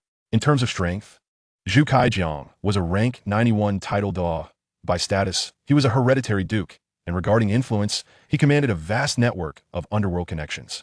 Within the expansive Star Luo Empire, aside from the royal family, there was truly no one he feared. His ruthless methods in the underworld were beyond the imagination of ordinary men. The Duke of the Underworld and the Duke of the White Tiger had been interrelated for generations. Historically, the White Tiger Duke had defended the realm against external foes, while the Duke of the Underworld had subtly shifted his developmental strategy thousands of years ago, resulting in the current circumstances. Before Zhu Kaijiang, a sorrowful noblewoman knelt, her countenance marked by despair. "Father, you must intervene on behalf of Yueheng and Huabin," the Duchess lamented, recounting the unfortunate fates of Dai Yueheng and Dai Huabin. Not long ago, she had reveled in the pride of both sons being selected for Shrek's main and reserve teams, secretly relishing the thought that she was far superior to their less reputable counterparts. Yet, as fortune turned to misfortune, who could have anticipated such calamity occurring under the leadership of Shrek's formidable members? Who could provide an explanation for this tragedy? Zhu Kaijiang furrowed his brow, gesturing for the assembly to disperse before he sighed deeply, assisting the Duchess to her feet. "Enough, you are an adult, not a child. As the Duchess of the White Tiger, such lamentations are unbecoming." He continued, "Yueheng has been like a son to me. Do you think I'm unaffected by this?" He channeled his profound soul power to stabilize the Duchess's erratic energy, preventing her from fainting in her extreme sorrow. "That scoundrel Dai Hao. How could he remain absent while his sons face such calamity? I would gladly march to the front lines to teach him a lesson myself. The Star Luo Royal Academy. The apex institution of the Star Luo Empire was situated to the north of the Star Emperor Plaza. Having weathered countless tribulations, it had cultivated a rich heritage. Among the original three nations of Douluo, aside from Shrek Academy, it was undoubtedly the most prestigious institution. In contrast to Shrek's admission requirements, which necessitated a city, lord-level recommendation letter, the Star Luo Royal Academy had long since amended its criteria to permit only noble enrollment, even establishing a practical assessment for admission, endeavoring to bolster its competitiveness against Shrek. Due to Shrek's dominance in attracting superior talent, the Star Luo Royal Academy could scarcely claim to be a true noble institution, as it boasted a significant number of commoner students. Otherwise, they might struggle to field even a single team of Soul Kings for the tournament held every 5 years. This was a regrettable necessity, as Shrek's reputation and status rendered it unparalleled on the continent, with countless talented spirit masters ensnared within its grasp. Consequently, not only the Star Luo Royal Academy, but also the three major empires had arrived at similar conclusions, aiming to recruit talents into their institutions, even if it meant settling for the remnants of Shrek's selection. Under the sweltering summer sun, the throngs of people enlivened the already warm air, as the upcoming Continental High-Level Spirit Master Tournament drew an increasing number of visitors to the Star Luo Royal Academy. The flow of humanity was ceaseless yet orderly. A youth with blood-red hair, Douluo, strode through the Academy's streets, his austere visage captivating the attention of passers-by. However, among his peers, he was known as Huo Li. After parting ways with Huo Yuhao, Douluo found himself in a quandary regarding his choice of academy. Attending Shrek would necessitate revealing his blood tiger martial soul, thus attracting the attention of the Duke's residents. Yet he had resolved to forge his own path through sheer determination. One of Shrek's admission prerequisites was a city lord-level recommendation letter, a feat he could not accomplish on his own. In the midst of his contemplation, he stumbled upon a notice for practical admissions assessments at the Star Luo Royal Academy. Seizing the opportunity, he embarked on an independent journey, successfully passing the assessment due to the might of his blood tiger martial soul, and swiftly earned the title of the most formidable rookie in his first year. Nearby, beneath a great tree, another young man leaned against the trunk, solitary in contrast to the groups of passers-by, his profound gaze following Douluo's retreating figure. Chapter 61. Huo Yuhao's First Encounter. Huo Yuhao leaned against the tree, fiddling with the black ticket in his hand. It was the entry pass for the Continental High-Level Spirit Master Tournament. The sensation of idolizing is becoming increasingly palpable, yet this feeling seems rather delightful. To my surprise, Luo Li did not attend Shrek Academy. My little brother indeed shares a remarkable understanding with me. After reclining for a while, the gentle sound of footsteps on the grass reached my ears. Leaning against a great tree, Huo Yuhao turned slightly, and the first thing that caught his eye was a pair of long, snow-white legs. Ah, first impression, white. Second impression, long. Third impression, Su Du, clad in a flowing lavender gown, approached the reclining Huo Yuhao. Her golden hair cascaded down to the elegantly curved waist, presenting a breathtaking silhouette that resembled the enchanting peaks of ethereal mountains, evoking a sense of wonder. Su Jiujiu's fair visage radiated a serene pink hue as she sat down and spoke. This contains knowledge regarding soul guides from levels 1 to 6. With that, the transaction was successfully concluded, and Huo Yuhao expressed his gratitude to Princess Jiujiu. As he opened his squinted eyes, his expression appeared nonchalant as he reached out to accept the storage ring from her hand. This was one of the conditions he proposed for exchanging the precious golden essence fruit, and in this regard, the Star Luo Empire was quite generous, willingly providing him with knowledge. The two engaged in casual conversation.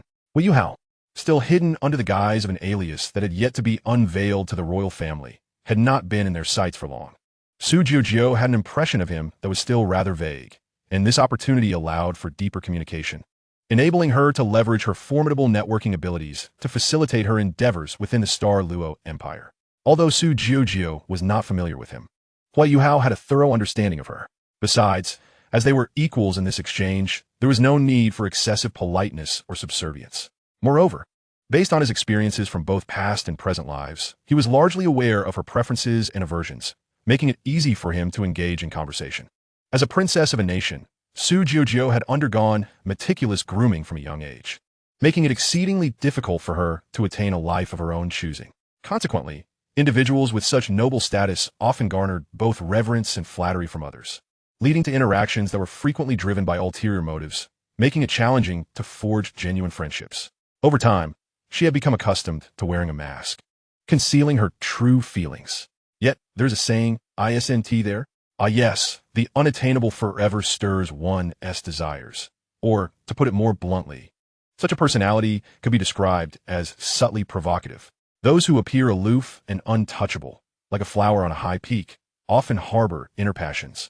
They seldom express or reveal their emotions, yet in specific circumstances or environments, they can exhibit unexpectedly vibrant behaviors. As a dignified imperial princess, Su Jiujiu had ventured to the slums seeking a different life, and her decision to assist Huo Yuhao, who had been bullied, revealed glimpses of her true inner world. Their conversation flourished with fervor, yet passers-by looked on in astonishment, with some recognizing Su Jiujiu's identity and staring in disbelief at the two engaged in light-hearted banter. Who is he? Why is he so close to Princess Jiujiu? I have never seen someone like him before. What is the nature of their relationship? Those aware of Su Jiujiu's status were astounded, whispering among themselves, secretly resolved to investigate Huo Yuhao's South background and place him on their watch list. Having known each other for some time, Su Jiujiu suddenly inquired, "And I do not yet know your name?" "Zero." "Very well. I shall call you Zero henceforth. You need not address me as your highness." Su Jiujiu looked at Huo Yuhao with a hint of exasperation, although it was clear that Zero was a pseudonym. She had no intention of probing further.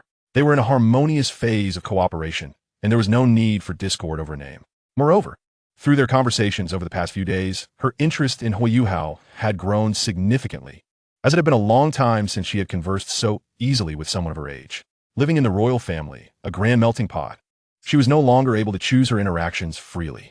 This sense of equal exchange was a novelty for Su Jiujiu, born into royalty, and she relished it.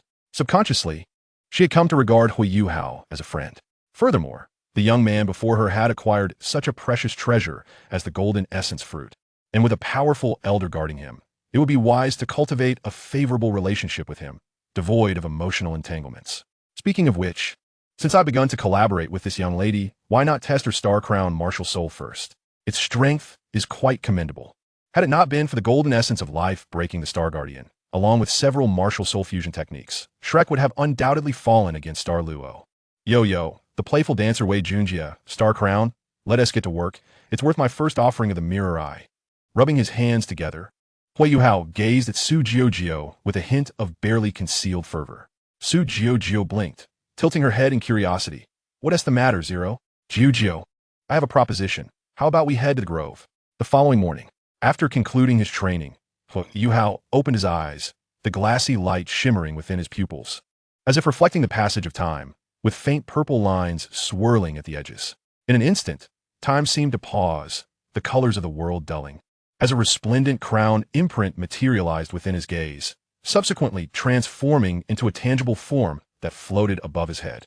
This crown appeared to be composed of countless stars, all a soft golden hue, converging from a diamond-shaped gem at the center, culminating in a beautiful array of 18 larger stars protruding upwards, forming a lovely point. After spending a considerable time in the grove with Jiujiu, he had finally acquired the Star Crown martial soul. However, to maintain a perfect concealment of his abilities, he had only elicited her Star Attraction technique, Starfall technique, and Starshine technique, while the latter two, Star Guardian and an unknown fifth soul skill, would have to wait until her competition before he could glean them. Satisfied, Huo Yuhao stored away the Star Crown martial soul and its techniques obtained through his mirror eye and purple chi. Indeed, the Star Crown martial soul lived up to its reputation as a premier weapon martial soul, exhibiting remarkable effectiveness. The Star Attraction technique allowed for enemy detection through the tracing of starlight. The Starfall technique induced a mild, involuntary daze. And the Starshine technique provided substantial enhancements to multiple targets while being capable of interfering with the mental attributes of soul masters to a degree. The Star Crown martial soul was the nemesis of most mental-type martial souls. Had it not been for Huo Yuhao's mental power reaching an unfathomable level, he would have risked encountering the embarrassing scenario described in the original story, where mental detection failed. Its capabilities in support and combat were commendable. In the original narrative, Su Jiujiu had managed to restrain the offensive prowess of two soul emperors, Dai Yueheng and Ma Xiaodao, with just a single Starshine technique. A feat that was no small accomplishment, given that other soul masters struggled to contend with opponents of higher ranks. The original text explicitly stated that even Bei Bei and Su Sanshi, at the 5-ring level, could only barely contend with a lower-tier Soul Emperor for a limited time using their trump cards, the Holy Dragon Awakening and the Xuanwu Bloodline Awakening. Chapter 62. The Illusory Strength of Shrek. This round, I, Huo, shall triumph over the sun and moon. The Grand Continental High-Level Soul Master Competition, held once every 5 years, has returned to the Star Luo Empire after a 20-year hiatus, infusing the city, renowned as the invincible imperial capital, with a vibrant new spirit. As Huo Yuhao meanders through the bustling streets of Star Luo City, he can distinctly perceive the surge in visitors, a remarkable influx that has occurred within a mere fortnight. Almost all hotels are fully booked, compelling the authorities to commandeer certain residences and repurpose official mansions as temporary accommodations for the guests. Even the Luo network has symbolically contributed, offering several hotels beginning with the numeral 1 as lodging. Emperor Su Jiawei has wielded his status as a power broker, significantly increasing the number of soldiers maintaining order within the city. Fully armed soldiers of the Star Luo Empire have enacted martial law, clearing the city's largest 7-story hotel, the Star Emperor Hotel, to serve as a resting area for the competitors.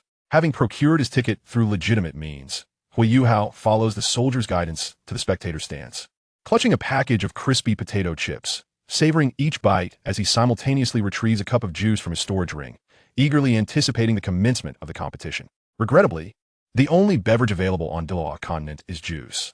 Though it is completely natural and additive-free, it lacks the effervescence of a certain beloved sugary drink. The competition platform has been constructed at the main gate of the imperial city, allowing Su Jiawei and his ministers to observe the event from a commanding height atop the city walls, ensuring both a wide view and a sense of security. The platform spans 100 meters in both dimensions and rises 5 meters high, surrounded by 108 defensive soul guiding metal pillars, crafted in Star Luo, manned by an equal number of soul masters. When infused with soul power, these pillars form a protective barrier, preventing any soul techniques from escaping their confines. Seated in the 3rd row, Yuhao's ticket, the cheapest available, cost 2 gold soul coins, while his current position required 100 coins, an expense that has become trivial for him of late. The spectator to his right has yet to arrive, and under his deft control of spiritual energy, he discreetly activates a simulated soul technique, undetected by those around him. The shimmering cerulean light of his mirror eyes manifests as he munches on potato chips, analyzing the structure of the 108 defensive soul guiding pillars, subsequently storing this information in his mental library. With the data on soul guiding devices provided by Jiao, analyzing these devices has indeed illuminated my understanding.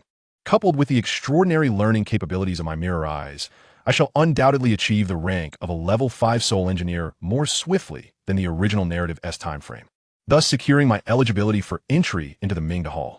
Alas, the breadth of knowledge I must acquire is overwhelming. Were it not for the training aids of my mirror eyes and mirror shadow clone, I might have to relinquish some of my studies. After completing the download of information regarding the defensive metal pillars, Huo Yuhao shifts his gaze toward the competing teams, immediately spotting the Shrek team. The sight is both startling and disheartening. What has become of Shrek? Where are the remaining members of the main team? Only 2 of them are left, and the reserve members number merely 6? That bespectacled gentleman with his bandaged hand cannot be Wang Yan, can he? And that robust man in the wheelchair, surely he is not He Kaitu? Where, oh where has our adorable little Xiao vanished to? My heavens! How have you managed to reduce your powerful opening lineup of 2 Soul Emperors and 5 high-ranking Soul Kings to this? I've encountered Dai Yueheng in my youth. He is not among them. The other main team member is indistinguishable by the original narrative's descriptors and is male, clearly not corresponding with the ice beauty, Ling Luochan. Huo Yuhao suppresses a chuckle, leaving the surrounding spectators perplexed. My apologies. I have received specialized training, and unless utterly compelled, I shall refrain from laughter. The joy of one is often built upon the misfortunes of another, and Mr. Zhou Shuren has spoken truly. His estimate of the Grim Reaper's agent was already high, yet he had not anticipated such terror from this formidable figure. Without the forewarning of spiritual detection, a single individual has turned the tide against Shrek, explaining why he has ascended to the Earth-level bounty of the Luo network. His reputation as formidable as that of a certain Yuan family general whose vast army was shattered by Boss Chow. Reflecting upon Shrek's apparent fragility, he then turns his attention to the Sun Moon Royal Soul Engineer Academy, known as the Perennial Second. At the forefront stands a tall, imposing elder with a fierce demeanor. likely the team leader, Master Ma. Behind him stand a robust young man, resembling the elder closely, with a slightly larger head. Huo Yuhao swiftly correlates this youth with Ma Rulong, the original character possessing the great head spirit monkey soul. The features of the other main team members are less distinct. But as his gaze drifts to the reserve team, led by a boy and a girl, a mischievous smile graces his lips. This boy and girl represent Huo Yuhao's core targets for this competition, their significance rivaling that of Shrek. The striking young man, around 15, possesses captivating cerulean eyes and an elegant figure, with long, fair hands that resemble exquisite jade, qualities rare even among girls. He appears enamored with his own hands, each glance as if he were admiring the most exquisite artwork, leading one to wonder if he indulges in inappropriate antics with his delicate fingers. This fellow must be Xiao Hongchun. He looks quite promising, yet regrettably, his martial soul manifests as a leg protruding from his posterior. Though the three-legged golden toad is indeed powerful, its aesthetics leave much to be desired. The girl, while slightly less beautiful than Jojiao, is a rare beauty in her own right, of similar age to Xiao Hongchun. Her long hair, a striking wine-red hue reminiscent of rich, exquisite wine, shimmering with a soft luster. Her sky-blue eyes sparkle like starry diamonds kissed by dew. The girl possesses a slender, graceful figure, her curves accentuated by the white school uniform. And her exposed skin is as smooth and radiant as polished white jade, evoking the imagination of an exquisitely soft touch. With her wine-red hair and sky-blue eyes, should she awaken her martial soul, she would likely embody white hair and red pupils. This dreaming Hongchun's Zhu Qingbing toad martial soul, devoid of my ultimate ice, will surely lead Shrek to face dire tribulations this time. Comparing the current Shrek Academy with the Sun Moon Royal Academy, Huo Yuhao realizes that even with the unparalleled analytical prowess of his mirror eyes, he cannot find even a fraction of a reason for Shrek's potential victory. After all, Ma Rulong wields an 8th-tier pinnacle judgment sword. This round, I, Huo Yuhao, shall bet on the Sun Moon Royal Academy for the win. Chapter 63, 1 against 7. The fiery temperament of Ma Xiaodao. Atop the city walls, Su Jiawei stands in the center, adorned in a bright yellow robe and crowned with the 8 treasures' purple gold crown, his hands clasped behind his back. Beside him stands a graciously elegant woman clad in luxurious attire, respectfully accompanying him. A few paces behind them are the dignitaries and officials of the Luo Empire. Su Jiawei furrowed his brows, casting his gaze towards the waiting area of Shrek Academy. The glory of Shrek, which had persisted for over 10,000 years, seemed perilously close to being extinguished this time, with 2 main team members and 6 reserves, one of whom had only been inserted into the lineup through the privileges of the Shrek inspection team after the registration period. How could such a contingent possibly triumph over the Sun Moon Royal Academy? Dai Haoxian's eldest son faced an insurmountable future in terms of cultivation, yet fortunately, his younger brother Dai Huabin had recovered well from his injuries thanks to the old healer's ministrations. It appeared that the position of Duke of the White Tiger was destined to be inherited by the capable nephew Dai Huabin. The Empress listened gently, as the nation's matriarch. She too could not interfere in politics, especially with numerous civil and military officials present on either side. Su Jiawei expressed a slight lament regarding the current state of Shrek, and then recounted to the Empress his own regrets about not participating in major competitions during his youth. As the sun reached its zenith, he accepted the sound-conducting Soul Guide handed to him by a minister. The Continental Advanced Soul Master Academy Soul Fighting Tournament is the most significant event in the realm of Soul Masters on the Douluo continent. Here, I represent the Luo Empire to extend a warm welcome to the representatives of various academies, led by Shrek Academy, who have traveled from afar. I hope you will showcase your true prowess in the month-long competition ahead. I hereby declare the commencement of the Continental Advanced Soul Master Academy Soul Fighting Tournament.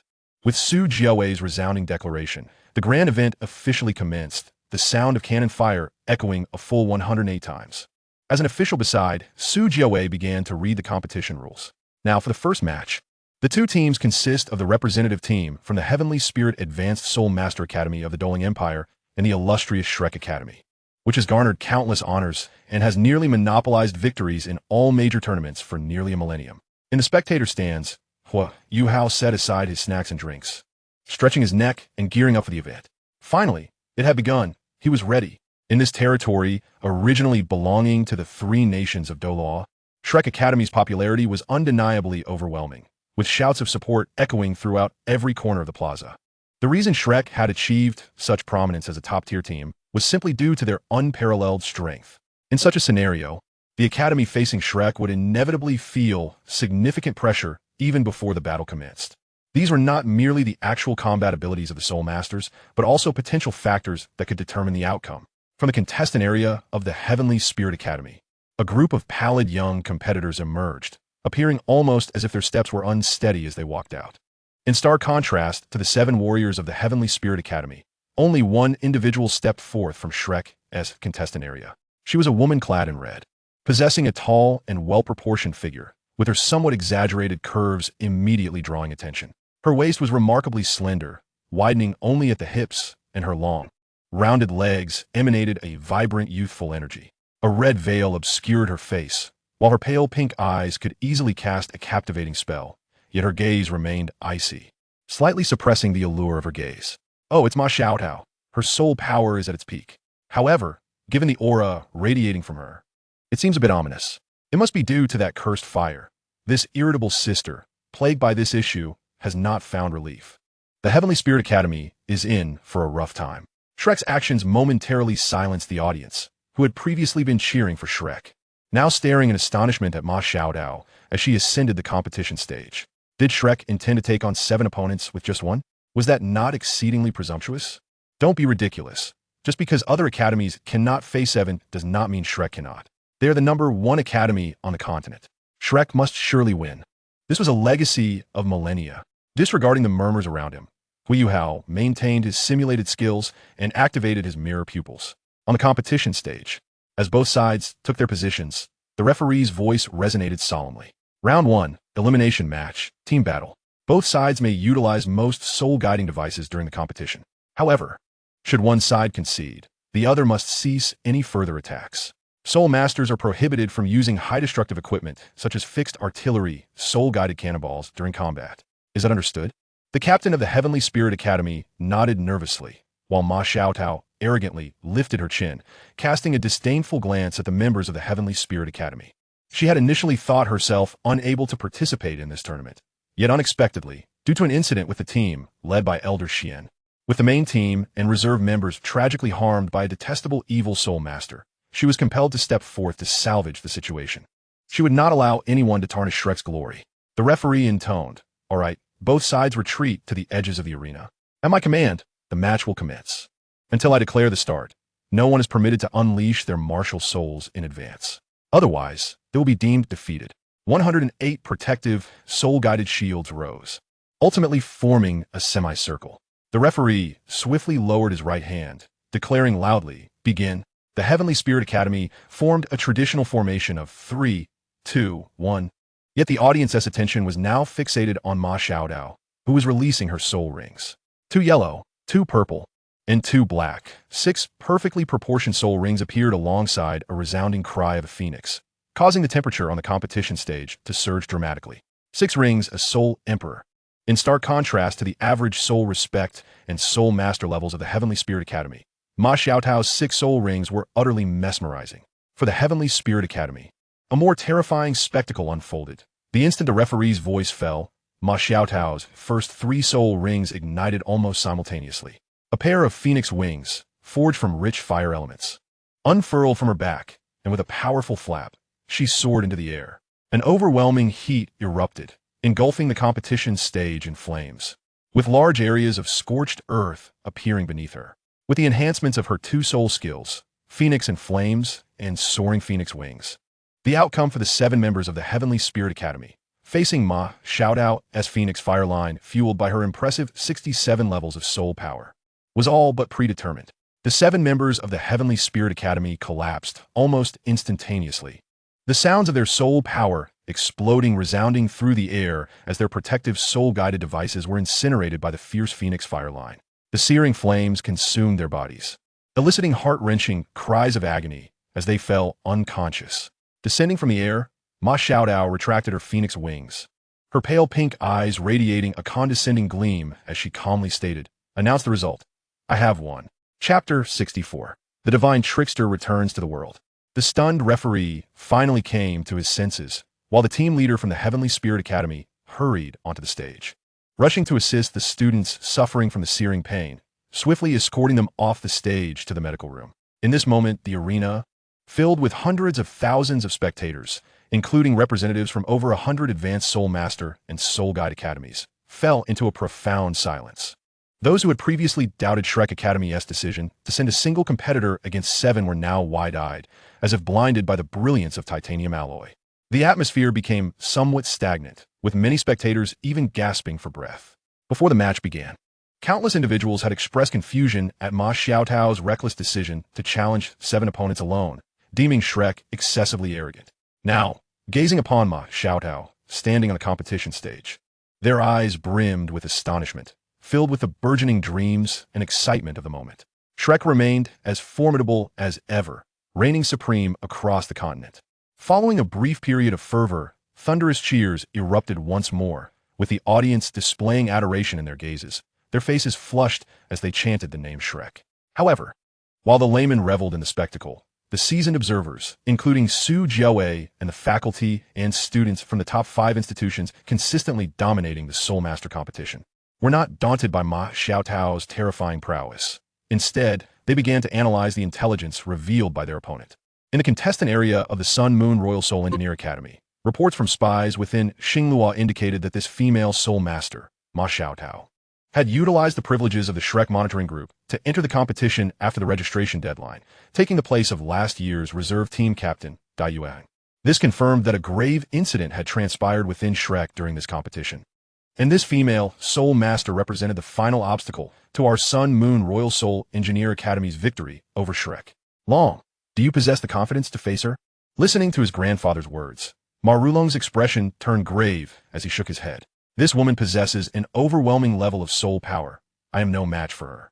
Moreover, the soul emperors cultivated by Shrek under 20 often cannot be measured by the same standards of cultivation. To defeat her, one must resort to... Xiao Hongchun curled his lip, playing with his fingers, and taunted, Brother Ma, you are, after all, a genius soul emperor meticulously nurtured by our Mingdatang. Why do you consistently exhibit such caution towards Shrek? Although this woman is formidable, if I possessed the same level of cultivation as you, I would undoubtedly remain undefeated in battle against her, perhaps even triumph. Xiao Ongkin, Marulongese Brao Darkind. And he was about to caution Xiao Hongchun not to underestimate their opponent when he caught a warning glare from his grandfather, signaling him to refrain from further comment. Observing Ma Rulong's discomfort, Meng Hongchun stifled a laugh, her sky-blue eyes sparkling with mirth. In the contestant area of the Douluo Academy, a voice echoed. This woman's strength is indeed terrifying. To secure victory, we can only deploy our 7th-level soul engineer device, the Thunder Cannon, to swiftly conclude the battle unexpectedly. In the contestant area of the Tianhan Academy, Jiang Peng, at the forefront, gazed at Ma Xiaotao on the stage, his eyes glinting with battle intent as he compared her prowess to his own formidable weapon spirit, the Tremor Axe, seemingly pondering his chances of victory. Meanwhile, in the spectator area, Huo Yuhao was diligently utilizing his mirror eye to analyze the information regarding the evil Fire Phoenix spirit from the previous battle. Although this spirit was powerful, it lacked the versatility of the Star-Crowned spirit. Furthermore, Ma Xiaotao would not confine herself to being a mere trump card for the final match as Su Juju had done, thus making it unnecessary to expend the purple energy of the Purple Forbidden Eye for a one-click replication. Nevertheless, while he couldn't replicate this spirit directly, Huo Yuhao had dissected the strengths of the evil Fire Phoenix spirit through his mirror eyes analysis. The formidable energy-based soul skills of the evil Fire Phoenix contrasted sharply with the melee-focused prowess of the evil Eye White Tiger, showcasing their distinct advantages. The replication of spirits was merely an ancillary benefit of the mirror eye soul bone. After all, those replicated spirits could never surpass his own spirit eye and ice blue Emperor Scorpion. What he valued more was harnessing the advantages of these spirits to craft a unique ability of his own. The concept of activating telekinesis in his mind still required more intelligence from potent spirits.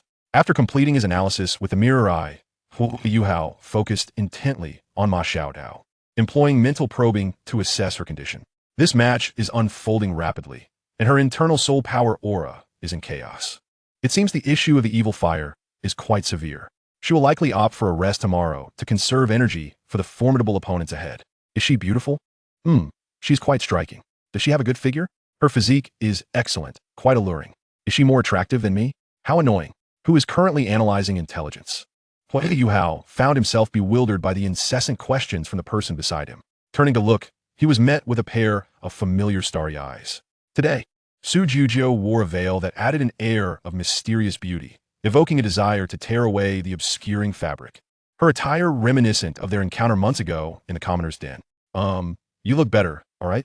By the way, how did you get to the spectator area? Aren't you worried your fame will attract attention from those around, especially sitting right beside me? Huo Yuhao whispered. Su Jujio smiled softly, clearly pleased with Huo Yuhao's previous response. The playful glimmer in her eyes, hidden beneath the veil, added a delightful twist to her demeanor. If I said this was luck, would you believe me? Huo Yuhao gave her a look that conveyed, "Don't treat me like a fool," and casually draped his arm over Su Jujio's shoulder, covering his lips with his right hand as he leaned closer to her ear. From the commoner's den to the spectator area. Who would have thought our esteemed princess of the Xingluo Empire enjoys a bit of thrill? Su Jujio's body stiffened. Never before had she felt a man's touch. And Huo Yuhao's actions instinctively caused her to feel flustered, her gaze becoming distant, her mind a blank slate. Observing the rosy hue on her cheeks, Huo Yuhao realized how crystal clear her eyes were, her bashful demeanor bringing him a sense of satisfaction. "Remove your hand." Su Jujio's voice was soft as snowflakes, laced with a plea for mercy.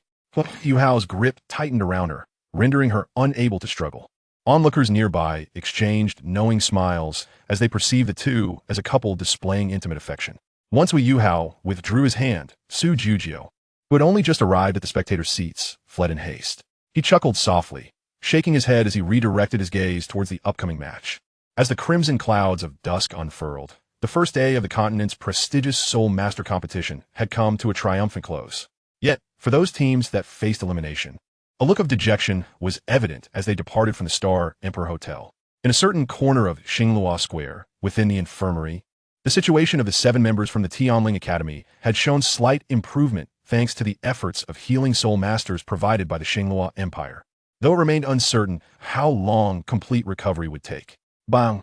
Outside the infirmary, the team leader of Tianling Academy struck the wall heavily, venting his frustration as he cursed. Damn it, Shrek Academy has truly been ruthless. After this severe blow, who knows how long it will take for everyone to recover. After his outburst, a self-deprecating expression surfaced on the team leader's face. Participating in this competition was truly a grave mistake. It has not only failed to hone everyone's skills, but has also. His words were abruptly interrupted as a hand landed on his shoulder, accompanied by a steady voice resonating in his mind. "Young man." The team leader of Tianling Academy shivered coldly, beads of sweat forming on his brow. Turning to face the source of the voice, his initial wariness swiftly transformed into astonishment. The appearance of the individual before me was indeed peculiar. He donned a white robe adorned with an array of patches, and on his feet were a pair of unpretentious cloth shoes. Despite the simplicity of his attire, it bore an unexpected neatness. Atop his head rested a wide bamboo hat, its brim deliberately lowered to obscure his entire face, evoking the image of a rustic hermit. In Chapter 65, The Mysterious Merchant and the Information Broker, the resourceful Hor Gulong was at hand. The lead teacher from the Heavenly Spirit Academy regarded the enigmatic figure with a grave expression, furrowing his brow as he inquired, "Who are you?" With a hand resting on his hat, a calm voice reverberated within the teacher's mind. "I perceive a remarkable potential in your bones. You are destined for greatness. As for my identity, it is of no consequence to you. I am here solely for the purpose of trade. Should you decline, I shall take my leave." "Trade?" The teacher's astonishment deepened, bewildered at the sudden appearance of a stranger in the infirmary, who sought to engage him in commerce. Thankfully, his heart was robust. Otherwise, he might have been frightfully startled. The mysterious merchant continued, "I am known as Gongchang Wei, a wanderer of the seas, who delights in the art of trading. Allow me to present my wares. I assure you, they will not disappoint." With a flick of his wrist, the teacher's mind momentarily went blank, and then a spectral azure screen materialized before him, displaying an array of items. "Is this truly real?"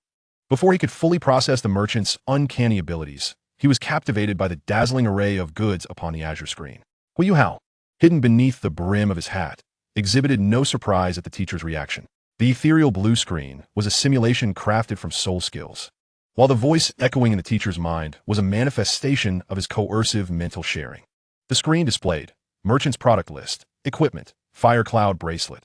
Crafted from high-density fire elemental crystals, it radiates no heat. When infused with soul power, it grants a 60 affinity for fire elements to those below the 5th ring, with diminished effects for those above.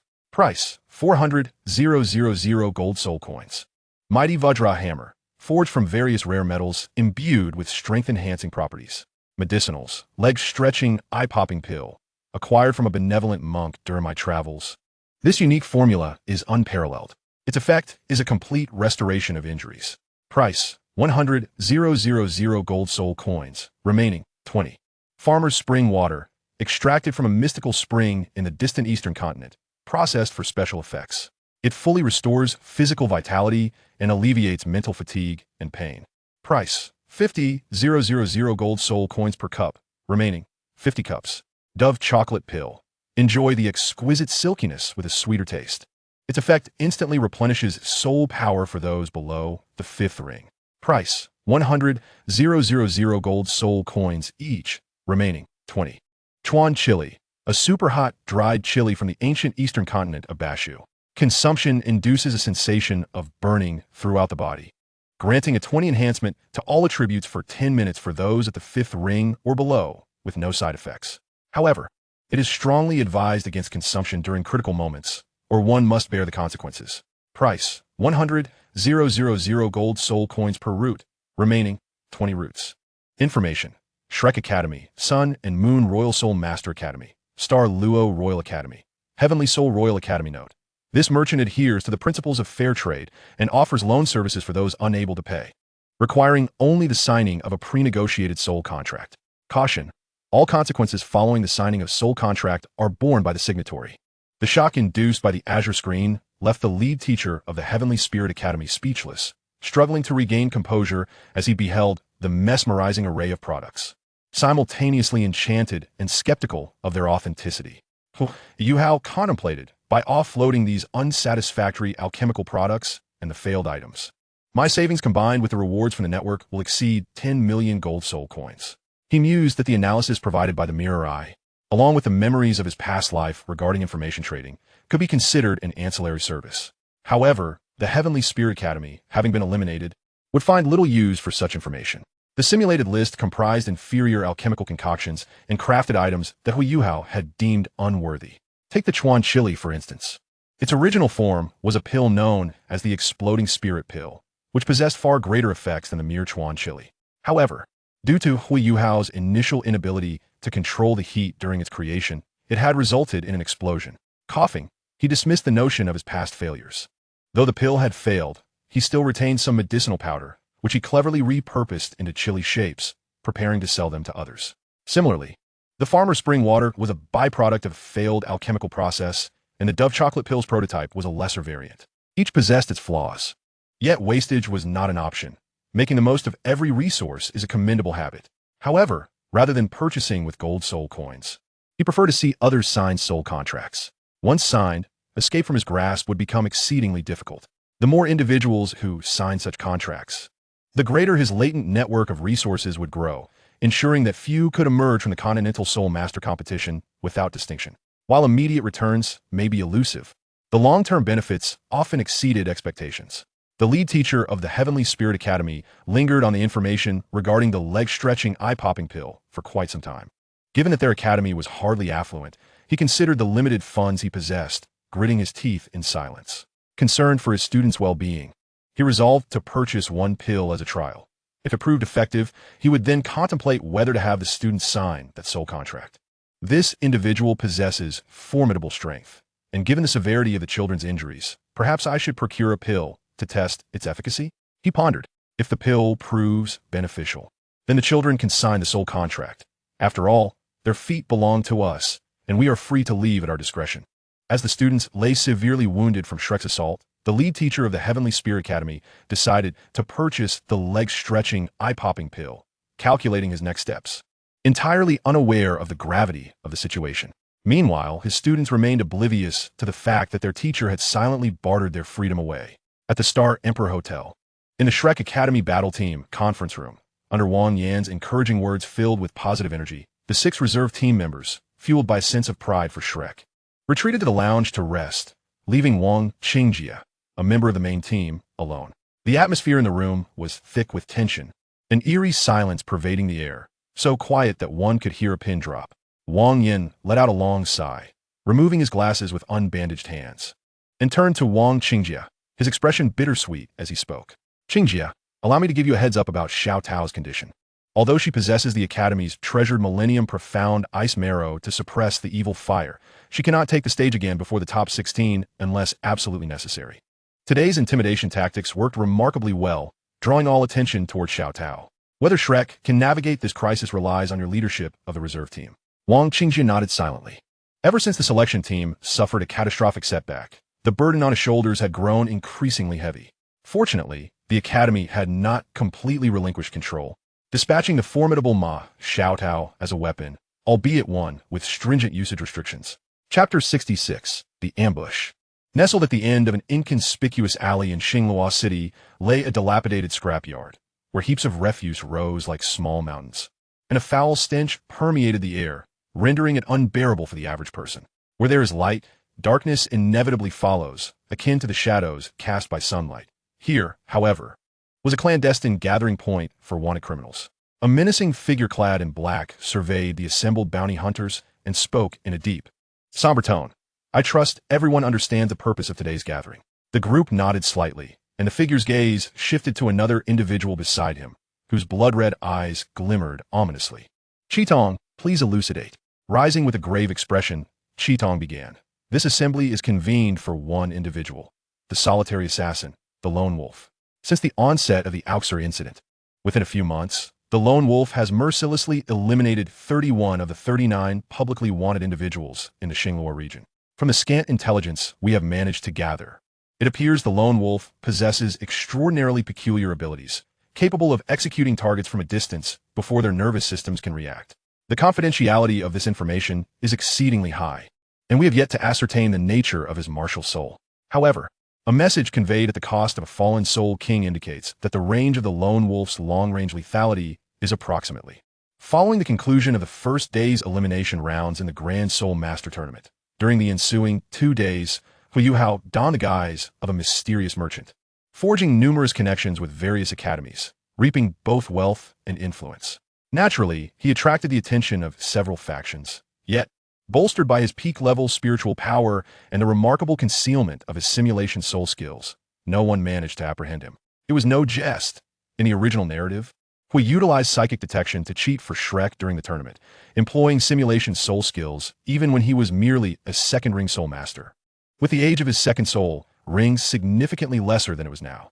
Thus, he could dance exuberantly before a multitude of elite practitioners, bestowing Shrek with an all-seeing advantage. Not to mention, Huo Yuhao's current mental prowess, the age of his soul skills, and his cultivation had surpassed those of his peers by a considerable margin.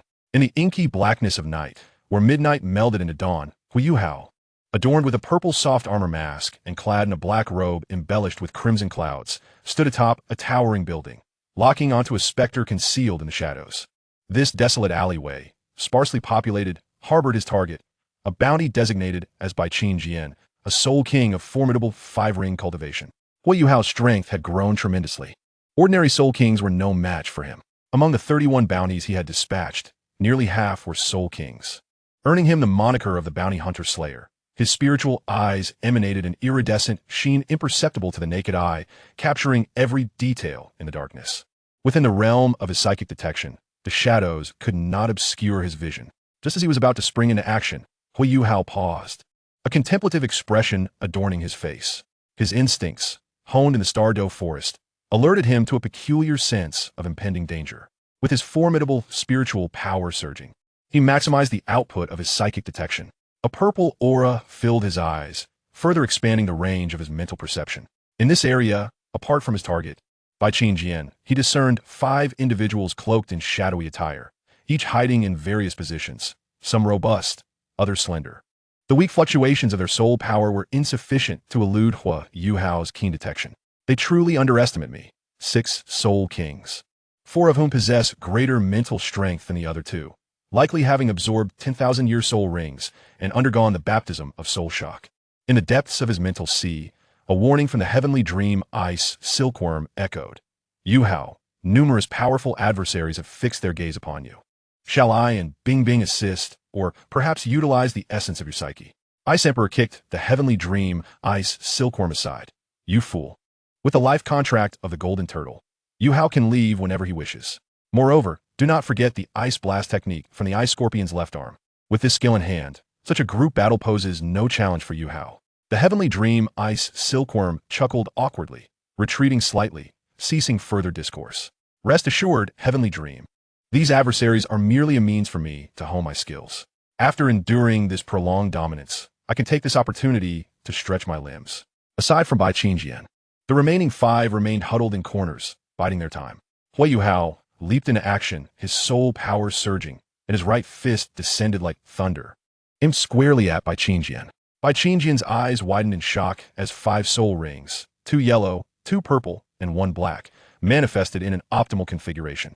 A radiant azure light erupted from his back, and his wings unfurled, his muscles swelling with power.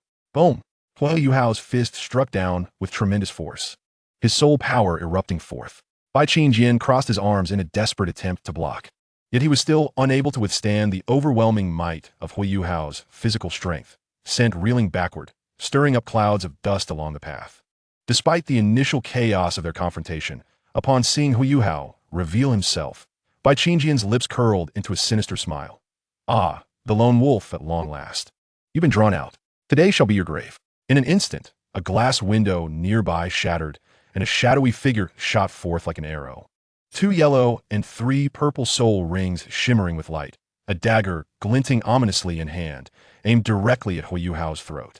A fierce gust of wind swept up from behind Huo Yuhao, the chilling gleam of the dagger vanishing in the blink of an eye.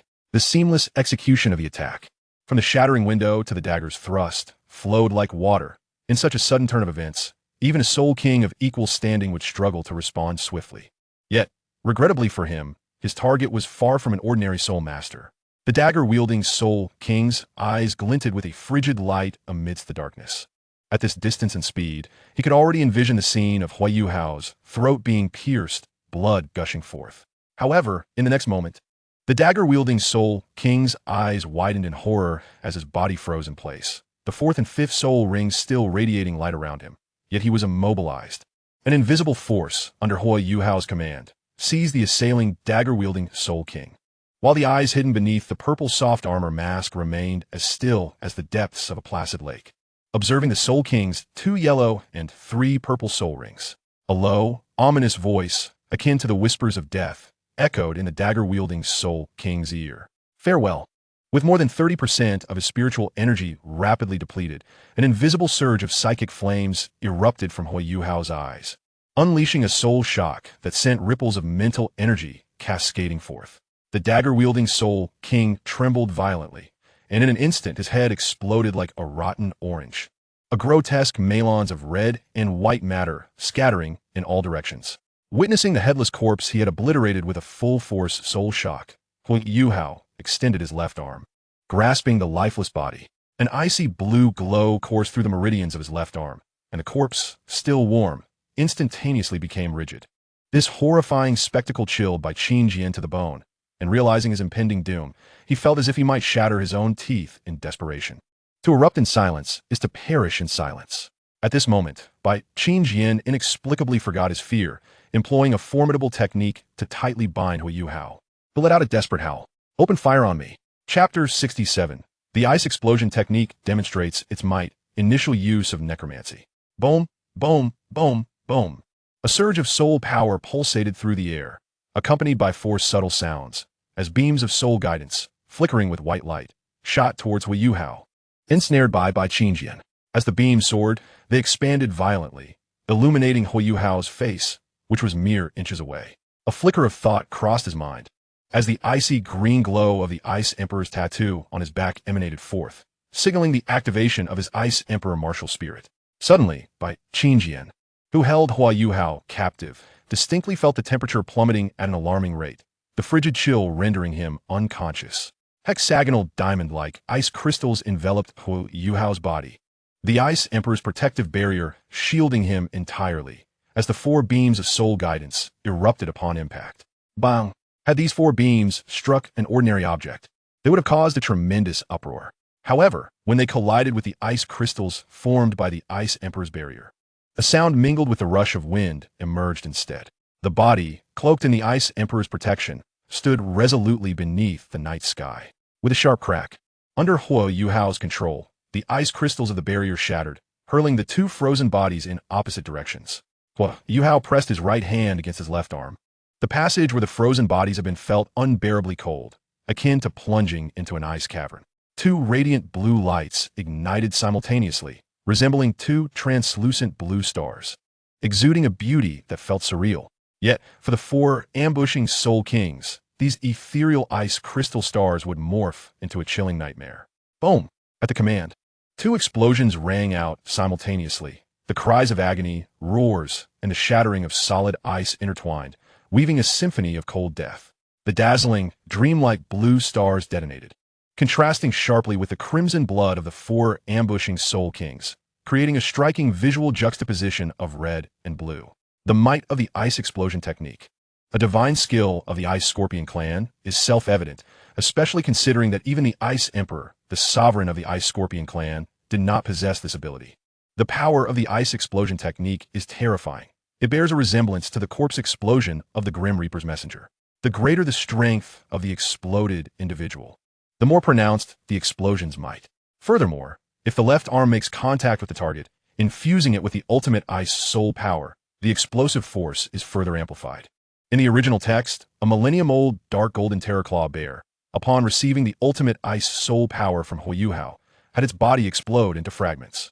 It is worth noting that the dark golden terraclaw bear, regarded as one of the most formidable super soul beasts, is said to challenge, and even slay, 10,000-year-soul beasts within a century, boasting impeccable defenses. After infusing the ultimate ice soul power through his left arm, the explosive might of the two recently detonated Soul King-level corpses is beyond imagination. Thus, the 6 Soul Kings besieging Huo Yuhao met their demise. In a group battle, the ice explosion technique is indeed exceedingly outrageous. My mental energy consumption is only 50%, and my soul power remains above 60%. I had initially intended to warm up my muscles, but unexpectedly, I ended up achieving a crushing victory. Now I can somewhat understand why Shrek was caught off guard by the corpse explosions without any intelligence on the Grim Reaper's messenger. This was Huo Yuhao's first application of the ice explosion technique in actual combat, and even he could not discern any flaws. In the face of 6 exceptionally ferocious and seasoned Soul Kings, even a Soul Emperor-level powerhouse would undoubtedly face considerable risk of being slain. Although he currently dared to confront a Soul Emperor head-on, he could not do so with the same ease as he did against these 6 Soul Kings. Brushing off the dust from his net uniform, Huo Yuhao raised his right hand, murmuring an incantation. The obscure and complex spell began to manifest a peculiar gray light around him. The desolate gray luminescence flowed, gradually enveloping his right hand in a shroud of dim radiance. The gray light spiraled in midair, directed by Huo Yuhao towards the site of the ice explosion. An eerie scene unfolded. Amidst the intertwining red and blue, the gray light ascended, transforming into human-like phantoms, their eyes igniting with a terrifying soul fire. Necromancy, soul control technique. Come forth. Huo Yuhao's voice was deep and resonant. Upon hearing his command, the 6 gray silhouettes nodded with a surprising degree of humanity, then swiftly darted over, resembling 6 loyal guards surrounding their master. The incantation continued to flow as gray wisps of energy emanated from him, outlining the shape of a magical array. Once the spell model was successfully constructed, a pitch-black door appeared without warning. Huo Yuhao flicked his right hand, and the gate of the dead swung open. Enter and select a suitable race for your reincarnation. The most suitable races for your souls are skeletons, zombies, and headless iron corpses. Of course, if you have greater aspirations, you may also attempt to become death knights, abominations, liches, and other advanced undead races. The 6 souls nodded and stepped through the gate of the dead, as the gray light in Huo Yuhao's eyes faded, and the gate closed behind them. Huo Yuhao had been practicing necromancy for some time now, and today he had fortuitously acquired 6 unwitting recruits. Compared to the soul master profession, the identity of a necromancer served more as his latent foundation. As a lone wolf, Huo Yuhao lacked a faction. Yet once he cultivated necromancy to a certain level, the absence of a supporting force would become inconsequential. A single individual could form an army. The most unreasonable aspect of a legion flow is that it does not suffer from limitations imposed by bottlenecks. And the most formidable aspect of a necromancer is the ability to turn enemies into allies.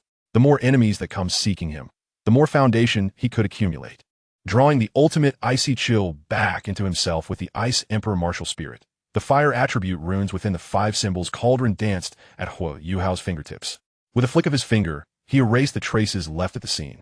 Xingluo Empire, Tianqing City, Yao family. Tianqing City is a renowned large metropolis within the Xingluo Empire, being one of the largest cities after the capital, Xingluo City. Among the various factions in the city, the most powerful family is the Yao family. Ostensibly, their head is a marquis bestowed by the previous emperor. However, beneath the surface, the Yao family harbors another layer of connections. They are one of the esteemed partners of Anet. With the Continental Advanced Soul Master Tournament currently taking place in Xingluo City, Tianqing City has seen a significant decrease in foot traffic compared to usual. Yao Jima, basking in the sunlight, felt a surge of joy in his heart. That kid Haoshuan should be representing Shrek Academy in the Continental Advanced Soul Master Tournament Elite Competition, right? The tournament lasts a month, and as his older brother, I must prepare a gift to welcome his triumphant return. Being able to represent Shrek Academy's main team in the competition and clinch the championship would indeed be a joyous occasion for our Yao family, greatly enhancing our prestige. With this thought, Yao Jima's heart brightened, and he quickened his pace. Chapter 68, Defeating Magic with Magic. Similarly, countering cheating with cheating. Within Xingluo City, the tournament was in full swing, and the elimination round were nearing their conclusion, with approximately 60 teams poised to advance to the circular rounds.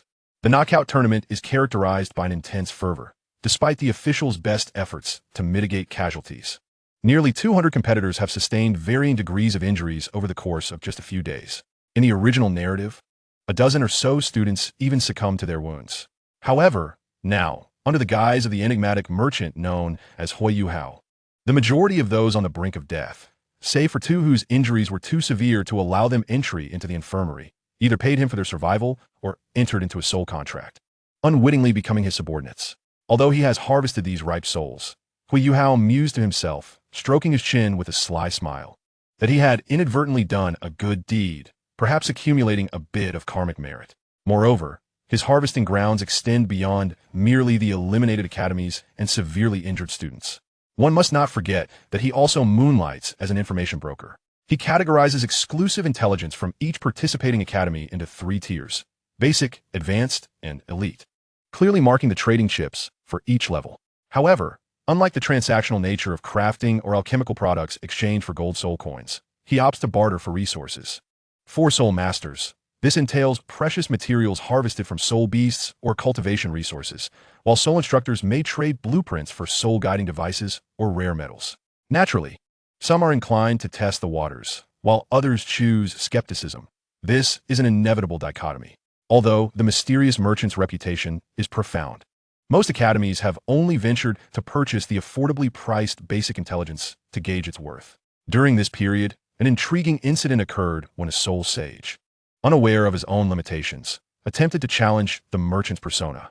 Huo Yuhao effortlessly dispatched him with a flick of his wrist, utilizing a fragment of the Dream Ice Silkworm's spiritual essence to send the challenger flying. Nevertheless, even the basic intelligence he provided holds value far exceeding that of the black market, as the analytical prowess of his mirror eye allows him to discern the dimensions of every participating academy, revealing no secrets to evade his gaze.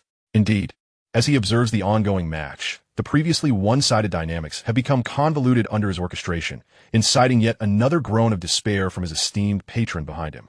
Impossible. This was supposed to be a one-sided affair.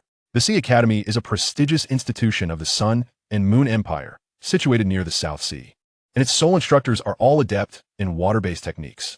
How could they possibly devise a strategy to counter the Hongyao Academy? The gentleman in question, Gejun, was once the lead instructor for the Star Luo Royal Academy, having led his team to the finals of the Advanced Soul Master Competition thrice, securing top 3 finishes on each occasion. Who will you bet on for the next match? Goodyi, please share your insights. Though my own soul power is somewhat lacking, I find Goodyi's analyses to be remarkably astute. At the critical moment, you must unleash your ultimate technique. Spectators chuckled as they observed the flustered Gejun, who had provided them with ample amusement throughout the tournament. Whenever he declared an academy as the assured victor, an inexplicable force seemed to reverse their fortunes. Huo Yuhao maintained an impassive facade as he continued the simulation, utilizing his mirror eye, unwilling to concede that Gejun's extraordinary misfortune was a consequence of the intelligence he had sold. The following morning, amidst the cheers of the audience, The first match of the round-robin tournament commenced. The weather was less than favorable, overcast, and somewhat oppressive, though the clouds were not particularly dark, and the air remained relatively fresh without rain.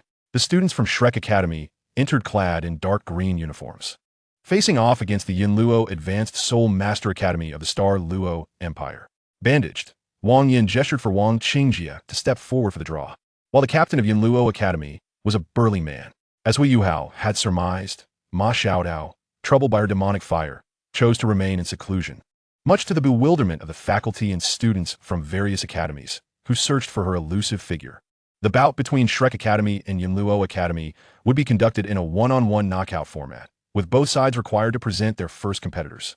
The referee announced the commencement. In Yunluo Academy sent forth the broad-shouldered Ma Yingjun, while Shrek Academy countered with Su Sanshi. This fellow is likely to employ the Xianming swap to play tricks, as the Xianming Turtle Shield Martial Soul holds considerable replicative value. However, while Shrek's triumph over Yunluo Academy appeared assured, victory would not come as effortlessly as in the original narrative, for Yunluo Academy is one of Huo Yuhao's clients. In the original tale, Su Sanshi had exploited the tournament's rules with impunity, utilizing the Xianming swap to conserve soul power with minimal effort in the earlier rounds. Despite the intimidation instigated by Ma Xiaodao's earlier 1 vs 7 display, Yunluo Academy resolved to fight rather than concede, deeming it too humiliating to forfeit without a struggle, especially against Shrek. As the match commenced, Su Sanshi casually inserted a cigar, crafted from radish, into his mouth, igniting it with a soul-guiding lighter and taking a deep drag, holding it crookedly. The referee frowned but said nothing, as the rules did not expressly prohibit smoking, and he was wary of provoking Shrek Academy. Ma Yingjun appeared somewhat anxious, but as he regarded Su Sanshi puffing on the cigar, a realization struck him. Recollecting his encounter with the mysterious merchant the previous day, irritation washed over his face. Thank goodness my teacher, intrigued by Shrek, purchased basic intelligence from the mysterious merchant. Otherwise, I would have faced an inexplicable defeat. How could the continent's foremost academy resort to cheating, employing food produced by a food-type soul master to gain an advantage? This is nothing short of underhanded. Since you have chosen to cheat first, do not be surprised when I resort to drugs as well. Taking a deep breath, Ma Yingjun retrieved a red chili pepper from his storage soul guide, a commodity he had exchanged with the mysterious merchant at the cost of a soul contract. The audience collectively expressed their confusion, witnessing the absurdity of one competitor smoking a cigar while the other munched on a chili. Truly a spectacle of eccentricity. Let the match begin. The referee bellowed, retreating to the edge of the arena. Su Sanshi regarded Ma Yingjun with apparent disdain, summoning a wave of soul power that radiated around him as the Xianming Turtle Shield Martial Soul materialized in his right hand. With 2 yellow and 2 purple soul rings shimmering, Su Sanshi smirked as he prepared to dart to the edge of the arena, intending to feign an exit and effortlessly secure victory through the Xianming swap. Ma Yingjun raised his arms, revealing 3 metal tubes the thickness of thumbs from each arm, and 2 additional tubes, each as thick as his own arms, protruded from his shoulders. Committing entirely to this bout, Ma Yingjun had not donned his flying soul-guiding device or protective soul-guiding shield, aiming to minimize the time spent arming himself. At that moment, his singular thought was to unleash his pent-up fury. In a fit of rage, Ma Yingjun, under the influence of Sichuan pepper, felt as though his taste buds were ignited by an inferno, with his eyes radiating an intense brilliance akin to that of a blazing sun. Enhanced by the Sichuan pepper, his attributes surged by a staggering 20%, coupled with his reckless infusion of soul power. This formidable strike descended upon Su Sanshi before he could even reach the edge of the competition platform. As a 4-ring soul master specializing in defense, Su Sanshi's speed was far from remarkable, and Ma Yingjun's desperate attack elicited an expression of astonishment on his previously relaxed face. His plan to conserve soul power through the use of the Xianming replacement had collapsed, leaving him no choice but to raise his Xianming turtle shell shield to absorb the blow. Boom! Nevertheless, Su Sanshi was no ordinary soul master.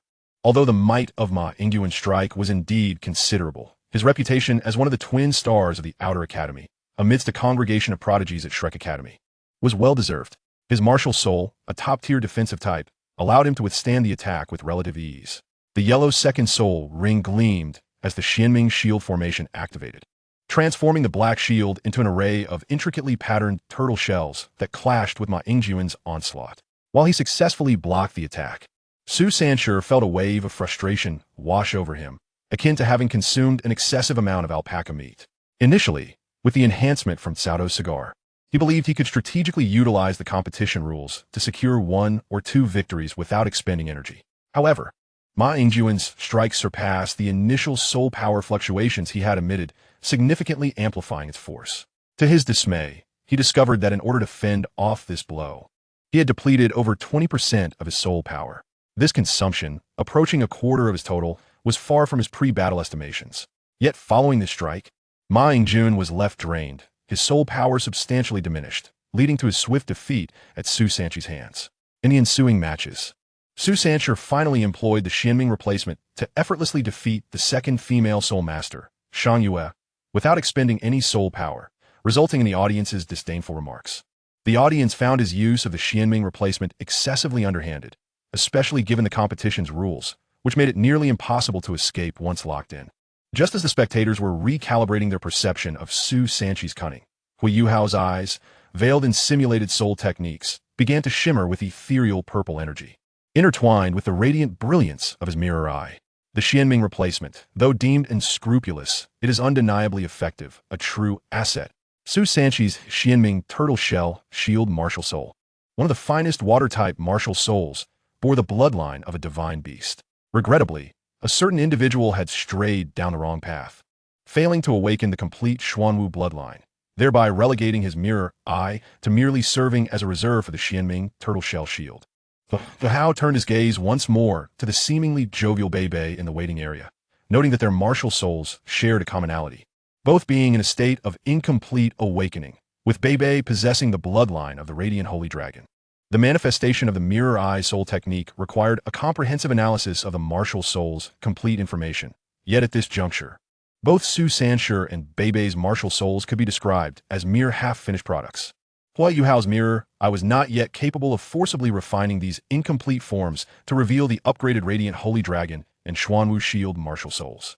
The subsequent matches diverged significantly from the original narrative as the news of Shrek's underhanded tactics reached the Douluo Academy, inciting a wave of indignation.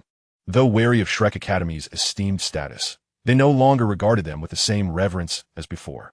In the original story, Douluo Academy's captain, Situ Yu, opted to settle the score with Su Sanchi in the third match. However, now, Douluo Academy resolved to fight until every member was defeated. Captain Situ Yu, utilizing Nongfu Spring and Dove medicinal pills, managed to exhaust Su Sanchi's soul power, securing the first victory. To maintain the enigmatic facade of Shrek Academy and continue to intimidate future opponents, Wang Qingjie was compelled to personally enter the fray, leveraging his formidable prowess as a 5th-level soul master to systematically vanquish Douluo Academy's competitors, reigniting the fervor among the audience. Huo Yuhao meticulously documented Situ used 6 connected soul guide devices, along with the various artillery structures from his soul guide cannon tactics, subsequently acquiring several soul guides revealed by Wang Qingjie. This added a wealth of new information to the repository within his sea of mind.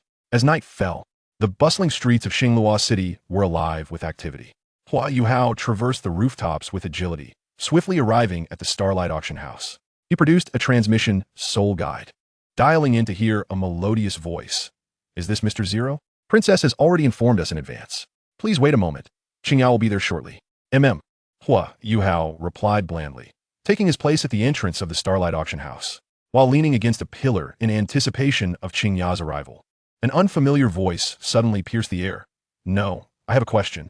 I refuse to use soul guides. You all go ahead. I'll be leaving first." This voice was unfamiliar to Huo Yuhao, but as he instinctively glanced over, a vigilant expression crossed his face. Before him stood the familiar figures of Shrek Academy. Wang Yan, bandaged, Wang Qingjie, Bei, Hikaitu in a wheelchair, Su Sanchi, Jiang Nan, Ning Tian, and Wang Dong. TSK. Huo Yuhao clicked his tongue, furrowing his brow as he shifted his body, determined to avoid entanglement with Wang Dong. He had already confined the consciousness of the 3-eyed golden lion in a black room to repay a favor to a mysterious entity.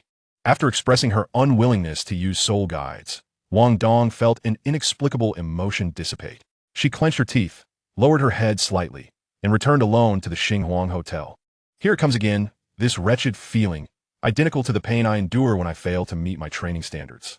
How infuriating! Why can't I even use soul guides? Tears welled in her eyes as she reflected on the bizarre experiences of the past year, feeling on the brink of a mental breakdown. The most agonizing part was her inability to confide in anyone. What would it matter if she did? Would anyone believe her? The bitterness in Wang Dong's heart was beyond the comprehension of ordinary individuals. Suddenly, she recalled her teacher, who had become her closest confidant since Zhou Yi was dismissed. Even more so than her rumored girlfriend, Xiao Xiao. After this competition, I will confess my situation to Sister Lishuan. Regardless of her perspective, I must speak out. Enduring this torment alone is unbearable. Dressed in a flowing black gown, Qingya approached gracefully, exuding the charm of a mature woman while still embodying youthful vigor.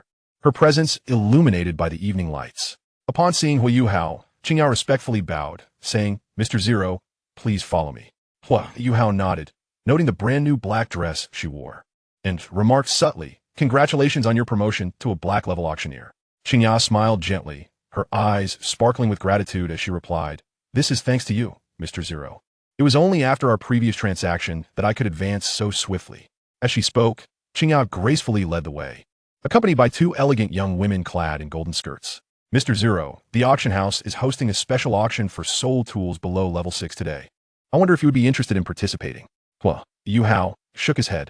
He already possessed most of the soul tools below level 6 from the materials Jujio had provided him. His primary objective for this trip was the soul devouring blade, making attendance at this auction for mid-tier soul tools unnecessary. Chapter 70. Acquiring the soul devouring blade. Xuanzi is once again preparing to take action. Navigating through a series of soul portal walls, they arrive at the end where two young maidens clad in golden gowns raise their right hands to press against the wall. A ripple of luminescent patterns appeared, the layers of light gradually stabilizing as a horizontal beam swept from top to bottom. With a resonating hum, the wall slowly parted, revealing a pristine white passageway. The floor and walls were adorned with a translucent white jade, intricately interwoven with subtle patterns. Upon observation, Huo Yuhao noted a continuous flow of soul power emanating from an unknown source. This was a unique soul tool, presumably designed to enhance defensive capabilities through the infusion of soul power. Soft white light emanated from all directions, while elegant azure halos formed lines along the ceiling. "Mr. Zero, this is the premier auction hall number 1, accessible only to the most esteemed guests. Her Highness the Princess has specifically instructed Qingya to arrange your presence here. That Jiujiu girl is quite thoughtful. It seems our bond during this time has not been in vain." Huo Yuhao's lips momentarily curled into a faint smile before his gaze shifted back to his target. The elevated display platform was shrouded in a striking red cloth. Qingya lifted the cloth, revealing the item on the platform to Huo Yuhao's eyes. It was an ancient carving knife, approximately half a foot long and slender as a finger. The blade tapered from wide to narrow, culminating in a sharply pointed tip, with the cutting edge measuring about half an inch in width. The knife's overall hue was dark, faint engravings visible upon its surface, exuding a subtle, archaic, and profound aura. Qingya began to relay the information regarding the soul-devouring blade, her expression turning anxious as she looked at Huo Yuhao. "Mr. Zero, this knife remains untouched due to the curse left by that malevolent soul master, titled Douluo. You, swipe the card. I have already devised a solution for the soul-devouring blade's acquisition." Huo Yuhao replied contemplatively, tossing the card to Qingya. Qingya nodded. In truth, aside from the previous transaction, she had little knowledge of Huo Yuhao. But possessing something as precious as the golden soul fruit and having a close relationship with the princess indicated that he was not someone to be underestimated. Surely, a person of Mr. Zero's remarkable capabilities can resolve the issue surrounding the soul-devouring blade. As one of the ranking carving knives, even with the curse, it still holds its place among them. Were it not for the curse, its ranking would surely soar, rendering its value immeasurable, far beyond a mere 100,000 gold soul coins. However, it would be prudent for Mr. Zero to acquire it, as it has remained unsold for numerous auctions, proving of little use at the auction house. Huo Yuhao felt quite pleased to obtain the soul-devouring blade. Although he had already acquired a piece of soul gold from the golden sea turtle, who would ever complain about possessing such a priceless treasure? In the Star City, at the Yao family residence, during the Shrek inspection team's mission, the 7 members of the main team were engaged in fierce combat with the bandits of the Hand of Death. Unbeknownst to them, the sinister death messenger had resorted to using corpse explosions. Yao Haoshuan was caught off guard. He had perished. Xuanzi's aged eyes, concealed beneath his white, disheveled hair, were filled with deep sorrow. His right hand clenched tightly, nearly crushing the chicken leg he held into dust. The mere thought of Yao Haoshuan's lively countenance pierced his heart like 1,000 blades. Just returning home, Yao Jima stood in a daze. The gift he had just purchased falling to the ground as he stumbled toward Xuanzi, his voice hoarse with anguish as he cried out, "Impossible! My younger brother is invincible. He is only meant to slay enemies. How could he be killed by them?" The elders of the Yao family restrained Yao Jinma firmly. Xuanzi was no ordinary individual. He was a peerless powerhouse of Shrek Academy. Such strength should not be trifled with, even by the Yao family's influence. Despite the turmoil of confusion and anger within, they could not afford to tarnish the dignity of such an eminent figure. Looking at the weeping Yao Jinma before him, Xuanzi's own pain intensified. Though Yao Jinma had shown him disrespect, he would not hold it against him, considering the boy was Yao Haoshuan's elder brother. Moreover, the boy was pitiable, having begun to utter nonsensical words. Although Haoshuan was a little monster of Shrek, he had not yet reached the level of being invincible. As the strongest of Shrek, aside from Muin, Xuanzi possessed enough magnanimity to refrain from quarreling with a young man engulfed in profound grief. Once I resolve matters here with the Yao family, I shall seek healing elixirs for that girl, Xiao Xiao. According to the ancient texts left by Master Tang San, the two great beast kings, the azure bull python and the titan giant ape, once resided by the lake of life in the core area. The waters there should aid in Xiao Xiao's recovery. For the sake of my disciple, what is it to venture into the core area? It is not as if I am entering the perilous lake of life. At most, there may be 1 or 2 10,000-year soul beasts. With my strength, it poses little difficulty. The advantage lies with me. The lake of life in the core area is nothing compared to the perilous lake of life. Moreover, according to the ancient texts, the two former beast kings once offered sacrifices to Master Tang San, making the lake of life in the core area a possession of Shrek. In the Stardew Forest core area, the golden sea turtle leisurely soaked in the lake. Today, a visitor had arrived at his abode. The Red King gazed at the golden sea turtle basking in the water, his 3 heads turning to observe the iron-eating beast, a bow, before exclaiming in astonishment, "Turtle brother, I never imagined you shared such a connection with this little brother. I'm truly envious." The golden sea turtle lazily waved a flipper, Brother Red King. Ranked 8th among the 10 ferocious beasts, your 300,000-year cultivation is indeed legendary within the realm of soul beasts. I find myself rather envious. The golden sea turtle's flattery delighted the Red King, who then sighed gently with his 3 heads. Though I appear formidable, my life is riddled with hardship. Among the ferocious beasts, my cultivation pales in comparison to the others, and under Emperor Tian's command, I have taken on the burdensome task of guarding the auspicious beasts. You cannot imagine the trouble that girl caused me, constantly running about and offering me no respite. However, recently, she seems to have settled down, spending her days in a stupor in the land of ferocious beasts. As the Red King recounted the tribulations of his unruly charge, the golden sea turtle found himself increasingly intrigued. After all, he had a penchant for nurturing young ones. The Crimson King appeared to be both pained and pleased by the matter of bringing along the auspicious beast.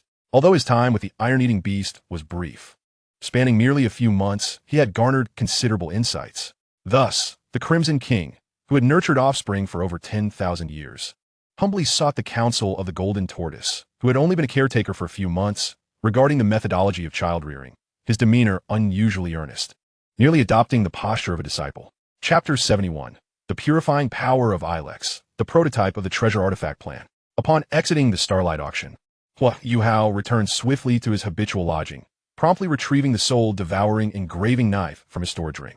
If left untouched for too long, it would, like the original tales Wang Yin, lead to the complete degradation of a level 4 storage ring. He retracted the shadow clones and the fragmented spiritual entities, successfully loading another segment of experience regarding soul guide devices, runic alchemy, and necromancy. After a brief period of assimilation, he summoned Ilex. Yuhao, is this yet another piece of the golden essence of life? A gray silhouette emerged from the eye of life, and Ilex gazed at the engraving knife before him, secretly admiring Huo Yuhao's extraordinary fortune. Though he had been by Huo Yuhao's side for merely a year, the transformations that had transpired within that time were nothing short of astonishing. To speak of nothing else, acquiring such a treasure as the golden essence of life, a creation of heaven and earth, so swiftly was remarkable. One must understand that a piece of such size typically required hundreds of thousands of years to form in the Stardew Forest. Master, this golden essence has been cursed with malevolent intent by a powerful evil soul master, and I seek your assistance in examining it. After inspecting the soul-devouring engraving knife, Ilex spoke gravely. "Leave this malevolent curse to me, Yuhao. The power I am about to employ is known as the purifying power. Watch closely and understand the uniqueness of this force. It will greatly benefit your future cultivation. A divine radiance, imbued with a holy essence, emanated from the ethereal form of Ilex, and his surging soul energy cascaded upon the soul-devouring engraving knife, provoking a chorus of anguished wails. Infusing the golden essence with malevolence and curses was indeed a stroke of genius on the part of its originator. He merely sensed the immense energy within the golden essence, but lacked comprehension in its application. Purity be restored, calamity be dispelled, blossom forth, purifying power, and return the golden essence to its original form. In Huo Yuhao's eyes, Ilex's gaze transitioned from a desolate gray to an immaculate white. Pure as jade and flawless as snow, the gray radiance transformed instantaneously into a brilliant light of purification. A fierce azure light erupted from the soul-devouring engraving knife, forming a monstrous visage in the air, howling wildly, seemingly intent on consuming the delicate white light emitted by Ilex. Yet, this was merely a futile struggle. The purifying light descending upon the soul-devouring knife acted like hot oil poured over snow, causing the menacing visage to blur.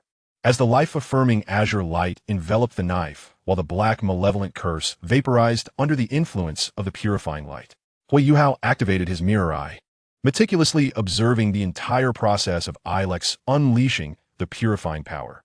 Gradually, his consciousness delved deeper into the sea of spirit. Ilex remarked, "Indeed, it seems the purifying power has imparted a new insight to Yuhao. His rate of growth over the past year has been astonishing, and the breadth of knowledge he has acquired is vast. Engaging in such profound experiences a few more times would enable him to better integrate all he has learned." The next day at noon, in the Starfall Plaza, the recently arrived Huo Yuhao watched with keen interest as the Qianling Academy faced off against Shrek Academy. More specifically, the two young women from Qianling Academy. These two young women were easily recognizable, one with red hair and the other with blue, both strikingly beautiful and conspicuously prominent among their peers. The blue-haired girl was named Enlungye, her martial soul being the Frost Bear, while the red-haired girl, Fian, possessed the martial soul of the Blazing Tiger. Both young women wielded beast martial souls, yet their forms remained unchanged, manifesting instead as luminous shadows before them. Before Enlungye stood a towering 3-meter deep blue bear, emanating a rich icy aura, while Fian was accompanied by a fierce 2.5-meter-long crimson tiger adorned with black stripes. According to his memories of the original narrative, Huo Yuhao recognized that their method of manifesting their martial souls was termed martial soul mimicry. This phenomenon occurred when the first soul ring acquired during martial soul awakening mirrored the form of the martial soul itself, allowing for the cultivation of martial soul mimicry. The advantages included the ability to command the mimicked martial soul in battle while imposing minimal burden on the user. However, the drawbacks were vulnerability in the user's defenses, necessitating cautious control to ensure self-protection, reminiscent of a weakened summoner. Through the lens of his mirror eye, Huo Yuhao continuously analyzed the principles of martial soul mimicry. The profound meditation from the previous day had proven immensely beneficial, allowing him to successfully integrate the knowledge he had accumulated over this period. He harbored a bold notion regarding martial soul mimicry, to combine it with the martial souls replicated via his mirror eye, applying this synergy to his 5-symbol transformation technique, achieving a harmonious interplay of the 5 energy runes, thereby infusing life into his runic creations. Ilex had explained that due to the differing affinities of energy among runesmiths, few could fully master the interplay of the 5 energy runes. Each runesmith excelled in one of the 5 energy runes, a distinction determined by their innate qualities. Some favored fire and wood, while others were adept in metal and water, each varying greatly. However, Huo Yuhao was unique. He could replicate diverse martial souls through his mirror eye. Coupling this with the principles of martial soul mimicry would enable him to alter the energy affinities of each rune through his own abilities, maintaining balance and completing the intricate interplay of the 5 energy runes. In his preliminary conception, he envisioned initially using the mirror eye and the forbidden eye to replicate martial souls corresponding to the 5 elements: gold, wood, water, fire, and earth, then employing the principles of martial soul mimicry to manifest these 5 martial souls. Ultimately, he would attempt to combine the manifested martial souls with the 5 major energy runes, utilizing the different attributes of the martial souls to preserve each rune's energy in a relatively balanced state, thereby achieving their harmonious interplay. Yet, this remained merely a preliminary idea. The practical implementation would necessitate compatibility between the 5 runes and the martial soul imprints, a feat not achievable in a single day. If this method proves viable, I could forge rune creations imbued with life, and my treasure artifact plan could finally take shape. After all, who wouldn't wish to toss their weapon like a certain golden figure and retort with a quip about mixed cultivation? Suppressing his yearning for the treasure artifact plan, Huo Yuhao completed the analysis of Enlunya and Fian's martial soul mimicry and began to snack while observing the match. 4 shields uniting to form the golden soup. Ice and fire dual control, 1000-strike spear. This was the original description of Qianling Academy. Their core, aside from the 2 girls utilizing martial soul mimicry, was the man who resembled a spear in demeanor, their captain, Shun Su. He was the true backbone and primary attacker of their team, wielding the 1000-strike spear. Proficient in both ranged and close combat, the 2 academies were engaged in a 7v17 battle. Unlike the original narrative, the absence of Huo's soul impact at the outset to curtail Shun Su's onslaught, coupled with the unrestrained mental detection across the battlefield, shifted the dynamics entirely. Even the formidable Wang Qingjie of Shrek could merely manage to fend off the onslaught, finding the battle exceedingly arduous. In Chapter 72, titled My Mine All Mine, the once dominant He Kaitu, renowned for his overwhelming firepower in the original narrative, found his threat significantly diminished due to the absence of spiritual detection assistance and the constraints imposed by his wheelchair. The audience, discontented, expressed their dissatisfaction, as they had anticipated Shrek's unrelenting domination in the arena. Compounding their frustrations, the lack of Ho Gua's ultimate ice suppression allowed Enlunya, wielding a head spirit bone, to unleash her extensive 4th spirit skill, Frost Tornado, causing considerable turmoil for Shrek. Guarded by several sturdy soul masters, she remained untouchable. Should the situation continue to unfold in this manner, Qianling Academy might very well eliminate Shrek. Below the stands, Jun sighed, addressing the onlookers. Though I am loath to admit it, Shrek is likely to lose this match unless someone steps forward to intercept Shun Su's relentless spear attack. Just as Jun uttered these words, a frenzied roar erupted from the stage. Nan Nan. At that moment, Jiang Nan Nan, seeking to neutralize the threat posed by Enlunya, utilized her teleportation soul skill to infiltrate the enemy formation, forcibly severing Enlunya's connection. Though she herself became the target of retaliation, Su Sanshur, ranked 3rd among the Shrek's 7 monsters, naturally inherited a fine tradition. I shall not spare anyone who harms Nan Nan, he declared. The Xianming turtle shield in his grasp shimmered with a peculiar light, twisting as if animated by living muscle. Upon its surface, a dark green serpent emerged, its crimson eyes gleaming ominously. With its appearance, Su Sanchi's previously black soul power transformed into a deep green, culminating in a violent explosion reminiscent of a cataclysm. Witnessing Jiang Nan Nan's injury, Su Sanshur unleashed his bloodline, awakening prematurely. Using this trump card against Qianling Academy means facing the formidable Zheng Tian Academy next, which boasts 2 soul kings and a soul master nearing the realm of an empire. It seems my Xiaodao may need to intervene again. Due to my earlier abduction of the old turtle, Su Sanchi's martial spirit, barring any extraordinary opportunities, would likely remain in its current state, unable to undergo complete evolution, relegating the bloodline awakening to a last resort. Huo Yuhao shook his head, astonished that, with Ho Gua and Xiao Xiao absent, the situation had devolved to the point where Su Sanshur needed to unleash his full potential to secure victory. In the waiting area of the Sun Moon Royal Soul Master Academy, Xia Hongshan, who had been arrogantly teasing Marulong, abruptly stood, eyes wide with disbelief upon witnessing Su Sanchi's awakening. Impossible. How could there exist a martial spirit with a divine beast bloodline that rivals mine? Hadn't such bloodlines become exceedingly rare? Beside him, Meng Hongshan blinked her cerulean eyes, well aware of her brother's haughty disposition, which often dismissed others as insignificant. The fact that Su Sanshur could astonish such an arrogant figure as Xia Hongshan elevated his potential in her estimation. Suppressing her surprise, Xia Hongshan sat back down.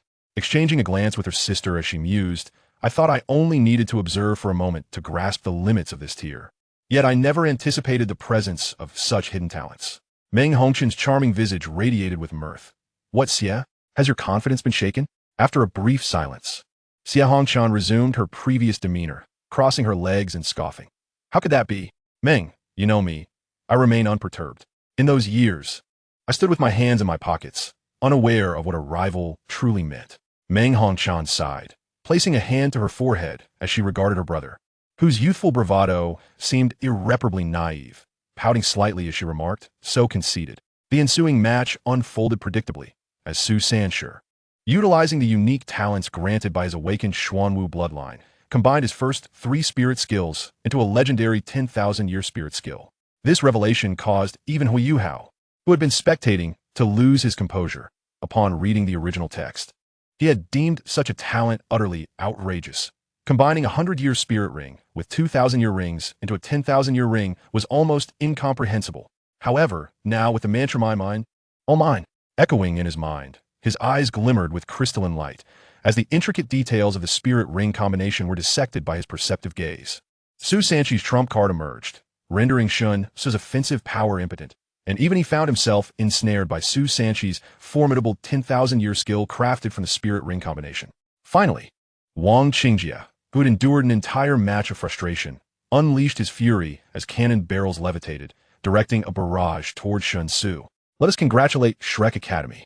Gu Jun clapped, his smile more akin to sorrow than joy, while the surrounding audience stifled their laughter.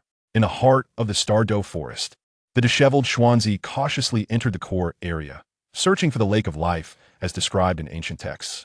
Although Xuanzi, a pinnacle level 98 soul master, boasted an extraordinary record, his strength was significantly diminished without a team.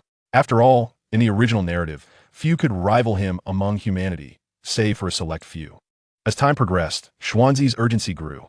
He needed to find the waters of the Lake of Life, not only for Xiao Xiao, but also to bolster his little monsters back in the Xingluo Empire. With several primary team members lost, it was imperative that the reserve members not falter. Furthermore, among them was Mu Lao's grandson, Bei Bei. Anyone who dares to harm my Shrek little monsters shall pay a price worse than death. And that vile soul master known as the Grim Reaper. Once I attend to these trifling matters, I shall personally ensure you experience countless tortures until your demise. Resolutely, Xuanzi reaffirmed his determination, having endured 2 disastrous leadership incidents. He was no longer the same gluttonous Douluo of yore. Suddenly, as he gazed upon the vibrant lake teeming with life, his murky eyes flickered with emotion. Transfixed by the thriving spectacle before him, momentarily lost in reverie.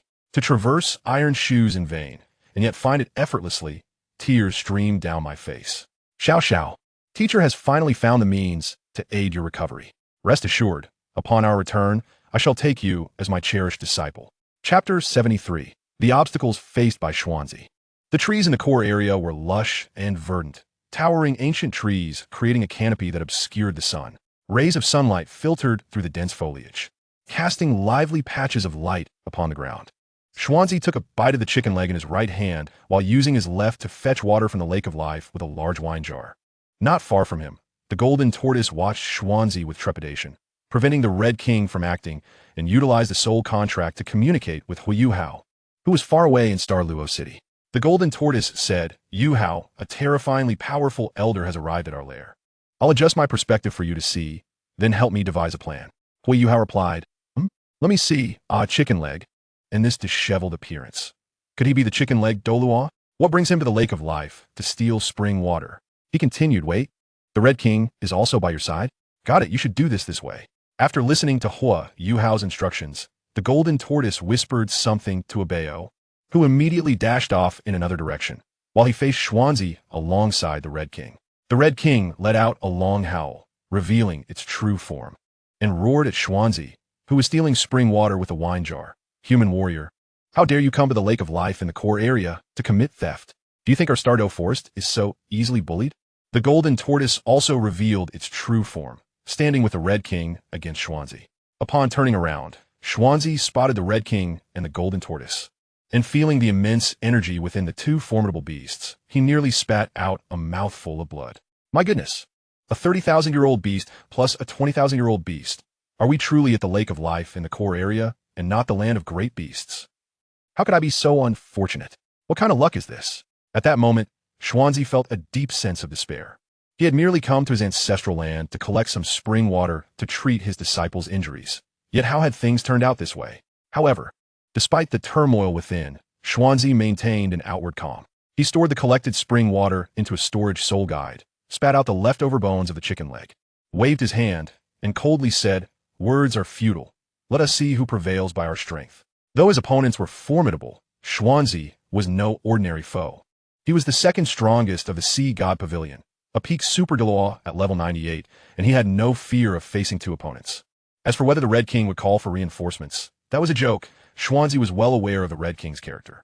According to the ancient texts left by his predecessors, among the beast rulers of the Stardow Forest, the Red King and the Bear King were far less intelligent than the other three beast rulers. Moreover, due to their prideful nature, they would never seek assistance for reasons of dignity. The Red King was nearly laughing with rage. In all its years, it had never encountered such a brazen individual. Black hellfire erupted continuously from the Red King, while the heavy shell of the golden tortoise shone with brilliant golden light. Xuanzi, standing against them, activated his Taotai divine bull martial soul, and the battle was on the brink of erupting. Boom! A thunderous roar echoed, shaking the entire core area as if the very mountains were trembling. Howls and roars filled the air, and the overwhelming pressure of the released soul power rendered many soul beasts within a dozen kilometers immobile. A massive hand waved. An earthy yellow soul power coalesced behind Xuanzi into numerous gigantic yellow orbs. A meteor shower, resembling a cataclysmic disaster, descended upon the Red King and the Golden Tortoise. Sensing the immense energy contained within this attack, the Red King's expression tightened, and just as it was about to evade, it noticed the Golden Tortoise shimmering with golden light. A colossal halo expanding from its body. A miraculous scene unfolded. Xuanzi's overwhelming attacks were inexplicably redirected towards the Golden Tortoise, which was fortified by the invincible shield of its innate soul skill, rendering it nearly impenetrable. Red King, focus solely on attacking, with my innate soul skill guiding you. This elder shall not harm you in the least, the Golden Tortoise taunted, positioning itself mockingly toward Xuanzi. Xuanzi's expression darkened. As a peak powerhouse, he had never encountered such humiliation. The surging soul power within him raged, but being a pure defensive beast, the Golden Tortoise's defenses were not something he could breach at his current level. With the Golden Tortoise diverting attention, the Red King could abandon defense to concentrate on offense, dramatically increasing its margin for error and significantly amplifying the threat it posed to Xuanzi, who found himself overwhelmed. The clash of black hellfire and Xuanzi's defenses reverberated through the air. Xuanzi grew increasingly frustrated, feeling the Golden Tortoise's constant taunts and the pull of its guiding soul skill preventing him from landing a blow on the Red King, while he was repeatedly knocked down by its relentless attacks. Although he could eventually win by dragging things out, the indignation within him was unbearable. Just as Xuanzi prepared to unleash his full power, his expression suddenly changed, and he hastily fled, disregarding the loss of face before the Red King and the Golden Tortoise. Soaring into the sky. Is it so easy to come and go from our Stardow Forest? A commanding voice echoed from above, as a massive black dragon claw descended upon Xuanzi, who roared in response, activating his seventh soul ring and fully unleashing his Taotai, Divine Bull's martial soul. The manifestation of the Taotai, Divine Bull, appeared as a creature with the body of a sheep, eyes tucked beneath its forelegs, with tiger-like teeth and human-like claws, crowned with gigantic bull horns, its length exceeding 30 meters. A brilliant earthy yellow light erupted, with 9 soul rings swirling between its colossal horns. After a fierce battle with the two formidable beasts, the Taotai Divine Bull collided with the black dragon claw, and in an instant, both were sent flying. The massive form of the Taotai Divine Bull crashed into a small, ethereal mountain, sending debris flying like a swarm of locusts. Chapter 74. Such grand gestures are entirely unnecessary. A grave offense indeed. Amidst the billowing dust, Xuanzi staggered forth, blood spilling from his mouth as he exclaimed, "I never expected it would be you, Emperor Tian." A man in a black robe emerged from the void, his tall figure adorned with long hair, streaked with gold, and the indomitable golden eyes of the Black Dragon King. Emperor Tian's expression remained impassive, devoid of any emotional fluctuations, as he slowly raised his hand. With a terrifying tearing sound, formless energy began to coalesce in his elevated palm. Sensing the terrifying energy fluctuations emanating from Emperor Tian, Xuanzi's pupils constricted to the size of pinholes as he coldly remarked, "The power of space, Emperor Tian, you are one of Shrek's people. I shall not take your life. This time, I merely intend to administer a slight punishment. Depart from here at once." Emperor Tian's golden eyes remained calm and unperturbed. As his right hand descended, The space beside Xuanzi shattered like a mirror, and a thunderous roar erupted around Xuanzi. In an instant, he emitted a piercing scream, and even in the empowered state of the gluttonous divine bull, he was grievously wounded by Emperor Tian's spatial explosion. In Star Luo City, on the viewing platform, Huo Yuhao was watching the live broadcast from the Golden Tortoise alongside Tianming Iceworm, the Ice Emperor, and Ilex. A look of disdain appeared on Tianming Iceworm's face. This old man is merely a bully of the weak, relying on his formidable strength. He thought to engage in a fight upon seeing Qi Wang and Old Jin, yet fled at the sight of Emperor Tian. Huo Yuhao waved his hand, deeming it nothing extraordinary, given that it was Xuanzi. The Ice Emperor pondered for a moment, stating, "While this old man may not compare to Emperor Tian, his strength is still quite formidable. Even at my peak, defeating him would require taking advantage of the extreme northern terrain." Ilex, however, was intrigued by Emperor Tian's manipulation of spatial power. This dimension may be peculiar, yet it still allows someone to control the power of space. After witnessing the battle in the Star Do Great Forest, Huo Yuhao felt a sudden loss of interest in the competition of soul masters and began discussing Emperor Tian's spatial abilities with Ilex. In the Sun Moon Royal Soul Master Academy conference room at the Star Emperor Hotel, Elder Ma sat at the head of the table, directing his gaze towards Ma Rulong, Chun Fei, Lin Shi, Xiao Hongshun, and Meng Hongshun, and spoke in a solemn tone. "Let us hear your thoughts on today's matches." Ma Rulong seized the opportunity to respond. At this stage of the round robin, Shrek has surprisingly sent out a lineup of 1 main team member and 6 reserve members, making it unlikely they will reinforce their team in the subsequent matches. The Soul Emperor level female Soul Master who appeared on the first day did not show up in later matches, likely to conceal her true strength for a later display. The members of the Sun Moon Royal Soul Master Academy shared amused expressions. "If we cannot even defeat such a lineup from Shrek, we might as well return home to farm," they joked. The atmosphere of the conference was quite relaxed, although someone did bring up Su Sanchi's awakening of the Xuanwu bloodline. However, our Xiao Hongshun boldly asserted that no matter how strong the opponent's potential, he could not surpass himself, reassuring everyone not to worry. As the meeting drew to a close, Ma Rulong sighed. "In truth, I wish to face the strongest Shrek, although I know that our chances would be slim. I genuinely yearn to compete against the most formidable adversary." Xiao Hongshun immediately retorted, "How could our chances be slim? Over the years, we at the Sun Moon Royal Soul Master Academy have also made significant progress. Shrek Academy has stagnated, looking down upon soul tools. We will triumph over them in this competition and in the next." Ma Rulong smiled faintly, refraining from countering Xiao Hongshun's words. The Sun Moon Empire had faced defeat against Shrek in numerous previous Continental Advanced Soul Master tournaments, yet now he was determined to achieve victory on their behalf. As the captain of the main team in this tournament, the excitement swelling within him was indescribable. With this accomplishment, he would return to the Empire as a hero revered by all. After the meeting concluded, Xiao Hongshan returned to his room. Just as he was about to enter the bath after shedding his garments, his gaze suddenly froze. Turning around, he found himself locking eyes with a pair of deep, enigmatic orbs.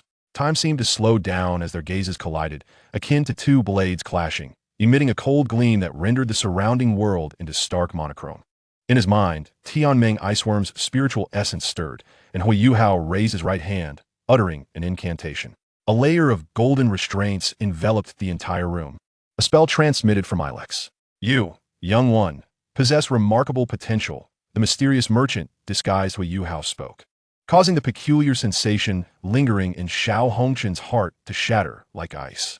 His breathing quickened as he regarded the other with astonishment, his legs growing weak and unsteady. Xiao Hongshan thought, "Damn it, I am the most talented genius of the Sun Moon Empire for a millennium. How can I be so frightened by a mere glance?" Thud. Unable to resist the weakening of his legs, he felt his knees, his head striking the ground as well. As Huo Yuhao introduced himself as the mysterious merchant, he was momentarily taken aback by Xiao Hongshan's reaction. "Oh no, I must have exerted too much force, making this brother bow to me. What a blunder." He had just simulated Ilex Sora, not anticipating it to be so overwhelming that a genius soul king like Xiao Hongshan would buckle under the weight of a single gaze. However, such was the nature of things. To engage in trade with Xiao Hongshan, his proud demeanor posed the greatest challenge. Without displaying a modicum of strength, his brother would surely dismiss him as a mere charlatan. As he pulled Xiao Hongshan closer, unfortunately, the towel tied around his waist slipped away, clearing his throat ahem. "Discretion is advised. I, Huo Gelong, harbor no peculiar interests." He turned away and continued to introduce himself through spiritual sharing, utilizing simulated soul techniques to create a deep blue light screen displaying the items for sale. Xiao Hongchen's face flushed with embarrassment, his handsome visage contorted with frustration. He hastily donned a set of clothes while simultaneously listening to the information relayed through spiritual sharing, observing Huo Yuhao. This fellow's strength is unfathomable. Merely a glance renders me powerless. I, Xiao Hongchen, who has lived a glorious life, have never endured such humiliation. To stealthily infiltrate my room without alerting Elder Ma. A peak level 8 soul master speaks volumes of his formidable prowess, likely exceeding my imagination. However, since he seeks only a trade and harbors no intention to threaten my life, let me first ascertain what lies within his mysterious gourd. Chapter 75, Xiao Hongchen. There, SA Trader, halt the transaction.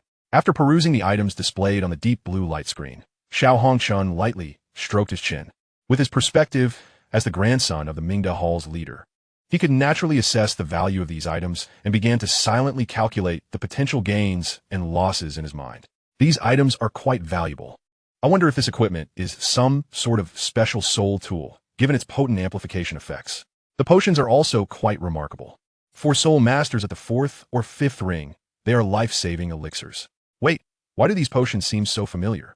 If their effects truly align with what is depicted here, bringing them back for our Mingda Hall's experts to reverse engineer the formulas and crafting blueprints could yield substantial value. Perhaps I should purchase some. The indignation on Xiao Hongchen's face transformed into surprise. As the grandson of the Mingda Hall's leader, he never had to worry about money. He always carried at least several million gold soul coins in cash during outings. With a grand gesture, he presented a corresponding card to Huo Yuhao. Senior, I would like various potions, and as for the equipment, allow me to inspect Frostmourne first to verify its quality. Huo Yuhao, concealed beneath his wide-brimmed hat, wore a faint smirk at the corner of his lips. Indeed, the generosity displayed by this young master was exactly as he had anticipated, allowing him to finally clear out his inventory of defective goods in one fell swoop. As for deducing the formulas and blueprints for the medicines and tools he was selling, one mustn't forget that these were all flawed remnants. His rune refining techniques were a product of the Holy Spirit continent's advanced knowledge developed by the Elven race, necessitating the fulfillment of stringent innate conditions for the 5 rune transformation cauldron technique. Could the indigenous inhabitants of Douluo continent possibly decipher this? Such a joke is far too cold. Let us not pursue it any further. Xiao Hongchen accepted the Frostmourne and various potions presented by Huo Yuhao and infused his soul power into Frostmourne, gaining an initial understanding of the device's effects. As for the potions, he refrained from testing them immediately. Although the mysterious individual before him was unlikely to harbor ill intentions, it was always prudent to exercise caution. After placing the completed transaction items into his storage ring, Xiao Hongchen turned his gaze towards the information section displayed on the simulation light screen. Given his arrogance, he naturally looked down upon winning through intelligence. With Shrek Academy, his strongest rival, encountering an unexpected setback, he could scarcely fathom the possibility of defeat. However, while he had no intention of purchasing intelligence from others, his curiosity piqued regarding what information about himself might be contained within. Senior, please provide me with a detailed report on this student's advancement. Huo Yuhao observed the spot Xiao Hongchen pointed to, a peculiar expression crossing his face beneath the hat. Is he really spending money to acquire information about himself? I find his thought process somewhat perplexing, but doesn't he concern me as long as there is profit to be made, since his valuation of intelligence was based on resource payment. Huo Yuhao utilized mental sharing to inform Xiao Hongchen of the types and quantities of rare metals he required. Without hesitation, Xiao Hongchen produced 20 kilograms of purple gold copper and 20 kilograms of celestial silver from his storage ring, without a hint of negotiation. This made Huo Yuhao inwardly marvel at the lavishness of this wealthy individual, contemplating the need to reduce his demands. On the Simulation Soul Technologies azure-hued light screen, the page concerning the transaction items abruptly changed, unveiling a new page amidst a flicker of soul power radiance. It read, Xiao Hongchen, Identity, a peerless genius from the Sun and Moon Royal Soul Master Academy, grandson of the Mingda Hall Master. Martial soul, 3-legged golden toad. Possessing a powerful martial soul with traces of divine beast bloodline due to mutation, it is not merely exceptional, but surpasses the exceptional. If one were to obtain a top-tier heavenly spirit fruit of the gold attribute, a complete transformation into a divine beast martial soul would be possible. Soul power level. Level 52, a formidable attack type, Soul King.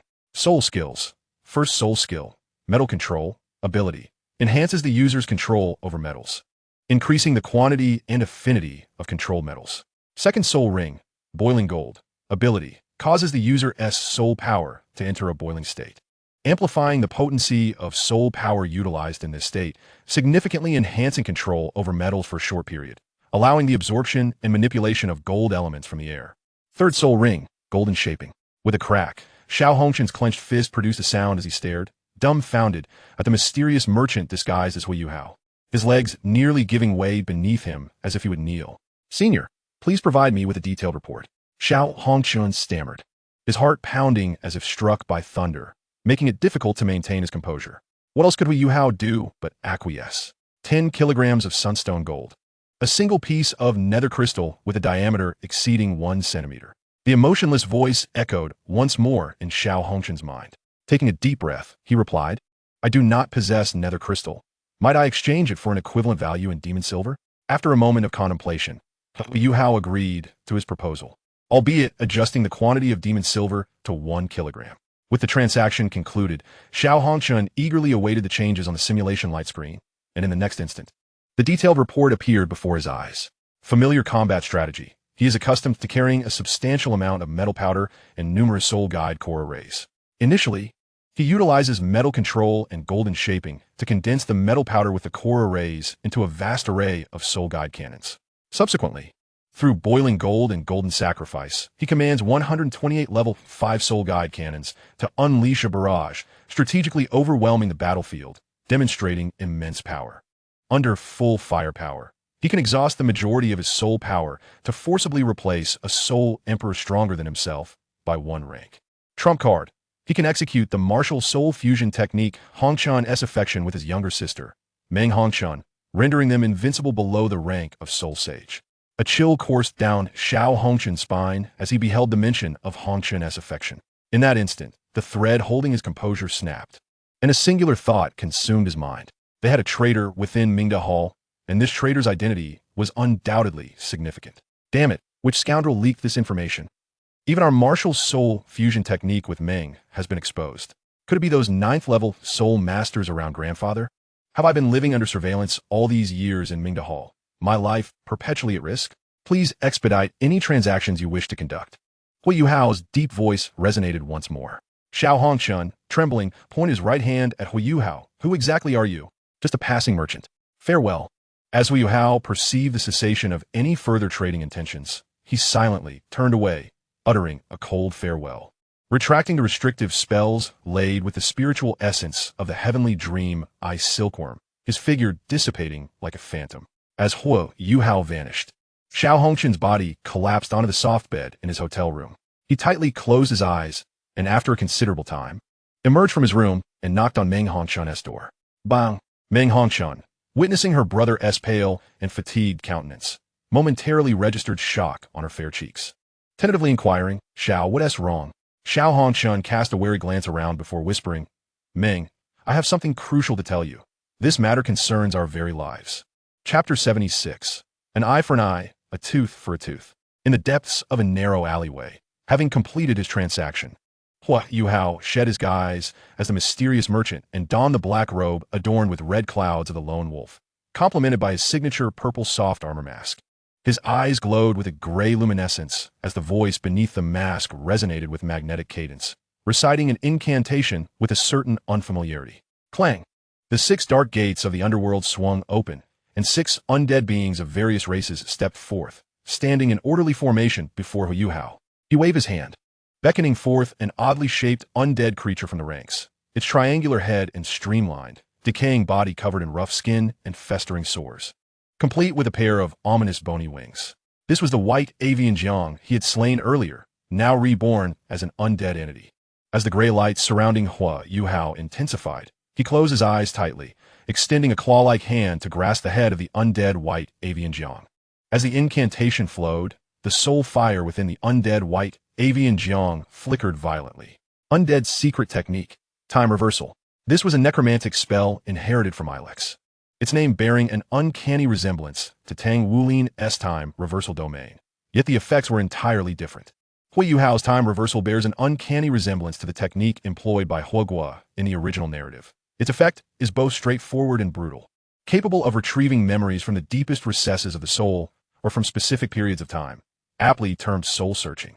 The memories of Bai Qingjian's life manifest vividly in Huo Yuhao's mind, detailing the time, place, and individuals involved prior to the assassination attempt against him, laid bare before him through the passive use of time reversal.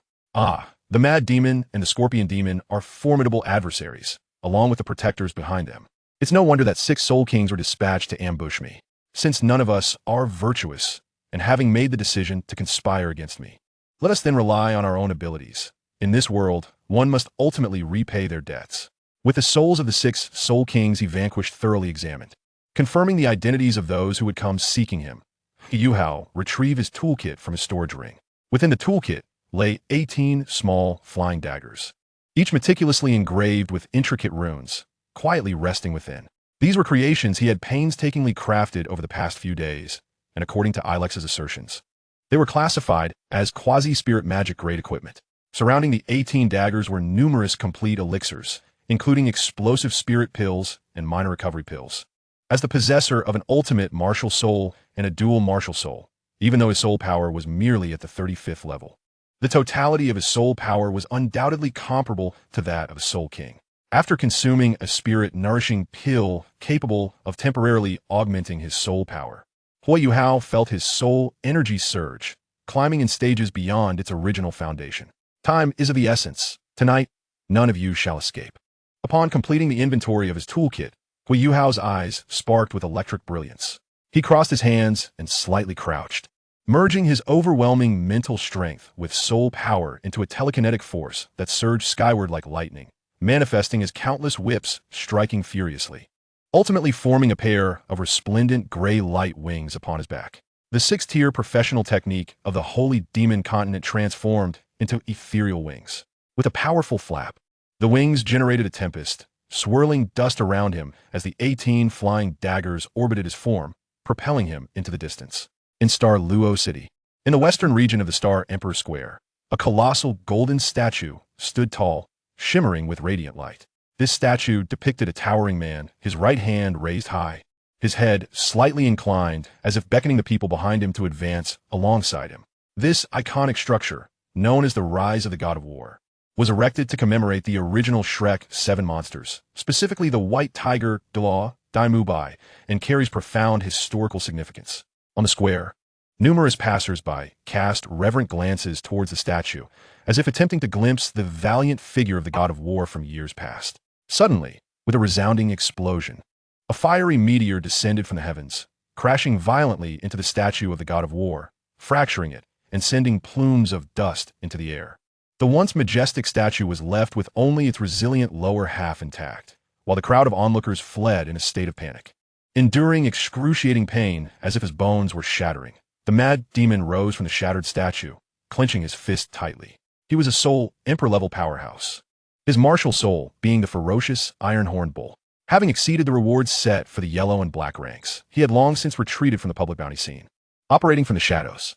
Yet now, he was in tatters, his mind solely focused on escaping for his life. After a devastating strike that had killed the Crimson-Eyed, he had been sent flying hundreds of meters.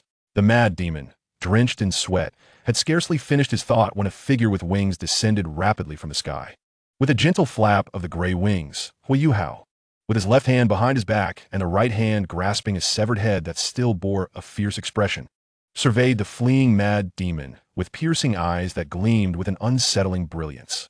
18 flying daggers floated around him, all pointing menacingly at the Mad Demon, their blades resonating with a subtle hum, radiating various colors of light. With a sudden surge, curved bull horns sprouted from the top of the Mad Demon's head. 6 soul rings, 2 yellow, 3 purple, and 1 black, encircled him. Muscles rippling, he stomped his right foot, opting to strike first. The Yuhao altered his gesture, and the 18 flying daggers began to spin simultaneously, forming a sharp, circular barrier that sliced toward the advancing Mad Demon. As a soul emperor, the Mad Demon's power was formidable. Witnessing the oncoming ring of blades, he activated his 6th soul ring, enveloping his body in a bronze-hued aura, bracing for the collision with the rapidly spinning rings. The sound of grinding echoed as the two forces clashed. Even in the state of his 10,000-year soul skill, blood flowed from the mad demon's arms. Yet the 18 daggers dispersed in the wake of the impact. Breathing a sigh of relief, he was grateful not to have met the same fate as the Crimson-Eyed. Just as he contemplated fleeing, he sensed a chilling aura encroaching upon him. Emerald green light erupted suddenly, initially manifesting as a straight line before rapidly expanding, outlining Huo Yuhao's spine, ribs, and sternum. The jade-like green seemed alluring, yet was blinding in its intensity, enveloping the mad demon in an instant. The domain of eternal freeze. In the blink of an eye, the intense chill froze the mad demon's blood, rendering him incapable of any further movement. His body, poised to strike, transformed into a statue of ice mid-air. With a flick of his right hand, Huo Yuhao levitated the mad demon's frozen form, drawing in the ice element from the air to converge upon the ice block, compressing it into a colossal sphere, relentlessly draining the vitality within the mad demon's body. Since such a commotion has arisen, I might as well utilize various replicated martial souls to thoroughly stir the waters. It is time to discard the alias of the lone wolf. After all, I am no longer in need of money. Casting a glance at the now ethereal gray wings behind him, Huo Yuhao stored the mad demon's ice explosive device within his storage ring. He then consumed a minor recovery pill, instantly replenishing the soul power expended during the domain of eternal freeze. The glass-like brilliance of his mirror pupils radiated as the source imprint of his martial soul etched itself in his eyes. Once more the gray wings flapped, transforming into a streak of light as he sped away into the distance. This night was destined to be one of sleepless turmoil. Chapter 77. A Calamity from Within. The following morning, as dawn broke, the long night came to an end. During this time, news of several noble deaths spread, striking the various factions in Douluo City like a boulder cast into a tranquil lake. 3 earls and 5 viscounts had met with a gruesome demise within their own estates overnight. It is worth noting that this was during the Continental High-Level Soul Master Competition, and such a tragedy occurring in the capital of the Douluo Empire. The event's host sent chills down the spines of many, leaving them to ponder the implications deeply. How should the Douluo Empire respond to this dire situation? In the Imperial Palace's study, Su Jiawei, who had toiled throughout the night, stood before the crystal floor-to-ceiling window, his authoritative gaze reflecting the scenery outside as he fell into contemplation. The oppressive gloom over the sun and moon empire weighed heavily on him, and each day he feared the outbreak of an invasion during his lifetime. He truly did not wish to become a ruler of a fallen nation. Although the emergence of the Golden Spirit Fruit has propelled the Douluo Empire in a favorable direction, the Emperor remains acutely aware of the disparities that exist between them. His hairline has improved slightly, but not significantly. The Celestial Elder has not only recovered from his injuries, but has also made further breakthroughs in his cultivation, making him a formidable opponent even in the elite ranks of Shrek Academy. While the Empire still relies on Shrek's exceptional combat prowess, there is no longer a need for the same subservience as before. In this competition, Shrek Academy faced a severe incident. Even with a Soul Master boasting a formidable rank of 67, the evil Fire Phoenix, their chances against other leading academies are merely 50-50. And facing the Sun Moon Royal Soul Engineer Academy, their odds dwindle further. Should the Sun Moon Royal Academy secure victory in a competition hosted by our Douluo Empire, the ensuing public outcry would be uncontrollable. In light of this, it may be prudent to have Shrek face off against the Sun Moon Royal Academy in advance. Their long-standing animosity would surely lead to a battle to the death. When 2 tigers fight, one must be injured, allowing our Douluo Empire to seize the opportunity and claim victory in the tournament. Su Jiawei harbors complex feelings toward Shrek. On one hand, it is the potential guardian of the Douluo 3 kingdoms, endowed with numerous high-level combatants and a commendable history.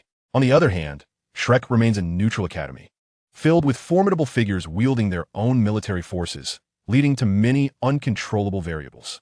While Su Jiawei was deep in contemplation regarding the tournament, an urgent knocking resounded from outside. "Enter," he commanded. "Your Majesty, intelligence from within the city has revealed a special situation that requires your attention." His panicked undercover guard rushed in, presenting a letter. As the capital of the empire, Douluo City boasts an unrivaled royal presence and a unique intelligence network that categorizes information for various leaders. Su Jiawei meticulously perused the letter he received. Last night, a fierce battle erupted before the statue of the war god in the western part of the Star Emperor Square. One participant was an original Xian-level bounty criminal, a soul emperor known as the Iron-Horned Savage Bull. possessing 6 rings of cultivation. Eyewitnesses claim that the savage bull appeared to be fleeing from pursuers. Reports indicate that the pursuer was a newly appointed Shin-level assassin from the Luo network, known as the Lone Wolf. After an imprecise duration, the savage bull lost contact, while the Lone Wolf inexplicably targeted 3 counts and 5 viscounts within Star Luo City. Upon reading this, Su Jiawei couldn't help but marvel at the enigmatic Lone Wolf, reflecting, "Ah, the Lone Wolf, I am aware of this individual." Recently, they have garnered considerable notoriety within the Luo network, establishing a reputation as a fearsome bounty hunter, known as General Lone Wolf, and achieving the fastest promotion record among assassins. The internal dynamics of the Luo network are intricate, and I have generally refrained from interference. Yet, how remarkable it is that a mere newcomer assassin could vanquish a 6-ringed savage bull and dare to infiltrate the estates of noble families for retribution, stirring a new tempest. What a rising star! If they can navigate this turmoil successfully, their future holds boundless potential, perhaps even rivaling the legendary lone powerhouse Huang Jinxiu before his affiliation with the Empire. As Su Jiawei contemplated the implications, he turned to the next page of the letter. Moreover, during the assassination of Count Yiyun, the Lone Wolf displayed a martial soul never before seen, confirmed to be the royal lineage's exclusive martial soul, the Star Crown. Suddenly, Su Jiawei fell silent. Boom! A surge of soul power erupted from him, revealing 2 yellow, 2 purple, and 5 black soul rings in an instant, with the Star Crown martial soul hovering above his head. The crystal windows shattered under the pressure of his title, low-level soul power. Su Jiawei flung the letter aside, its pages scattering across the floor. The attendant beside him was taken aback, standing frozen in shock. By the heavens, this Lone Wolf is of my royal blood. Is it possible that some rogue seeks to harm me? Su Jiawei's chest heaved with agitation, his fingers raking through his thinning hair. The majesty of a sovereign entirely dissipated as he paced the imperial study. Just moments ago, he had been amused by the prospect of those nobles receiving retribution from the Lone Wolf. After all, they were nobility, neither too strong nor too weak. Maintaining a manageable status was quite agreeable.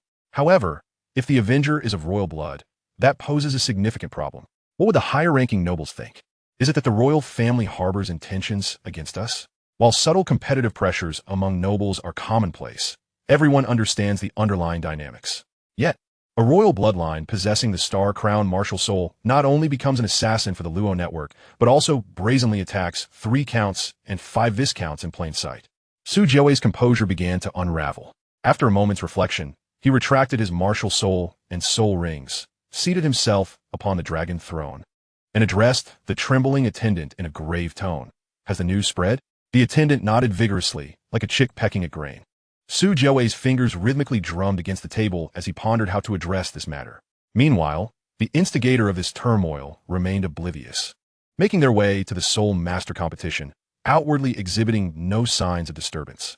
As a soul master of exceptional spiritual prowess, possessing the ability to simulate soul techniques, Huo Yuhao skillfully concealed his aura, rendering it effortless to mask his presence.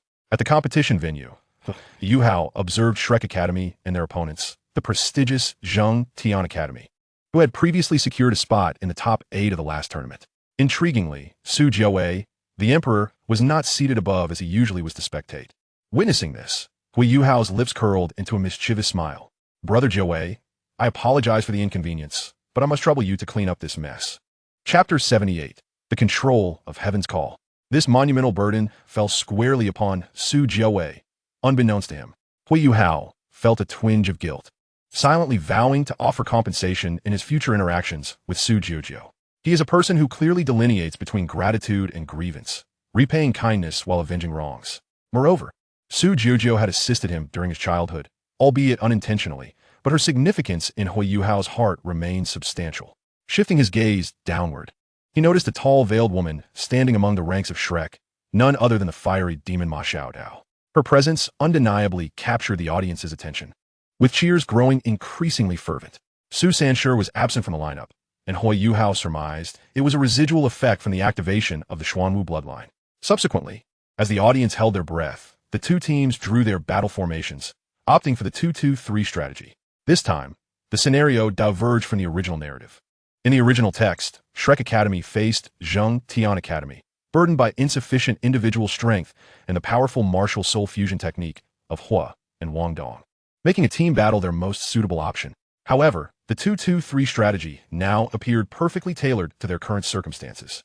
In the original story, the first match saw Bei leverage Shrek's honor to coerce Su Sanshi and Jiang Nan into participating, subsequently enabling Su Sanshi to unleash his full potential. However, in the eyes of Huo Yuhao, despite the absence of Su Sanshi's formidable Xuanwu bloodline, Shrek was essentially assured of victory. The most straightforward and audacious strategy would be to have Ma Xiaotao compete alone, while Wang Qingjie and Bei, who possessed the awakened power of the Holy Dragon, would collaborate to secure the win. The outcome unfolded as Huo Yuhao had anticipated, with little deviation, yet Yi Wuqing stubbornly insisted on battling Ma Xiaotao, which was rather in line with his character. Huo Yuhao had thoroughly analyzed the Golden Leaf martial soul, piquing his interest due to its impressive strength, particularly its method of attack. Previously, he had conversed with Ilex about the spatial explosion employed by Emperor Tian on Xuanzi, and Yi Wuqing's Golden Leaf similarly detonated upon contact. Though it was not on par with Emperor Tian's techniques, there existed a remarkable resemblance between the two. One was profound, the other simple. The two methods of energy detonation were continuously dissected by Huo Yuhao's mirror eyes, extracting the essence of both and cultivating a new technique of mental power in his mind. Moreover, Ma Xiaotao possessed an array of valuable techniques. In the original narrative, she had utilized multiple soul power techniques during her confrontation with Marullo. When facing Yi Wuqing, her prowess finally revealed a mere glimpse of her true potential. Huo Yuhao independently named one of her techniques that externalized her soul power as Soul Power Flame. While the amplification provided by this flame was not excessively formidable, it was undeniably stylish. Strength may be transient, but elegance is everlasting. In a desolate wilderness, the disheveled Xuanzi, bereft of hair, paused, leaning against a great tree while clutching his chest, as if enduring inhumane agony. Curse you, Emperor Tian! Who would have imagined that a dignified beast god could stoop to such despicable opportunism? Yet, fortunately, he was wary of the esteemed reputation of Shrek Academy. Tang San and the Seven Monsters were once true deities, and their legacy alone was enough to instill fear in such beasts. I must hasten my journey. After delivering the spring water to the academy to aid Xiao Xiao, I must proceed to Star Luo City to support the little monsters. I have committed far too many errors in my life. The thought of his former students brought tears to Xuanzi's eyes, cascading down like a dam bursting. He wiped them away with his sleeve, took a few sips of the life lake water he had brought, and forced his injured body to continue onward. As dusk fell and the light dimmed, a peculiar energy fluctuation permeated the air within the dense forest. In Huo Yuhao's eyes, purple aura and a glassy light intertwined, while a slender leaf was etched into his dual pupils. Activating the mirror soul skill, a golden leaf materialized in his hand. He lifted his right hand, pinching the leaf between his index and middle fingers, then flung it toward the large tree.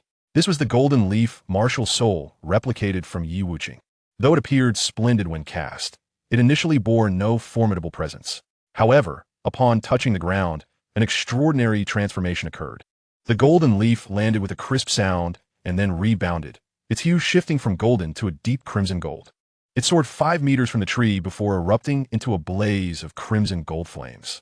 Huo Yuhao intently observed the entire process from the moment the golden leaf was thrown until its explosion, his mind simultaneously recalling Emperor Tian's spatial explosion. Multitasking was not particularly challenging for him, given his ability to preemptively differentiate mental entities. Retrieving the replicated golden leaf martial soul, a surge of mental power erupted from within him, distinct from the explosions of the golden leaf and Emperor Tian's spatial detonation. His mental power coalesced around him, gradually brewing its might. Clapping his hands, the mental power enveloping Huo Yuhao suddenly detonated, perfectly avoiding his physical form under the exquisite control of his vast spiritual energy. Expanding outward, in an instant, the area surrounding Huo Yuhao's position was leveled, creating a dust storm and scattering debris. Wiping the sweat from his brow, Huo Yuhao gazed with satisfaction at his newly developed technique, inspired by the golden leaf's explosion and spatial detonation, which he named Mental Control, Celestial Conquest. Ilex's approving voice resonated. Excellent. To extract the essence while discarding the dross not only greatly benefits your unique mental power technique, but is also immensely advantageous for your studies of magic. A smile curved Huo Yuhao's lips. He had yet to reveal his new concept for the 5-symbol transformation cauldron to Ilex. Intending to surprise him after the Soul Master competition concluded, discarding the identity of the lone wolf, he had increasingly devoted time to his cultivation. After months of battle, he was ready to further develop his abilities. Having completed today's mental power training, Huo Yuhao sought the Ice Emperor's guidance on the application of the ultimate ice. The ever-ambitious Ice Emperor readily agreed. With her extraordinarily long lifespan, her mastery over the ultimate ice had reached an unparalleled level, and she was undoubtedly an authority in this field, second only to the Snow Emperor, who possessed the ultimate snow attribute. In the original narrative, Shrek's victory over the Zheng Tian Academy hinged critically on the Ice Emperor's intervention, leading to the involvement of the self-important fool Chang'an. Huo Yuhao took responsibility for the cultivation of the Lingmang martial soul, while the Ice Emperor oversaw the Ice Blue Emperor Scorpion martial soul, and Ilex managed the necromancy and rune crafting. As for a certain slothful creature that slept incessantly, Huo Yuhao had no significant demands for him in terms of cultivation. Serving as a mascot was adequate. Chapter 79. I am the most timid and faint-hearted. Time flew by like an arrow, and the preliminary rounds of the Continental Advanced Soul Master Competition had concluded, with the top 16 about to commence. At the Cat Tongue Beverage Shop, upon opening the door, Huo Yuhao immediately spotted the delicate figure leaning against the window, her pure white dress accentuating her enchanting curves. Su Jujio felt a stirring in her heart. Turning to meet Huo Yuhao's gaze, a faint blush gracing her cheeks. Since their last encounter in the audience, this was their first meeting again. Noticing Su Jiujio's silence, Huo Yuhao refrained from inquiring, simply taking a seat and fixing his piercing gaze upon her. Under Huo Yuhao's unwavering stare, Su Jujio was the first to falter, averted her gaze slightly, and sat down opposite him. Just as she was about to speak, Huo Yuhao interrupted. It seems our princess can no longer endure the torment of longing and has mustered the courage to meet me. Su Jujio, her words stifled by Huo Yuhao's teasing remarks, felt her heart race, the blush on her cheeks deepening as she lowered her head, utterly speechless.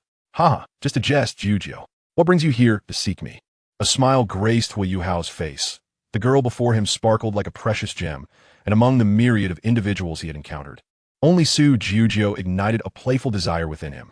Not only did Su Jujio relish the experience of interacting with Huo Yuhao as equals, but for Huo Yuhao, this sensation was equally delightful, as he had never had a peer of his own age throughout his life. Suddenly, Su Jujio raised her head, her cheeks still flushed, but her beautiful eyes fixed intently on Huo Yuhao as she unexpectedly uttered, "Lone wolf."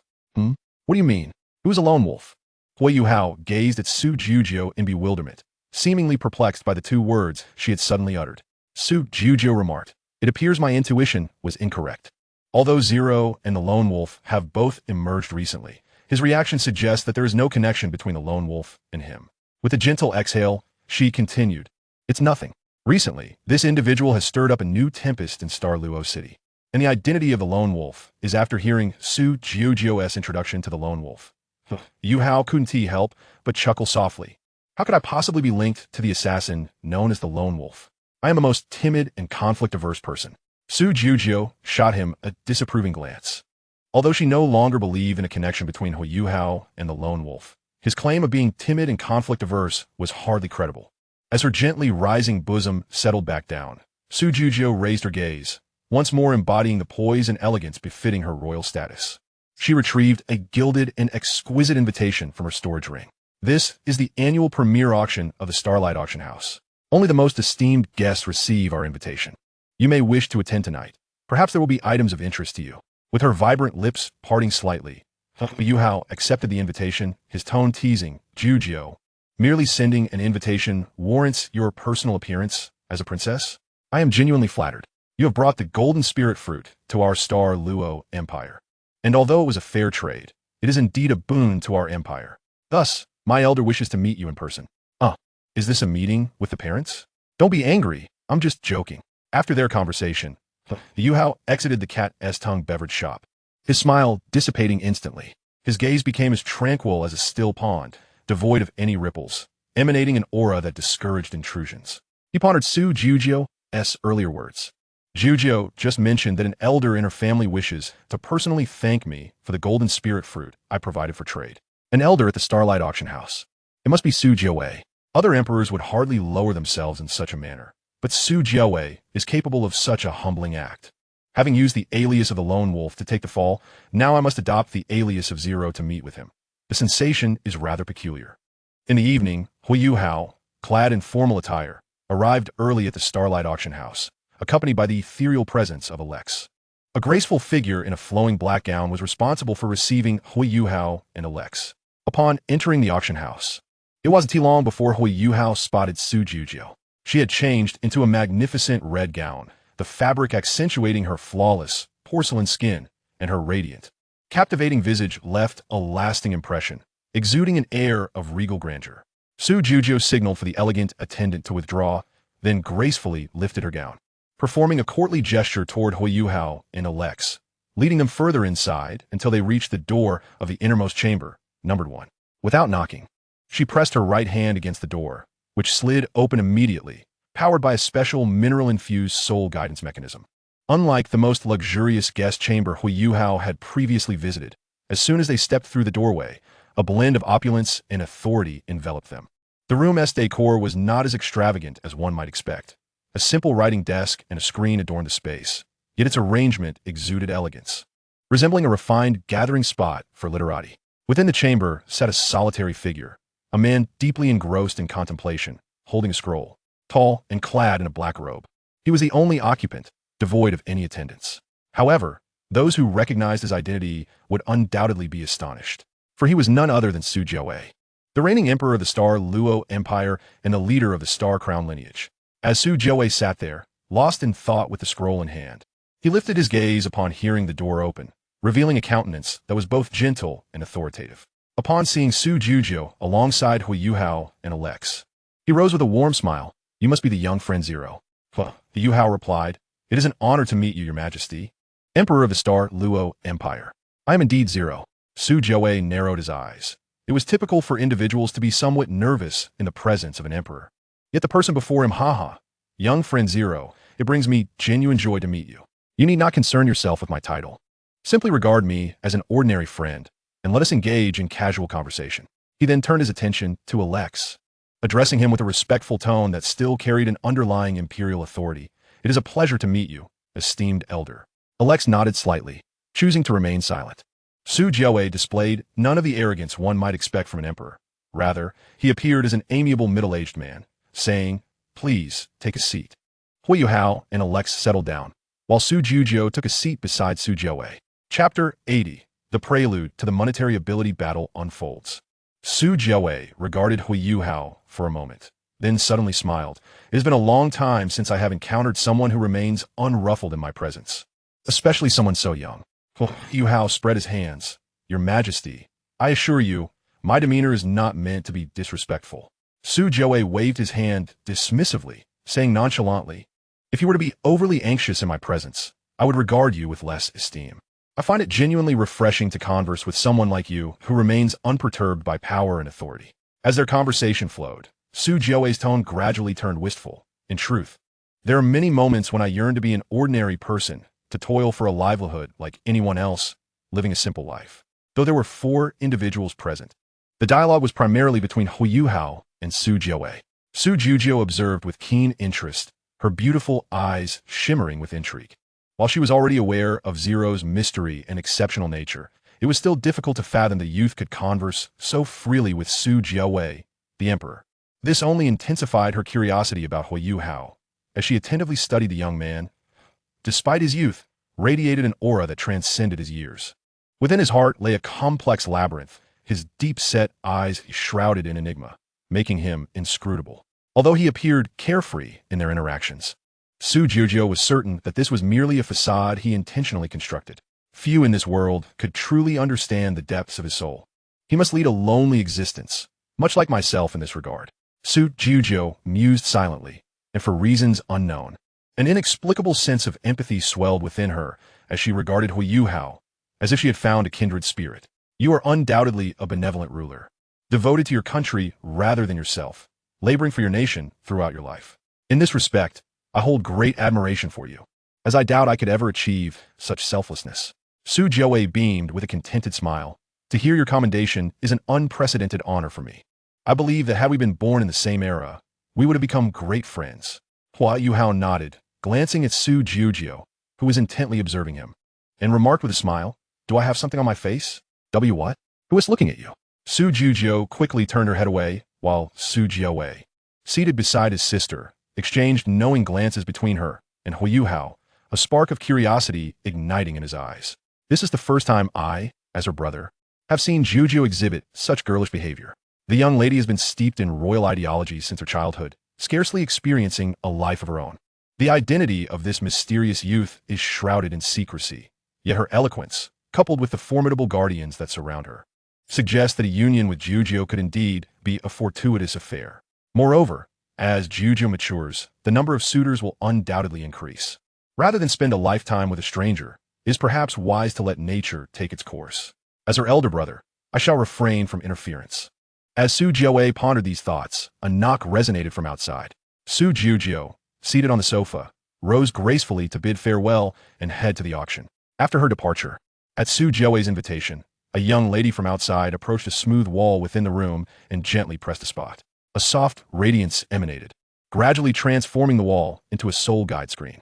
This soul guide screen was custom-made for the Starlight Auction House in the Sun and Moon Empire, a testament to the Empire's grandeur. As Su Jiawei reflected, the soul guide screen became clearer, revealing a platform enveloped in a delicate white mist. At the center stood Su Jujiu, adorned in a flowing red gown, her professional smile radiating confidence as she engaged with the audience. With a sweet smile, she executed a complex yet graceful gesture, extending her right hand in invitation. Thus commenced the annual premiere auction, featuring items such as the Fierce Tiger Soul Refining Blade and 12 6-level fixed soul guide cannonballs, each accompanied by detailed intelligence from the original text. Following these were 5 successive items: the left arm bone, the right arm bone, the left leg bone, and an exceedingly rare precious metal. With a swift motion, Huo Yuhao acquired the 12 fixed soul guide cannonballs and the precious metal, his wealth now substantial, boasting over 10 million gold soul coins in savings alone. This sum did not account for the various rare herbs procured by Abayo and the golden tortoise, nor the assorted materials exchanged through the enigmatic merchant, Majia.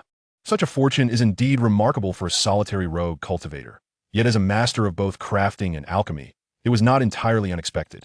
In the VIP room, the members of Shrek Academy gazed in astonishment at the figure of 1,200,000 gold soul coins displayed on the screen. Hikaitu, seated in a wheelchair, struck his thighs in frustration. The rarity of this precious metal was immense. Even esteemed soul masters like Din Xian and Din Xian could attempt to utilize it. Its worth was undeniably equal to that of the 12 fixed soul guide cannonballs, while the loss of those cannonballs was lamentable. The current situation regarding the precious metal was equally disheartening. Wang Xingjie echoed these sentiments, cursing the rogue who dared to compete with Shrek for such vital assets. Meanwhile, the others at Shrek remained largely oblivious to the intricacies of soul guides, although Ma Xiaodao eagerly anticipated the acquisition of the Fierce Tiger Soul Refining Blade.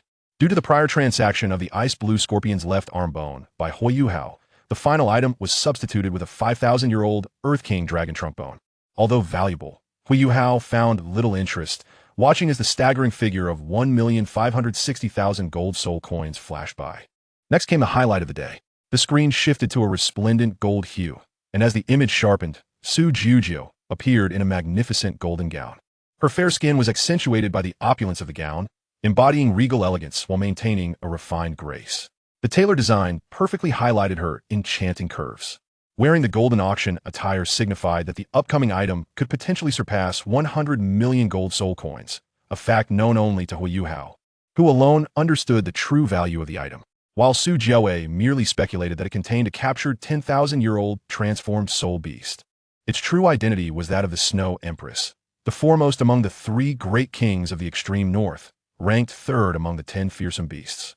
In an earnest introduction, Su Jujiu presented the 9th-level god sealing platform and the embryo contained within, rendering the audience and VIP lounges silent with astonishment and fervor. After all, this was a combination that guaranteed a 10,000-year soul ring and a 10,000-year soul bone, potentially leading to the emergence of a second innate martial soul.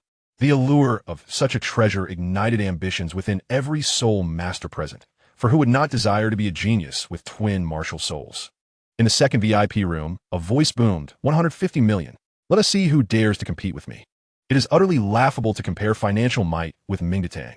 Xiao Hongchun stood before the soul guide screen, a cold smirk adorning his lips, as envious glances from those seated behind him from the Royal Academy of the Sun and Moon were cast in his direction.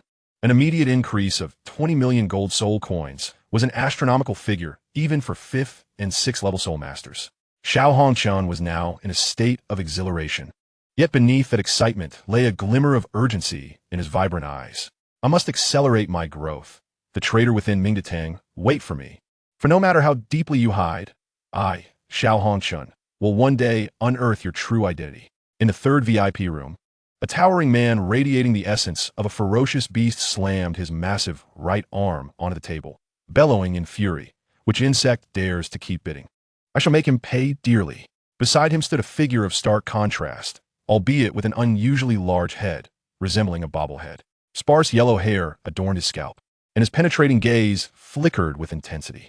These two were Langya and Yutao, soul masters hailing from the body sect. Shandy, calm yourself. There are at least 4 titled Douluos in this Starlight auction house. However, this item appears to be linked to our body sect. Let us attempt to seize it after the auction concludes. Should we fail, we can return to report to our sect master and deliberate further. I trust he will find it of great interest. As he spoke, Lang Ya's eyes narrowed, a formidable mental force surging forth, warping the air around them and rendering the room almost ethereal. The auction staff, tasked with handling the event, were momentarily entranced, their expressions dazed. Go investigate the identity of the one who bid 150 million gold soul coins. Yes, responded the black level auctioneer, still in a stupor. Brother, your foresight is commendable. Let's prepare for a grand confrontation once we step outside. My body is already yearning for action, Yutao murmured, his eyes glinting with ferocity as the air around his robust arm crackled with energy. Ultimately, the embryo, which made a grand appearance as the central piece, was auctioned off an astronomical price of 150 million soul coins by the enigmatic Laughing Red Dust, after settling the payment for their acquired items. Huo Yuhao and his mentor, Ilex, bid farewell to the Su siblings, Su Jiawei and Su Jiujing. On the outskirts of Xinglua City, a thunderous roar echoed as countless soul-guided cannons suspended in the air unleashed a series of explosive sounds. Amidst the cacophony of soul-powered detonations, Elder Ma and his 4 colleagues were violently thrown back, tumbling over 100 meters before they managed to regain their footing. These individuals were formidable soul masters dispatched by the Mingda Hall to covertly protect the younger generation of the Sun and Moon Empire, none of whom were beneath the rank of Level 8 Soul Master. The faces of the 4 Level 8 Soul Masters, aside from Elder Ma, were grim. Confronted by such a powerful adversary, their capacity to struggle and resist was evidently waning, leaving them uncertain of how much longer they could endure. Yutao swung his robust right arm. Ha ha, second brother, look at these soul masters. They are nothing but a bunch of trash, incapable of forcing us to reveal our true strength. Langya shot Yutao a glare, interrupting him. Shandy, enough chatter, swiftly subdue them. Surrounding Yutao and Langya were 8 soul rings, 4 purple and 4 black, creating an imposing aura that weighed heavily on the hearts of the soul master elite. The overwhelming mental energy and terrifying currents swirled around Langya and Yutao. Oh, I am eager to see how you 2 second or 3rd generation disciples of the body sect intend to seize the treasured relics acquired by my Mingda Hall right before my eyes. A voice, old and mocking, resonated in their ears. As a sharp, dark blade of energy sliced through the air, both brothers' expressions shifted dramatically, and silver light ignited around them. Behind Yutao loomed a robust armed silhouette, while a roundhead's phantom appeared behind Langya. Corresponding to their respective martial souls, an extraordinary second awakening of their silver-grayed body martial souls, with a sound akin to shattering glass. The dense black light clashed with the defensive soul power of the 2-body Douluos, slicing through it as effortlessly as cutting through tofu. A fierce gust surged forth, leaving deep gashes on the unprepared duo's skin. In a flash of black light, an emaciated old man materialized in the air, 9 soul rings hovering above him. A pitch-black long knife clasped in his hand, his entire being enveloped in swirling black energy, emanating a sharp and oppressive aura. Yutao and Langya regarded the sudden appearance of the old man with grave concern, even in the state of their martial soul's second awakening. The disparity in their might was palpably apparent. Upon witnessing the elder's emergence, the previously anxious elder Ma finally exhaled, his gaze towards Yutao and Langya filled with mockery. The brothers exchanged glances and, recognizing the futility of their situation, made the decisive choice to flee without hesitation. The elder let out a cold laugh, raising the arm that held the black blade, a more intense surge of soul power radiating from his body. With a sharp sound, as soul power surged forth, black lightning coiled around the knife, its blade expanding into a massive 30-meter-long weapon resembling a battleship cleaver. Remember, it was Kong Dahua who sent you flying. The several level 8 soul masters gazed in awe at the formidable battle prowess exhibited by Kong Dahua, while Elder Ma displayed no surprise. After all, Kong Dahua was a descendant of that esteemed bloodline, and despite focusing on soul-guided devices for personal reasons, his combat strength was undoubtedly formidable among level 9 soul masters. As Kong Dahua repelled the two disciples of the body sect, a gray butterfly danced gracefully in the air, indistinguishable from an ordinary butterfly at first glance. Its body was gray, while its wings were as dark as night, adorned with delicate white speckles. It gently landed atop Elder Ma's storage ring, where the embryo was kept, transforming into a gray light that dissipated quietly, as if nothing had ever been amiss. Chapter 82. The Pinnacle Duel of the Four Strongest, Shrek Academy vs. Sun and Moon Royal Soul Master Academy. Meanwhile, in a hotel, Huo Yuhao seized his incantation of necromantic spells, a gray butterfly resting quietly in the palm of his hand, identical to the one that had landed on Elder Ma's ring. This butterfly was known as the Dual Soul Butterfly. Superficially resembling a common butterfly, it was, in fact, a being of the undead. The Dual Soul Butterfly was formed from the purest soul energy of the necromantic demiplane, its birth akin to the legendary spirit gold, having undergone a lengthy evolution, rendering it a rare variety among undead creatures. The innate abilities of the Dual Soul Butterfly were threefold: shared fate, disregard for restrictions, and soul linkage, making it a favored choice for necromancers seeking reconnaissance and communication. Regarding the Snow Emperor's embryo, Huo Yuhao was in no rush to seize it. The forces deployed by Mingda Hall were formidable, comprising a terrifying level 9 soul master and 5 level 8 soul masters, making a brazen attempt to snatch it quite challenging. Moreover, Yuhao remained wary of the high-grade fixed soul-guided artillery shells wielded by those soul masters. A level 9 fixed soul-guided artillery shell could rival the full force of a limit Douluo's attack, while a level 8 shell could match that of a super Douluo. Until he could ascertain the exact quantities of such weaponry, he saw no reason to provoke them recklessly. Who could tell whether Jing Hongchun would supply those soul masters with these troublesome devices for the sake of his two precious grandchildren? While level 9 shells were strategic resources not easily mobilized, it was certain that the number of level 8 shells was substantial, given the advantage of the narrative. Acquiring the Snow Emperor's embryo was merely a matter of time. A forceful snatch was unnecessary. Furthermore, he intended to visit the Sun and Moon Royal Academy for two primary reasons. Firstly, the late-stage requirements of rune alchemy necessitated a greater supply of rare materials, and high-quality rare metals were stringently regulated by the Sun and Moon Empire, thus he required channel. Secondly, the rapidly growing plants, Jijuechen and Xianziwen, awaited his arrival to harvest, knowing there were ripe crops to reap, and not doing so was not in his nature. Since the opportunity was fortuitously aligned, he decided against an immediate raid, and instead opted to strategize in advance. I must use the dual butterfly to communicate with the Snow Emperor beforehand, to avoid a repeat of the original story where I had to self-destruct much of my essence while rescuing her from Mingda Hall. Moreover, there is currently no pressing need for the teacher to develop the soul spirit, although I have signed an equivalent life contract with the old turtle. The Blood Pact supersedes any contract, enabling both parties to gain access to portions of each other's innate abilities. Setting aside these matters, merely having a ferocious beast nearing 70,000 years of age as my muscle is something to anticipate. Following the grand auction at the Starlight Auction House, the high-level continental competitions were fervently underway, and as time progressed, the four strongest contenders emerged: Shrek Academy, Sun and Moon Royal Soul Master Academy, Xingluo Royal Academy, and DAO Academy. A broad red carpet extended from the gates of the Imperial City to the front of the competition stage. With 10 minutes remaining before the draw commenced, Su Jiawei, surrounded by court guards, made his way directly toward the competition platform. Around Su Jiawei, four elders formed a square, with him at the center, followed by a mere 20 guards. It appeared rather unassuming. However, Huo Yuhao, employing his mental probing, could discern the formidable strength of the four elders, all of whom were titled Douluos. As the four titled Douluos observed, Huo Yuhao suddenly sensed a scrutinizing gaze. Upon looking, he discovered Su Jiujio in the waiting area of the Star Luo Royal Academy.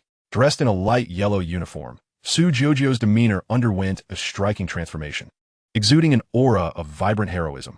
Her golden hair was neatly tied into a ponytail, and a gentle smile graced her delicate face. Huo Yuhao's lips curled slightly as he nodded toward her, mouthing the words "do well," before shifting his gaze back to the Shrek waiting area. In that fleeting glance, Huo Yuhao recognized another familiar face. Xuanzi sat with a chicken leg in one hand and a wine gourd in the other, his disheveled appearance easily identifiable. The chicken-leg Douluo has finally arrived. I never expected him to remain so dedicated to leading after being heavily injured by Emperor Tian. I wonder how much of his true strength he can wield. His gaze shifted again, landing on Ma Lao of the Sun Moon Royal Academy, who regarded Xuanzi with palpable wariness. With Kong Dehua having personally transported the embryo of a 10,000-year soul beast, what could he do with only a peak-level 8th-grade soul master and 4 other 8th-grade soul masters concealed within the city? The family members were anxiously awaiting news. Ma Lao remarked, "It's merely a competition among the young. Surely this old monster wouldn't lower himself to bully the weak." Following Su Jiawei's grand yet humorous banter, the elder to his left, the heavenly tyrant Huang Jinxiu, stepped forward and solemnly declared, "The captains of the 4 teams may now draw lots."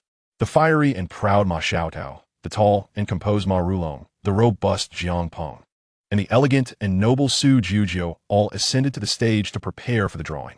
Su Jiawei's eyes narrowed slightly as 4 golden orbs ascended into the air. Like a spring, Ma Xiaotao leaped skyward and swiftly seized one of the orbs, while the remaining 3 participants only managed to secure theirs as she descended. In the original tale, Su Jiuzhou had refrained from competing and had waited patiently for the others to finish before leisurely claiming the leftover orb. The reason for her sudden eagerness to seize one now was a silent agreement between a certain emperor and Hua, both sharing a knowing smirk. In the star Luo Empire. Do they truly believe that our illustrious empire, which never sets, has been idly drifting? The moment the drawing results were revealed, the audience erupted into a frenzy, and the scene became momentarily chaotic until Huang Jinxiu's authoritative voice quelled the excitement, allowing the spectators to regain their composure. For the first match of the top 4, Shrek Academy was set to face the Sun Moon Royal Academy. The intertwined history of love and rivalry between these 2 institutions could fill 3 days and nights of discourse. Broadly speaking, they epitomized the clash between soul masters and soul mentors, while on a more personal level, it was a contest between the 1st and 2nd ranks. The 7 members from Shrek Academy included Captain Ma Xiaotao, Wang Qingjie, Bei Bei, Su Sanshi, Zhang Nanan, Wang Dong, and Ning Tian. The Sun Moon Royal Soul Mentor Academy featured Captain Ma Rulong, Xiao Hongchun, Meng Hongchun, Mi Jia, Xiao Xiaofeng, Chun Fei, and Lin Shi. As both teams took their positions, 108 soul-guided defensive pillars erupted with light, energizing the soul masters in the support class. With Huang Jinxiu's command, this pinnacle showdown commenced. Meanwhile, Wang Yin had begun to relax, having removed the bandages from his hands days prior. Observing the teams on stage, he felt an overwhelming bitterness. The match against the Sun Moon Royal Academy hinges on whether Xiaodao can leverage her exceptional individual strength to turn the tide. Out of the corner of his eye, he caught sight of Xuanzi indulging in a feast. Wang Yin felt no joy at Xuanzi's presence. Instead, he was filled with trepidation. Although Xuanzi was technically his ancestor, he could not shake the fear he felt in his presence. "I hope this competition doesn't present any unforeseen complications." With a quiet sigh, Wang Yin considered that he had arranged all possible tactics and done his utmost. Now, all that remained was to leave the outcome to fate. Chapter 83. The Peach Blossom Maiden Lin Shi, destined to be unrelated to Sauce. At Shrek Academy, Ma Xiaotao boldly took the lead at the forefront, followed closely by Su Sanshi and Bei Bei, with Wang Qingjie and Wang Dong behind them, and Zhang Nanan and Ning Tian bringing up the rear. Contrary to expectations of an explosive confrontation, both teams arranged themselves in a unified formation, converging towards the center. Su Sanshi replaced Ma Xiaotao at the forefront for Shrek Academy, while Lin Shi took the lead for the Sun Moon team in place of Ma Rulong. With Lin Shi's towering stature, he effectively obscured all the students behind him, prepared to counter Su Sanshi's Xianming replacement technique.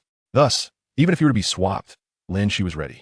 As the battle loomed, countless soul-guided artillery barrels charged, their firepower blossoming like a peacock displaying its feathers. The combined might of so many soul mentors unleashed a terrifying force. This was the Sun Moon team's typical strategy in group battles, utilizing an all-encompassing barrage of soul-guided artillery to achieve overwhelming firepower coverage and sustained assault. The notion that bigger is better and more is good held true, with caliber being the ultimate truth. In the original narrative, The responsibility for intercepting the initial offensive fell to Dai Yuang, who unleashed his fourth soul skill, the White Tiger Meteor Shower. But he was ultimately overwhelmed by a formidable Soul King. Consequently, the task of halting the first wave fell to Wang Qingjie. Compared to Dai Yuang, Wang Qingjie's soul power was significantly inferior. Though he managed to partially intercept the assault, the speed at which his soul power was consumed was staggering. Fortunately, with the assistance of Ning Tian's 7 treasure, glazed tile pagoda, and Kai Tu's cigar, he maintained a semblance of control.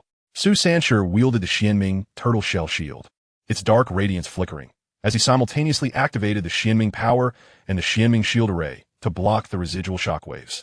The next moment, accompanied by a resounding phoenix cry, Ma Xiaotao's 6th soul ring, positioned at the rear, illuminated.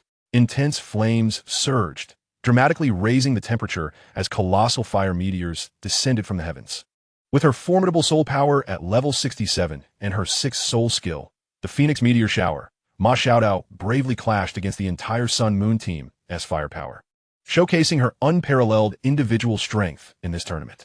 After the fierce exchange, Ma Xiaotao's lips quivered slightly, the crimson intensity in her light pink eyes intensifying. Unlike in the original tale, where she was restrained by extreme ice, relying solely on a piece of 1,000-year-old ice marrow, she was now besieged by the torment of evil flames the moment she exerted her full strength. The evil flames are rising. I must conclude this swiftly. Feeling the chaotic backlash of evil flames during her full-powered eruption, the air crackled with surging fire attribute soul power, coalescing into a fiery vortex. 2 streams of blazing flames erupted from the soles of her feet, accelerating dramatically as they hurtled toward the formation of the Sun-Moon team. This was the result of her fusion with 2 high-quality soul bones, derived from the same type of soul beast. Akin to the 200,000-year-old left and right arm bones of the Death Spider Emperor, a former pope of the Spirit Hall, BB Dong. In response to Ma Xiaotao's sudden assault, Lin Shi, positioned at the forefront of the Sun-Moon team, leaped into action, igniting 3 brilliant beams of light simultaneously. A white halo, resembling a delicate mist, emanated from Lin Shi's chest, enveloping Ma Xiaotao, who was charging forward in an eerie white glow. As Lin Shi adjusted his trajectory mid-leap, the light was drawn toward another direction. A resplendent golden radiance emanated from the invincible shield, with one layer intercepting Ma Xiaotao's 4th soul skill, the Phoenix's Cry, while another layer enveloped Lin Shi and Ma Xiaotao's bodies, instantaneously severing the connection to Ma Xiaotao's malevolent Phoenix Fire.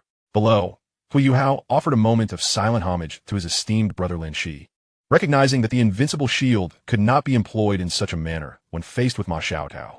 A thunderous explosion erupted within the confines of the dual-layered invincible shield, and astonishingly, Ma Xiaotao's 4th soul skill was forcibly halted by the shield's formidable defense. Meanwhile, Su Sanshi observed the formidable Ma Rulong standing at the forefront of the Sun-Moon battle team, his lips twitching in dismay. In the original narrative, Su Sanshi had leveraged Huo's external spiritual detection support to execute an agile maneuver with the Xianming exchange, successfully swapping positions with the rearward Xiao Hongchun, who had then utilized a 6th-level triggering soul guide, the resilient wall, to withstand a strike from Ma Rulong's 7th-level piercing ray, depleting the majority of Xiao Hongchun's soul power. However, bereft of the external support, Su Sanshi's Xianming exchange could not execute a turn. He could only swap with Ma Rulong, who possessed no countermeasures against his soul guide. Furthermore, should Ma Rulong be exchanged, the outcome could very well lead to their annihilation. Facing Su Sanshi, Ma Rulong's lips curled in a mocking grin as he raised his right hand, summoning a blue-violet light that ascended skyward, transforming into a thunderous prison that ensnared the remaining members of the Shrek team within its confines.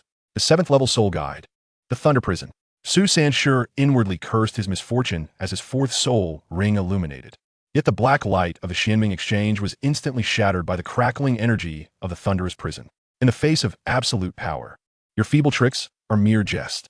Ma Rulong spoke with indifference, while the members of the Sun-Moon battle team dispersed under his command. With his great-headed spirit ape martial soul activated, Ma Rulong donned a massive black helmet atop his head. The circular red gem at its center radiating an eerie glow directed at Lin Shi within the invincible shield. Despite Ma Rulong's swift response, Lin Shi was still unable to escape his predetermined fate.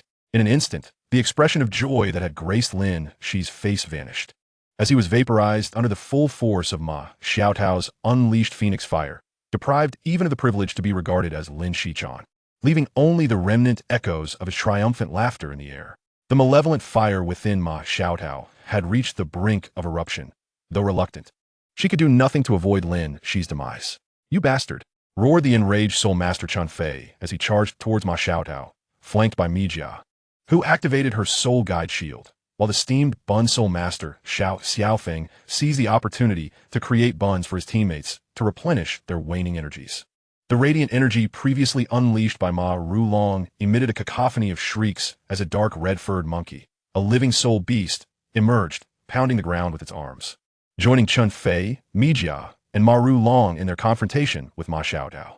On another front, the crackling sounds persisted as golden arcs of electricity, resembling serpentine tendrils, managed to breach a narrow opening in the Thunder Prison. In this critical moment, Bei Bei ultimately resorted to his trump card, activating the Sovereign Thunder Domain, allowing the black light of the Xianming exchange to slip through the breach, racing towards Xiao Hongchun. Below, Ge Jun's eyes sparkled with excitement as he eagerly explained to the surrounding audience. Who would have thought that Shrek still possessed a trump card capable of temporarily dismantling the Sun-Moon battle team's Lightning Soul Guide while once again employing the Xianming exchange? Unless Xiao Hongchun can unleash Soul Emperor-level combat power, he stands no chance of breaking free from the onslaught of the Shrek team. The audience surrounding Ge Jun collectively gasped in astonishment, with fervent Shrek supporters rising to silence Ge Jun, but it was too late. The words had been spoken. The die had been cast,